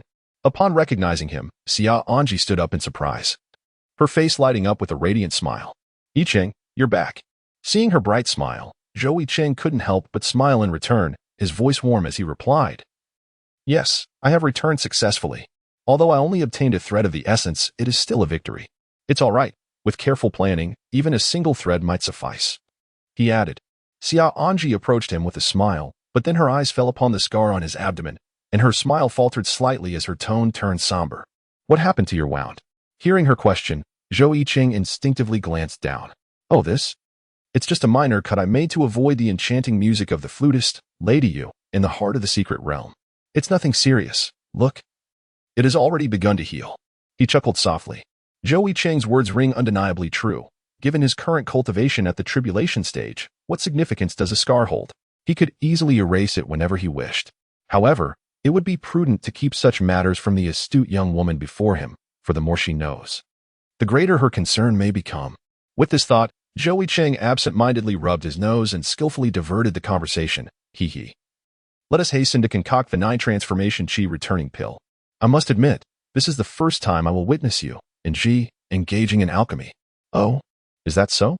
Upon hearing this, the young woman directed her gaze towards Zhou Yicheng's evasive eyes, her own shimmering with a mischievous glint. Zhou Yicheng scratched his head, chuckling sheepishly. Unbeknownst to him, he had been influenced by Li Taizhua's antics. Nevertheless, the young woman did not linger on the topic, guiding Zhou Yicheng swiftly to the alchemical furnace situated at the rear of the courtyard. Behold, that is the 9-dragon play pearl furnace, frequently utilized by my master. It is the most suitable for refining the 9 transformation chi returning pill, Summer and Ji explained, elegantly pointing to the large furnace positioned at the center. The 9-dragon play pearl furnace radiated a verdant hue, seemingly crafted from heavenly grade materials of dark green copper. Engraved upon its surface were 9 serpentine azure dragons, entwined and spiraling towards the center, their claws poised to pounce upon a brilliant pearl that shimmered with an ethereal green light, suspended above the furnace's core. Zhou Yicheng's gaze swept down from the pinnacle of the alchemical furnace, where the furnace's belly was adorned with countless intricate patterns and ancient scripts. These inscriptions, which Zhou Yicheng could only vaguely decipher, were said by his master to have been meticulously carved by a renowned master of formations, Fengying Shirshu. Their purpose was to enhance the success rate of alchemical processes and elevate the quality of the elixirs produced. Behold, the celestial grade, superior, alchemical furnace. The 9 dragons playing with pearl's furnace. Zhou Yicheng gazed at the alchemical furnace, his heart filled with admiration. Only the dual grandmaster in the realms of alchemy and medicine, Master Fengying, possessed the prowess to forge this heavenly grade, upper, 9-dragon play pearl furnace. Alchemists often have their own life furnace, and the 9-dragon play pearl furnace was Fengying's, having ascended from the original yellow level to the heavenly tier. Xia Anji also possessed her own life furnace, albeit of a lower grade. At this moment, she was extracting various precious alchemical materials from her storage ring. Yellow-grade materials like azure water vapor, mysterious-grade materials such as dark yellow qi, and other mysterious-grade materials like multicolored purple qi. The array of alchemical materials was dazzling, overwhelming Zhou Yicheng with awe at the sight of many substances he had only encountered in books. It was not until Xia Anji produced the 8th gaseous alchemical material that Zhou Yicheng stepped forward, placing the cloud-top maternal qi from his storage ring into her alchemical dish. The cloud-top maternal qi emitted a pure white aura, floating above the dish, yet fluctuating erratically. However, no one focused on the cloud-top maternal qi. The young woman was in a meditative state, her eyes closed, and after a prolonged moment, she opened them, determination glimmering within. The process of refining the 9-turn regenerative pill demanded immense patience from the alchemist, requiring 9 days and nights beside the furnace, constantly monitoring its condition, timely adding new materials, and promptly addressing any anomalies within the furnace. No moment could be overlooked. The young woman took several deep breaths, exhaling slowly as her chest rose and fell like the mountains. In the next instant, Xia Anji gracefully stepped toward the alchemical furnace, waving her sleeve, and with a resounding boom, a verdant flame erupted from the furnace's base, causing it to hum to life. The alchemical process had commenced. Zhou Yicheng, recognizing the gravity of the moment, discreetly retreated to the side, refraining from disturbing her. The art of alchemy typically necessitated a tranquil environment. Days passed in this manner, with Xia Anji tirelessly attending to the furnace. When the time was right, she would pour the gaseous alchemical materials into the furnace. During the refinement of the heavenly grade 9-turn regenerative pill, extraordinary phenomena frequently occurred. On the first day, azure water vapor wafted above the green-hued 9-dragonplate pearl furnace, gradually enveloping the entire Peach Blossom Valley in mist. The yellow-grade material, azure water vapor, manifested. On the 5th day, the furnace's base suddenly erupted with ochre dust, causing the 9-dragonplate pearl furnace to tremble, its lid being forcefully pushed upward by the vapor within, creating a thunderous roar. Not only the furnace but the very ground of Peach Blossom Valley resonated with a powerful tremor, as dark yellow veins of earth surged forth, only to recede gradually. The mysterious grade material, dark yellow chi, was at play. On the 8th day, a resounding explosion akin to fireworks echoed as the lid of the 9-dragonplate pearl furnace blasted off, revealing a dazzling pearl supported by dragon claws. In an instant, a purple mist erupted outward from the furnace's center, and upon closer inspection, one could discern the intertwining hues of red, green, blue, yellow, and white within the mist, signifying the mysterious grade material, multicolored purple chi. Time sped by swiftly, and before long, it was the critical 9th day. The refinement of the 9-turn regenerative pill reached its pivotal moment. At this time, Zhou Yicheng quietly approached the alchemical furnace in the courtyard. For the past few days, he had remained in Peach Blossom Valley, either practicing the 1,000-blade body technique or wandering about, possibly due to the close ties the valley had with the realms of alchemy and medicine, thanks to Master Feng Ying's influence. Zhou Yicheng's rewards for signing in were predominantly related to this endeavor, primarily consisting of the profound grade recovery elixir, the returning source pill, which swiftly replenishes spiritual energy within the Dantian, or the earth-grade medicinal concoction, peach blossom powder, used for healing injuries. At this moment, Zhou Yicheng turned his gaze towards Xia Anji, who stood beside the alchemical furnace. After 8 consecutive days of alchemy, the young girl's figure appeared somewhat emaciated, her complexion pale. With her long hair elegantly coiled atop her head, beads of fine sweat adorned her forehead, slowly trickling down to her delicate nose, while a faint, alluring fragrance wafted through the courtyard, tantalizing Zhou Yicheng's senses like the seductive aroma of wolf's tail grass. Observing this, Zhou Yicheng quietly approached and gently wiped the sweat from Xia Anji's brow. Suddenly, the girl's long, raven-like eyelashes fluttered, her heart racing momentarily before calming again. Xia Anji remained silent, her focus unwaveringly fixed on the alchemical furnace. This was not the time for relaxation. The refinement of the 9 revolutions returning chi pill had reached a critical juncture. The lid of the alchemical furnace vibrated ominously, pushing upwards as the 5-colored purple aura that had been added yesterday dissipated completely. In its place, a pristine white hue now enveloped the furnace, with wisps of snow-white gas slowly emanating from the eyes of the 9 azure dragons atop the 9-dragonplate pearl furnace. Gradually, these gases coalesced into cloud-like formations. At the moment when no more gas escaped from the dragoness eyes, a brilliant light suddenly burst forth from the pearl at the center of the furnace. Now is the time. Xia Anji's eyes sparkled with excitement as she prepared to extract a wisp of primordial gas from the furnace. Swiftly, her delicate hand waved, and a strand of ethereal white gas floated from her sleeve into the clouds above the furnace. While guiding the primordial gas, she did not remain idle. Her fingers spread slightly, and in an instant, countless fine threads erupted from her fingertips. Although delicate, these threads were remarkably agile, quickly intertwining with the primordial gas and the clouds above the furnace. In the next moment, her fingers danced like butterflies in flight, moving with astonishing speed, leaving behind fleeting afterimages that even Zhou Yicheng had to scrutinize closely to comprehend. The heavenly grade alchemical technique, butterfly dance string pulling. This technique was employed by alchemists to manipulate materials during the refinement process, enhancing the likelihood of success, akin to the spiritual attacks of cultivators. The butterfly dance string pulling was a signature maneuver of Xia Anji's master, Feng Ying. Zhou Yicheng marveled internally at Xia Anji's growing proficiency in the butterfly dance string pulling. The last time he witnessed her perform this technique, she had nearly caused an explosion due to her inexperience. Now, However, she displayed no signs of fear. The primordial gas and the white clouds danced as if they were puppets under her command, gracefully settling atop the clouds, like a wandering child returning home. The wisp of primordial gas floated joyfully among the clouds. With a sigh of relief, the girl exhaled a breath of tension. The most perilous phase had been navigated. Next, all that remained was to allow the primordial gas to flourish naturally atop the previously coalesced clouds. To ensure success, Xiaoanji employed her most adept technique of covering the clouds with the primordial gas. The most challenging aspect of this technique was successfully draping the primordial gas over the clouds. Any misstep could cause it to drift away into the skies. Fortunately, her diligent training bore fruit. The girl's spirits lifted as she thought of her relentless practice day and night to master the butterfly dance string pulling for concocting the 9 revolutions returning chi pill. Nevertheless, Xiaoanji did not entirely relax. Her gaze remained fixed on the primordial gas swirling above the 9 dragonplay pearl furnace. A journey of 100 miles begins with a single step. Minutes passed. Time flowed slowly. And the primordial gas continued to float lightly atop the clouds within the furnace. Just as Xiaoanji thought it was nearly time to seal the furnace and complete the pill, a sudden soft wish echoed, startling both her and Zhou Yicheng as though struck by spring thunder. They quickly focused their attention to see that the primordial gas, which had been languidly hovering, suddenly seemed to plunge downward. Like a drunken reveler, the primordial gas fluctuated erratically above the clouds, swaying precariously as if it would plummet at any moment. "It's false gas," Xiaoanji exclaimed in shock. False gas did not imply it was entirely untrue. Rather, it referred to the primordial gas that had lost its buoyancy, the essential characteristic that allowed it to float.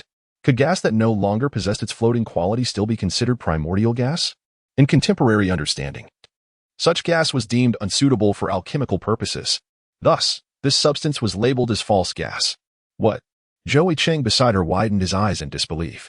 The primordial gas he had painstakingly acquired was nothing but false gas. Zhou Yicheng furrowed his brow, deeply engrossed in thought, when suddenly an image flashed in his mind. At that moment, as the immortal devil's corpse manifested and the small hill at the center of the secret realm abruptly turned, he seemed to faintly perceive the flutist, Lady Yu, shaking her head in a gesture of lament. However, he did not dwell on it then. Now, he could roughly deduce the circumstances. At the instant the immortal devil's corpse appeared, the small hill rotated, and the primordial essence of the clouds concurrently penetrated below the clouds. How infuriating! It was only now that he recognized this oversight. With this realization, Zhou Yicheng's expression darkened, and a sense of bitterness filled his heart. Was the crafting of the 9-turn returning chi pill destined to end in failure? It must be noted that the primordial essence of the clouds was exceedingly rare. Years ago, Master Feng Ying traversed the entire southern region in search of even a wisp of it, highlighting the immense difficulty of its pursuit. Did this mean he would have to embark once more on a quest to wrest the primordial essence from the flutist, Lady Yu? Thoughts flashed through Zhou Yicheng's mind like lightning.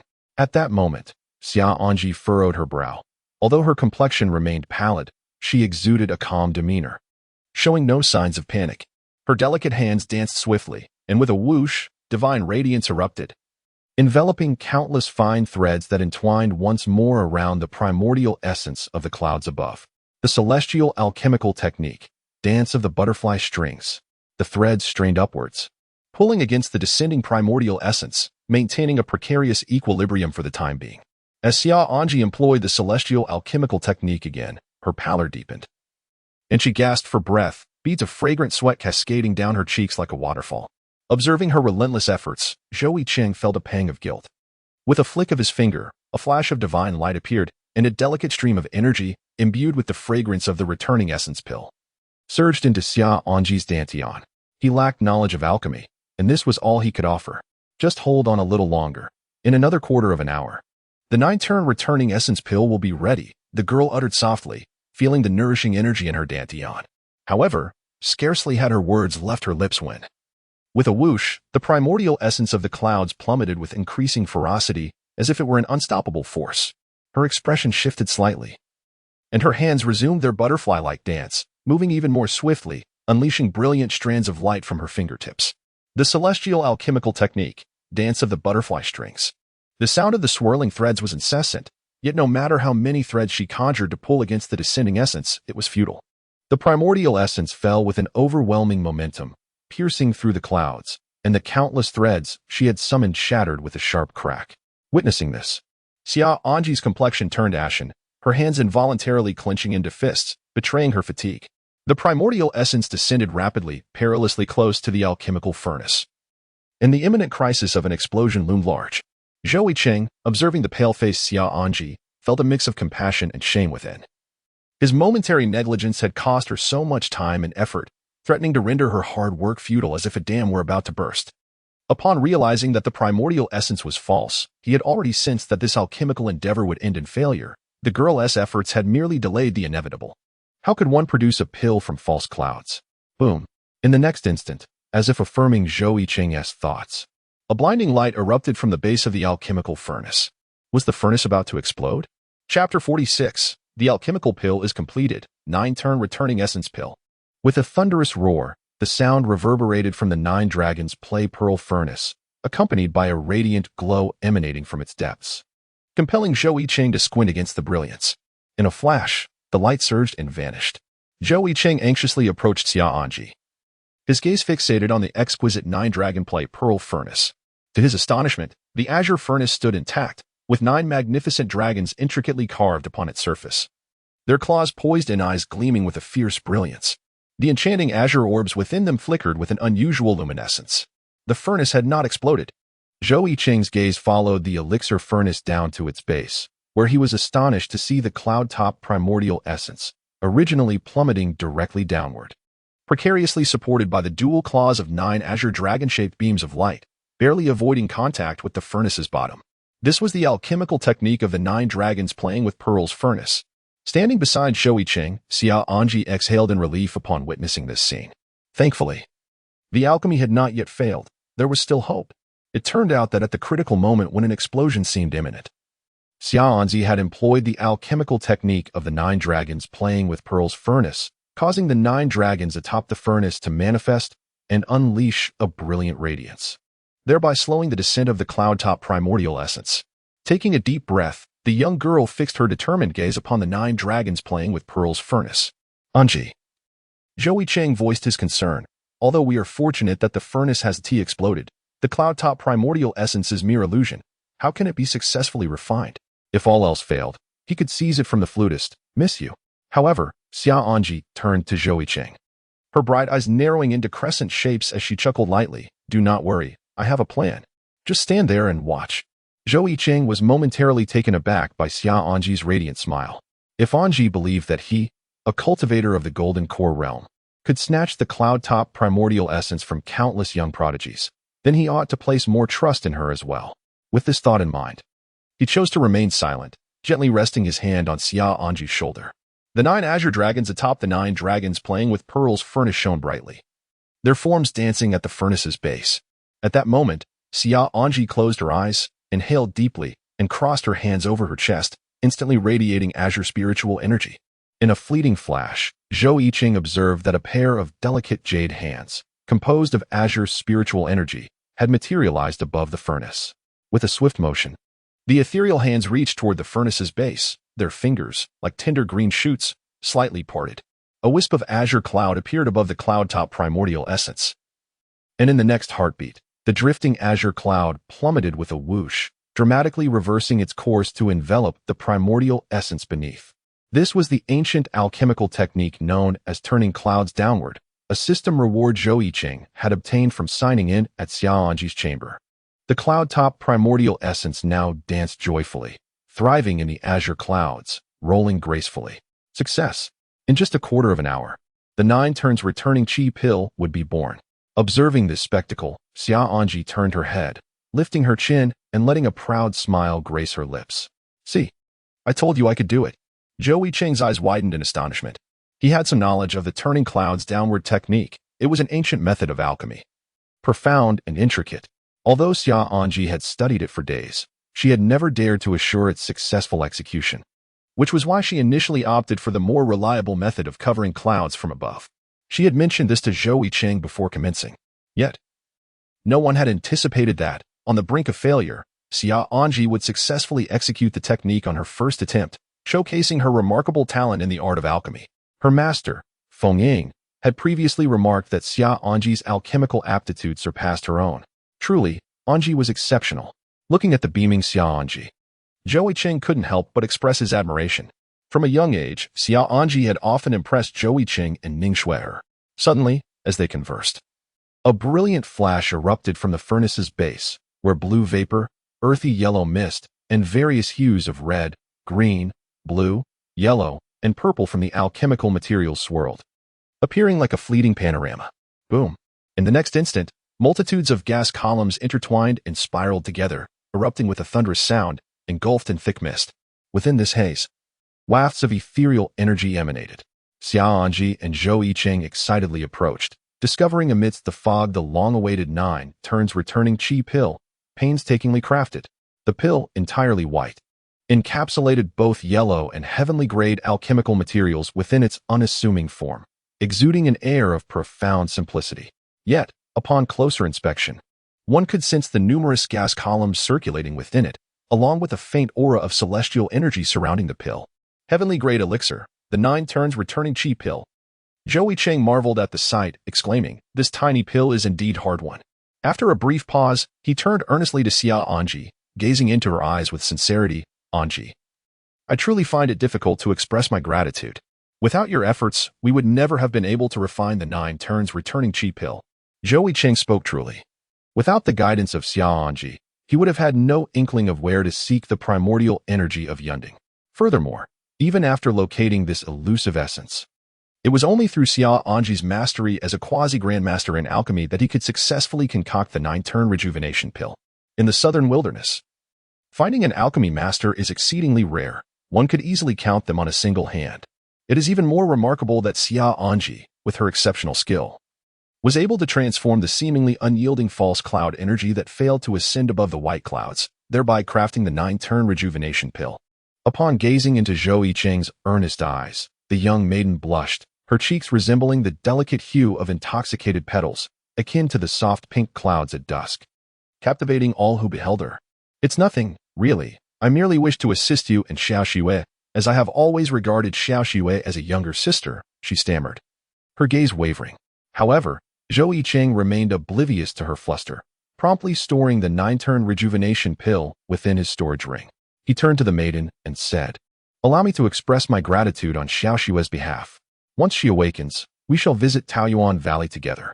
Xia Anji's demeanor returned to its usual poise, her smile radiant and graceful, reminiscent of an elegant lady of high standing. She nodded gently. "Yes, please do convey my regards to Xiaoxue." "Very well. There is no time to waste. I shall make my way to the Pantheon sect at once," Zhou Yicheng replied eagerly before hastily departing. With the 9-turn rejuvenation pill in hand, he was impatient to return to the Cliff of Regret. It had been a long time since he had heard the cheerful chatter of his junior sister, and he found himself somewhat unaccustomed to the silence. With a swift flash of divine light, Zhou Yicheng transformed into a streak of brilliance, vanishing from Xia Anji's sight in an instant. "Be careful on your journey," Xia Anji called out softly, a gentle smile gracing her lips as she watched him go. Chapter 47. Ning Xue'er awakens, unveiling the tyrant. In the southern wilderness, at the Pantheon sect and the Cliff of Regret, the moonlight bathed the cliff in a silvery glow. The base of the Cliff of Regret remained desolate and neglected. A gentle breeze rustled through the small bamboo grove within, producing a soft, whispering sound. Suddenly, a sound echoed as a small branch snapped underfoot. A charming little rabbit cautiously peeked out from the thicket of bamboo, and upon sensing no danger, it nimbly maneuvered its plump body, breaking off a twig before leisurely bounding toward the Moonshadow Lake. The rabbit's heart swelled with joy as it thought, "How wonderful it is to be alive." But then, a sharp cry pierced the air. In the next moment, a plump little bird, about the size of a sparrow, swooped down from the sky toward the rabbit, propelled by a gust of wind that howled around it. With a swift motion, it struck the rabbit down, its claws stained with fresh blood. "Another delightful meal today," the little bird chirped, its head bobbing rhythmically as it prepared to enjoy its rare feast. However, just as the bird was about to indulge, a ripple of energy surged through the barrier of the Cliff of Regret, causing the little bird to pause, its large eyes filled with confusion. In the following instant, a figure clad in white emerged from the shimmering space nearby. It was Zhou Yicheng, who had hurried from Taoyuan Valley to the Cliff of Regret. Upon recognizing the visitor, the little bird chirped joyfully, flapping its wings and circling around Zhou Yicheng in delight. "Huh, What a lively little creature! Zhou Yicheng exclaimed, laughter spilling from his lips, instantly calming his previously agitated spirit. After a moment's reflection, he retrieved a succulent, golden-brown roasted chicken from his storage ring and offered it to the exuberant bird. He had promised the little creature that he would bring it a treat as a reward for guarding his junior sister while he was away. Upon catching a whiff of the delectable aroma wafting from the roasted chicken, the bird's eyes sparkled with excitement, and it chirped joyfully, "Roasted chicken. Roasted chicken. My favorite." Zhou Yicheng chuckled softly, shaking his head, and chose to disregard Gugu. With a graceful movement, he glided forward like a wraith, transforming into a streak of light. And in an instant, he appeared at the entrance of the thatched cottage with a gentle creak. Zhou Yicheng gently pushed open the dilapidated wooden door of the thatched cottage and gazed inside. There lay Ning Xue'er, her petite frame peacefully resting upon the bed. Her usually sparkling eyes were tightly shut, with only her long eyelashes fluttering gently. Her delicate nose stood proud, and her slightly pursed lips were a soft pink, exuding a beauty that was both radiant and ethereal. Her skin, snow white and luminous, appeared even more translucent under the sun's warm embrace. "When I ask you to be quiet, I certainly do not mean to be this quiet," Zhou Yicheng murmured, observing his little junior sister's pale face and expressionless demeanor. After scrutinizing her for a moment, he retrieved a 9-turn chi recovery pill from his storage ring. Instantly, wisps of celestial energy began to emanate. Clap! Zhou Yicheng, without the slightest hesitation, gently lifted the small mouth of his junior sister and placed the 9 turns restorative pill within. Even in her unconscious state, the little sister retained her gluttonous nature. Feeling the foreign object at her lips, she instinctively extended her smooth, fragrant tongue to lick, a delightful mixture of sweetness and saliva. However, Zhou Yicheng felt a faint blush creep onto his face, for it was his finger that the little sister was now sucking. He hastily withdrew, producing a loud pop as his finger, glistening with her saliva, trailed behind a delicate thread. Seemingly sensing the sudden disappearance of her treat, the little sister pouted in displeasure, her small tiger teeth chattering. Inadvertently, she bit the 9 turns restorative pill in half. Suddenly, a wave of bitter medicinal fragrance flooded from her mouth. Yet, in the next moment, her little face contorted with distaste, filled with bitterness, and she spat out the remaining half of the pill, mumbling unconsciously, "So bitter. Brother, did you trick me into eating something bad again?" Zhou Yicheng's countenance darkened, and a shadowy line appeared upon his forehead. Were it not for the certainty that his junior sister was merely in slumber, he might have suspected her of feigning sleep. Such profound resentment. How audacious it was to attribute blame to him. Quick-witted and nimble, Zhou Yicheng seized the half 9-turn chi pill that his junior sister had expelled, intending to return it to her when an extraordinary phenomenon suddenly occurred. In an instant, radiant beams of divine light erupted from her dantian, shimmering in hues of red, yellow, blue, green, and purple. It appeared that his efforts had borne fruit. Zhou Yicheng hurriedly placed the half of the 9 reversion chi pill into his storage ring, stepping forward to gently caress his junior sister's soft abdomen, specifically at the dantian region. Zhou Yicheng focused his gaze and suddenly beheld an array of dazzling, multicolored divine rainbows surging forth from within the dantian, akin to a stampede of countless steeds racing towards the aberrated crimson spiritual energy contained therein. Roar after roar echoed, as the divine rainbows within his junior sister's dantian cascaded like a tsunami, their divine waves towering ever higher. With a sizzling sound, the crimson spiritual energy, upon contact with the divine rainbows unleashed by the 9 revolutions returning chi pill, instantaneously transformed into wisps of white smoke, purifying itself back to its original state. In no time, the blood-red spiritual energy within his junior sister's dantian had entirely vanished. Seeing that no further anomalies remained within her dantian, Zhou Yicheng finally exhaled in relief. At last, the monumental task was accomplished. Zhou Yicheng's gaze drifted back to his younger martial sister, who lay upon the bed. He noticed that her once alabaster complexion had taken on a rosy hue, and her charming countenance was no longer devoid of expression as it had been moments before. At this moment, she resembled someone who was still indulging in a leisurely slumber, as if she were lost in a sweet dream. Her delicate face adorned with a hint of a smile, and her lips slightly parted. Observing this familiar sight, Zhou Yicheng couldn't help but chuckle softly. He reached out, gently patting her cheek, and tenderly said, "Awaken, dear sister. You are on the verge of drooling." As Zhou Yicheng's words faded, Ning Xue'er abruptly opened her eyes, swiftly turning over and exclaiming in astonishment as she wiped her mouth, "Oh, is it true? Is it really happening?" After a moment, as if she finally grasped the meaning of his words, she lifted her small head, gazing at Zhou Yicheng with a look of surprise adorning her delicate face. "Senior brother." Zhou Yicheng wore a broad smile. "Have you finally decided to awaken?" Yet, in the next instant, the smile on his face faltered. With a sudden thud, the little junior sister, still in bed, flung herself into Zhou Yicheng's embrace, resembling a frightened creature yearning for the affection of its mother. She clutched his neck tightly, her small head nuzzling against his chest, her shoulders trembling as her eyes brimmed with tears, glistening red from the overflow. With a quivering voice, she sobbed, "Woo-woo, brother. I thought I would never see you again. Woo-woo, do you know how much I missed you? Just now, I dreamed of the rabbit head you roasted for me. It smelled so delicious." Feeling the torrent of emotions cascading from his little junior sister, Zhou Yicheng tightened his embrace, gently patting her back with his right hand. However, her emotions remained unbridled as she continued to lament. "Brother, you often tell me that when people die, they go to heaven. I thought I would arrive first, but I didn't expect you to come so soon as well. By the way, brother, why is it still you accompanying me in heaven? Didn't you say there would be a big sister with magnificent wings to be my maid? Where is she now? Little junior sister, something is amiss. Return my heartfelt emotions." As Zhou Yicheng listened to her increasingly bewildering words, his expression darkened, and he playfully delivered a light tap on her head. "Ouch, that hurts."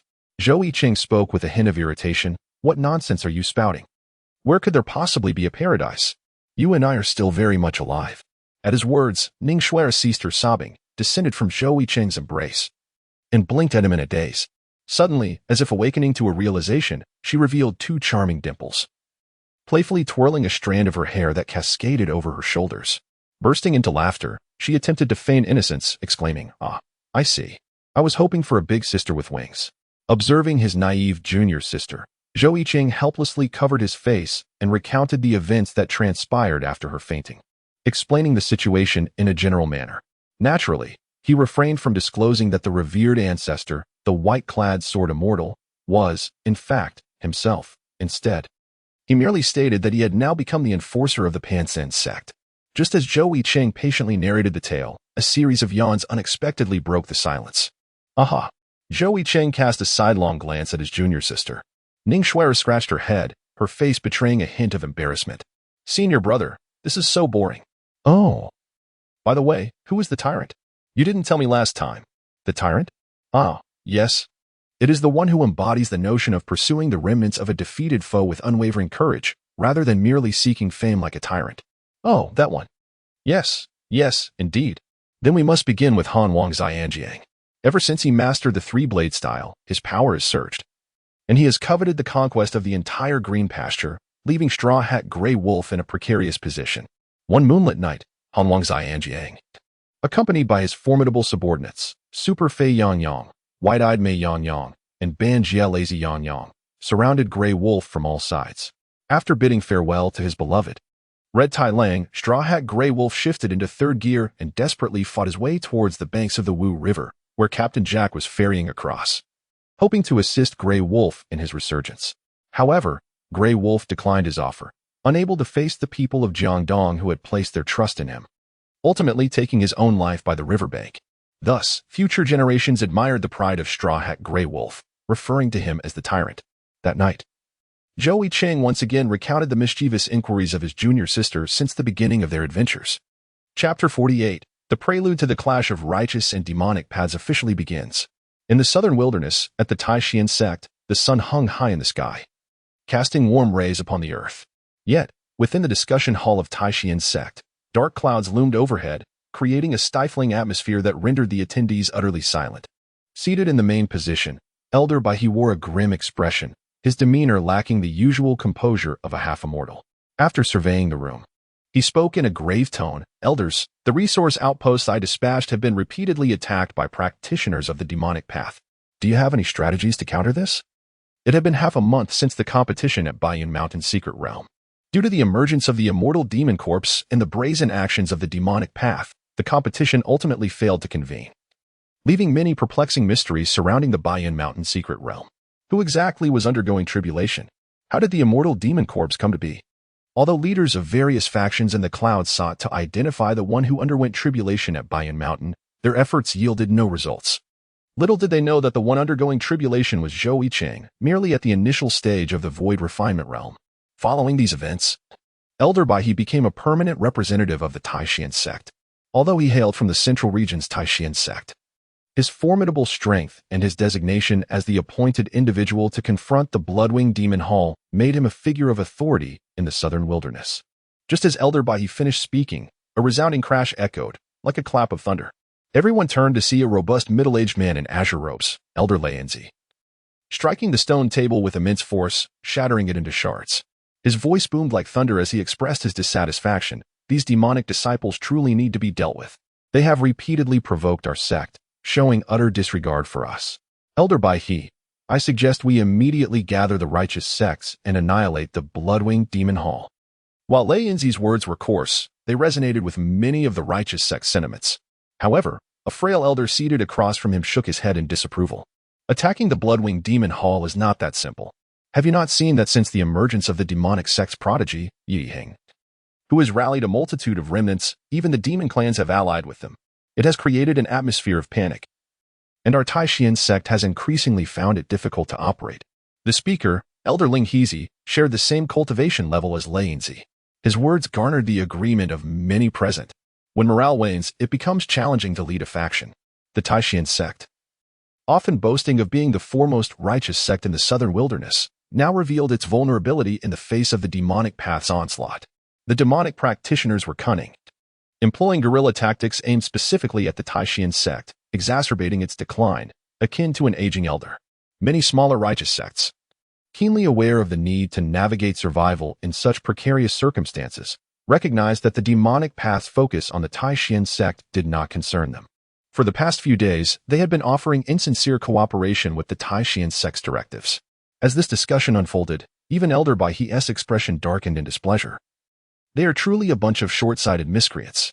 The superfamilies were no different. Their alliances were equally unstable, with each seeking to exploit the conflict between the righteous and demonic paths to undermine the righteous sects and emerge as the dominant force in the southern wilderness. Did we not witness the Li and Jin families openly challenging Elder Baihe during the Bayan Mountain Secret Realm? The only superfamily maintaining a relatively harmonious relationship with the Taishan sect and the righteous sects was the Ni family. After hearing the elder's reservations, Leinzi's temper flared as he exclaimed, "This cannot be allowed to continue. We must devise a plan."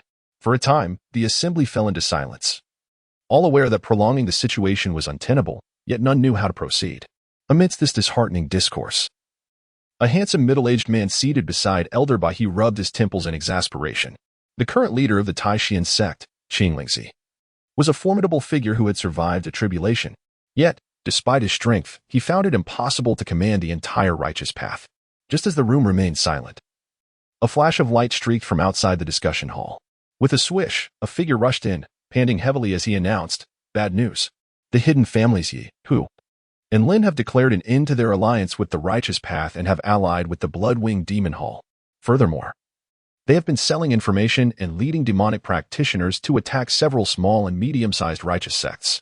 The mention of the Yi, Hu, and Lin families, known for their cordial relations with the righteous sects, now siding with the Bloodwing Demon Hall, detonated like a bomb in the discussion hall, erupting into chaos.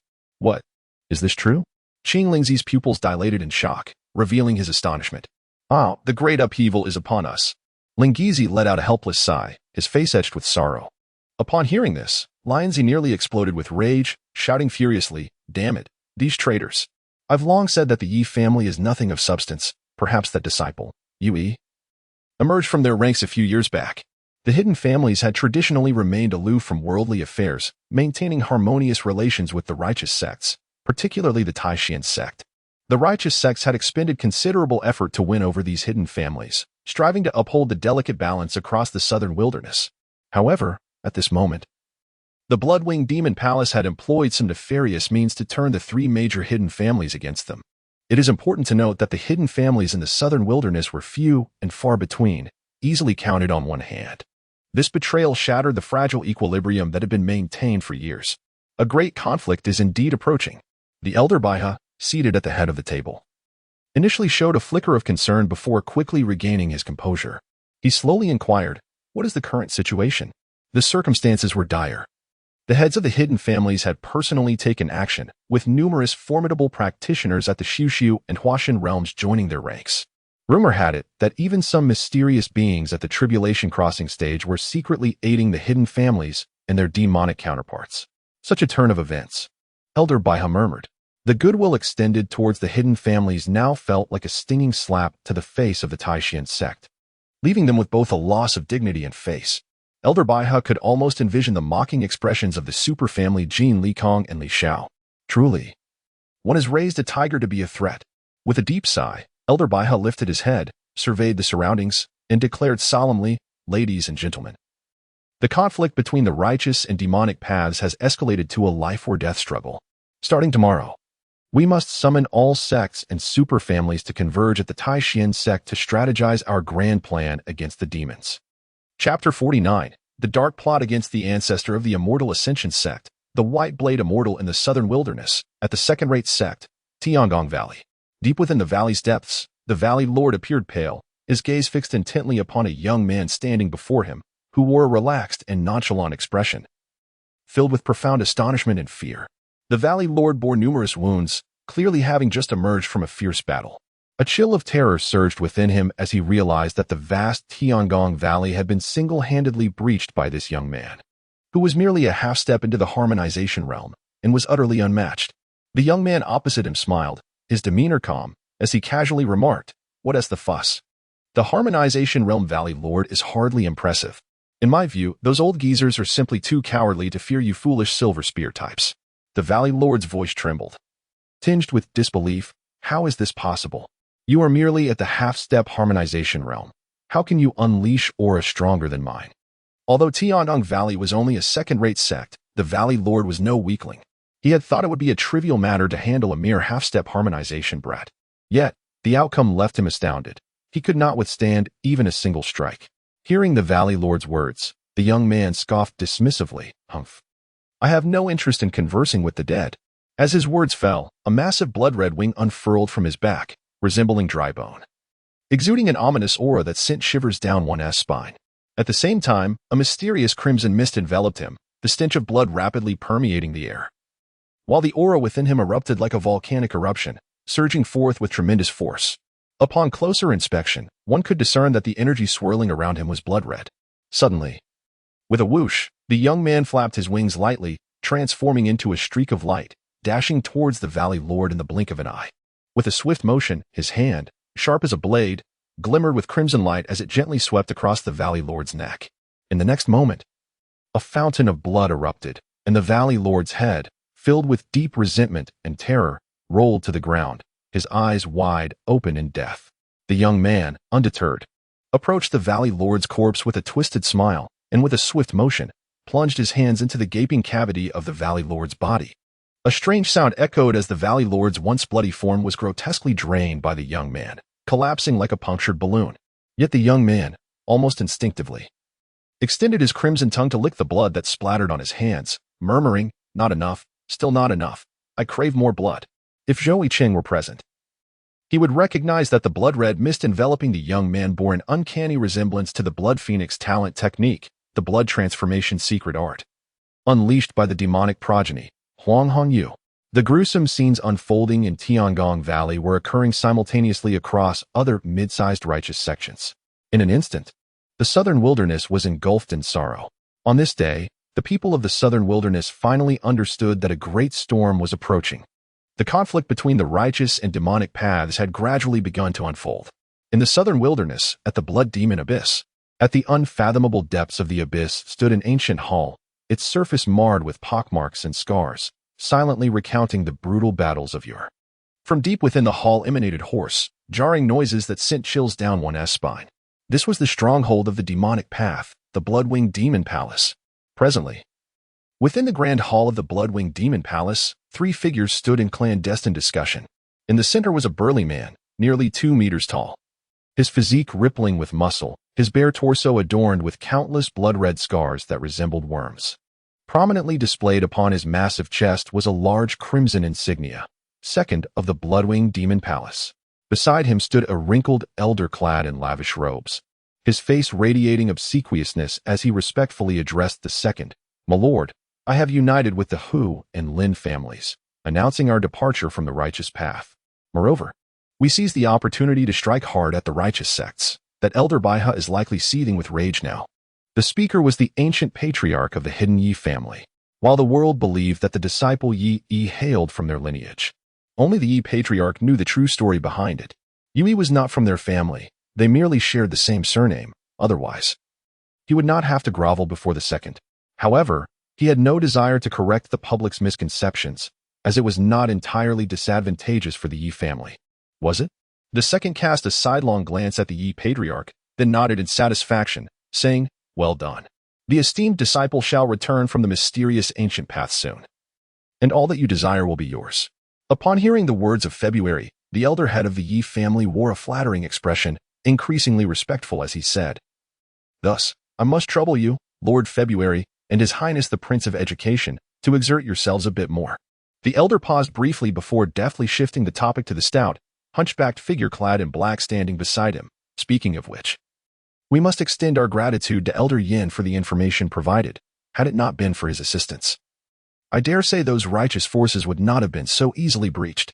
Having lived for centuries, the elder had become quite astute in the nuances of human interaction, ensuring he did not overlook the presence of the man in black beside him.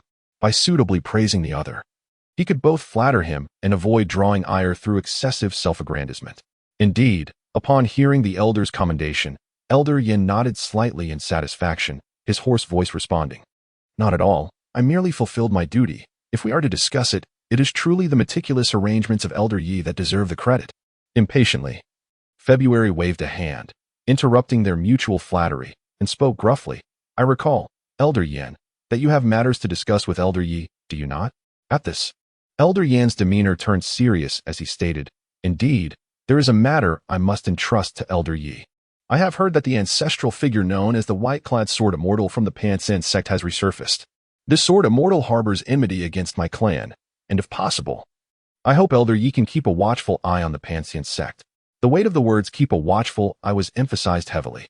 Elder Yi, understanding the underlying message, smiled and bowed, saying, "What concerns Elder Yin is as important as my own affairs." Chapter 50. The Righteous Elder Zhou Yicheng. In the southern region, at the Pansin sect, the protective formation stood vigilant. Under the moonlit sky, only a few beams of silvery light fell upon the peaks of the Pansin sect. The sect was eerily quiet at midnight, with only 2 or 3 disciples stationed to guard the protective formation. One young disciple, rubbing his sleepy eyes, could no longer suppress a massive yawn. He glanced over at his senior, who stood rigidly, fixated on the protective formation's barrier, and curiously asked, "Senior Yin, aren't you tired? Why don't we take a break?" Who would dare to attack the Pansin sect at this hour? Hearing the young disciple's words, Yin Hao turned to him, his expression serious as he replied, "Have you forgotten the recent large-scale assault by the demonic faction against our sect? Sister Ning Xue'er is still recuperating at the Repentance Cliff, but we have the ancestor here, so what is there to fear?" The young disciple replied dismissively, "Humph. It is precisely because we have the ancestor that we must be more vigilant in guarding the barrier." Yin Hao admonished the young disciple before returning his gaze to the formation. However, this time, his attention was abruptly drawn to a startling sight. Yin Hao's pupils constricted as he murmured, "I have spoken too soon." The young disciple, noticing his senior's alarm, displayed a look of shock. Is there really an enemy attack? But why is there only one person? Yet, Yin Hao had no time to address the young disciple. He swiftly activated the alarm for the protective formation, causing the alarm to reverberate throughout the Pansin sect, with a thunderous noise akin to a clap of thunder. The once impregnable barrier of the protective formation was suddenly rent asunder, creating a gaping fissure. In a swift motion, a blood-red beam of light shot forth from the breach like an arrow released from a bow. Bang! The blood-red beam, infused with immense power, struck the nearby Kai Peak, creating a significant breach that sent rocks flying and erupted with a deafening roar. The abrupt upheaval roused the Pansin sect from its slumber. In an instant, several beams of divine light streaked across, revealing the elders and the sect leader, their expressions darkening as they scanned their surroundings for the source of the threat. Clearly, the intruder bore ill intentions. However, the sect leader had already informed the ancestor, the white-clad Sword Immortal, who promptly indicated that he was prepared to intervene if the situation turned dire. Thus, despite the alarming onset, the elders maintained a sense of calm, outwardly displaying concern while inwardly remaining relatively untroubled. Just as they were still unable to locate the enemy, a brazen laughter erupted from the fissure. Ha ha ha. I, Yi Liangchen, the third young master of the Yi family, am here. Who dares to challenge me? In the next moment, a flash of blood-red light surged through, revealing a figure who breached the barrier, standing before them. Upon closer inspection, they beheld a young man with unkempt black hair cascading over his shoulders, a face brimming with arrogance and an audacious grin, clad in a blood-red robe that only accentuated his defiant demeanor. Most striking of all were the enormous blood-red wings, nearly 2 yards in length, protruding from his back, exuding an ominous and bloody aura that instilled fear. Yi Liangchen, the third young master of the hidden Yu family. Were the Lord of Tiandong Valley present, he would recognize Liangchen as the perpetrator responsible for the annihilation of his sect. Yet, at that moment, Yi Liangchen emanated an even more formidable presence than before. The elders, upon sighting the enemy, were taken aback, realizing they faced a member of a 1,000-year-old hidden family. The infamous betrayal of the righteous path by hidden families was widely known, yet they never anticipated such a family would target the Panxian sect, a mere minor faction.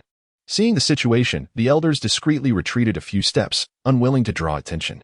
After all, the young master of a hidden family was not something they, mere elders of the transformation realm, could contend with. They resolved to wait for the ancestor's arrival. However, at that moment, a voice, robust and unyielding, rang out defiantly. Humph, let us see who dares to commit wrongdoing within the Panxian sect. Oh, upon hearing this declaration, even the usually arrogant Yi Liangchen was momentarily taken aback. This was the first time he had encountered such a bold retort. He had slaughtered 6 or 7 sects, and upon revealing the name of his hidden family, no one dared to utter a word.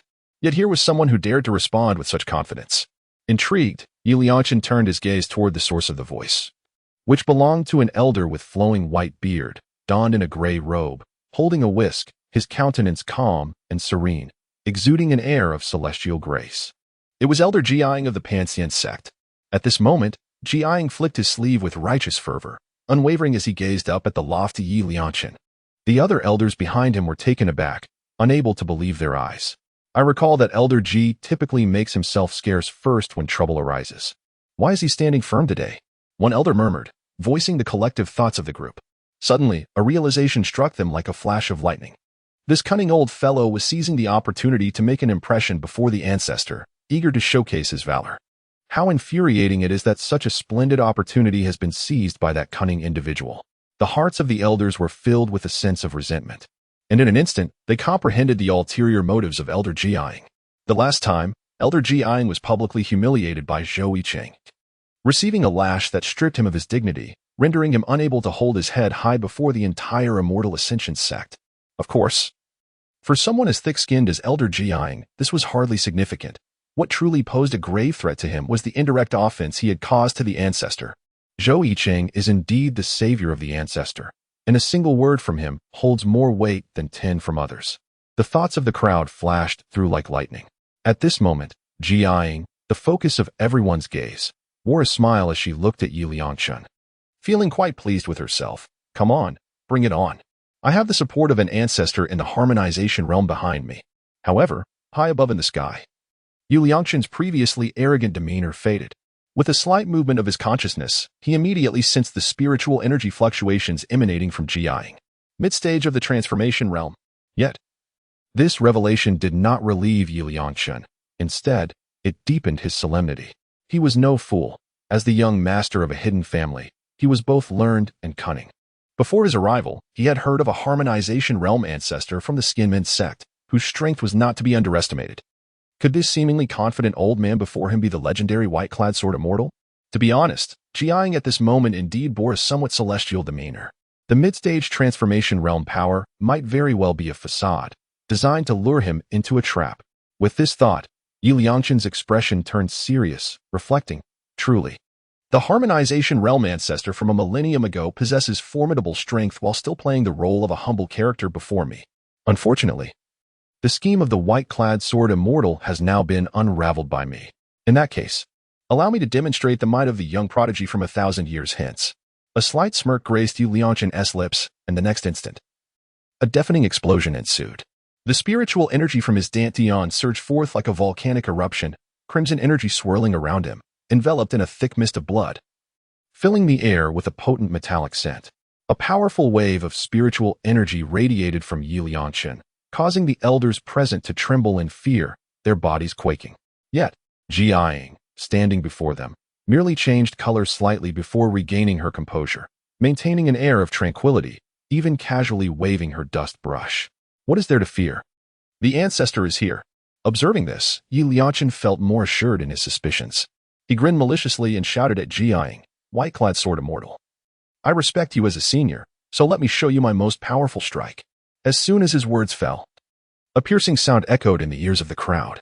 A flash of crimson light streaked past as Zhou Yicheng's blood wings flared violently, transforming him into a streak of light that surged towards Zhou Yicheng in an instant. His palm morphed into a massive blood blade, blotting out the sun. With a demonic aura that shattered the heavens. With a resounding crash, the blade descended, producing a sound akin to a demon's wail, leaving the audience's eardrums ringing painfully. The next moment, a gurgling sound echoed as the head of the smiling and confident elder Zhou Yicheng rolled to the ground, a fountain of blood erupting from the neck. Gasping in shock, the surrounding elders stared in horror at Zhou Yicheng's decapitated body. The leader's expression shifted. Astonished as he remarked, the ancestor said he was entangled by an enemy and wouldn't be able to arrive for a while. What? Upon hearing the leader's words, the elders' faces turned pale, realizing that the support they had relied upon was also facing formidable foes. What are we to do now? They looked up at Zhou Yicheng in the sky with a mix of dread and disbelief, retreating involuntarily as if confronted by a demon. Meanwhile, Zhou Yicheng was equally perplexed, thinking, how could this white-clad sword immortal be so visually imposing yet utterly ineffective, vanishing after a single blow? Could he be hiding some hidden power? Never mind. Let fate decide, and I shall first deal with this group of people. With this resolve, Zhou Yicheng turned toward the elders and the leader, a cold gleam in his eyes as he laughed arrogantly. Today, I shall ensure that the Xianmen sect lies in ruins. As soon as his words fell, Zhou Yicheng's blood wings unfurled, and he transformed into a streak of light, instantly appearing before the most powerful leader among them. Once again, his hand morphed into a blood blade, fiercely swinging downwards. Boom! A tremendous explosion erupted, smoke billowing around. As the smoke cleared, the crowd saw the leader conjuring a massive fan to block Zhou Yicheng's blade, yet he was still forced to cough up blood from the impact. Oh! Zhou Yicheng raised an eyebrow in surprise. This was intriguing, though he had restrained some of his power in that strike. He hadn't anticipated that the leader of the Xianmen sect could withstand it. However, that was all there was to it. In the next moment, crimson light surged again as Zhou Yicheng raised his hand high, transforming it into a colossal blood-red blade, a torrent of spiritual energy surging forth once more. Boom! A fierce wind erupted, the ominous crimson aura exploding outward from Zhou Yicheng as the fluctuations of the harmonization realm's energy rippled through the air. Seeing this, the elders' expressions shifted dramatically, disbelief etched on their faces. Yet at that moment, far above in the sky, a divine blade, nearly 100 feet long, cleaved through the heavens, radiating endless silver-white sword energy, unleashing an overwhelming force that pressed down on all. Chapter 51. Why aren't you quickly paying your respects to Lord Gu? The divine blade, unmatched in its might, shattered the sky, scattering the clouds above, creating a tumultuous sound wave. Boom, boom, boom. The divine blade, infused with killing intent, thundered down towards Zhou Yicheng at an astonishing speed. Zhou Yicheng, caught off guard, was sliced in half by the divine blade before he could react. His once arrogant demeanor obliterated in an instant. The third young master of the Hidden Yu family, who possessed the strength to contend against the harmonization realm, was unable to withstand a single strike and fell lifelessly. Swish! Immediately following, a flash of divine light descended as a figure clad in white floated down from the heavens. The newcomer was draped in flowing white garments, with sharp brows and starry eyes, his face marked by the passage of time, hair peppered with gray. Yet his gaze was as sharp as an eagle's, standing there with an aura as piercing as a glistening blade. It was Zhou Yicheng, who had been disguised as the white-clad sword immortal. In truth, he had detected Zhou Yicheng's presence long before he breached the protective array. After ensuring the safety of his junior sister, he had rushed to the scene, cleverly concealing his own whereabouts, only choosing to reveal himself after Zhou Yicheng had slain Elder Zhou Yicheng. His intention was to use the opportunity to eliminate a rival. Zhou Yicheng had long desired to rid himself of someone as cunning and opportunistic as Elder Zhou Yicheng. Today presented the perfect chance for a thorough cleansing of the Xianmen sect. With this thought, a slight smile crept onto Zhou Yicheng's lips, though he quickly composed himself. In the next moment, he approached Zhou Yicheng's decapitated body, feigning sorrow as he lamented loudly, "Elder Zhou Yicheng was a beloved member of our sect. Who would have thought he would meet such an end?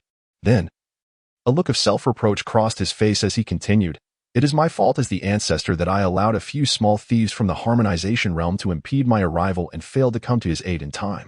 Upon hearing Zhou Yicheng's words, the other elders hurriedly spoke up.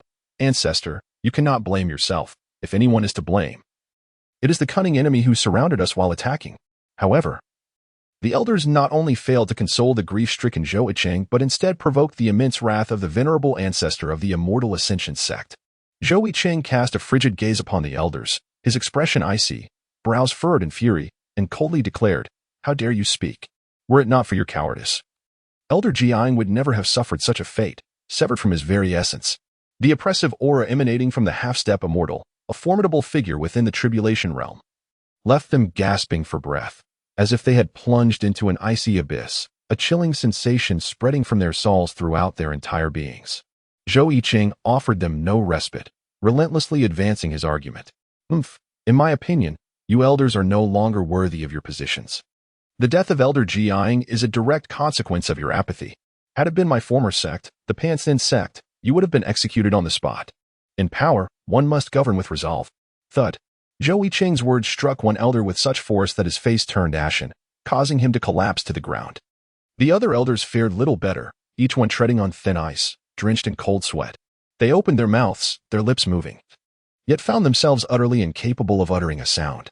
Zhou Yicheng discreetly curved the corners of his mouth, and in the next moment, he continued, "However, considering that you are somewhat my disciples, I have decided to spare you from the death penalty. Yet, while the death penalty may be evaded, the living punishment remains unavoidable. Henceforth, I shall strip you of your status as elders. As for what you shall do thereafter, you may find yourselves guarding the cliff of regret."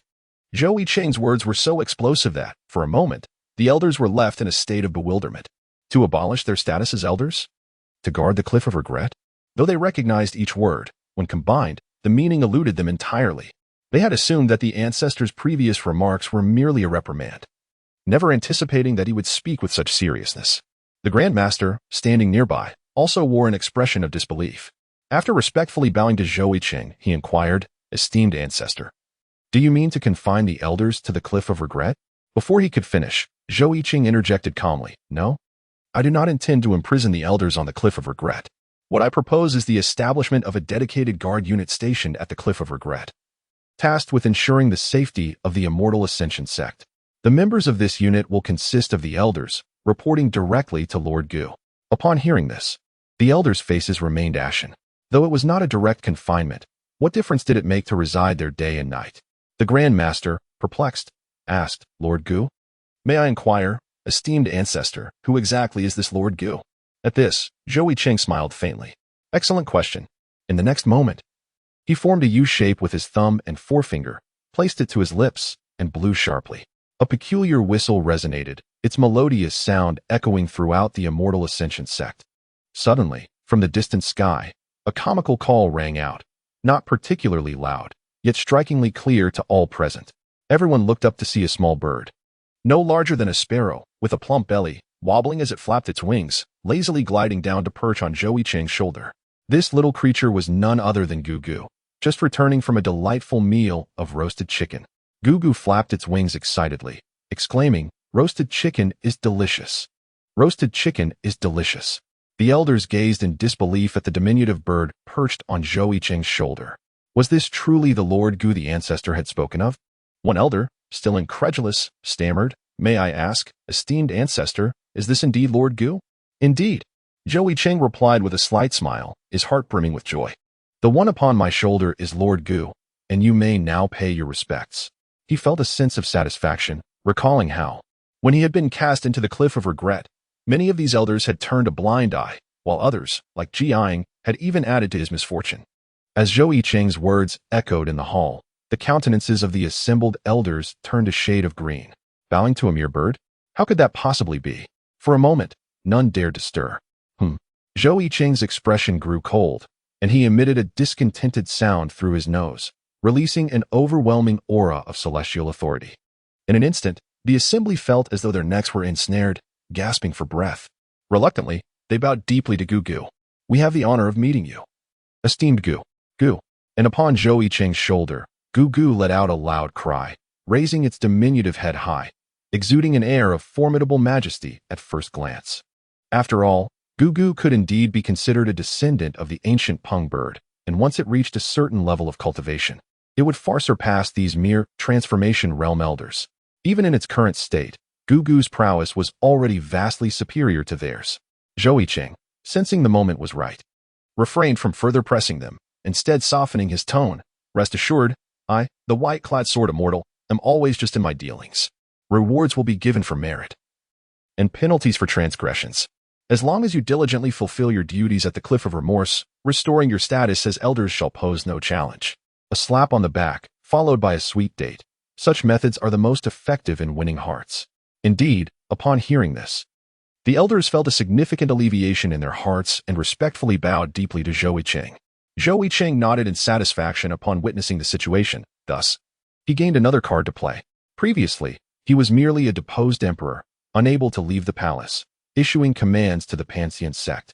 However, now he had successfully usurped the authority of the elders, presenting himself as the enforcer of justice, second only to the sect master, while secretly wielding the power of the legendary white-clad sword immortal. It could be said that the Pantheon sect now lay firmly within Zhou Yicheng's grasp. Yet, more intriguing than this development was the betrayal of the righteous path by the hidden families. It seemed imperative for him to pay a visit to the leader of the righteous path, the Taishan sect. Zhou Yicheng gazed thoughtfully at the distant sky. Chapter 52. The debate on selecting the alliance leader. Turbulence in the southern region at the moment when the venerable ancestor of the Pantheon sect, the white-clad sword immortal, demonstrated his formidable prowess. The entire southern region was also engulfed in a tempestuous upheaval, following the announcement of allegiance to the demon palace by the secluded families of Yi, Hu, and Lin, which was accompanied by a series of aggressive assaults on the righteous sects. The leaders of the righteous sects, particularly the Taishan sect, swiftly responded with countermeasures. The news disseminated by the Taishan sect ignited a powder keg of unrest in the already volatile southern region. 3 days hence, the Taishan sect planned to convene a grand assembly atop the Taishan Peak to deliberate on strategies for eradicating the demon threat. The sect extended invitations to all significant factions within the southern region, encompassing other righteous sects, the prominent families of the Li, Jin, and Enai clans, as well as other temporarily neutral hidden families. It was even rumored that the ancestral dragon nest of the demon race, which stood in opposition to the crimson blood divine phoenix, had also received an invitation from the Taishan sect. Moreover, the Taishan sect proclaimed that during the Righteous Alliance Assembly, they would select the leader of the entire Righteous Alliance through a deliberative process. This revelation sent shockwaves through the region. Immediately, myriad factions began their preparations. Golden carriages drawn by 9-headed azure steeds, towering warships, and exquisitely carved jade pavilions soared through the skies toward the Taishan sect. Such upheaval stemmed from the fact that the previous leader of the righteous demon-slaying alliance had been virtually predetermined to be the head of the Taishan sect. However, this time, the selection of the righteous alliance leader would occur through discourse, much to everyone's astonishment. The position of the righteous alliance leader is of paramount importance. The most recent assembly was aimed at the eradication of the former master of the Bloodwing Demon Palace, with the position once again filled by the head of the Taishan sect. Through this role, the Taishan sect had not only vanquished the forces of the demon path but had also amassed a wealth of cultivation resources, effectively doubling its influence. Now, the Taishan sect was opting for a deliberative selection process rather than an internal appointment. Could it be that the Taishan sect was supremely confident in its claim to the leadership? Regardless, upon hearing this news, various factions were eager to engage, ready to contend for the position of righteous alliance leader, perhaps even claiming it for themselves. In the southern region, at the Taishan sect, atop a majestic peak sat an elderly man with flowing white beard. His eyes were slightly closed, and though his form was frail, he exuded an aura of profound spiritual energy, hinting at a celestial presence. Around him, several pure white cranes circled gracefully, occasionally emitting gentle calls. One even affectionately pecked at him as if in play. This serene scene radiated tranquility, soothing the mind.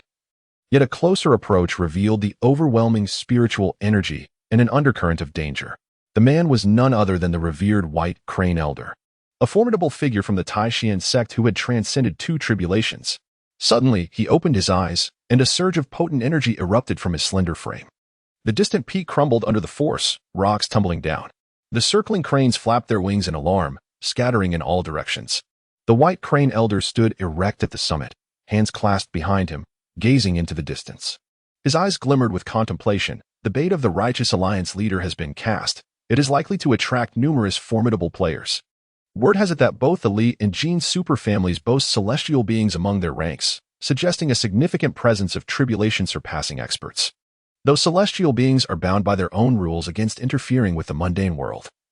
Who can say that the celestial beings from those superfamilies will not stake something of value on the half-step celestial beings? Regardless, let them come. This seemingly insignificant position of Alliance leader shall be mine. In the southern region, at the Ni family estate, renowned for their mastery of earth-based magic.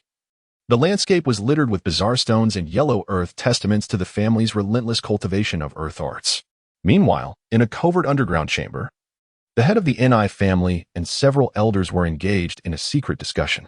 A short, stout elder sat confidently at the head of the table, exuding an air of calm. This was Ni Ma, the venerable patriarch of the Ni family, a powerful figure who had survived one tribulation. My lord, it is said that the Taishan sect intends to invite all factions in the southern region to discuss strategies for eradicating the demons. What should we do? Indeed. If our dealings are exposed, the Ni family would face annihilation. Should we inform that esteemed individual? The elders expressed their concerns in a flurry of voices. Yet Ni Ma remained unperturbed. With a gentle wave of his hand, he smiled reassuringly. Gentlemen, fret not. The Taishan sect's actions have already been foreseen by that esteemed individual. We shall seize the position of Alliance leader. It will greatly aid his plans. In the southern region, at the Panxian sect, at the Cliff of Regret, a flash of divine light appeared, and in the next moment, a jade tube for sending messages materialized in Zhou Yicheng's hand. Oh? Zhou Yicheng meticulously perused the information inscribed on the jade tube of communication, and then raised an eyebrow slightly. The Supreme Profound Sect intended to discuss the selection of a leader for the Alliance. Such a proposition was indeed fortuitous for him. He had initially planned to advocate for the establishment of an anti-demon alliance within the Supreme Profound Sect under the guise of an elder. But now that the sect had taken the initiative, it would be more prudent to align with their intentions. The Supreme Profound Sect had graciously prepared a stage for Zhou Yicheng. How could he possibly refrain from showcasing his talents? The current Zhou Yicheng was no longer the same as before. He had reaped substantial benefits within the White Cloud Mountain secret realm. In terms of his cultivation, he not only successfully overcame the bizarre void tribulation and stepped into the realm of a half-immortal, but he also fortuitously stumbled into the void maze and acquired a system reward, the Great Teleportation Talisman. If utilized wisely, this could become his talisman for victory. However, beyond these personal advancements, Zhou Yicheng placed greater importance on his strategic positioning among various factions. He had fostered friendships with Li Taizhua, made initial acquaintances with Jin Huang, and engaged with the young prodigies such as Su Xian, the saintess of Linglong sect, as well as the subservients of Zhao Ritian and Zhao Ridi from the Zhao family. All of these were his pieces on the chessboard of the struggle between righteousness and evil, poised to counter Yue. Elder, I am ready. Suddenly, a melodious and charming voice resonated from behind him, interrupting his reverie. Zhou Yicheng turned his head, only to find his junior sister smiling radiantly at him.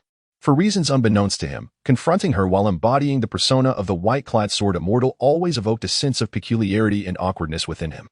He rubbed his nose and casually replied, I shall be there shortly.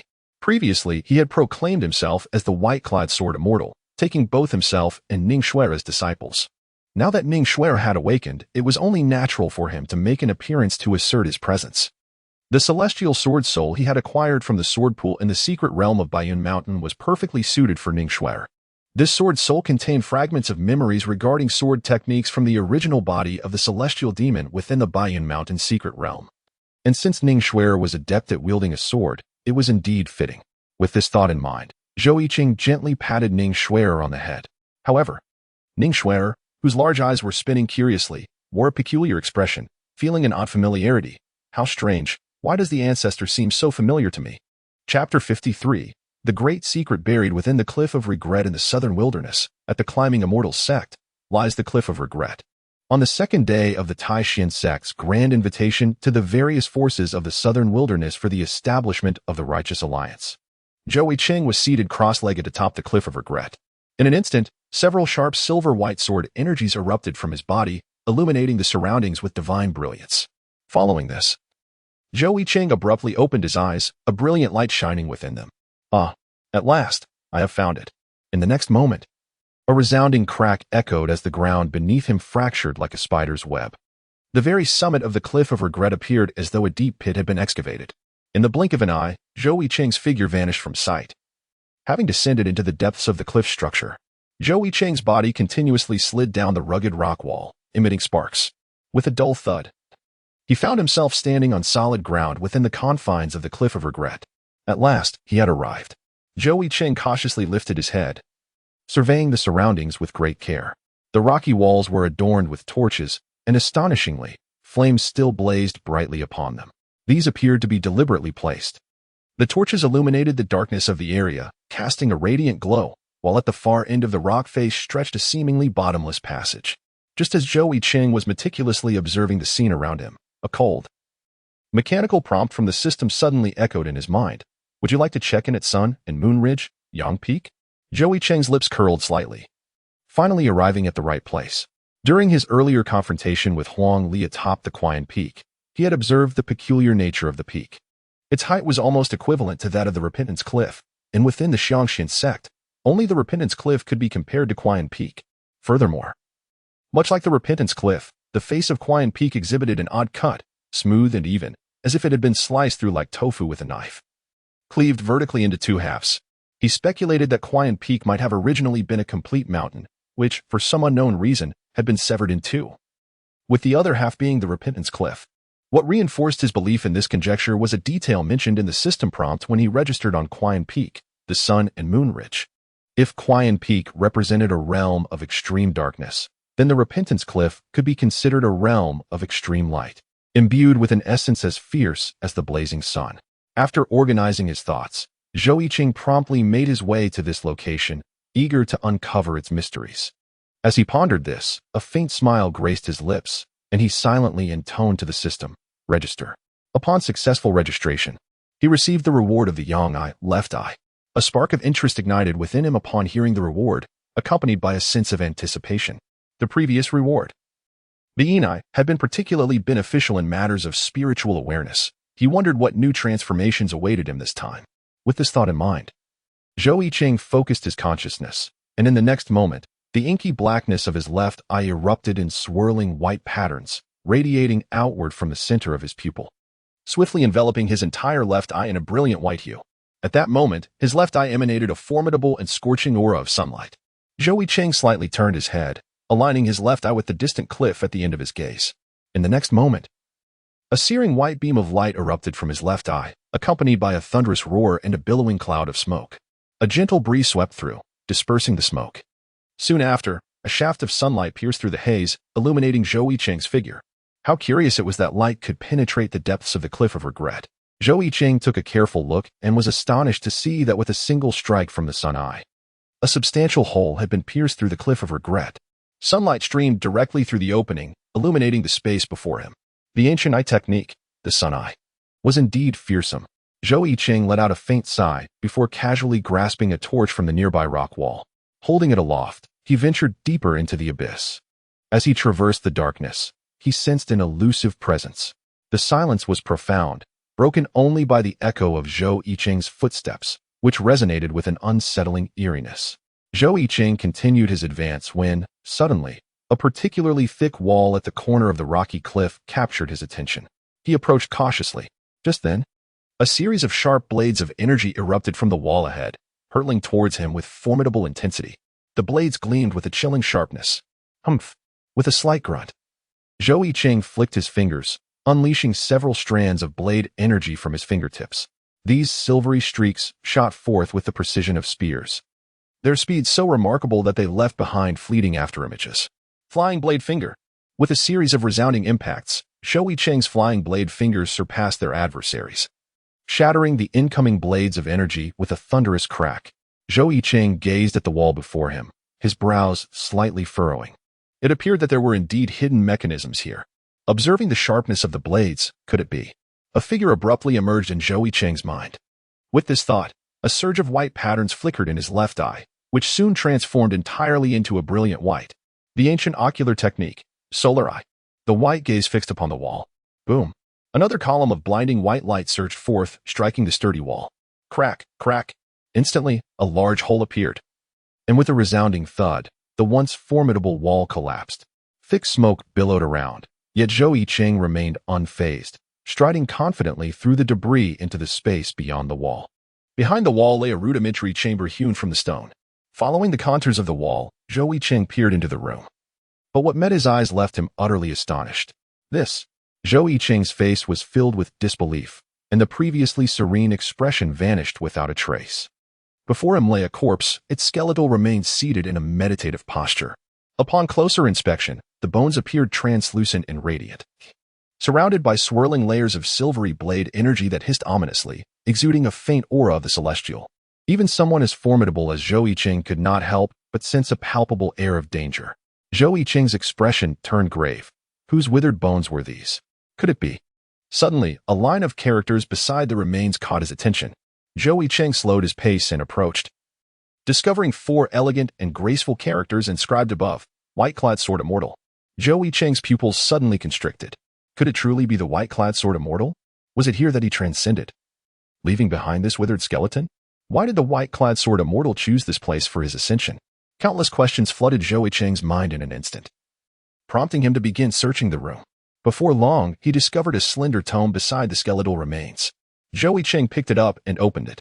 The very first line read, "If you are reading this booklet, it signifies that I have already failed." Zhou Yicheng continued to leaf through the pages, his expression one of astonishment and disbelief. The Ruegwa Cliff and the Qian Peak had once been a single mountain, severed in two by an unknown supreme being. Indeed, they were once a singular mountain, identified by the sign and system as the Sun and Moon Ridge. However, for reasons unknown, it had been cleaved in half by a certain supreme entity. A supreme being? Who could this figure be? Such a title is reserved for the mightiest in the annals of human history. Cultivators exist in 3 tiers: the mundane, the celestial, and the revered. The revered, also known as the supreme, have only numbered 7 throughout humanity's million-year history. Contemplating this, Zhou Yicheng was filled with astonishment, eagerly continuing to turn the pages to uncover what else the white-clad sword immortal had recorded. After my master cast me into Ruegwa Cliff, I unexpectedly discovered this secret.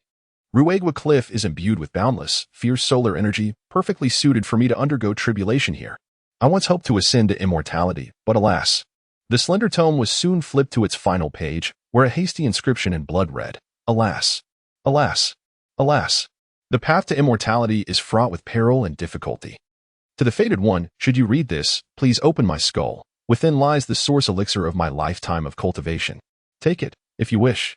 Upon finishing the reading, Zhou Yicheng let out a long sigh. Having perused the manuscript, he now grasped the essence of the white-clad sword immortal's account. After being cast into Ruegwa Cliff, the immortal had stumbled upon its secret, discovering the inexhaustible fierce solar energy within, which inspired him to undergo tribulation at that very spot.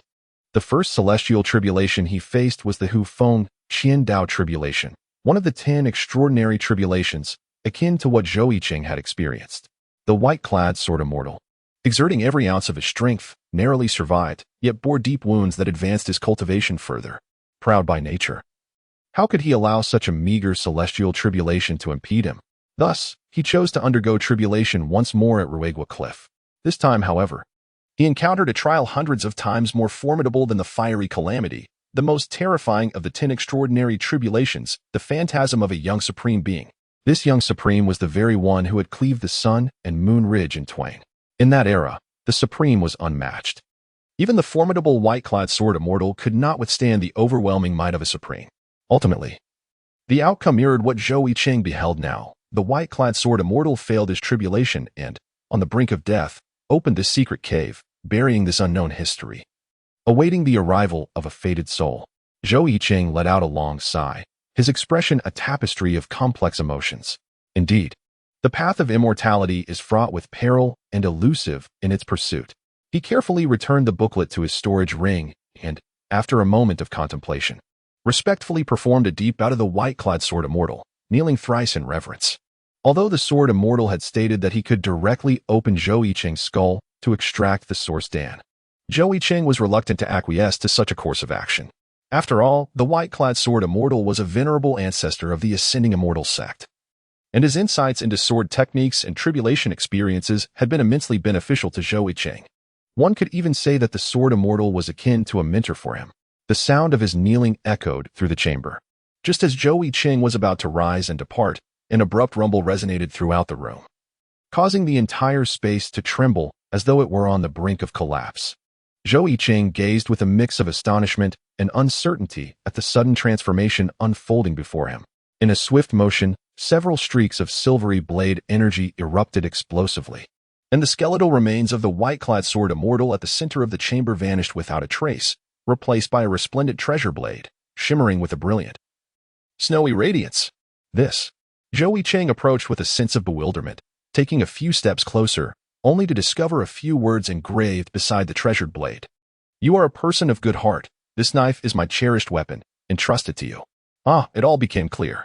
At that moment, Zhou Yicheng understood that this blade had been specifically bequeathed by the white-clad sword immortal to those who, untainted by greed and betrayal, could earn it by sincerely bowing before his remains.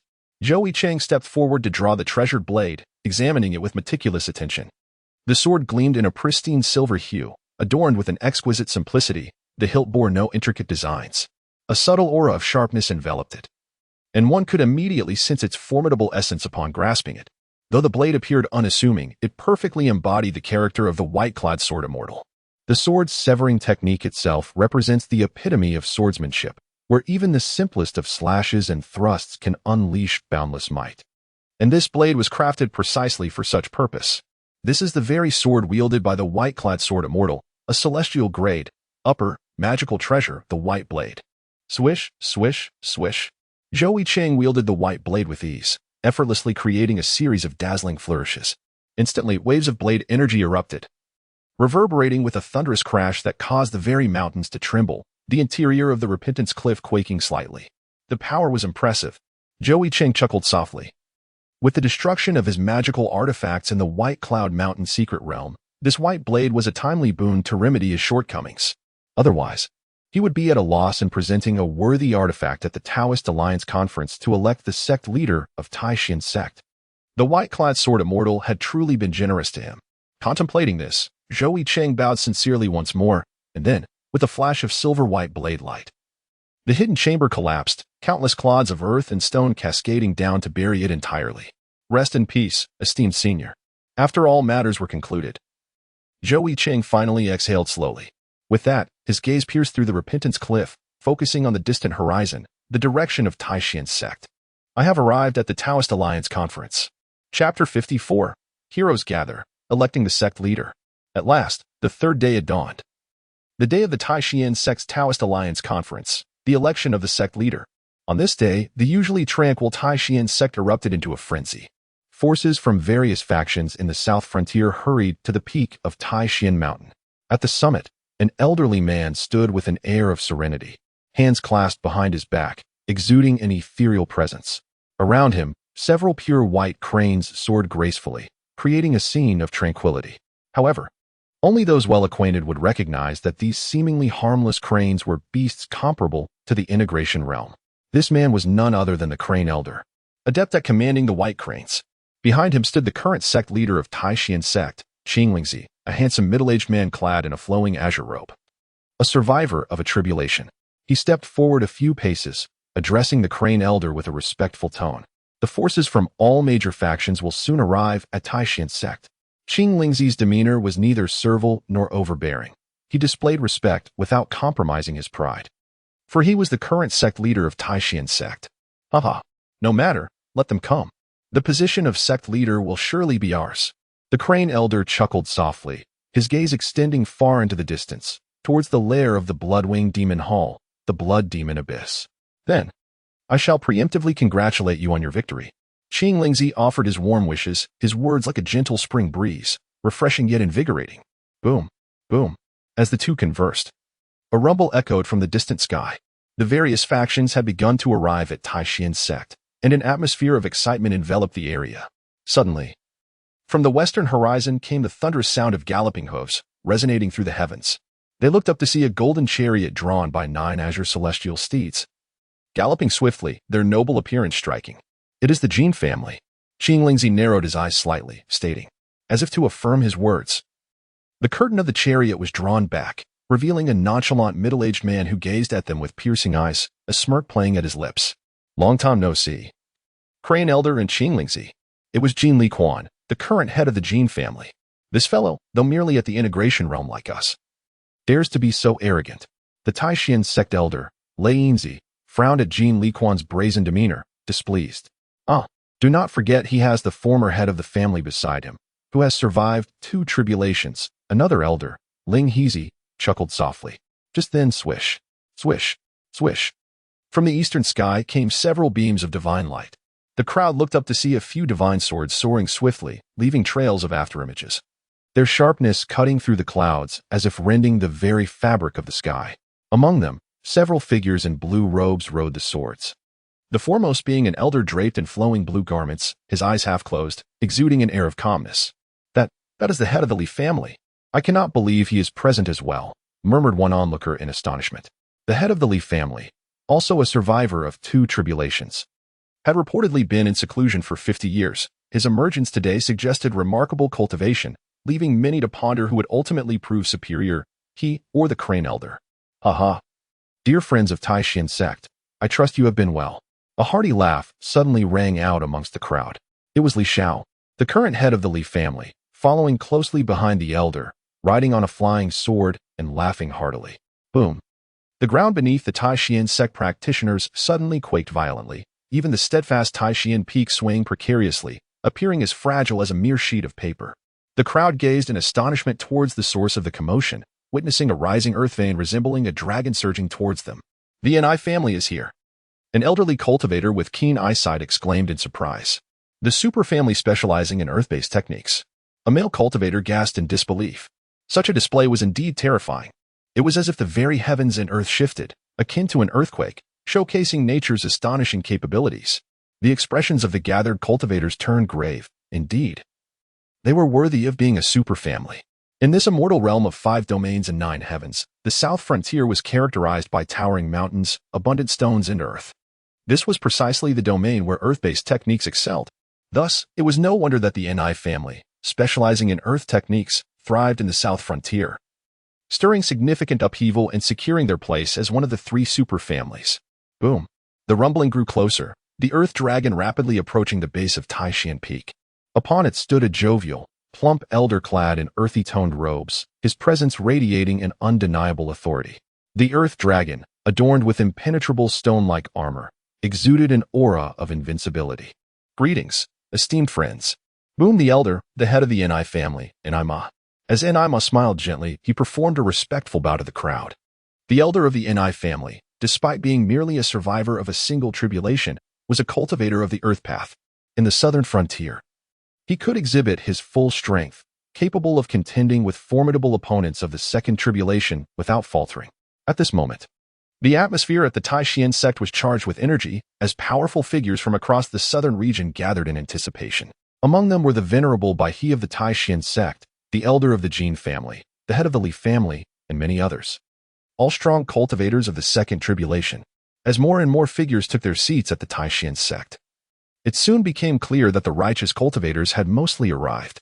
Besides the second tribulation experts, countless first tribulation cultivators had also gathered, representing both righteous sects and influential families. Even some previously neutral hidden families made their way to the Taishan sect. In an instant, the atmosphere became vibrant and bustling, signaling that the Righteous Alliance conference was about to commence. Seeing that the major factions had gathered, the elder Baihe decided to forego any further delays and addressed the assembly. Esteemed friends, your presence graces our humble abode, illuminating the Taishan sect. With that, let us commence the first agenda of today's conference, the discussion of electing the alliance leader. The Taishan sect was clearly aiming for grandiosity, as the anticipated election of the alliance leader was about to begin. However, the term discussion merely served as a euphemism. Ultimately, it was a matter of whose strength would prevail. Just as everyone awaited the first contender, an unexpected piercing dragon roar resonated from a distance. The dragon's roar echoed through the heavens, creating an invisible wave that dispersed the clouds and caused even Taishan Peak to tremble. The cultivators present felt a palpable buzzing in their ears, a sensation that was both overwhelming and painful. Suddenly, the heavens shifted as a magnificent palace descended from the sky. Majestic and imposing, overshadowing the sun. Crafted entirely from bronze, it shimmered brilliantly in the sunlight. Most striking were the intricate carvings of a writhing dragon adorning the palace, from which the resounding dragon roar emanated, its echoes reverberating through the sky. Some of the younger cultivators, witnessing the palace for the first time, felt their pupils constrict in shock. That is the celestial array house of the ancestor dragon's nest, the Dragon Palace, exclaimed an elder cultivator, astonished. The ancestor dragon's nest stood as a significant faction among the demon race in the southern region, opposing the Qifeng mountain of the demon child Huang Hongyu. The array house served as a mobile formation, and the Dragon Palace was the ancestral artifact of the ancestor dragon's nest. If wielded effectively, this celestial-grade formation could annihilate a major sect in the southern region in an instant, albeit at a tremendous cost. No one anticipated that the ancestor dragon's nest would arrive just as the Righteous Alliance conference was about to commence. Although the Taishan sect had extended an invitation, the expectation of their attendance was minimal, given the history of animosity between the demon race and the human race. The idea of the ancestor dragon's nest aiding the righteous forces against the demonic path seemed utterly implausible, as recognition of the palace's origin spread among the crowd. A legendary figure flashed through their minds. Could it be that the person from the ancestor dragon's nest has arrived? As if to confirm their thoughts, a graceful figure suddenly emerged from the Dragon Palace. The male cultivator's eyes widened in disbelief as they gazed upon her. Some, overwhelmed by her beauty, even experienced nosebleeds. The female cultivators were equally struck, their breaths hitching, eyes wide, lips parted in astonishment. Above them, a figure floated gracefully through the sky, clad in azure armor that accentuated her alluring form without revealing any skin, leaving much to the imagination. Her fair, delicate skin radiated a lustrous glow under the sunlight, framed by elegant features and flowing azure hair tied in a ponytail. Most captivating were the two long horns atop her head, shimmering with a cerulean light. This was the dragon girl of the ancestor dragon's nest, a first tribulation cultivator and descendant of the celestial dragon, Long Chingqing. At merely a century old, she had spent her time in seclusion within the ancestor dragon's nest, making this her first appearance. Surrounded by an ethereal glow, she exuded an innate nobility. Her swan-like neck held high, instilling a sense of reverence that deterred direct gazes. With a flicker of her eyes, she surveyed the assemblage below. A hint of a smile gracing her lips as she declared, "Esteemed friends of the human race, how could such a grand event proceed without the ancestor dragon's nest?" Her words instantly cast a shadow over the expressions of the cultivators below. The arrival of the ancestor dragon's nest signaled potential aspirations for the position of alliance leader, a possibility that could not be ignored. The demon race had been squeezed into a mere remnant of their ancestral domain by the human race. Thus, if the ancestor dragon's nest could seize this opportunity, they might expand their territory amidst the impending righteous demonic conflict. Realization dawned upon the crowd regarding the intentions of the ancestor dragon's nest. On Taishan Peak, the elder Baihe regarded Long Chingqing in the sky, his brow furrowing slightly. He had not expected the ancestor dragon's nest to attend the Righteous Alliance conference.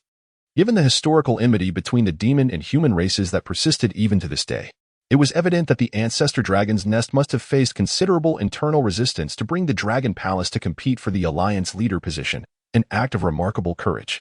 However, with their presence, Baihe's mind raced with thoughts. Yet, his demeanor remained composed, a smile breaking upon his face as he exclaimed, "Welcome, welcome. It is our honor at the Taishan sect to host esteemed friends from the ancestor dragon's nest at our Righteous Alliance conference." His words skillfully sidestepped the implications of the term human race, framing the ancestor dragon's nest's attendance as a testament to the Taishan sect's influence. This served to subtly diminish the tension between humans and demons, while simultaneously reinforcing the perception of the Taishan sect's prominence. Truly, a remarkable display of diplomacy from a formidable figure of the Taishan sect. High above the realm, Long Chingqing merely smiled lightly, fully aware of the words of the old white crane, yet disinclined to offer an explanation. She stood at the edge of the sky, beside her, the formidable azure dragon, exuding an aura of celestial majesty from the Dragon Palace, dissuading any from gazing directly upon it. Noticing Long Chingqing's restraint, the old white crane sighed in relief, surveying the surroundings before proclaiming with a resonant voice, "In that case, I hereby announce the commencement of the Righteous Alliance Conference."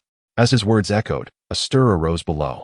Shortly after, a tall, slender elder clad in gray robes leaped onto the contest stage, a self-satisfied smile adorning his face as he declared loudly, "This position of Alliance leader is certainly mine." He was the former head of the Spirit Sparrow Academy, a formidable figure who had survived a heavenly tribulation.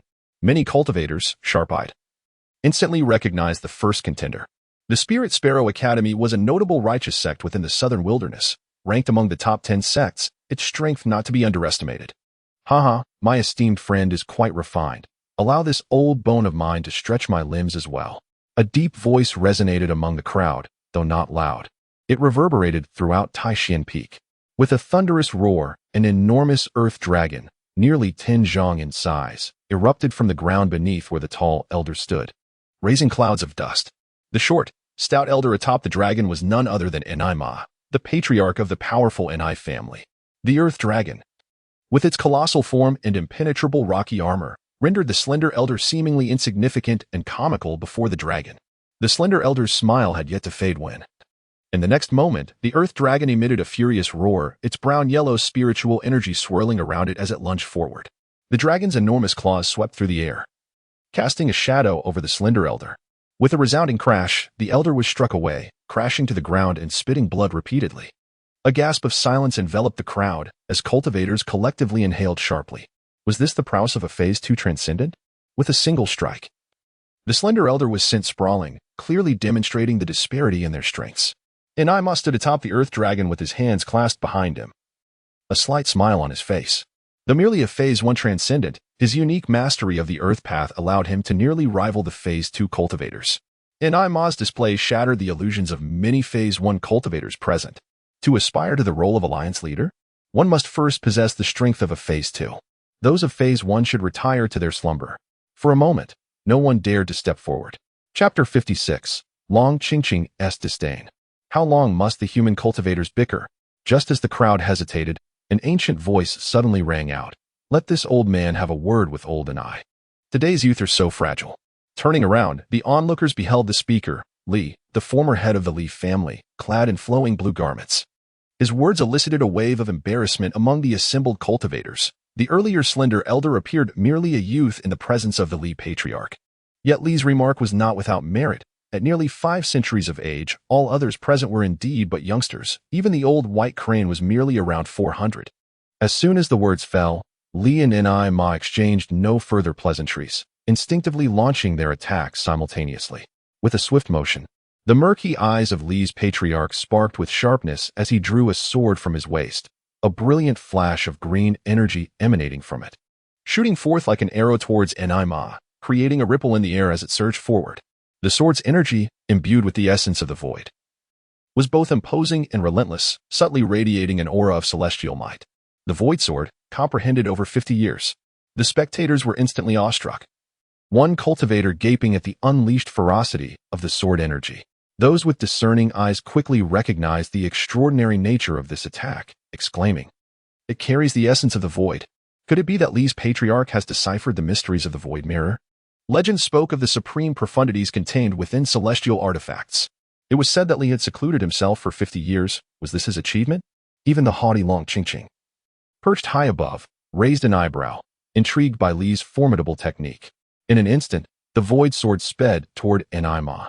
Yet, undeterred, Enai Ma maintained his composure, stopping firmly on the dragon's head, causing a radiant barrier of brown-yellow spiritual energy to envelop the dragon, akin to a resilient armor. Simultaneously, a thunderous rumble echoed beneath the spectators' feet, causing the ground to tremble. They felt unsteady, realizing that remaining in place might lead to a tumble into the depths below.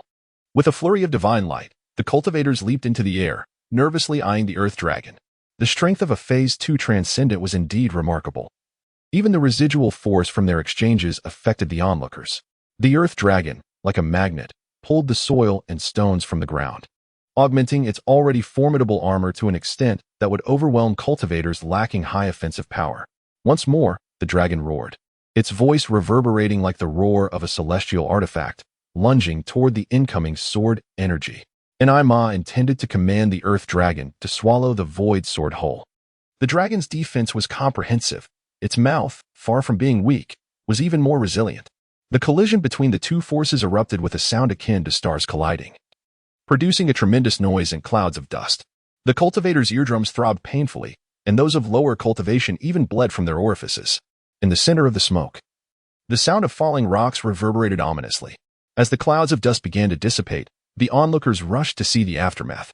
A massive pit, over 10 zhang deep, had formed at the point of collision, while the earth dragon stood by, its mouth nearly punctured. It swayed unsteadily, the brown-yellow barrier flickering weakly, as if on the verge of shattering, while debris scattered around, pieces falling away. Could it be that the old patriarch triumphed? A young disciple of the Li family eagerly inquired. Given the current circumstances, it appeared that Li's void sword had the upper hand, nearly penetrating the earth dragon. Ah, you think too simplistically. If it were so easy, the Ni family would not be one of the 3 great superfamilies. Beside him, a young man clad in blue, with a handsome visage and an air of nonchalance, spoke with a flippant tone, seemingly indifferent to the fact that his family's patriarch could easily overpower Ni Ma. This individual was none other than Li Taizhua, the young master of the Li family. In such a significant gathering, both Li Taizhua and Jin Huang, the young masters of prestigious families, had accompanied their clans to this grand event. Even the young prodigies, like Su Xianyi and Long Chingqing, were present, although their experience did not qualify them for the Dao Alliance conference. It was an opportunity to broaden their horizons and witness the battles between powerful cultivators of the Tribulation Crossing realm. After all, these young talents could be seen as the pillars of the future, and gaining insight into such encounters was invaluable. As if to affirm Li Taizhua's words, the old patriarch of the Ni family, atop the earth dragon, maintained his calm demeanor. He suddenly stamped his foot, causing the ground to tremble and the surrounding soil and stones to adhere to the dragon's skin. In an instant, the previously battered earth dragon was restored to its former glory, even growing several times larger. With a thunderous roar, the earth dragon opened its massive mouth, unleashing a resounding bellow that echoed through the air. Some cultivators witnessing the Ni family's earth manipulation techniques for the first time were taken aback, incredulous at the spectacle before them. This was precisely why the cultivators of the southern wilderness were reluctant to provoke the Ni family, who specialized in earth-based magic. In this land abundant with soil, the spiritual energy within their dantians seemed boundless. It is important to understand that each cultivator's spiritual energy is finite. Spells cannot be cast indiscriminately, and every move requires careful calculation. However, in the lexicon of the Ni family cultivators, the concept of restraint was entirely absent. Meanwhile, Li Lao, the patriarch of the Li family, remained unfazed. He had long anticipated such a scenario. To think one could easily subdue Ni Ma with a single strike was sheer folly. With a metallic chime, Li Lao unsheathed the treasured sword at his waist, seemingly preparing to unleash a powerful strike. The earth dragon beneath Ni Ma also stood resolutely, stamping its foot against the dragon's head. Once again, the earth dragon let out a ferocious roar, signaling the impending clash of titans. Yet, a voice as cold as frost rang out from the heavens, dripping with disdain and overt mockery. "Humanity, how long do you intend to squabble like this?" Upon hearing these words, the crowd erupted in anger. Even Li Lao and Ni Ma furrowed their brows. As they looked up, they beheld the source of the voice, Long Chingqing, who stood arrogantly in the sky. With a smirk of derision, she surveyed the human cultivators, her expression one of utter contempt, as if the explosive clash that had just transpired was merely child's play. In the next moment, her lips curled into an arrogant smile as she proclaimed, "Let me show you the true might of my dragonkin." Before anyone could react, Long Chingqing moved. With a thunderous dragon roar that shook the very heavens, the immense spiritual energy within her dantian erupted like a volcano, exuding divine power. The deep azure energy swirled around her graceful form, subtly conveying the pressure of a celestial being. The aura of a tribulation crossing cultivator sending shivers down the spines of all present. Such a spiritual aura is comparable to the second phase of tribulation crossing. Someone gasped in astonishment. It should be noted that Long Chingqing was merely a first-phase cultivator, yet she could unleash such overwhelming energy. Was this the power of the dragon's bloodline from the azure skies? In an instant, the crowd was left speechless, their faces painted with disbelief. Without acknowledging their reactions, Long Chingqing swiftly transformed her delicate hand into a dragon's claw, striking downward with lightning speed. The claws, sharp and ferocious, created a cacophony as they tore through the air, leaving behind a flurry of afterimages. In the next moment, colossal azure dragon claw imprints, spanning nearly 50 to 60 feet, descended from the heavens, scattering clouds in their wake. Each claw imprint radiated a chilling aura of death, a terrifying sight that left all present in shock. The dragon claw imprints moved with the grace of a dragon, their roars echoing through the air. And in that fleeting moment, the onlookers glimpsed the faint silhouette of a dragon amidst the claw imprints. This was the divine technique of the Azure Sky dragon lineage, heavenly dragon's 10,000 claws. The claw imprints were astonishingly swift, reaching Li Lao and Inai Ma in the blink of an eye. In their haste, they could only manage to activate their defensive treasures to shield their vital points. With a resounding crash, the colossal dragon claw imprint swept through, sending both of them flying to the ground where the slender, elderly figure of the Ling Ke Academy lay. A chorus of pained cries erupted as the relentless barrage of dragon claw imprints continued, mercilessly striking even those who had failed to evade in time, shattering bones and leaving them gasping for breath, blood gushing forth. Fortunately, Li Lao and Inai Ma were seasoned tribulation crossing cultivators. Though injured, they were not gravely harmed, merely a trickle of blood escaping the corners of their mouths. However, both men fell silent, their expressions dark and brooding, as if they were on the verge of dripping water. No one relished the humiliation of this encounter. It was a profound loss of face. Moreover, for these two renowned figures of the southern wilderness, to be so easily bested by a mere girl barely 100 years old, who had recently crossed her first tribulation, was utterly disgraceful. Did this not mean they had willingly become stepping stones for Long Chingqing, elevating her status above their own? The battles between tribulation crossing cultivators were not simply determined by realm. Various factors such as the strength of the tribulations they faced, their physical constitution, cultivation methods, spells, treasures, and environmental conditions all played a role. In Long Chingqing's case, although her cultivation was at the first phase of tribulation crossing, her unique bloodline and the formidable tribulation she had endured allowed her to unleash power surpassing even that of Li Lao. If one were to meticulously classify the strength of tribulation crossing cultivators, Long Chingqing's prowess could be categorized as mid-second phase, while Li Lao and Inai Ma were at the initial second phase. In summary, the Dragon Maiden of the ancestral dragon's nest had truly made a name for herself. In the heights of the sky, Long Chingqing's smirk deepened, her expression brimming with mockery as she languidly declared, "So, is this the extent of your human capabilities? If so, I shall be taking your position as the Alliance leader." Upon hearing this, the assembly of cultivators below was filled with indignation. The audacious Long Chingqing had effectively trampled upon the dignity of the southern frontier's human race. Their faces flushed crimson, eyes ablaze with fury. They could only glare at the alluring figure above, unable to voice their anger. Could it be that the southern frontier truly lacked the strength to contend with this arrogant dragon maiden? The prospect of a demoness usurping the position of the righteous Alliance leader was indeed a profound disgrace. Some shifted their gazes towards the venerable Jin family patriarch, a formidable figure in the second stage of tribulation. Yet, he hesitated, reluctant to engage Long Chingqing. His prowess was comparable to that of the Li family patriarch and Inai Ma. Yet both of them had been dispatched by Long Chingqing with a mere swipe of her claw. It was likely he would meet a similar fate. In despair, the cultivators found themselves at a loss. However, just then, a calm and resolute voice resonated from the peak of Taishan Mountain. "Allow me to meet our esteemed guest from the ancestral dragon's nest." Everyone turned promptly to see that the speaker was none other than the esteemed Baihe Laoren, a second-stage tribulation expert from the central continent's Taishan sect. His voice, though not loud, ignited a flicker of hope within their hearts. Although Baihe Laoren was not a native of the southern frontier, at this moment, such details mattered little. Their primary concern was to decisively quell the arrogance of the Dragon Maiden. Baihe Laoren stood composed, his eyes glinting with sharpness. His white garments billowing gracefully in the breeze, shrouded in ethereal mist, exuding an aura of a celestial being. He stood atop the mountain, confronting Long Chingqing in the skies above. Surrounding him were several pure white cranes, gracefully fluttering, presenting a scene of tranquility. Though those familiar with Baihe Laoren understood the peril hidden beneath his seemingly benign visage. Upon witnessing this, Long Chingqing furrowed her brow, her spirit energy swirling around her, enhancing her already radiant complexion. Despite her disdainful remarks toward the human cultivators, she was no fool and had subtly prepared for a counterattack.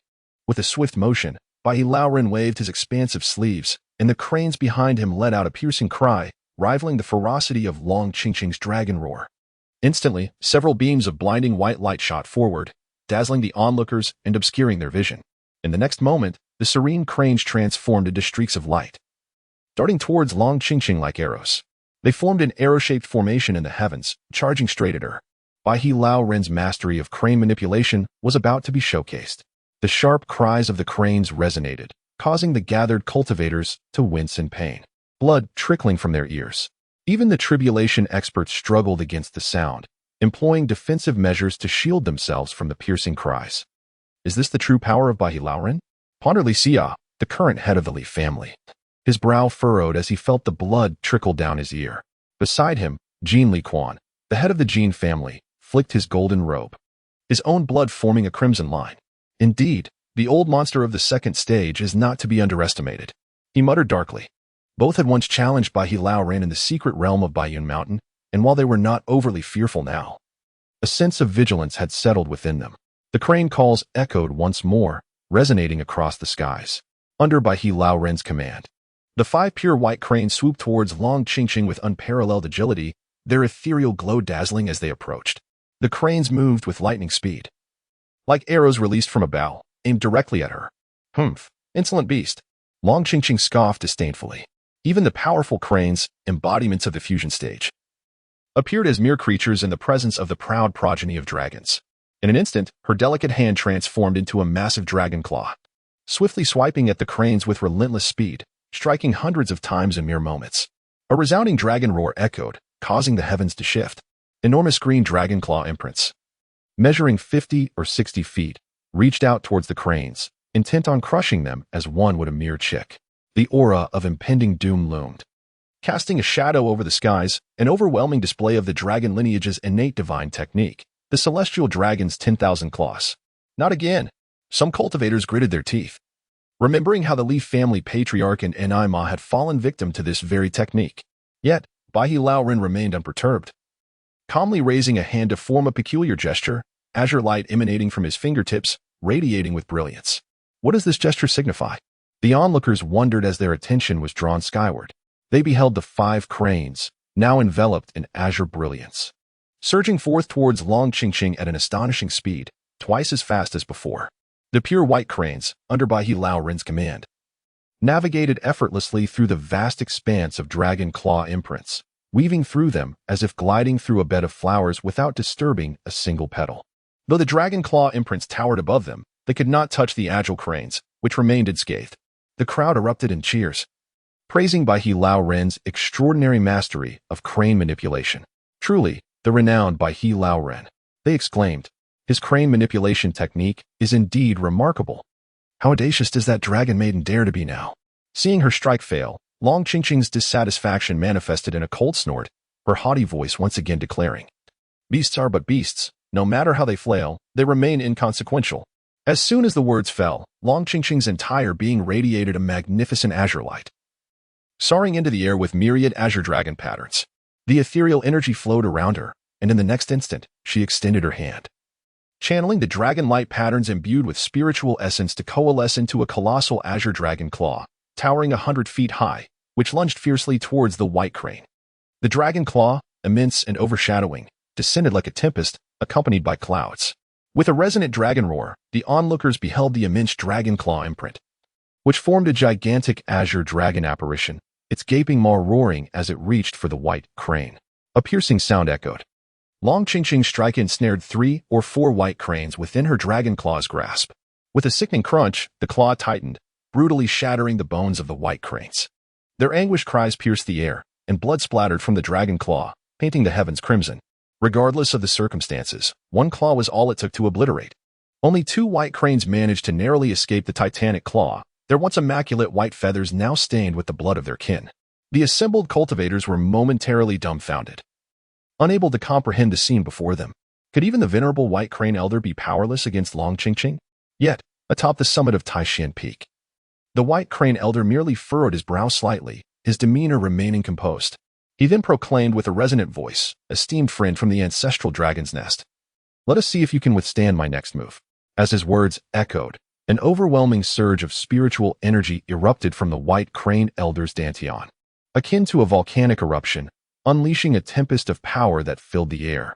In an instant, white light flashed as the elder's fist became adorned with myriad pure white feather patterns, coalescing into a grand apparition of a sacred white crane, which he propelled with great force towards Long Chingqing in the sky. The cry of the crane resonated, reverberating through the firmament, The White Crane Elder unleashed his ultimate technique, the feathered White Crane Fist. Oh, this is intriguing. Long Chingqing, high above, raised an eyebrow, a light chuckle escaping her lips, as though she had stumbled upon something amusing. In that moment, she transformed into her draconic form, azure columns of light erupting around her. The twin horns upon her head shimmered with an enchanting, deep azure glow, and her dragon wings unfurled with a swift crackle. Azure scales rapidly spreading from her wings to her armor, while her delicate jade-like hands morphed into fierce, razor-sharp dragon claws. Soon, Long Chingqing had fully adopted her half-dragon form, and she gently opened her mouth. With a thunderous roar, she unleashed a resounding dragon cry.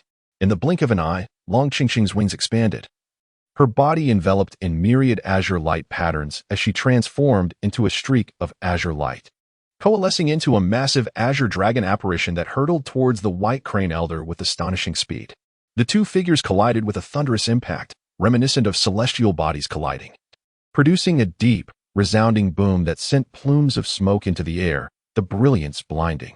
The azure and white light spheres intertwined, obscuring the scene within. The cultivators present were tense, straining to discern the unfolding events at the heart of the light.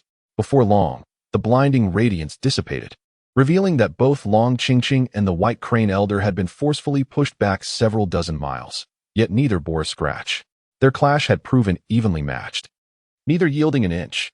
The gravity of the situation settled upon their faces, both realizing they had encountered a formidable opponent.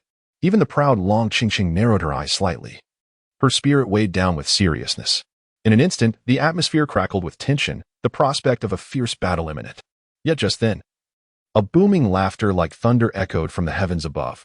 Ah, the youth are formidable. How could this grand assembly proceed without my presence? Though the voice was not loud, its clarity rang through the ears of all present, leaving both combatants momentarily perplexed. Who was this great power that had arrived? Long Chingqing and the White Crane Elder halted their confrontation, looking up towards the sky. In the distance, a figure clad in white descended upon the clouds. A middle-aged man with dark hair streaked with white, cascading casually over his shoulders, his temples grayed by the passage of time. Yet, his countenance was resolute. With keen eyes that sparkled with an indomitable spirit, his flowing white garments billowing gracefully in the wind, radiating an aura of celestial grandeur. This figure was none other than Zhou Yicheng, cloaked in the guise of the legendary white-clad sword immortal. Now having attained the tribulation stage, his disguise had reached new heights. Unless one were an immortal, no one could hope to unveil his true identity. Thus, Zhou Yicheng strode boldly into Taishian's sect, confident in his assumed identity. Zhou Yicheng's keen gaze swept over the assembly of cultivators below, observing those who remained dazed and unaware of his identity, a sly smile forming within him. How could such a grand event possibly unfold without my presence? Securing the position of the leader of the Righteous Path Alliance held significant importance for his grand scheme of avenging Yi, the disciple of the Bloodwing Demon Hall.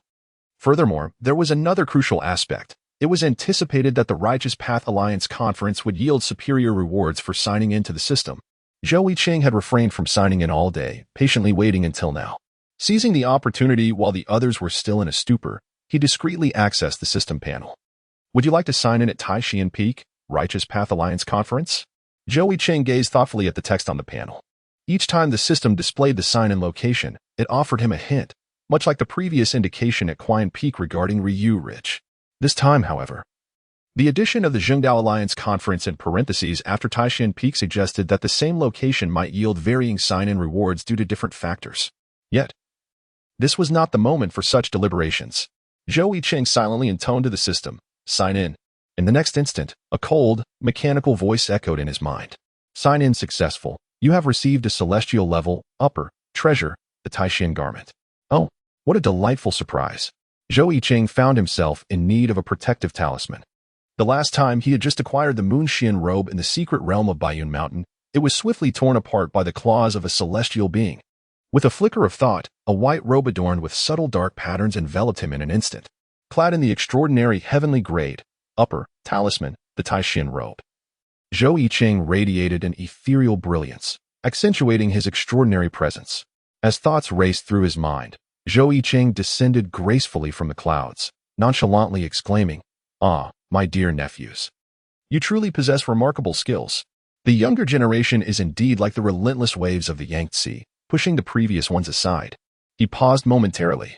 But before the assembled cultivators could respond, he continued, I have heard that our righteous friends have recently been beleaguered by the forces of darkness, seeking to establish a righteous alliance to strategize against the demonic threat. I see this as a commendable endeavor. However, the selection of a leader through debate seems overly cumbersome and time-consuming. It would be far simpler and more efficient to elect based on seniority. Every second wasted is another moment for the forces of darkness to grow bolder. The cultivators present were taken aback by Zhou Yicheng's words. Who is this individual? And why did he speak with such audacity? Nephew? Who is this you? They wondered, perplexed by his unusual titles. The notion of selecting a leader based on seniority raised eyebrows as well. Yet, the formidable aura of a tribulation stage expert emanating from Zhou Yicheng silenced their internal critiques, leaving the atmosphere tense and still, as if he had indeed managed to intimidate the entire assembly. Before long, Elder Baiha regained his composure and stepped forward, bowing respectfully. May I inquire as to the identity of this esteemed friend? His question captured the attention of the crowd, and all eyes turned toward Zhou Yicheng. Among them, the dragon maiden Long Chingqing, of the ancestral dragon lineage, scrutinized Zhou Yicheng's countenance intently. A slight furrow creased her brow, as her innate instincts warned her of the formidable danger that radiated from him. Upon hearing Elder Baiha's inquiry, Zhou Yicheng erupted into hearty laughter. Ha ha ha. Life is but a fleeting journey of a few hundred years. After a millennium, it is truly lamentable that no one recognizes me. Zhou Yicheng's expression was profoundly melancholic. With slightly reddened eyes that held a dim light, yet bore an air of disdain towards the passage of time in this mortal realm. This striking contradiction exuded a unique allure, evoking a palpable sense of the vicissitudes of life. It must be said that Zhou Yicheng's demeanor had become increasingly refined. In his portrayal of the legendary figure, the white-clad sword immortal, he had ventured further down this path than ever before. The assembled cultivators were utterly captivated by Zhou Yicheng's performance. A gentle breeze rustled through, tousling his silver-streaked hair and stirring the spirits of the onlookers. They widened their eyes in disbelief, fixated on Zhou Yicheng's face, which seemed to lament the sorrowful passage of time. What had they just heard? A millennium had elapsed? Could it be that this white-clad gentleman before them hailed from 1,000 years ago? Even the elderly crane, his pupils constricted, summoned his courage to inquire. Senior, could it be that you are? Zhou Yicheng observed the elderly figure, who could very well be his great-grandfather, respectfully addressing him as a senior. He found the situation somewhat peculiar and amusing. However, having undergone rigorous training, Zhou Yicheng refrained from laughing, no matter how humorous the circumstance might be. Unless he truly could not contain himself. Zhou Yicheng then burst into laughter, exclaiming, Ha! I shall not change my name nor alter my surname. I am the venerable ancestor of the Pantheon sect, the white-clad sword immortal. Upon utterance of these words, the emotions of those present were instantly ignited, akin to a deep-water bomb detonating. The ancestor of the Pantheon sect? The white-clad sword immortal? Such figures hail from a millennium ago. The Pantheon sect, 1,000 years past, stood as the foremost sect in the southern regions, comparable to the contemporary status of the Tai Xuanzhou. Consequently, the name of the white-clad sword immortal resounded throughout the southern territories with great renown. Furthermore, it is noteworthy that one of the superfamilies present had once lost their young master at the hands of the white-clad sword immortal. No one harbored doubts regarding Zhou Yicheng's identity as the white-clad sword immortal, although the sudden awakening of a figure from a millennium ago is indeed astonishing. Such occurrences are not unprecedented in this world of celestial heroes. Ancient beings have been known to awaken even after 10,000 years in the northern plains. What is a mere 1,000 years in comparison? The expressions of those present varied greatly, each harboring myriad thoughts. The elder Baiha furrowed his brow slightly, scrutinizing Zhou Yicheng with keen interest. He had previously heard rumors of the awakening of the ancestor of the Pantheon sect, the white-clad sword immortal. But the information he received indicated that the sword immortal was in a frail state, possessing merely the strength of the harmonization realm. Thus, he had not given it much thought at the time. Yet now, it appeared that the sword immortal's power had not waned, but rather increased. Nevertheless, that was not the crux of the matter. The elder Baiha began to comprehend the implications of Zhou Yicheng's earlier assertion regarding the selection of the alliance leader based on seniority. Was it that the fierce battle they had just endured counted for naught, while this ancient figure could simply claim the leader's position with a few casual words? Which among them could rival the seniority of the over 1,000-year-old white-clad sword immortal? You crafty old man. Wasn't he the white-clad sword immortal supposed to be carefree and unfettered? How now does he resemble a cantankerous elder, leveraging his age to bully others? The sentiments of the others largely mirrored those of Elder Baiha as they grasped the true meaning behind Zhou Yicheng's words. In that instant, their expressions soured. Even if you are a 1,000-year-old being, what of it? Acknowledging you as a senior is already a considerable concession. Yet you still seek to take advantage? To encroach upon their interests with your mere crossing phase strength is simply laughable. Zhou Yicheng's aura of the first phase was unabashedly displayed before all, radiating confidence and poise. The expression of the formidable member of the Ni family was as dark as a stormy sky, seemingly ready to rain at any moment. He could not help but approach and coldly remarked, "Elder in White, having just awakened, you may not fully grasp the recent developments in the southern wilderness. It would be prudent for you to refrain from meddling in the position of the alliance leader. This matter is best deliberated among us juniors."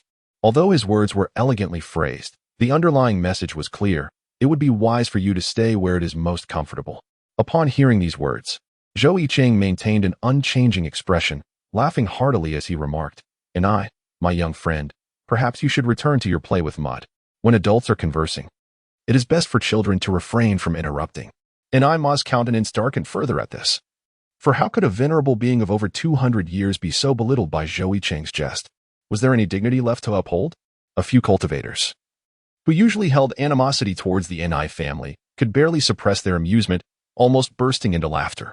However, Zhou Yicheng's subsequent words froze their smiles in place. The ancestor is not singling out just the young men in my humble opinion. The youths present lack the requisite strength to even contemplate the prestigious position of the alliance leader, Zhou Yicheng said, his smile unwavering. Pausing for a moment, he continued. What I mean to convey is that all of you gathered here are utterly insignificant. At this proclamation, a profound silence enveloped the assembly, leaving no one to utter a sound. Chapter 60. The ancestor challenges. 3. Zhou Yicheng's words could be said to have provoked the ire of everyone present. Were all those in attendance merely trash? What audacity does a mere first-phase practitioner possess to boast so brazenly? Who among the attendees of the Zhengdao Alliance Conference holds any significance? There stood the esteemed Tai Xuanzong from Zhengzhou, accompanied by the second-phase powerhouse, the Elder Baiha. The two venerable heads of the Li and Jin families, both hailing from a prestigious family in the southern wilderness and also second-phase powerhouses, were present. Additionally, there was the first-phase powerhouse, the Elder Ni Ma, from another formidable family, who could rival second-phase practitioners. Not to forget the Dragon Maiden from the ancestral Dragon Nest, and the formidable demoness, Long Chingqing, who stood on par with Elder Baiha. Indeed, even Long Chingqing, despite her disdain for humanity, never displayed such arrogance. At that moment, many began to find the Dragon Maiden from the ancestral Dragon Nest quite agreeable. But truly, what could a decrepit old man, who had just awakened from a millennium-long slumber, possibly boast about? The expressions of the crowd darkened considerably, however, at that juncture. Zhou Yicheng leisurely continued, "If any of you esteemed young ones feel ashamed of your inadequate strength, do not hesitate. You are welcome to engage in a friendly spar. The ancestor would be glad to offer guidance." Upon hearing this, the crowd nearly choked on their own indignation. How could one possess such audacious shamelessness? It was not that they felt shamed by their lack of strength, but rather that they were embarrassed by the boastful proclamations of the white-clad sword immortal. Even the expressions of Elder Baiha and Long Chingqing turned peculiarly grim. Ma could no longer contain himself and stepped forward with a pale face, declaring, "If that is the case, allow me to experience the ancestor's prowess." The emphasis he placed on the word experience was particularly pronounced, for it was none other than a member of the Ni family who had been slain by the white-clad sword immortal, the young master of their once great family. Zhou Yicheng was naturally aware of this fact, yet he merely nodded with a tranquil demeanor, as if utterly unconcerned. He turned his gaze towards Li Laozhu and Jin Laozhu, who stood not far from Ni Ma, and with a slight smile, he leisurely remarked, "Ah, the little Li and little Jin, yes, you two should join forces." After a brief pause, Zhou Yicheng looked towards the Elder Baihe and Long Chingqing, continuing, "Oh right, the little Bai and the Horn Qing girl. You should join as well. The ancestor's time is precious. There is no time for childish games." Upon hearing the term childish games, Ma felt a surge of fury, his heart coldly sweeping over Zhou Yicheng. He silently vowed, since the white-clad sword immortal is so oblivious, let us settle both old and new grievances together. With a cold snort, Ma ceased to respond to Zhou Yicheng, instead unleashing a tremendous aura. Boom. A powerful surge of tribulation realm spiritual energy erupted like a volcano, engulfing Ma's entire being. The ground trembled with a deafening roar, and in the next moment, a colossal earth dragon, its skin adorned with rugged stones and shimmering with earthy yellow patterns, burst forth from the ground with a thunderous crash. The dragon's immense form loomed above, dwarfing the towering Taishan peak. Roar. The earth dragon opened its massive jaws, releasing a fearsome roar, then reared its body. One claw aimed menacingly at Zhou Yicheng high above. The terrifying momentum was akin to a cataclysm, instilling dread in all who beheld it. Yet, Zhou Yicheng remained unfazed. A subtle smile gracing his lips as his left eye fixated upon the descending claw of the earth dragon. With a flicker of thought, his left eye suddenly radiated concentric layers of white Dao patterns, transforming entirely into a brilliant white. A wave of scorching yang energy emanated from his left eye, warping the surrounding air, causing all present to feel an overwhelming heat. Swish.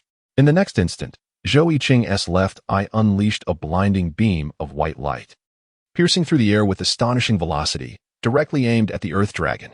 Ancient eye technique, Yang Eye. Boom. The beam effortlessly penetrated the claw of the earth dragon, continuing its trajectory unimpeded towards the dragon's head. Crack. Crack. As the beam surged forth, the seemingly invincible earth dragon could not withstand it for long. Its body erupted with cracks, producing a cacophony of breaking sounds. In an instant, the entire earth dragon shattered, crashing to the ground with a resounding thud. Rumble. A cloud of smoke billowed up, and Ni Ma, who had been atop the dragon's head, fell to the ground, creating a deep crater several feet wide. The onlookers, witnessing the obliterated earth dragon, were filled with disbelief. How could a creature that could contend with Li Laozu's sword in the void crumble so easily? What was this beam of light? It was astonishingly powerful. If they were not mistaken, it seemed that the white-clad sword immortal's left eye was employing an ancient eye technique. Ancient eye technique? Wasn't he the white-clad sword immortal a swordsman? How could he suddenly wield eye techniques? The crowd murmured, their perception of Zhou Yicheng's prowess shifting significantly. Both Long Chingqing and Elder Bai He's expressions grew grave, as they began to take Zhou Yicheng earnestly. It appeared that the venerable white-clad sword immortal was not merely boasting. He indeed possessed formidable skills.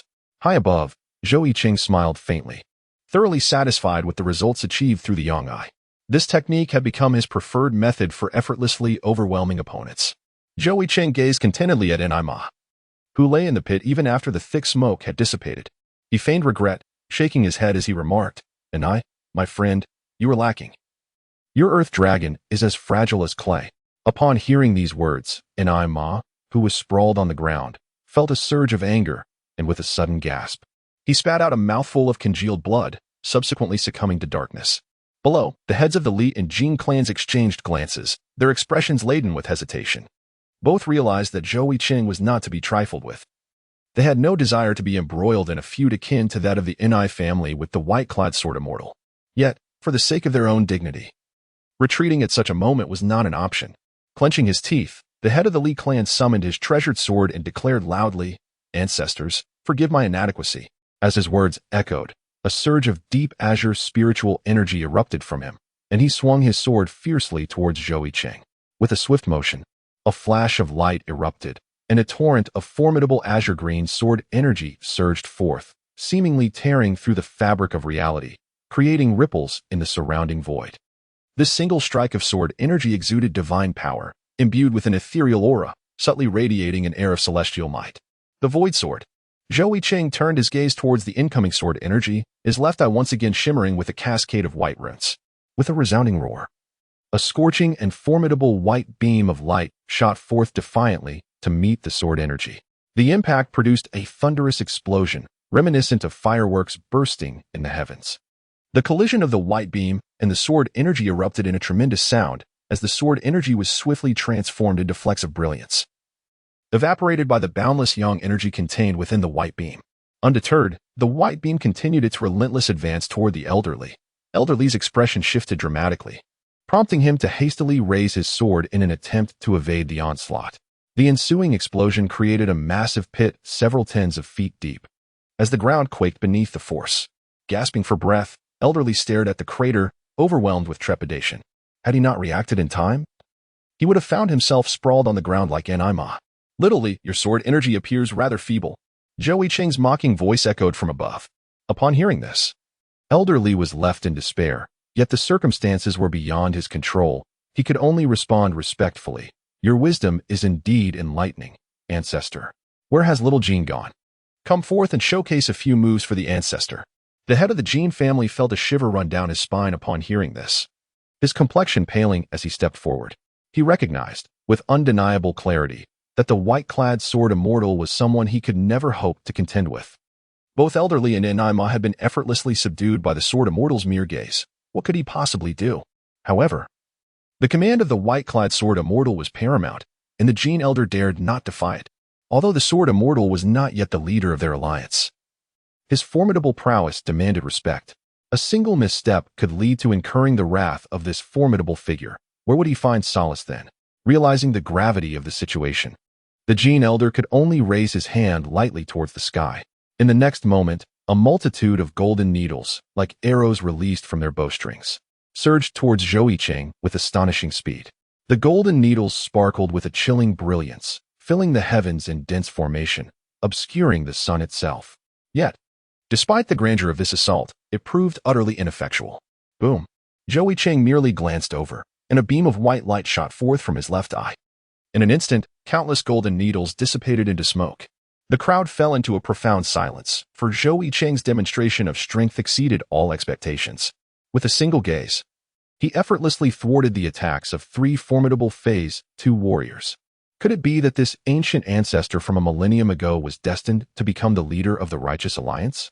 Many felt a sense of reluctance, casting their eyes towards the elderly Bai He and the Dragon Maiden standing nearby. However, both were presently gazing at Zhou Yicheng in the sky with grave expressions. The ancestor was not to be trifled with. Chapter 61. Zhou Yicheng versus Long Chingqing. High above, Zhou Yicheng observed the serious expressions of Bai He and Long Chingqing, a smirk forming in his heart. This battle had undoubtedly established his reputation. The ancient eye technique, the Yang Eye, was indeed as illustrious as its reputation suggested. Moreover, the benefits of the Yang Eye extended far beyond these. Zhou Yicheng's lips curled slightly as he spoke aloud. Well, Staobai and Qingni, why don't you both showcase your skills for our esteemed ancestor? As you know, our venerable elder has only recently awakened and is still unfamiliar with the techniques of the younger generation. Upon hearing these words, the White Crane elder felt a surge of frustration within. The position of the alliance leader had seemed well within his grasp. But now he found himself confronted first by the formidable dragon girl Long Chingqing from the dragon nest, and now by the powerful millennium-old ancestor, the white-clad sword immortal. Each was more formidable than the last. What a predicament! Even the composed White Crane elder could not refrain from cursing under his breath. Meanwhile, Long Chingqing, her eyes resembling autumn waters, glimmered with mist as she silently fixed her gaze on Zhou Yicheng hovering above. The once proud and disdainful expression on her face now revealed a rare hint of seriousness. The noble dragon girl of the dragon nest realized that this human ancestor would be the strongest opponent she had encountered since her emergence from seclusion. Zhou Yicheng gazed at the two who remained motionless, a faint smile gracing his lips. What troubles you? Are you both concerned that the ancestor may strike too harshly? Fear not, the ancestor is quite gentle, wouldn't you agree, Young and I? No response came. Zhou Yicheng chuckled softly and continued, Look, Young and I hasn't cried out in pain. There's nothing to fear, the ancestor will be gentle. Upon hearing these words, the crowd turned their heads to glance at Enima, who lay unconscious in the deep pit. Rendered speechless. The audacity of the white-clad sword immortal was truly remarkable, exploiting the fact that Enima was unable to speak due to his unconsciousness. They had all heard of the sword immortal's reputation for being carefree and unrestrained, yet today, he presented a rather unsavory demeanor. Naturally, such thoughts remained unspoken. Voicing them would be unthinkable. At that moment, Long Chingqing suddenly spoke. Ancestor of the human race, you are formidable, but I shall never relinquish my position as leader. Surprise flickered across the faces of the onlookers. Long Chingqing's tone had shifted from disdain to something more respectful, a hint of reverence underlying her words. Oh? Zhou Yicheng raised an eyebrow, poised to respond. However, in the next instant, a thunderous explosion erupted. The spiritual energy within Long Chingqing's dantian surged forth like a radiant beam, and a myriad of azure light patterns enveloped her. As she extended her hand, the azure energy coalesced, transforming her delicate fingers into a colossal dragon claw, stretching dozens of feet in length, which she lunged toward Zhou Yicheng high above. The dragon claw was incredibly sharp, imbued with a chilling aura, capable of tearing apart the heavens. This was the secret technique of the ancestor dragon's nest, Heavenly Dragon Claw. Youngster, you lack martial ethics, resorting to a sneak attack. Though Zhou Yicheng internally criticized Long Chingqing for her underhanded tactics, he remained utterly composed. With a swift motion, he drew a treasure blade at lightning speed. The blade was remarkably simple yet gleamed with a pristine white brilliance, reflecting a cold light under the sun. An aura of sharpness soared into the sky, causing the hearts of those present to leap in unison. This was the reward Zhou Yicheng had recently acquired, a heaven-grade, upper, artifact, white blade. With a flick, the blade emitted a brilliant flash, unleashing a keen silver blade aura that surged toward Long Chingqing's claw. Demon-slaying blade style, Crescent Moon Ascension. The collision of blade aura and dragon claw resulted in a thunderous roar, reverberating like the beating of war drums. Sparks flew in all directions. The blade aura, capable of severing combined stage beasts, merely left shallow marks upon Long Chingqing's claw, inflicting no real damage. Ancestor. Is this the swordsmanship that allowed you to dominate the southern frontier a millennium ago? Long Chingqing's voice dripped with sarcasm, as the negligible harm felt like a mere tickle to her. Oh? Zhou Yicheng raised an eyebrow slightly, choosing not to respond immediately to Long Chingqing's words. Indeed. The dragon maiden of the ancestral dragon nest lived up to her reputation. In truth, Zhou Yicheng found his offensive techniques somewhat limited, apart from his eye technique. The young eye, he possessed only a few methods in swordsmanship to draw upon, such as the demon-slaying blade style, flying blade technique, blade severing formula, and the thousand-blade body technique, which he employed in succession. Currently, his ability to dominate the competition relied primarily on his unique physique, thousand-blade body, and his formidable cultivation at the tribulation crossing stage. It seems that the time has come to devise additional spells and techniques. Zhou Yicheng pondered thoughtfully. A flurry of chaotic thoughts flashed through his mind like lightning. But he quickly regained his composure. He gazed at the slight smile curling at the corners of Long Chingqing's mouth and remarked, Qing Nizi. This is the first lesson from the ancestor. Never underestimate your opponent. As soon as his words fell, a sharp, silvery blade aura erupted from Zhou Yicheng's dantian like a volcano. His blood surged like a roaring river, his breath echoed like a furious gale, and his heart pounded like a war drum. In a swift motion, the blade light flickered, and Zhou Yicheng's form darted towards Long Chingqing like a bolt of lightning. With a graceful yet powerful strike, his movements were both simple and ethereal, exuding strength and elegance. The sharp, silvery blade aura erupted forth, as if he and the white blade in his hand had become one, leaving onlookers momentarily unable to distinguish whether Zhou Yicheng was a man or a weapon amidst the radiant light. In the next instant, a grand, cold, silvery blade light descended from the tip of the white blade, a majestic display reaching nearly 100 feet high, obscuring the sun. It shook the heavens and earth, sweeping across the realms. Thousand-blade body technique, all things blade, blade severing technique, slash. The combination of these two supreme spells was not merely a simple addition, but an exponential surge of power. As the crowd beheld this overwhelming display of magic, their pupils constricted in shock. In the back, Li Taizhua, Jinwang, Xu Xuanyi, and the Linglong Saintess exchanged glances, their eyes widening in disbelief. They had witnessed this technique before in the White Cloud Mountain secret realm, when Zhou Yicheng had battled the demon prince Huang Hongyu. How could the legendary white-clad blade immortal also wield this move? Did it imply that Zhou Yicheng was a disciple of the white-clad blade immortal? After the events in the White Cloud Mountain secret realm, the group had sought Zhou Yicheng's whereabouts, but he was nowhere to be found, leaving them completely in the dark about his origins. Naturally, they would never have guessed that the white-clad blade immortal was indeed Zhou Yicheng himself. Faced with the might of the blade light, Long Chingqing's heart raced like a taut string on the verge of snapping. Danger! With her brows furrowed, she commanded, activate the Azure Dragon armor. In a moment of desperation, Long Chingqing hastily summoned the defensive art of the ancestral dragon's nest. Instantly, her graceful and voluptuous form was enveloped in hardened dragon scales, while azure light patterns surged around her, forming a robust barrier of spiritual energy. Yet, all this proved futile against Zhou Yicheng's silvery blade light. The blade light tore through the heavens with a thunderous roar, as if it had ripped a hole in the void itself. With a resounding crash, clouds of dust erupted. As the crowd focused, they beheld the spot where Long Chingqing had stood transformed into a massive pit dozens of feet deep at the moment the blade light struck. Cough. Cough. Cough. In the center of the pit, several distinct coughing sounds emerged. Long Chingqing, once radiant and resplendent, was now covered in dirt, her fair skin marred by grime. With her azure armor cracked at the thigh, exposing her supple leg, Zhou Yicheng glanced over, catching a fleeting glimpse of her beauty, a sight known only to him. At that moment, Long Chingqing lay half-crouched in the pit, spitting blood profusely, unable to even regard her own exposed form. The demon race possessed formidable physical prowess.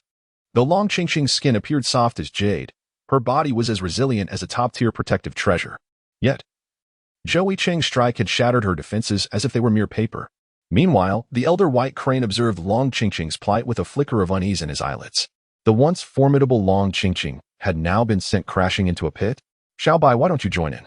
Zhou Yicheng's words resounded like a devil's whisper in the elder's ears, nearly startling him into a shiver. The elder suddenly reconsidered his position as the leader of the alliance, feeling weary. Yet, this fleeting thought was quickly cast aside. Regardless, as a half-step immortal from the Taishian sect in the central continent, the elder White Crane held on to his dignity. He would not retreat in the face of battle nor surrender without a fight. All present were notable figures from the southern wilderness. If the elder White Crane were to back down now, it would not only disgrace the Taishian sect but also tarnish his own resolve. With a serious expression, the elder spoke. "I possess a technique known as the Feather White Crane Fist, and I humbly seek guidance from the ancestor." "Oh?" Zhou Yicheng raised an eyebrow. Noting the elder's apparent confidence in his own technique, the Feather White Crane Fist, Zhou Yicheng felt a flicker of interest arise within him. He had witnessed the earlier confrontation between Long Chingqing and the elder Baihe. It was noteworthy that the elder Baihe's Feathered White Crane Fist had merely resulted in a stalemate against Long Chingqing. How could he now possess such confidence to confront Zhou Yicheng? Without waiting for Zhou Yicheng's response, the elder Baihe took a deep breath, and in the next moment, the dense azure spiritual energy within his dantian erupted forth like a volcanic explosion. Meanwhile, the two white cranes that had narrowly escaped Long Chingqing's dragon claws began to soar once more behind the elder Baihe. The cranes, pure and radiant, shimmered with an ethereal glow, their light cascading onto the elder Baihe, enhancing his power. Suddenly, myriad white light patterns swirled around the elder Baihe's fists. A divine brilliance that was breathtaking, and slowly, a massive phantom of a white crane began to materialize behind him. In the next instant, the murky eyes of the elder Baihe ignited with a fierce light, and his fist was hurled toward Zhou Yicheng. A sharp crane's cry pierced the air. Boom! The elder Baihe's fist radiated an awe-inspiring energy, accompanied by the shattering of the surrounding black space. The elder Baihe's ultimate technique, the Feathered White Crane Fist. A punch from a half-step immortal could even tear the fabric of space itself. The eardrums of those present immediately throbbed painfully. On the other side, Long Chingqing had already emerged from the deep pit, clad in a new suit of armor. The resilience of the Dragon Clan's physique was formidable, and Long Chingqing had regained her breath. Her beautiful eyes widened in astonishment. The elder Baihe had not exhibited such ferocity during their earlier duel. Such overwhelming power compelled even her to retreat. Zhou Yicheng, standing calmly several dozen yards away from the elder Baihe, remained composed, displaying no signs of panic. He even found the leisure to jest. That punch from Little Bai was impressive. You youngsters should learn from him. The crowd was left speechless. The elder Baihe's fist was about to collide with Zhou Yicheng's face, and he still had time to lecture them. Boom! The elder Baihe moved like lightning, his fist poised to strike Zhou Yicheng's face in an instant. Clash! However, at that moment, Zhou Yicheng swiftly drew his white blade. The metallic sound echoing as the silver blade transformed into a towering weapon nearly 100 feet high, with silver energy swirling around it, exuding a chilling sharpness. In the next moment, holding the blade with both hands as if preparing to swing a baseball bat, he aimed the blade directly at the elder Baihe's incoming fist and struck with tremendous force. Blade technique. Collapse. Bang. The massive blade swept across the elder Baihe, and in the next heartbeat, a thunderous sound erupted as the elder Baihe was sent flying, blood spewing from his mouth, his body tracing a perfect parabolic arc through the air, as if a mere rag doll flung aloft. He was propelled over 100 miles away and crashed heavily to the ground, producing a deafening sound. Silence enveloped the scene. The onlookers were left dumbfounded, unable to utter a word, and collectively inhaled sharply. Hiss! The legendary white-clad blade immortal was truly terrifying. One strike was all it took to send him flying. Zhou Yicheng cast a sweeping glance over the assembly below, a smirk dancing on his lips. Surely, this time, you stubborn old-timers must concede. The harsh reality lay bare before everyone, for none present could rival Zhou Yicheng's formidable prowess. There remained a discernible gap, even among the second-tier warriors. Should one meticulously categorize the strengths of Zhou Yicheng and the other formidable second-tier experts, it would reveal that Zhou Yicheng resided in the latter stage of the second tier, while the esteemed elder Baihe and the graceful Long Chingqing were both at the mid-stage. The heads of the Li and Jin clans, alongside Enima, occupied the initial stage of the second tier. The might of a half-step immortal is immense. Thus, it is exceedingly challenging to engage in battles across tiers. This explains why Zhou Yicheng, being in the latter stage, could effortlessly dominate both Long Chingqing and Elder Baihe without breaking a sweat. At this moment, Zhou Yicheng chuckled lightly in midair and proclaimed, "Esteemed juniors, it seems you still require some discipline. Fear not, for once I ascend to the position of the leader, I shall thoroughly refine you." Upon hearing this, a murmur of uncertainty rippled through the crowd. By both seniority and skill, it appeared that the mantle of leadership rightfully belonged to the white-clad blade immortal. Could it truly be that this unexpected contender would seize the title from under their noses? "Hold on, ancestor." A clear, melodious voice interjected. Zhou Yicheng gazed intently, only to discover it was Long Chingqing who had spoken. At this moment, Long Chingqing donned a new suit of armor, exuding an air of heroism. The armor enveloped her slender figure, gracefully accentuating her elegance. She strode confidently towards Zhou Yicheng, her enchanting eyes shimmering as her arched brows met his unwavering gaze. Zhou Yicheng suddenly experienced a troubling premonition, yet he concealed it flawlessly, maintaining his composure as he spoke. "Oh, it is Qing Nizi. What brings you here?" Long Chingqing scrutinized Zhou Yicheng's handsome visage for a considerable time before abruptly inquiring, "Is it true that there are no restrictions on the participants using magical artifacts at this time's Zhengdao Alliance conference?" Zhou Yicheng gazed at the earnest expression of Long Chingqing, somewhat perplexed, and casually replied, "Ah, of course." He had observed Long Chingqing scrutinizing him for quite some time and had momentarily feared that his disguise had been unveiled, which startled him. Wait a moment. Could this individual be contemplating? Chapter 63, Long Chingqing's Schemes, Zhou Yicheng's rematch with Long Chingqing. Upon hearing Zhou Yicheng's affirmative response, Long Chingqing's eyes sparkled with delight. And in the next instant, her body surged forward, her crimson lips parting slightly. With a resounding roar akin to a dragon's cry, the heavens and earth shifted dramatically. The celestial level formation, the Dragon Palace, materialized abruptly above her head, a majestic and imposing structure that obscured the sky. The colossal blue dragon intricately carved upon the palace gaped its massive jaws and roared, unleashing a sonic wave that reverberated through the firmament. The onlookers instantly grasped Long Chingqing's intentions. The Righteous Alliance Conference did not impose restrictions on the use of magical artifacts. Strictly speaking, the celestial level formation, the Dragon Palace, was indeed a magical artifact. Hence, was Long Chingqing intending to confront the venerable by Yi Daoxian with the Dragon Palace? How brazen could the Dragon Maiden of the ancestral dragon nest be? Even a half-step immortal at the third tribulation could scarcely withstand such a formidable tool. A position of alliance leader obtained through such means would not be recognized by us. The crowd erupted in indignation, expressing their discontent with Long Chingqing's actions. What is a celestial artifact? It is a treasure wielded by immortals. A mere breath of an immortal's true essence is equivalent to a vast ocean of spiritual energy within the dantian of a half-step immortal. In their eyes, should Long Chingqing employ the Dragon Palace, the Bai Yi Daoxian would undoubtedly face defeat. Reluctantly, they acknowledged the strength of the venerable Bai Yi Daoxian, who had proven himself unmatched among them. Thus, they begrudgingly accepted Bai Yi Daoxian as their alliance leader, yet they could not abide Long Chingqing. After all, Bai Yi Daoxian was a native of the southern frontier, while Long Chingqing and the elder Baihe were outsiders, one a creature of a different race and the other hailing from the central continent. If the individuals from the other four domains learned that the leader of the southern frontier's righteous alliance was represented by these two, how would the local factions of the southern frontier maintain their dignity? Was there truly no one left in the southern frontier? Furthermore, it was crucial to note that the Immortal Ascension sect had long since diminished to a second-rate sect in the southern frontier, possessing average strength.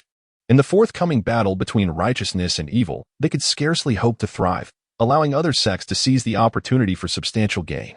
However, Long Chingqing merely smiled gently and spoke, "Esteemed human cultivators need not worry.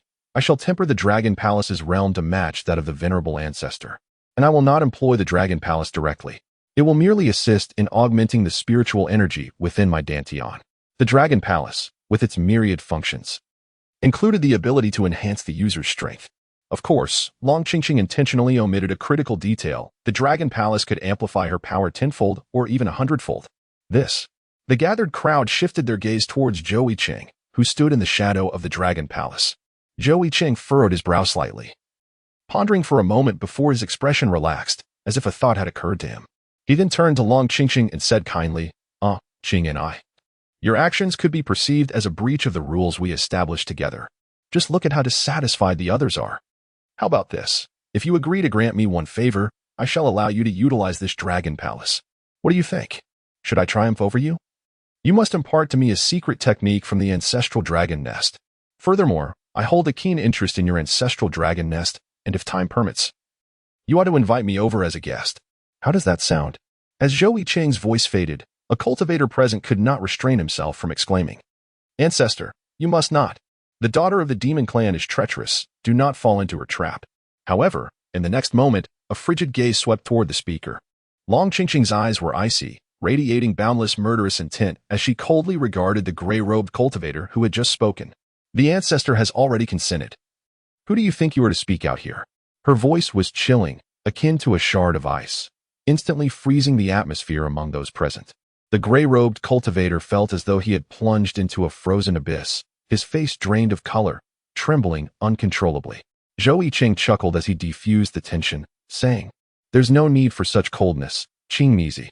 The matter is settled among us. The attendees, recognizing the authority of the elder, refrained from further comment.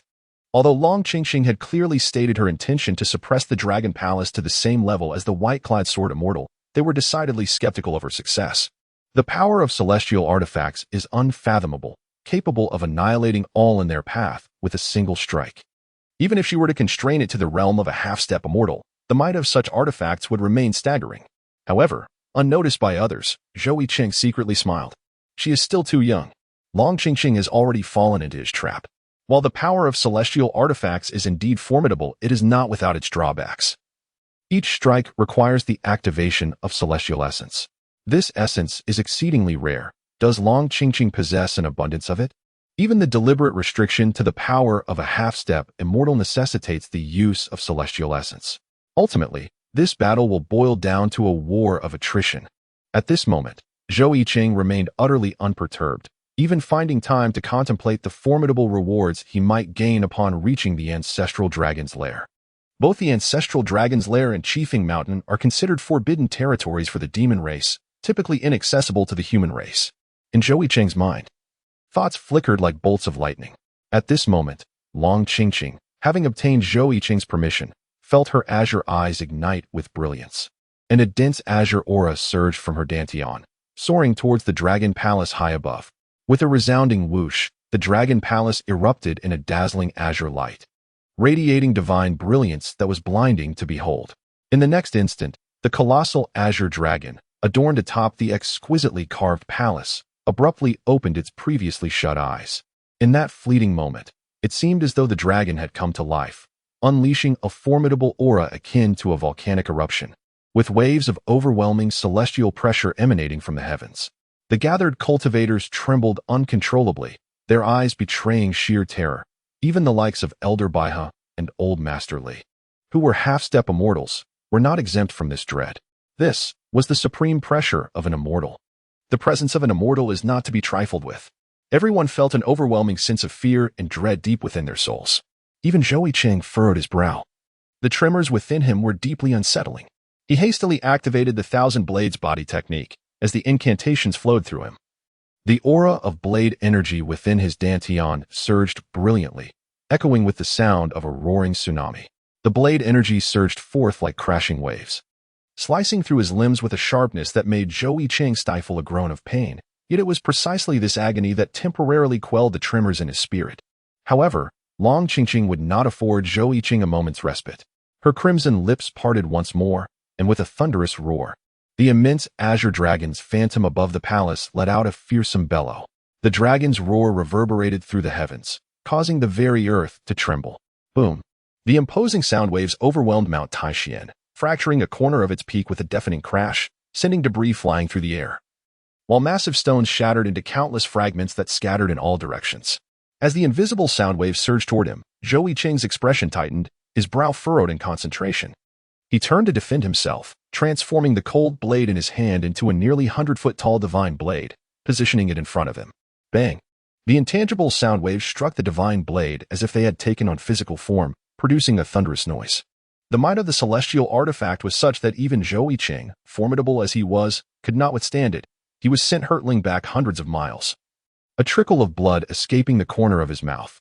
Zhou Yicheng's throat quivered, nearly choking on a mouthful of blood.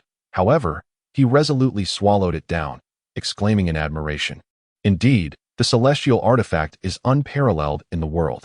Just a single thunderous roar, akin to a warning, had almost shattered his defenses. Ancestor. The other cultivators present gasped at the sight, feeling a mixture of respect and sympathy towards the white-clad sword immortal.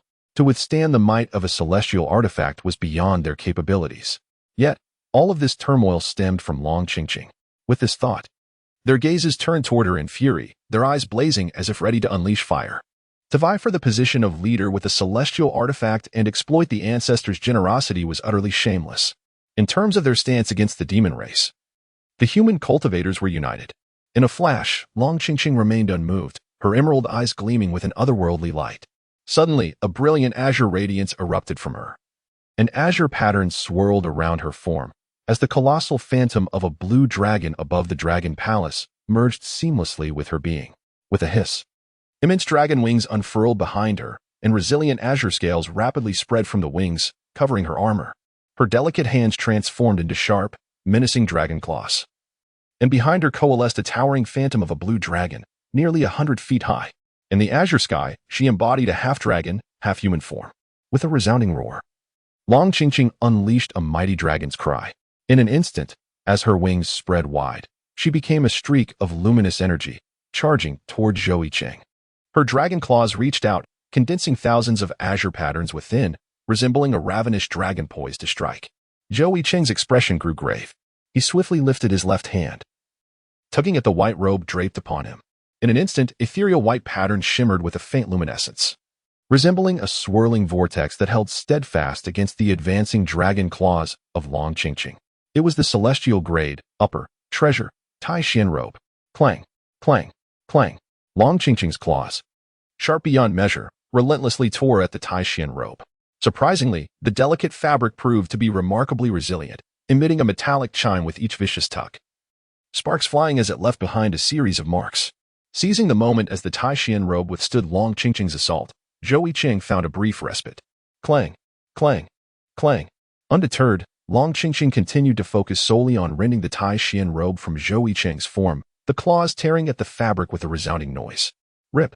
The Taizuan robe worn by Zhou Yicheng could no longer withstand the claws of Long Chingqing and was torn open with a large gash. However, Zhou Yicheng had already regained his composure, his heart tranquil yet filled with a cold, sinister mirth. Soon, I shall crush you into the ground. He then laughed heartily, exclaiming, "Clever tactics, Qing girl. Allow me to demonstrate this move of the ancestors."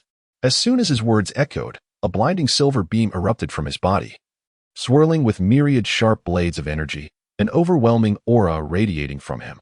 In the next instant, a searing white light shot out fiercely from his left eye. With a whoosh, the white beam, intensely heated and brimming with scorching waves, shot towards Long Chingqing at the speed of light. Ancient eye technique, Yang Eye. Long Chingqing's brow furrowed slightly. The potency of the Yang Eye had already been revealed. She admonished, "Activate the azure dragon armor." Hiss, hiss, hiss. Scales of the dragon rapidly adorned her body, while azure spiritual energy swirled before her, forming a formidable barrier. Zzz. The unparalleled speed of the white beam soon struck Long Chingqing, the searing Yang Eye beam obliterating the spiritual barrier in an instant. The dragon scales on her body began to shed in large patches, sizzling as if roasted, filling the air with an enticing aroma. Long Chingqing let out a muffled groan, her fair face paling, yet it was evident that her expression was one of immense displeasure. In the next moment, her claws transformed into delicate jade hands, which gently brushed over the skin struck by the beam. The azure spiritual energy flickered, and soon, the charred skin reverted to its original state, as soft and flawless as a newborn's. The terrifying regenerative ability of the demon race. Ha ha ha, Qing girl, don't be dazed. There is more to come. Zhou Yicheng let out a hearty laugh, unleashing a torrent of blade energy that surged forth, radiating with a dazzling silver brilliance. The white blade in his hand swiftly transformed into a divine sword towering 100 feet high, unparalleled and gleaming with a chilling light. With a swift motion, the divine blade descended fiercely upon Long Chingqing, accompanied by the sound of rushing winds. blade-severing technique, slash. Long Chingqing pressed her thin lips together, remaining silent. With a sudden flourish, her dragon wings unfurled, and she became a streak of azure light, resolutely tearing towards the descending divine blade. In midair, she clenched her fist and unleashed a powerful punch towards the divine blade. In an instant, myriad azure light patterns erupted upon her fist, coalescing into a colossal phantom of a blue dragon. The impact of her fist upon the divine blade produced a cataclysmic sound as the overwhelming divine power collided, causing the very fabric of space to tremble, with the sound of slicing winds ringing sharply in the air. The entire cosmos seemed to sway, and even the cultivators soaring in the skies nearly plummeted to the ground. In the blink of an eye, two streaks of light erupted from the center of their clash, and the two combatants were thrust apart, retreating several hundred miles. In the air, Zhou Yicheng and Long Chingqing exchanged a glance before once more transforming into streaks of light. Charging forward, a punch was thrown, the vast blue dragon phantom roaring from its gaping maw, while a blade was swung. The towering divine sword rending the void and shaking the heavens. With a thunderous boom, the sound reverberated through the sky, scattering even the clouds above. The earth quaked, and the clash of brilliance resumed as the two engaged in fierce combat. The entire realm seemed to boil with their tumultuous struggle, as they unleashed their most formidable techniques in a life and death duel. Blade-severing technique, slash. Immovable azure dragon armor, celestial dragon claw. Blade-severing technique, collapse. Celestial dragon fist. Blade-severing technique, pierce. Zhou Yicheng fought with fervor, relishing the challenge of a formidable opponent he had not encountered in a long while. With a flourish of his divine blade, he cleaved through the heavens, a multitude of divine blades nearly saturating the sky. Whoosh! With a swift motion of his white blade, another divine strike was launched toward Long Chingqing. Clang! Long Chingqing raised her left hand lightly, and a barrier of azure spiritual energy materialized instantaneously to fend off the incoming divine blade. Yet, in the next breath, another divine blade surged forth, gritting her teeth. Long Chingqing summoned yet another barrier of spiritual energy, struggling to withstand Zhou Yicheng's relentless onslaught. She found herself perplexed, wondering why the sword energy emanating from the white-clad sword immortal seemed inexhaustible. By this point, Zhou Yicheng's complexion was flushed, not even a hint of breathlessness evident. In stark contrast, Long Chingqing's delicate face had turned pale, drenched in fragrant sweat, her breaths coming in hurried gasps. At this stage, her celestial energy was nearly depleted. Even with her deliberate suppression of the celestial-level formation within the confines of the arena, her source of celestial energy was on the verge of being completely drained. How was she to continue fighting under such circumstances? Chapter 64. The Yin-Yang Eyes defeat the Dragon Maiden, the position of Alliance leader secured. Just as Zhou Yicheng and Long Chingqing were embroiled in their fierce battle, a sudden chill swept through the air. The assembled cultivators became acutely aware of the inexplicable drop in temperature surrounding them, as if the very air had lost its warmth, sending a shiver down their spines. For Long Chingqing, standing before Zhou Yicheng, the sensation was even more pronounced. She glanced up in astonishment, discovering that at some point, Zhou Yicheng's right eye had inexplicably turned pitch black.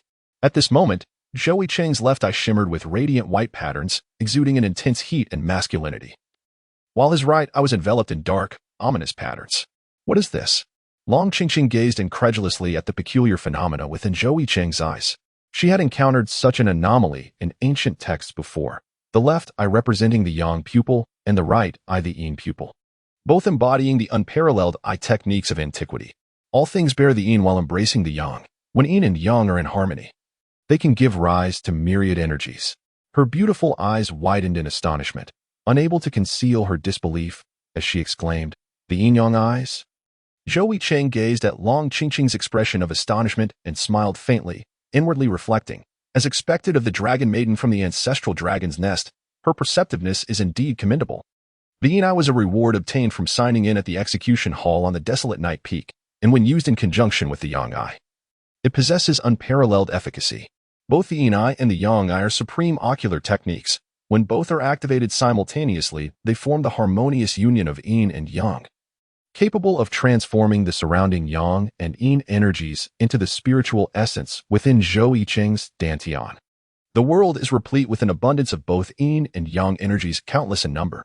This implies that at this moment, Zhou Yicheng's dantian holds an almost infinite reservoir of spiritual energy available for his use. However, the yin and yang eyes also carry significant drawbacks. Unlike magical spells, ocular techniques deplete one's own vital essence. Should they remain activated for an extended period, the risk of complete blindness looms as one's vitality is drained away. Zhou Yicheng's endurance to this moment is largely attributed to his diligent practice of the thousand blade body technique. Under the nurturing influence of the subtle blade aura, his vitality surges, and his physique becomes as formidable as that of a dragon-like creature, enabling him to withstand significant loss of energy. In the distance, upon hearing Long Chingqing's call, the other cultivators suddenly noticed the peculiar phenomenon in Zhou Yicheng's eyes. Elder Baihe expressed his admiration, exclaiming, "Truly worthy of being the ancestor from a millennium ago, he has indeed mastered the unparalleled eye techniques of yin and yang." With a hearty laugh, the Li family head remarked, "It seems the ancestor had long been prepared. This reassures us." The recently awakened Ni Ma, observing Zhou Yicheng's commanding presence, muttered discontentedly, "What a cunning old fox." At this moment, the gathered individuals were thoroughly impressed by Zhou Yicheng, acknowledging his position as the leader from the depths of their hearts. Compared to the demon race's Long Chingqing, they were more inclined to accept Zhou Yicheng as their chief. However, not everyone harbored such sentiments. For instance, Ni Ma. The grudge from 1,000 years ago, when the Ni family's young master was slain by the white-clad sword immortal, remains unavenged. Just as the discussions unfolded, a blinding radiance erupted once more, dazzlingly brilliant, rendering it nearly impossible to open one's eyes. Zhou Yicheng wielded the divine blade, his figure darting like lightning as he descended upon Long Chingqing with a ghostly swiftness. The towering divine blade, reaching a height of 100 zhang, erupted in a dazzling silver radiance, its brilliance illuminating the surroundings and exuding an aura that rendered its destructive potential almost unimaginable. Hiss. Long Chingqing gasped in shock, the overwhelming force of the divine blade rendering her defenses nearly futile. In haste, she summoned her protective artifact, and in an instant, myriad azure light patterns surged forth, encasing her in a colossal ancient bell entwined with the form of an azure dragon. Bang! When the divine blade descended, the ancient bell trembled violently, instantly fracturing with an array of deep cracks. The hastily summoned bell could not withstand Zhou Yicheng's might. More critically, her celestial energy was rapidly depleting, the formidable power bestowed by the Dragon Palace gradually fading away. With a thunderous crash, Long Chingqing was sent hurtling backward by the tremendous force. Even with her formidable physique as a member of the demon race, she could not withstand such a blow. Her hair flew wildly, and a trace of blood was forced from the corner of her lips as she narrowly avoided collapsing to the ground. Swish! Zhou Yicheng, emboldened by his newfound power, surged forth with a flash of divine light. However, at that moment, Long Chingqing unexpectedly called out, "Ancestor, cease your assault. I concede." "Oh." Zhou Yicheng halted, raising an eyebrow, casting a lingering glance at Long Chingqing. Continuing the confrontation would undoubtedly result in her disadvantage, for she was depleting her celestial essence, while he merely expended his own blade, aura, and vitality. Long Chingqing was a woman of reason. Her celestial essence was nearly exhausted, and being forcefully subdued by Zhou Yicheng was a mere matter of time. Rather than endure such an outcome, it was wiser to concede now and preserve some essence. The crowd erupted in chatter upon hearing Long Chingqing's surrender, their voices a cacophony of opinions. The human race often placed great emphasis on face, while the demon clan regarded such matters with disdain. Long Chingqing maintained a composed demeanor, unperturbed by the surrounding discourse. With a graceful sweep of her jade hand, she brushed away the dust and declared with resolute authority, "Ancestor, I am prepared to impart the supreme techniques of the ancestral dragon's nest to you." Prior to the commencement of their battle, the two had made a pact before the assembly of the southern borders populace. As the Dragon Maiden, Long Chingqing represented the honor of the ancestral dragon's nest, a commitment she would never dream of breaching, for she was a woman of profound integrity. Upon hearing this, Zhou Yicheng smiled, yet he humbly insisted, "Oh no, Qing Nizi, this is the supreme skill of my ancestral dragon nest. How could it be so easily imparted to me?" At his words, Long Chingqing's lips twitched slightly, and she gained a newfound understanding of Zhou Yicheng's audacity.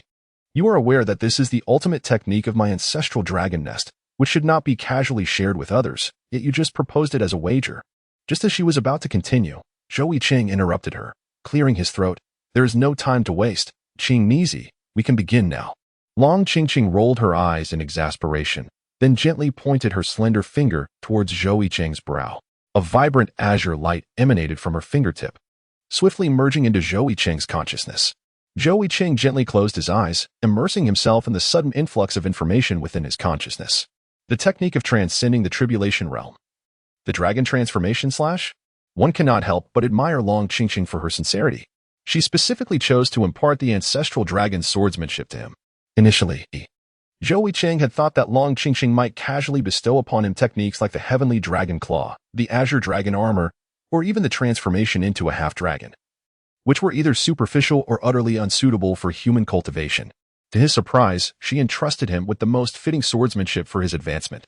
Among all the esoteric techniques, swordsmanship was indeed the most compatible with Zhou Yicheng, especially with the Supreme Sword family's classic, the Thousand Blades body technique. No matter how challenging the sword techniques might be, they appeared effortlessly manageable before him. After deeply contemplating the intricacies of the dragon transformation slash, Zhou Yicheng suddenly opened his tightly shut eyes. With a swift motion, he drew his white blade and executed a simple slash forward. In an instant, a surge of azure light erupted, and myriad azure patterns danced upon the blade's gleam, coalescing into a grand illusion of a blue dragon. The blue dragon raised its head proudly, roaring with its massive jaws agape. With a flash of the blade, the sound of dragon's roar resonated through the air. Was this truly a success? Long Chingqing, standing nearby, widened her beautiful eyes in disbelief as she gazed at Zhou Yicheng, who stood with his hands clasped behind his back. The dragon transformation slash was notoriously difficult to master. Even the most gifted prodigies of the clan required several months to learn it. Yet Zhou Yicheng had seemingly grasped it in mere moments. Zhou Yicheng paid no heed to Long Chingqing's astonished expression, cheerfully remarking, "Qing, you truly are a wonderful child." Indeed, not only did she present him with a martial arts manual, but she also helped him establish a formidable presence before all present. After a brief pause, Zhou Yicheng's gaze flickered slightly, and he spoke again, his voice resonating, "Esteemed nephews, given the circumstances, let us now deliberate on our grand strategy against the demons." Upon hearing Zhou Yicheng's words, the attendees exchanged glances, pondering the confirmation of his position as leader. After a moment, the elder Baihao was the first to step forward, respectfully bowing to Zhou Yicheng and proclaiming, "I pay my respects to the esteemed leader." Following closely behind him was Long Chingqing, her spirited aura now yielding as she lowered her head, clasped her hands in salute, and reverently said, "I pay my respects to the esteemed leader." After Long Chingqing, both Elder Li and Elder Jean also approached to pay their respects. Witnessing the leaders of the major factions acknowledge Zhou Yicheng's authority, even those who harbored dissent found themselves compelled to follow suit, and in unison, they advanced to bow, exclaiming, "We pay our respects to the esteemed leader." Zhou Yicheng's expression remained calm, akin to a serene sky, as he regarded the crowd bowing before him. Dressed in flowing white garments, he exuded an otherworldly aura reminiscent of an immortal. Yet, beneath his tranquil facade, his heart was anything but tranquil. He had awaited this day for over 12 long years. Chapter 65, Ascension through the Seven Calamities. In the southern wilderness, the blood demon abyss loomed ominously. Its depths extended several hundred zhang, unfathomable and shrouded in mystery. Gazing down from the abyss's edge, the bottom seemed to vanish into nothingness. A chilling wind swept through as swarms of blood bats fluttered about the abyss's depths, engendering an eerie atmosphere. Straining to listen, one could faintly discern anguished cries echoing from within, instilling a sense of dread. At the unfathomable bottom of the abyss stood an ancient and grand hall, its surface marred with deep scars that silently narrated the brutal conflicts of yore. This was the Bloodwing Demon Hall, the stronghold of the demonic path. The events of the Righteous Alliance conference held at Taishan Sect the previous day had reached the ears of those within the Bloodwing Demon Hall. Present in the hall were several figures. At the main seat sat a towering, muscular man, nearly 2 meters tall. His body adorned with explosive musculature and numerous crimson scars that twisted like worms across his bare torso, evoking a chilling sensation. Most strikingly, a massive blood-red character was branded upon his chest. This man was indeed the second moon of the Bloodwing Demon Hall. Flanking him on either side were a gaunt, middle-aged man with dark circles under his eyes, known as Fourth Moon, and a diminutive old woman draped in black veils, known as Fifth Moon. Beneath them stood the rebellious patriarchs of the 3 hidden families and the enigmatic, stout figure known as Old Rock. At this moment, the group was engaged in a heated discussion regarding the previous day's events at Taishan Sect. The second moon's countenance darkened as he turned to Old Rock, questioning him with an almost commanding tone. "Old Rock, you were present at the Righteous Alliance conference yesterday. Given your familiarity with the white-clad sword immortal, could you recount the circumstances?" Despite the sternness in Second Moon's tone, Old Rock did not dare to be neglectful. He stepped forward, stating, "The strength of the white-clad sword immortal surpasses our expectations. Even the elder white crane of Taishin's sect and the dragon maiden of the ancestral dragon nest found themselves at a disadvantage against him." Pausing for emphasis, he continued, "Not only is the white-clad sword immortal immensely powerful, but he is also shrewd. Rather than seizing power for himself, he has distributed portions of it to others. In my opinion, he will be the greatest obstacle to our plans." Yesterday, after assuming the position of leader, Zhou Yicheng wasted no time in convening discussions to devise a plan against the demons. It is noteworthy that Long Chingqing and Elder White Crane were appointed as vice leaders, while other formidable figures at the tribulation stage were assigned various positions, allowing Zhou Yicheng to share some of his authority. This decision was well received, further solidifying his legitimacy as the leader. After all, possessing power meant acquiring more cultivation resources in the forthcoming righteous versus demonic conflict. The towering figure of the Second Moon was shrouded in shadow, obscuring his true visage. After a prolonged silence following Old Rock's revelations, a tense atmosphere enveloped the hall. The patriarchs of the three hidden families exchanged glances, their expressions reflecting uncertainty. After a brief moment, the esteemed Elder Yi mustered the courage to step forward and respectfully address the Second Moon. "Lord Second Moon, I believe we must act decisively to suppress the righteous faction. Otherwise, with the formidable white-clad sword immortal among them, we risk being subjugated." Zhou Yicheng had indeed resolved to exact vengeance upon the three hidden families that had betrayed the righteous path, as this was the only way to restore public confidence in the righteous forces. Betrayers must meet their demise. Consequently, Elder Yi and the other two patriarchs of the hidden families were gripped by anxiety, unable to eat or sleep, fearing that the righteous forces might soon come knocking at their doors. A faint, ambiguous chuckle escaped the Second Moon's lips, and in the next moment, he rose from his seat and approached Elder Yi with an icy demeanor. "Are you suggesting that our strength pales in comparison to this suddenly emerged white-clad sword immortal?" His tone was chilling, enveloping Elder Yi in an icy grip of fear. Suddenly, an overwhelming aura erupted from the Second Moon, akin to a volcanic eruption, filling the hall with an oppressive pressure that left the attendees breathless and trembling. This was the formidable presence of a second-stage tribulation expert. Even Elder Yi, of the same stage, found himself shaking uncontrollably, his knees weakening, beads of cold sweat forming on his brow, nearly causing him to collapse. Struggling against the terror that gripped him, Elder Yi stammered, "Lord Second Moon, that was not my intention. The strength of the Demon Hall is unparalleled, and naturally, we are invincible in the southern wilderness." Behind him, Elder Hu and Elder Lin exchanged glances, hastily supporting Elder Yi. "Indeed, Lord Second Moon, you have misinterpreted Elder Yi's intentions. He is merely concerned for the welfare of our Demon Hall." Elder Hu and Elder Lin had only betrayed the righteous path under Elder Yi's guidance. In truth, they were perplexed by Elder Yi's seemingly humble demeanor before the Demon Hall, as if there were something they desperately needed. Although the Second Moon's power was sufficient to crush them, it seemed excessive for them to be so subservient. Yet, in the face of the Second Moon's overwhelming might, they dared not voice their thoughts aloud, relegating them to silent musings. With a disdainful glance at the trembling Elder Yi, the Second Moon coldly snorted, choosing not to speak further. Instead, he sauntered to the entrance of the hall, standing with his hands clasped behind his back, gazing into the distance, his expression inscrutable. After a while, he turned back to face Elder Yi, speaking in a measured tone, "The Prince of Teaching shall soon return from the mysterious ancient pathway. I would advise you all to prepare. He has successfully navigated the 10,000 Thunder Calamity." Pausing, he directed his gaze toward Fourth Moon and the diminutive old woman. "Fifth Moon, you will handle matters concerning the hidden families."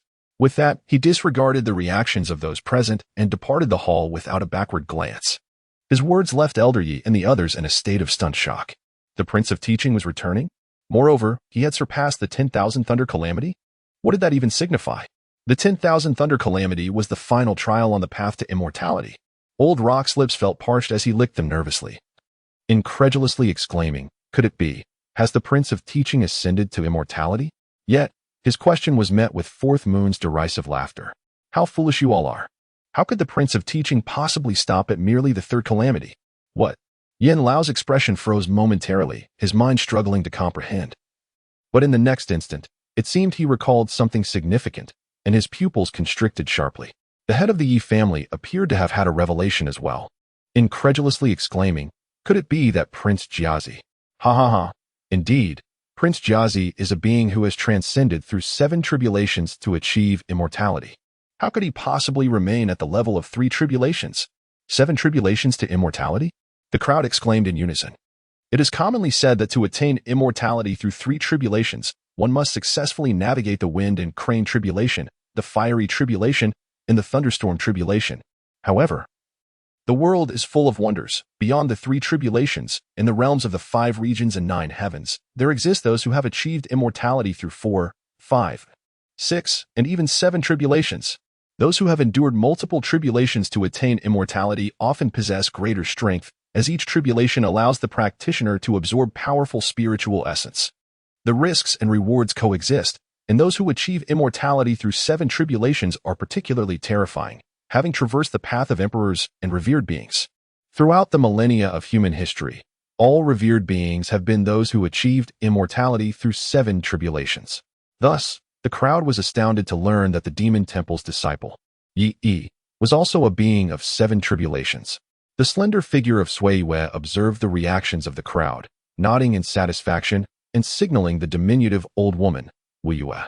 Upon noticing, Wu Yue cleared her throat a few times, redirecting everyone's attention, and remarked, "Let us discuss how to address the impending threats from the righteous path." Upon hearing Wu Yue's words, Yan Lao and the head of the Yi family turned serious, for this matter concerned their lives and fortunes. Caw caw caw. Outside the Demon Temple, a swarm of bloodbats flew past, emitting their unpleasant cries. Meanwhile, the discussions within the Grand Hall concluded, and no one knew the contents of their discourse. They only observed the composed and smiling expressions of Yan Lao and the Yi family head as they exited the Demon Temple. Chapter 66. The Audacious Dragon Maiden in the Southern Wilderness. Within the forbidden grounds of the demon race lies the ancestral lair of the dragons. The ancestral dragon lair is deeply embedded in the molten rock beneath the sacred mountain of the Dragon Clan, extending hundreds of feet underground. Dragon folk possess long lifespans and are notoriously lethargic, often sleeping for millennia. Thus, they seldom concern themselves with worldly matters. This is precisely why the appearance of the Dragon Maiden, Long Chingqing, at the Righteous Path Alliance conference was so astounding. Perhaps the allegiance of the Qi Shui Shen Huang lineage to the Demon Temple instilled a sense of crisis within them. Above the ancestral dragon lair stands the sacred mountain of the Qing Tian Long lineage, towering at a height of 100 feet. Surpassing the peak of Taishien's sect by more than 20 feet. The surface of the sacred mountain is adorned with red-hued rocks and debris, and at its summit lies a massive volcanic crater, filled with flowing lava that emits scorching heat, warping the air around it. It is said that the sacred mountain is an active volcano, erupting once every 100,000 years, bringing immense calamity to the southern wilderness with each eruption. It seems the last eruption is nearing the 100,000-year mark. On the day following the conclusion of the Righteous Path Alliance conference, the Dragon Maiden, Long Chingqing, stood at the edge of the volcanic crater atop the sacred mountain, gazing up at the distant sky as if awaiting someone, likely due to her proximity to home. Long Chingqing had opted not to wear her signature azure armor, but instead donned a leopard-patterned beast garment that covered only her chest and hips, exposing a significant expanse of her snowy skin. Her beauty was captivating, with eyes like enchanting green jade, delicate arms akin to jade, ample bosom, a slender waist that could be grasped with a single hand, and shapely, long legs. Most striking were the 2 dragon horns atop her head, radiating a resplendent azure light. Long Chingqing stood with her arms crossed, her expression serene as she surveyed the heavens. Behind her stood a maid in pink, pacing anxiously, clearly impatient. After a considerable time, she stepped forward, expressing her dissatisfaction. "My lady, this white-clad elder is utterly unreasonable. He promised to visit our ancestral dragon lair, but has kept us waiting for so long. An entire hour has passed. This is intolerable." The elder dragons of the ancestral dragon lair were in seclusion, leaving the affairs of the lair in the capable hands of the strongest, Long Chingqing. "Silence!" Long Chingqing snapped, casting a fierce glare at the maid, her voice cold. "I." The maid opened her mouth, intending to retort, but ultimately said nothing, merely stomping her foot in frustration. At that moment, a brilliant light suddenly flashed across the distant sky. Swish! A streak of divine light appeared, followed closely by the graceful figure of a person clad in white, descending effortlessly. The newcomer appeared remarkably youthful, with flowing green hair dancing in the breeze, sharp brows and starry eyes, and an extraordinarily handsome face. An ethereal aura enveloped him, bestowing a transcendent and divine quality upon his presence, reminiscent of a celestial being. The visitor was none other than Zhou Yicheng. However, this time, he presented himself to Long Chingqing in his true form. Oh! Long Chingqing's brows arched, her beautiful eyes widening slightly, revealing a hint of astonishment. It must be said that Zhou Yicheng's appearance was strikingly handsome, undoubtedly the most charming individual Long Chingqing had ever encountered. Zhou Yicheng smiled faintly and respectfully saluted Long Chingqing, saying, "I have the honor of meeting you, Lady Dragon. I am Zhou Yicheng, a direct disciple of the Alliance leader." Long Chingqing's expression revealed a hint of confusion as she replied, "The Alliance leader did not mention having a direct disciple yesterday." Yesterday, Zhou Yicheng had arranged to visit the ancestral dragon nest under the guise of the white-clad sword immortal. But he had not disclosed that he would bring his direct disciple along. Upon hearing Long Chingqing's uncertainty, Zhou Yicheng inwardly chuckled, realizing he had inadvertently achieved the status of being recognized as a disciple. The reason he chose to visit the ancestral dragon nest under his true identity was due to his own considerations. The identity of the white-clad sword immortal was prominent, capable of drawing attention, while Zhou Yicheng's identity remained discreet, allowing for development in the shadows. However, no matter how discreetly one operates, there must be moments to assert one's presence. Unlike the early days at the Regret Cliff, when he was unbothered and solely focused on cultivation, he now felt the need to make himself known. With this thought in mind, Zhou Yicheng maintained a gentle demeanor, smiling politely as he said, "It is quite normal for you to be unaware, as I have only been a disciple of the Alliance leader for a month." After a brief pause, he continued, "The Alliance leader is quite busy today and could not spare the time to visit your esteemed establishment, hence he has sent me in his stead. I hope you can forgive any inconvenience this may cause." "Oh," Long Chingqing replied casually, not overly concerned. It mattered little who came, as her role was merely to guide the visitor through a tour. Moreover, she found herself intrigued by other matters at hand. Suddenly, Long Chingqing leaned closer to Zhou Yicheng, her gaze fixed intently on his handsome face, her eyes glimmering with interest. The dragonfolk are tall and slender, and standing before Long Chingqing, Zhou Yicheng appeared almost like an innocuous neighborly youth. Long Chingqing's figure was voluptuous and alluring, her ample bosom accentuating her charm. In the next moment, she unexpectedly bent down, her breath warm against Zhou Yicheng's ear as she provocatively whispered, "Are you interested in spending some time with me tonight? I find you quite intriguing." The dragonfolk have strong desires, and after a century of seclusion, Long Chingqing had awakened with natural urges. However, she typically resolved such matters herself.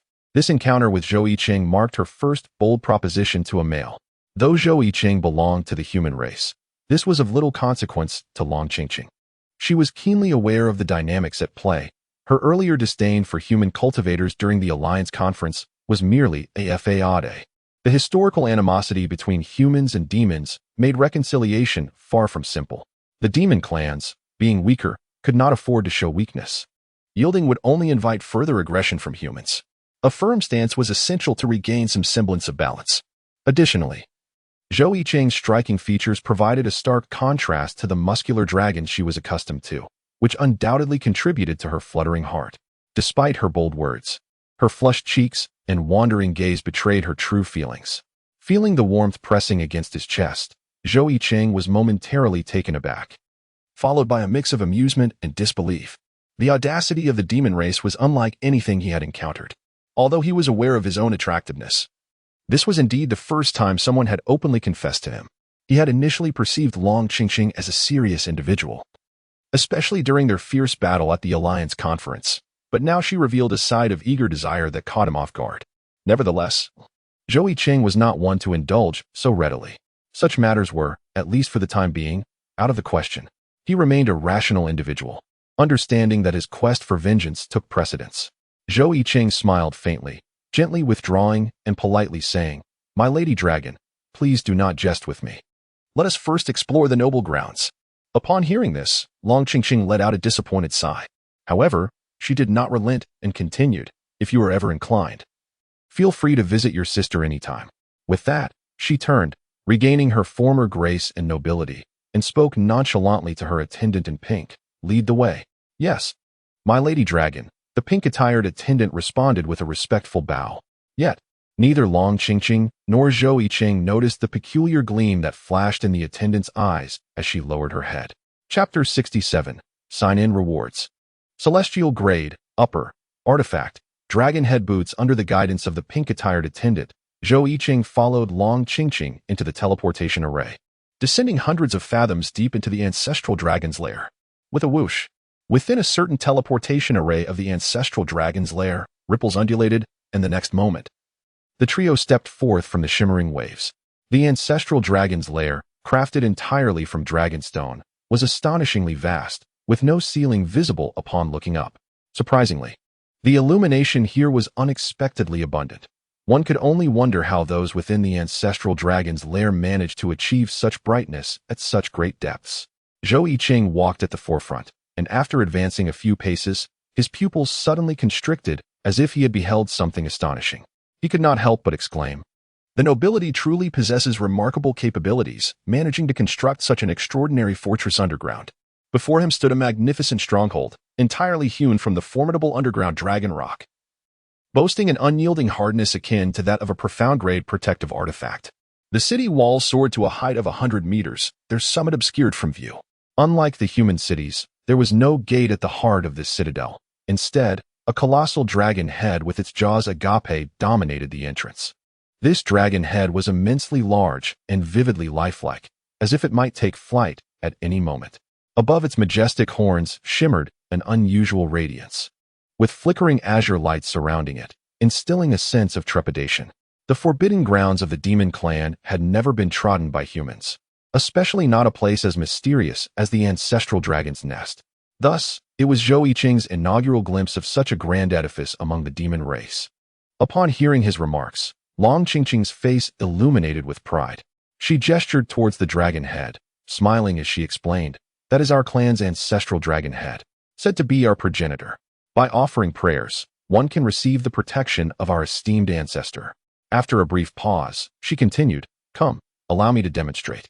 With that, Long Chingqing closed her eyes, sincerely bowing before the dragon head, reciting with fervor, "Great ancestor above, please bestow your blessings upon us, your descendants." In the next moment, something miraculous transpired. The azure light shimmering upon the dragon head surged forth, gradually entering Long Chingqing's body as she spoke. Witnessing this, Zhou Yicheng's pupils dilated in astonishment, his scalp prickling. For an instant, he felt as though the dragon's tightly shut eyes had suddenly opened, with its ethereal gaze fixated upon him. In that fleeting moment, he even sensed a pair of celestial eyes from the heavens observing him. After the prayer concluded, Long Chingqing eagerly urged Zhou Yicheng, "You should give it a try as well. You are the one my sister has chosen. Perhaps our esteemed ancestor will also bestow blessings upon you, my future brother-in-law." Hearing her candid declaration, Zhou Yicheng felt a slight twitch at the corners of his mouth. Yet, his curiosity regarding the experience of receiving blessings from the dragon head piqued his interest. Thus, he mimicked her actions, closing his eyes and bowing towards the dragon head while reciting, "Great ancestor above, please bestow your blessings upon us, your descendants." As soon as he finished speaking, the glimmering lights on the dragon head converged into a colossal azure beam that surged into Zhou Yicheng's body. Instantly, he felt a refreshing sensation emanating from his dantian, and he perceived a surge of vitality and vigor within him, akin to that of a roaring dragon. Every movement he made seemed capable of obliterating all that existed in the world. Zhou Yicheng blinked in astonishment. Could this truly be the gift of the dragoness head? Its formidable power left him in awe. He felt his own strength magnified, and had he received this boon from the dragon's head yesterday, he would have confidently overpowered Long Chingqing, even with the enhancement of the celestial grade formation dwelling. Beside him, Long Chingqing shared his astonishment, her beautiful eyes widening in disbelief, her lips parting as she remarked, "This is the first time I have witnessed our esteemed ancestor bestow such an abundance of dragon essence upon an outsider." Zhou Yicheng expressed his confusion, inquiring about the significance of the dragon essence. The dragon essence is a precious cultivation resource from my ancestral dragon nest, capable of enhancing physical strength." Upon speaking, Long Chingqing seemed to recall something, her eyes sparkling with delight as she covered her mouth and chuckled softly. "Speaking of which, there have been instances where members of the human race prayed before the dragon head yet received no gifts. Today, you have been bestowed with a favor from the ancestor. Perhaps even the ancestor has acknowledged you as a worthy son-in-law." Zhou Yicheng was suddenly overwhelmed with embarrassment, unsure of how to respond. The dragon girl Long Chingqing before him was indeed vastly different from the one he had encountered the day prior. However, one trait remained unchanged, her forthrightness and decisiveness. To be honest, he found this quality quite admirable. At that moment, the maid in pink, standing behind them, interjected, "My lady, we should hasten our entry into the city. Lord Long Outyen is awaiting your arrival." Long Chingqing raised an eyebrow and inquired, "Long Outyen?" The maid, keeping her gaze lowered, replied, "Yes. Yesterday Lord Long Outyen invited you to join him at Qianlong Spring for a rest. Have you forgotten? Inviting friends to soak in hot springs while resting is a unique custom among the dragon folk, where resting can sometimes mean sleeping for decades. Did I not instruct you to decline his invitation?" Long Chingqing's expression darkened instantly as she leaned closer to the maid, her tone icy as she asked, "Or have you secretly made some arrangement with him behind my back?" The maid's face turned pale, stammering, "My lady, I would never dare to do such a thing." "Humph. Whether you did or not, you know in your heart. If it weren't for your mother's reputation, I would have dismissed you long ago." Long Chingqing scoffed disdainfully. Ignoring the maid from that moment on, she turned to Zhou Yicheng, her previously frosty demeanor transforming into a charming smile. "Pay no mind to those fools. Let us proceed into the city."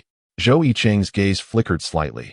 He seemed to have perceived an unusual glimmer in the eyes of the maid clad in pink. Could it be that this pink-clad maid was a rival sent to lurk beside Long Chingqing?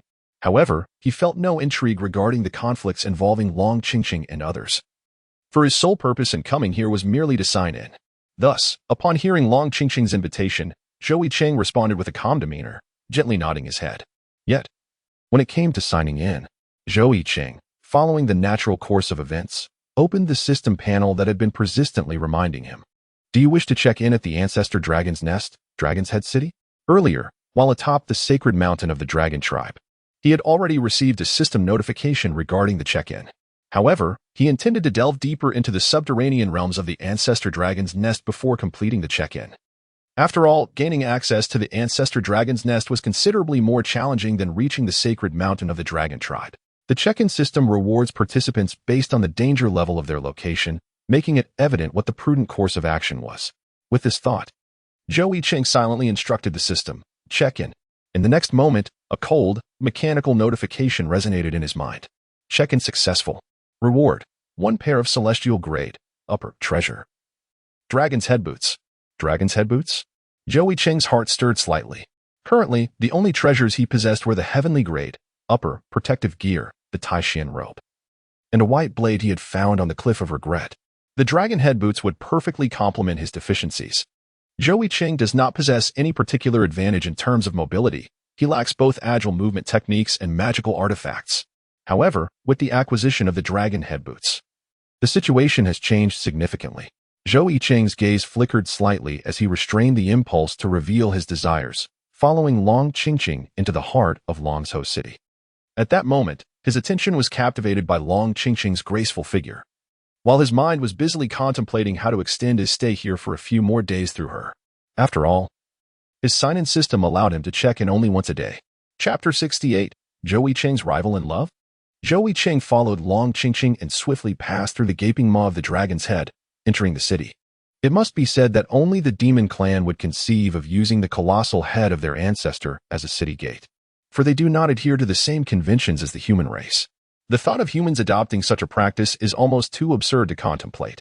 As Zhou Yicheng allowed his imagination to wander, the thought of the white-clad blade immortal facing a similar fate sent shivers down his spine. Upon entering Long Chingqing cheerfully introduced, "Behold, this is Long Chingqing, the largest gathering of demon tribes in the southern wilderness." Her words snapped Zhou Yicheng back to reality as he lifted his gaze to survey the city before him. He observed that the surroundings bore little distinction from those of human cities. The streets were bustling with throngs of people, their hurried footsteps echoing through the thoroughfares, where vendors shouted their wares.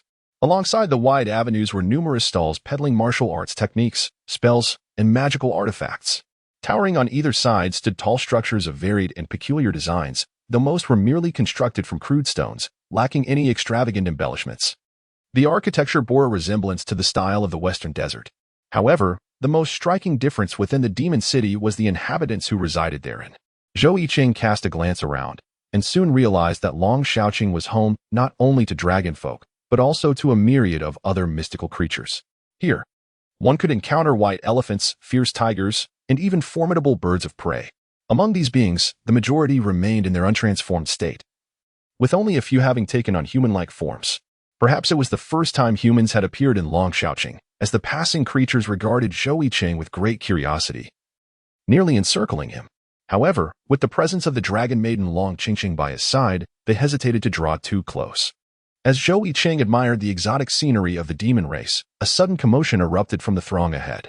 Long Chingqing furrowed her brows in displeasure, contemplating sending her maid in pink to investigate the disturbance when a boisterous voice boomed from the back of the crowd, reminiscent of thunder in spring.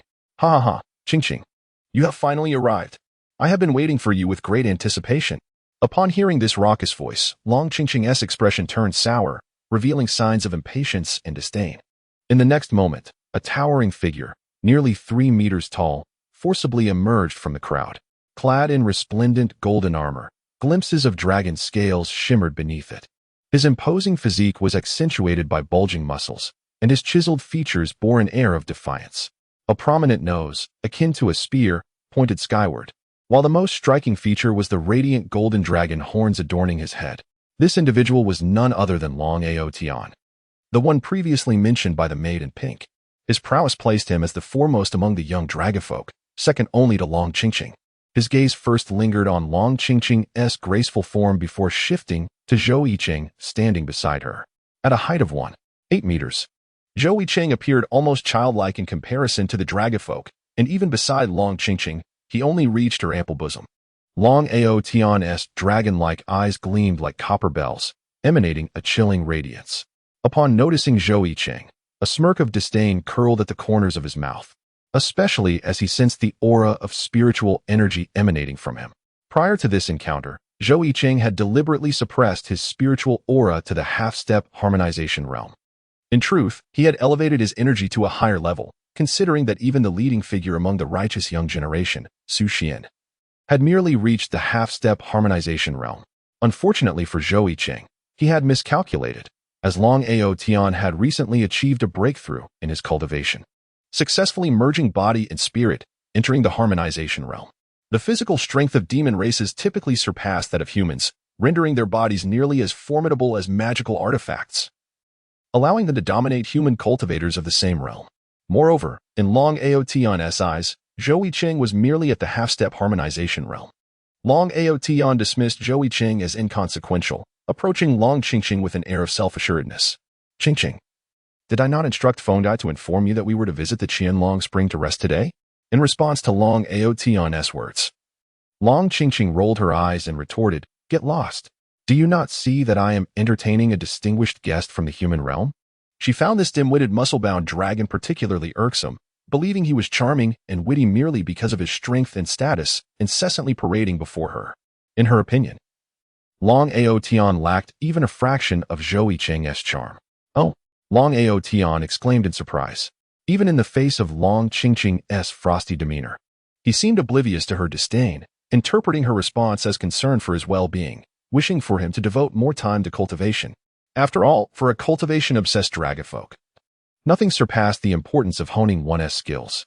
Upon hearing Long Chingqing mention her human guest, Long Chingqing turned his attention to Zhou Yicheng, scrutinizing him closely. No muscles at all, just a pretty boy? At that moment, Long Chingqing turned to Zhou Yicheng with an apologetic gaze, speaking gently, I am truly sorry, my dear brother. We have far too many of these dim-witted muscle-bound dragons among us, and I hope you can forgive their shortcomings. Zhou Yicheng smiled and shook his head, for he understood.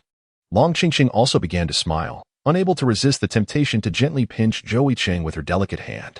Leaning down closer to his ear, she whispered, Such a good listener. Does that mean sister will reward you tonight? Zhou Yicheng's ears flushed slightly, as the delicate fragrance of the maiden Long Chingqing subtly tugged at his heartstrings. He then composed himself and firmly stated, My lady Long, please refrain from such behavior. Witnessing this scene, Long Chingqing, who had been merrily contemplating the fact that Long Chingqing had spoken to him again today, suddenly felt his breath quicken and his face flush crimson. He had never seen Long Chingqing display such a gentle demeanor. Today was the first time he witnessed her in such a light, and in the presence of another man no less. He felt as though he had been struck by a thunderbolt. In Long Chingqing's eyes, Long Chingqing belonged to him and was destined to be his future partner. Just moments ago, having received a tip-off from his attendant, the delicate and charming Ferdai, he had been skeptical. How could his aloof goddess engage so flirtatiously with a mere human? But now, he had no choice but to believe it. Chapter 69, Zhou Yicheng vs. Long Chingqing, his eyes glinting with cold fury, strode toward Zhou Yicheng and icily declared, "Human, I care not who you are. Keep your distance from Chingqing. She is destined to be my partner." Zhou Yicheng helplessly rubbed his nose, pondering how he had drawn the ire of this brainless, muscle-bound brute. Just as he contemplated speaking, Long Chingqing instinctively shielded him, pulling him behind her as she coldly exclaimed, "Are you out of your mind? Why don't you just get lost?" Her voice was as frigid as ice, sending a chill through those around them. The formidable aura of a half-step immortal from the tribulation realm instantly subdued Long Chingqing. However, his heart seethed with rage.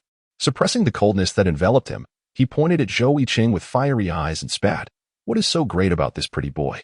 He has neither muscles nor strength, merely a handsome face. What good is that?" After a brief pause, he advanced toward Zhou Yicheng, his expression dark and ominous, as if he could drip water from it. He berated, "Damn you, human pretty boy. How dare you approach Chingqing and vie for a woman with me? Long, just wait. I will crush you with a single claw." With that, Long Chingqing erupted with spiritual energy, and in an instant, golden runes shimmered around him. In the next moment, he lunged forward like a specter, a flash of golden light transforming into a colossal dragon claw aimed directly at Zhou Yicheng, intent on crushing him to pieces.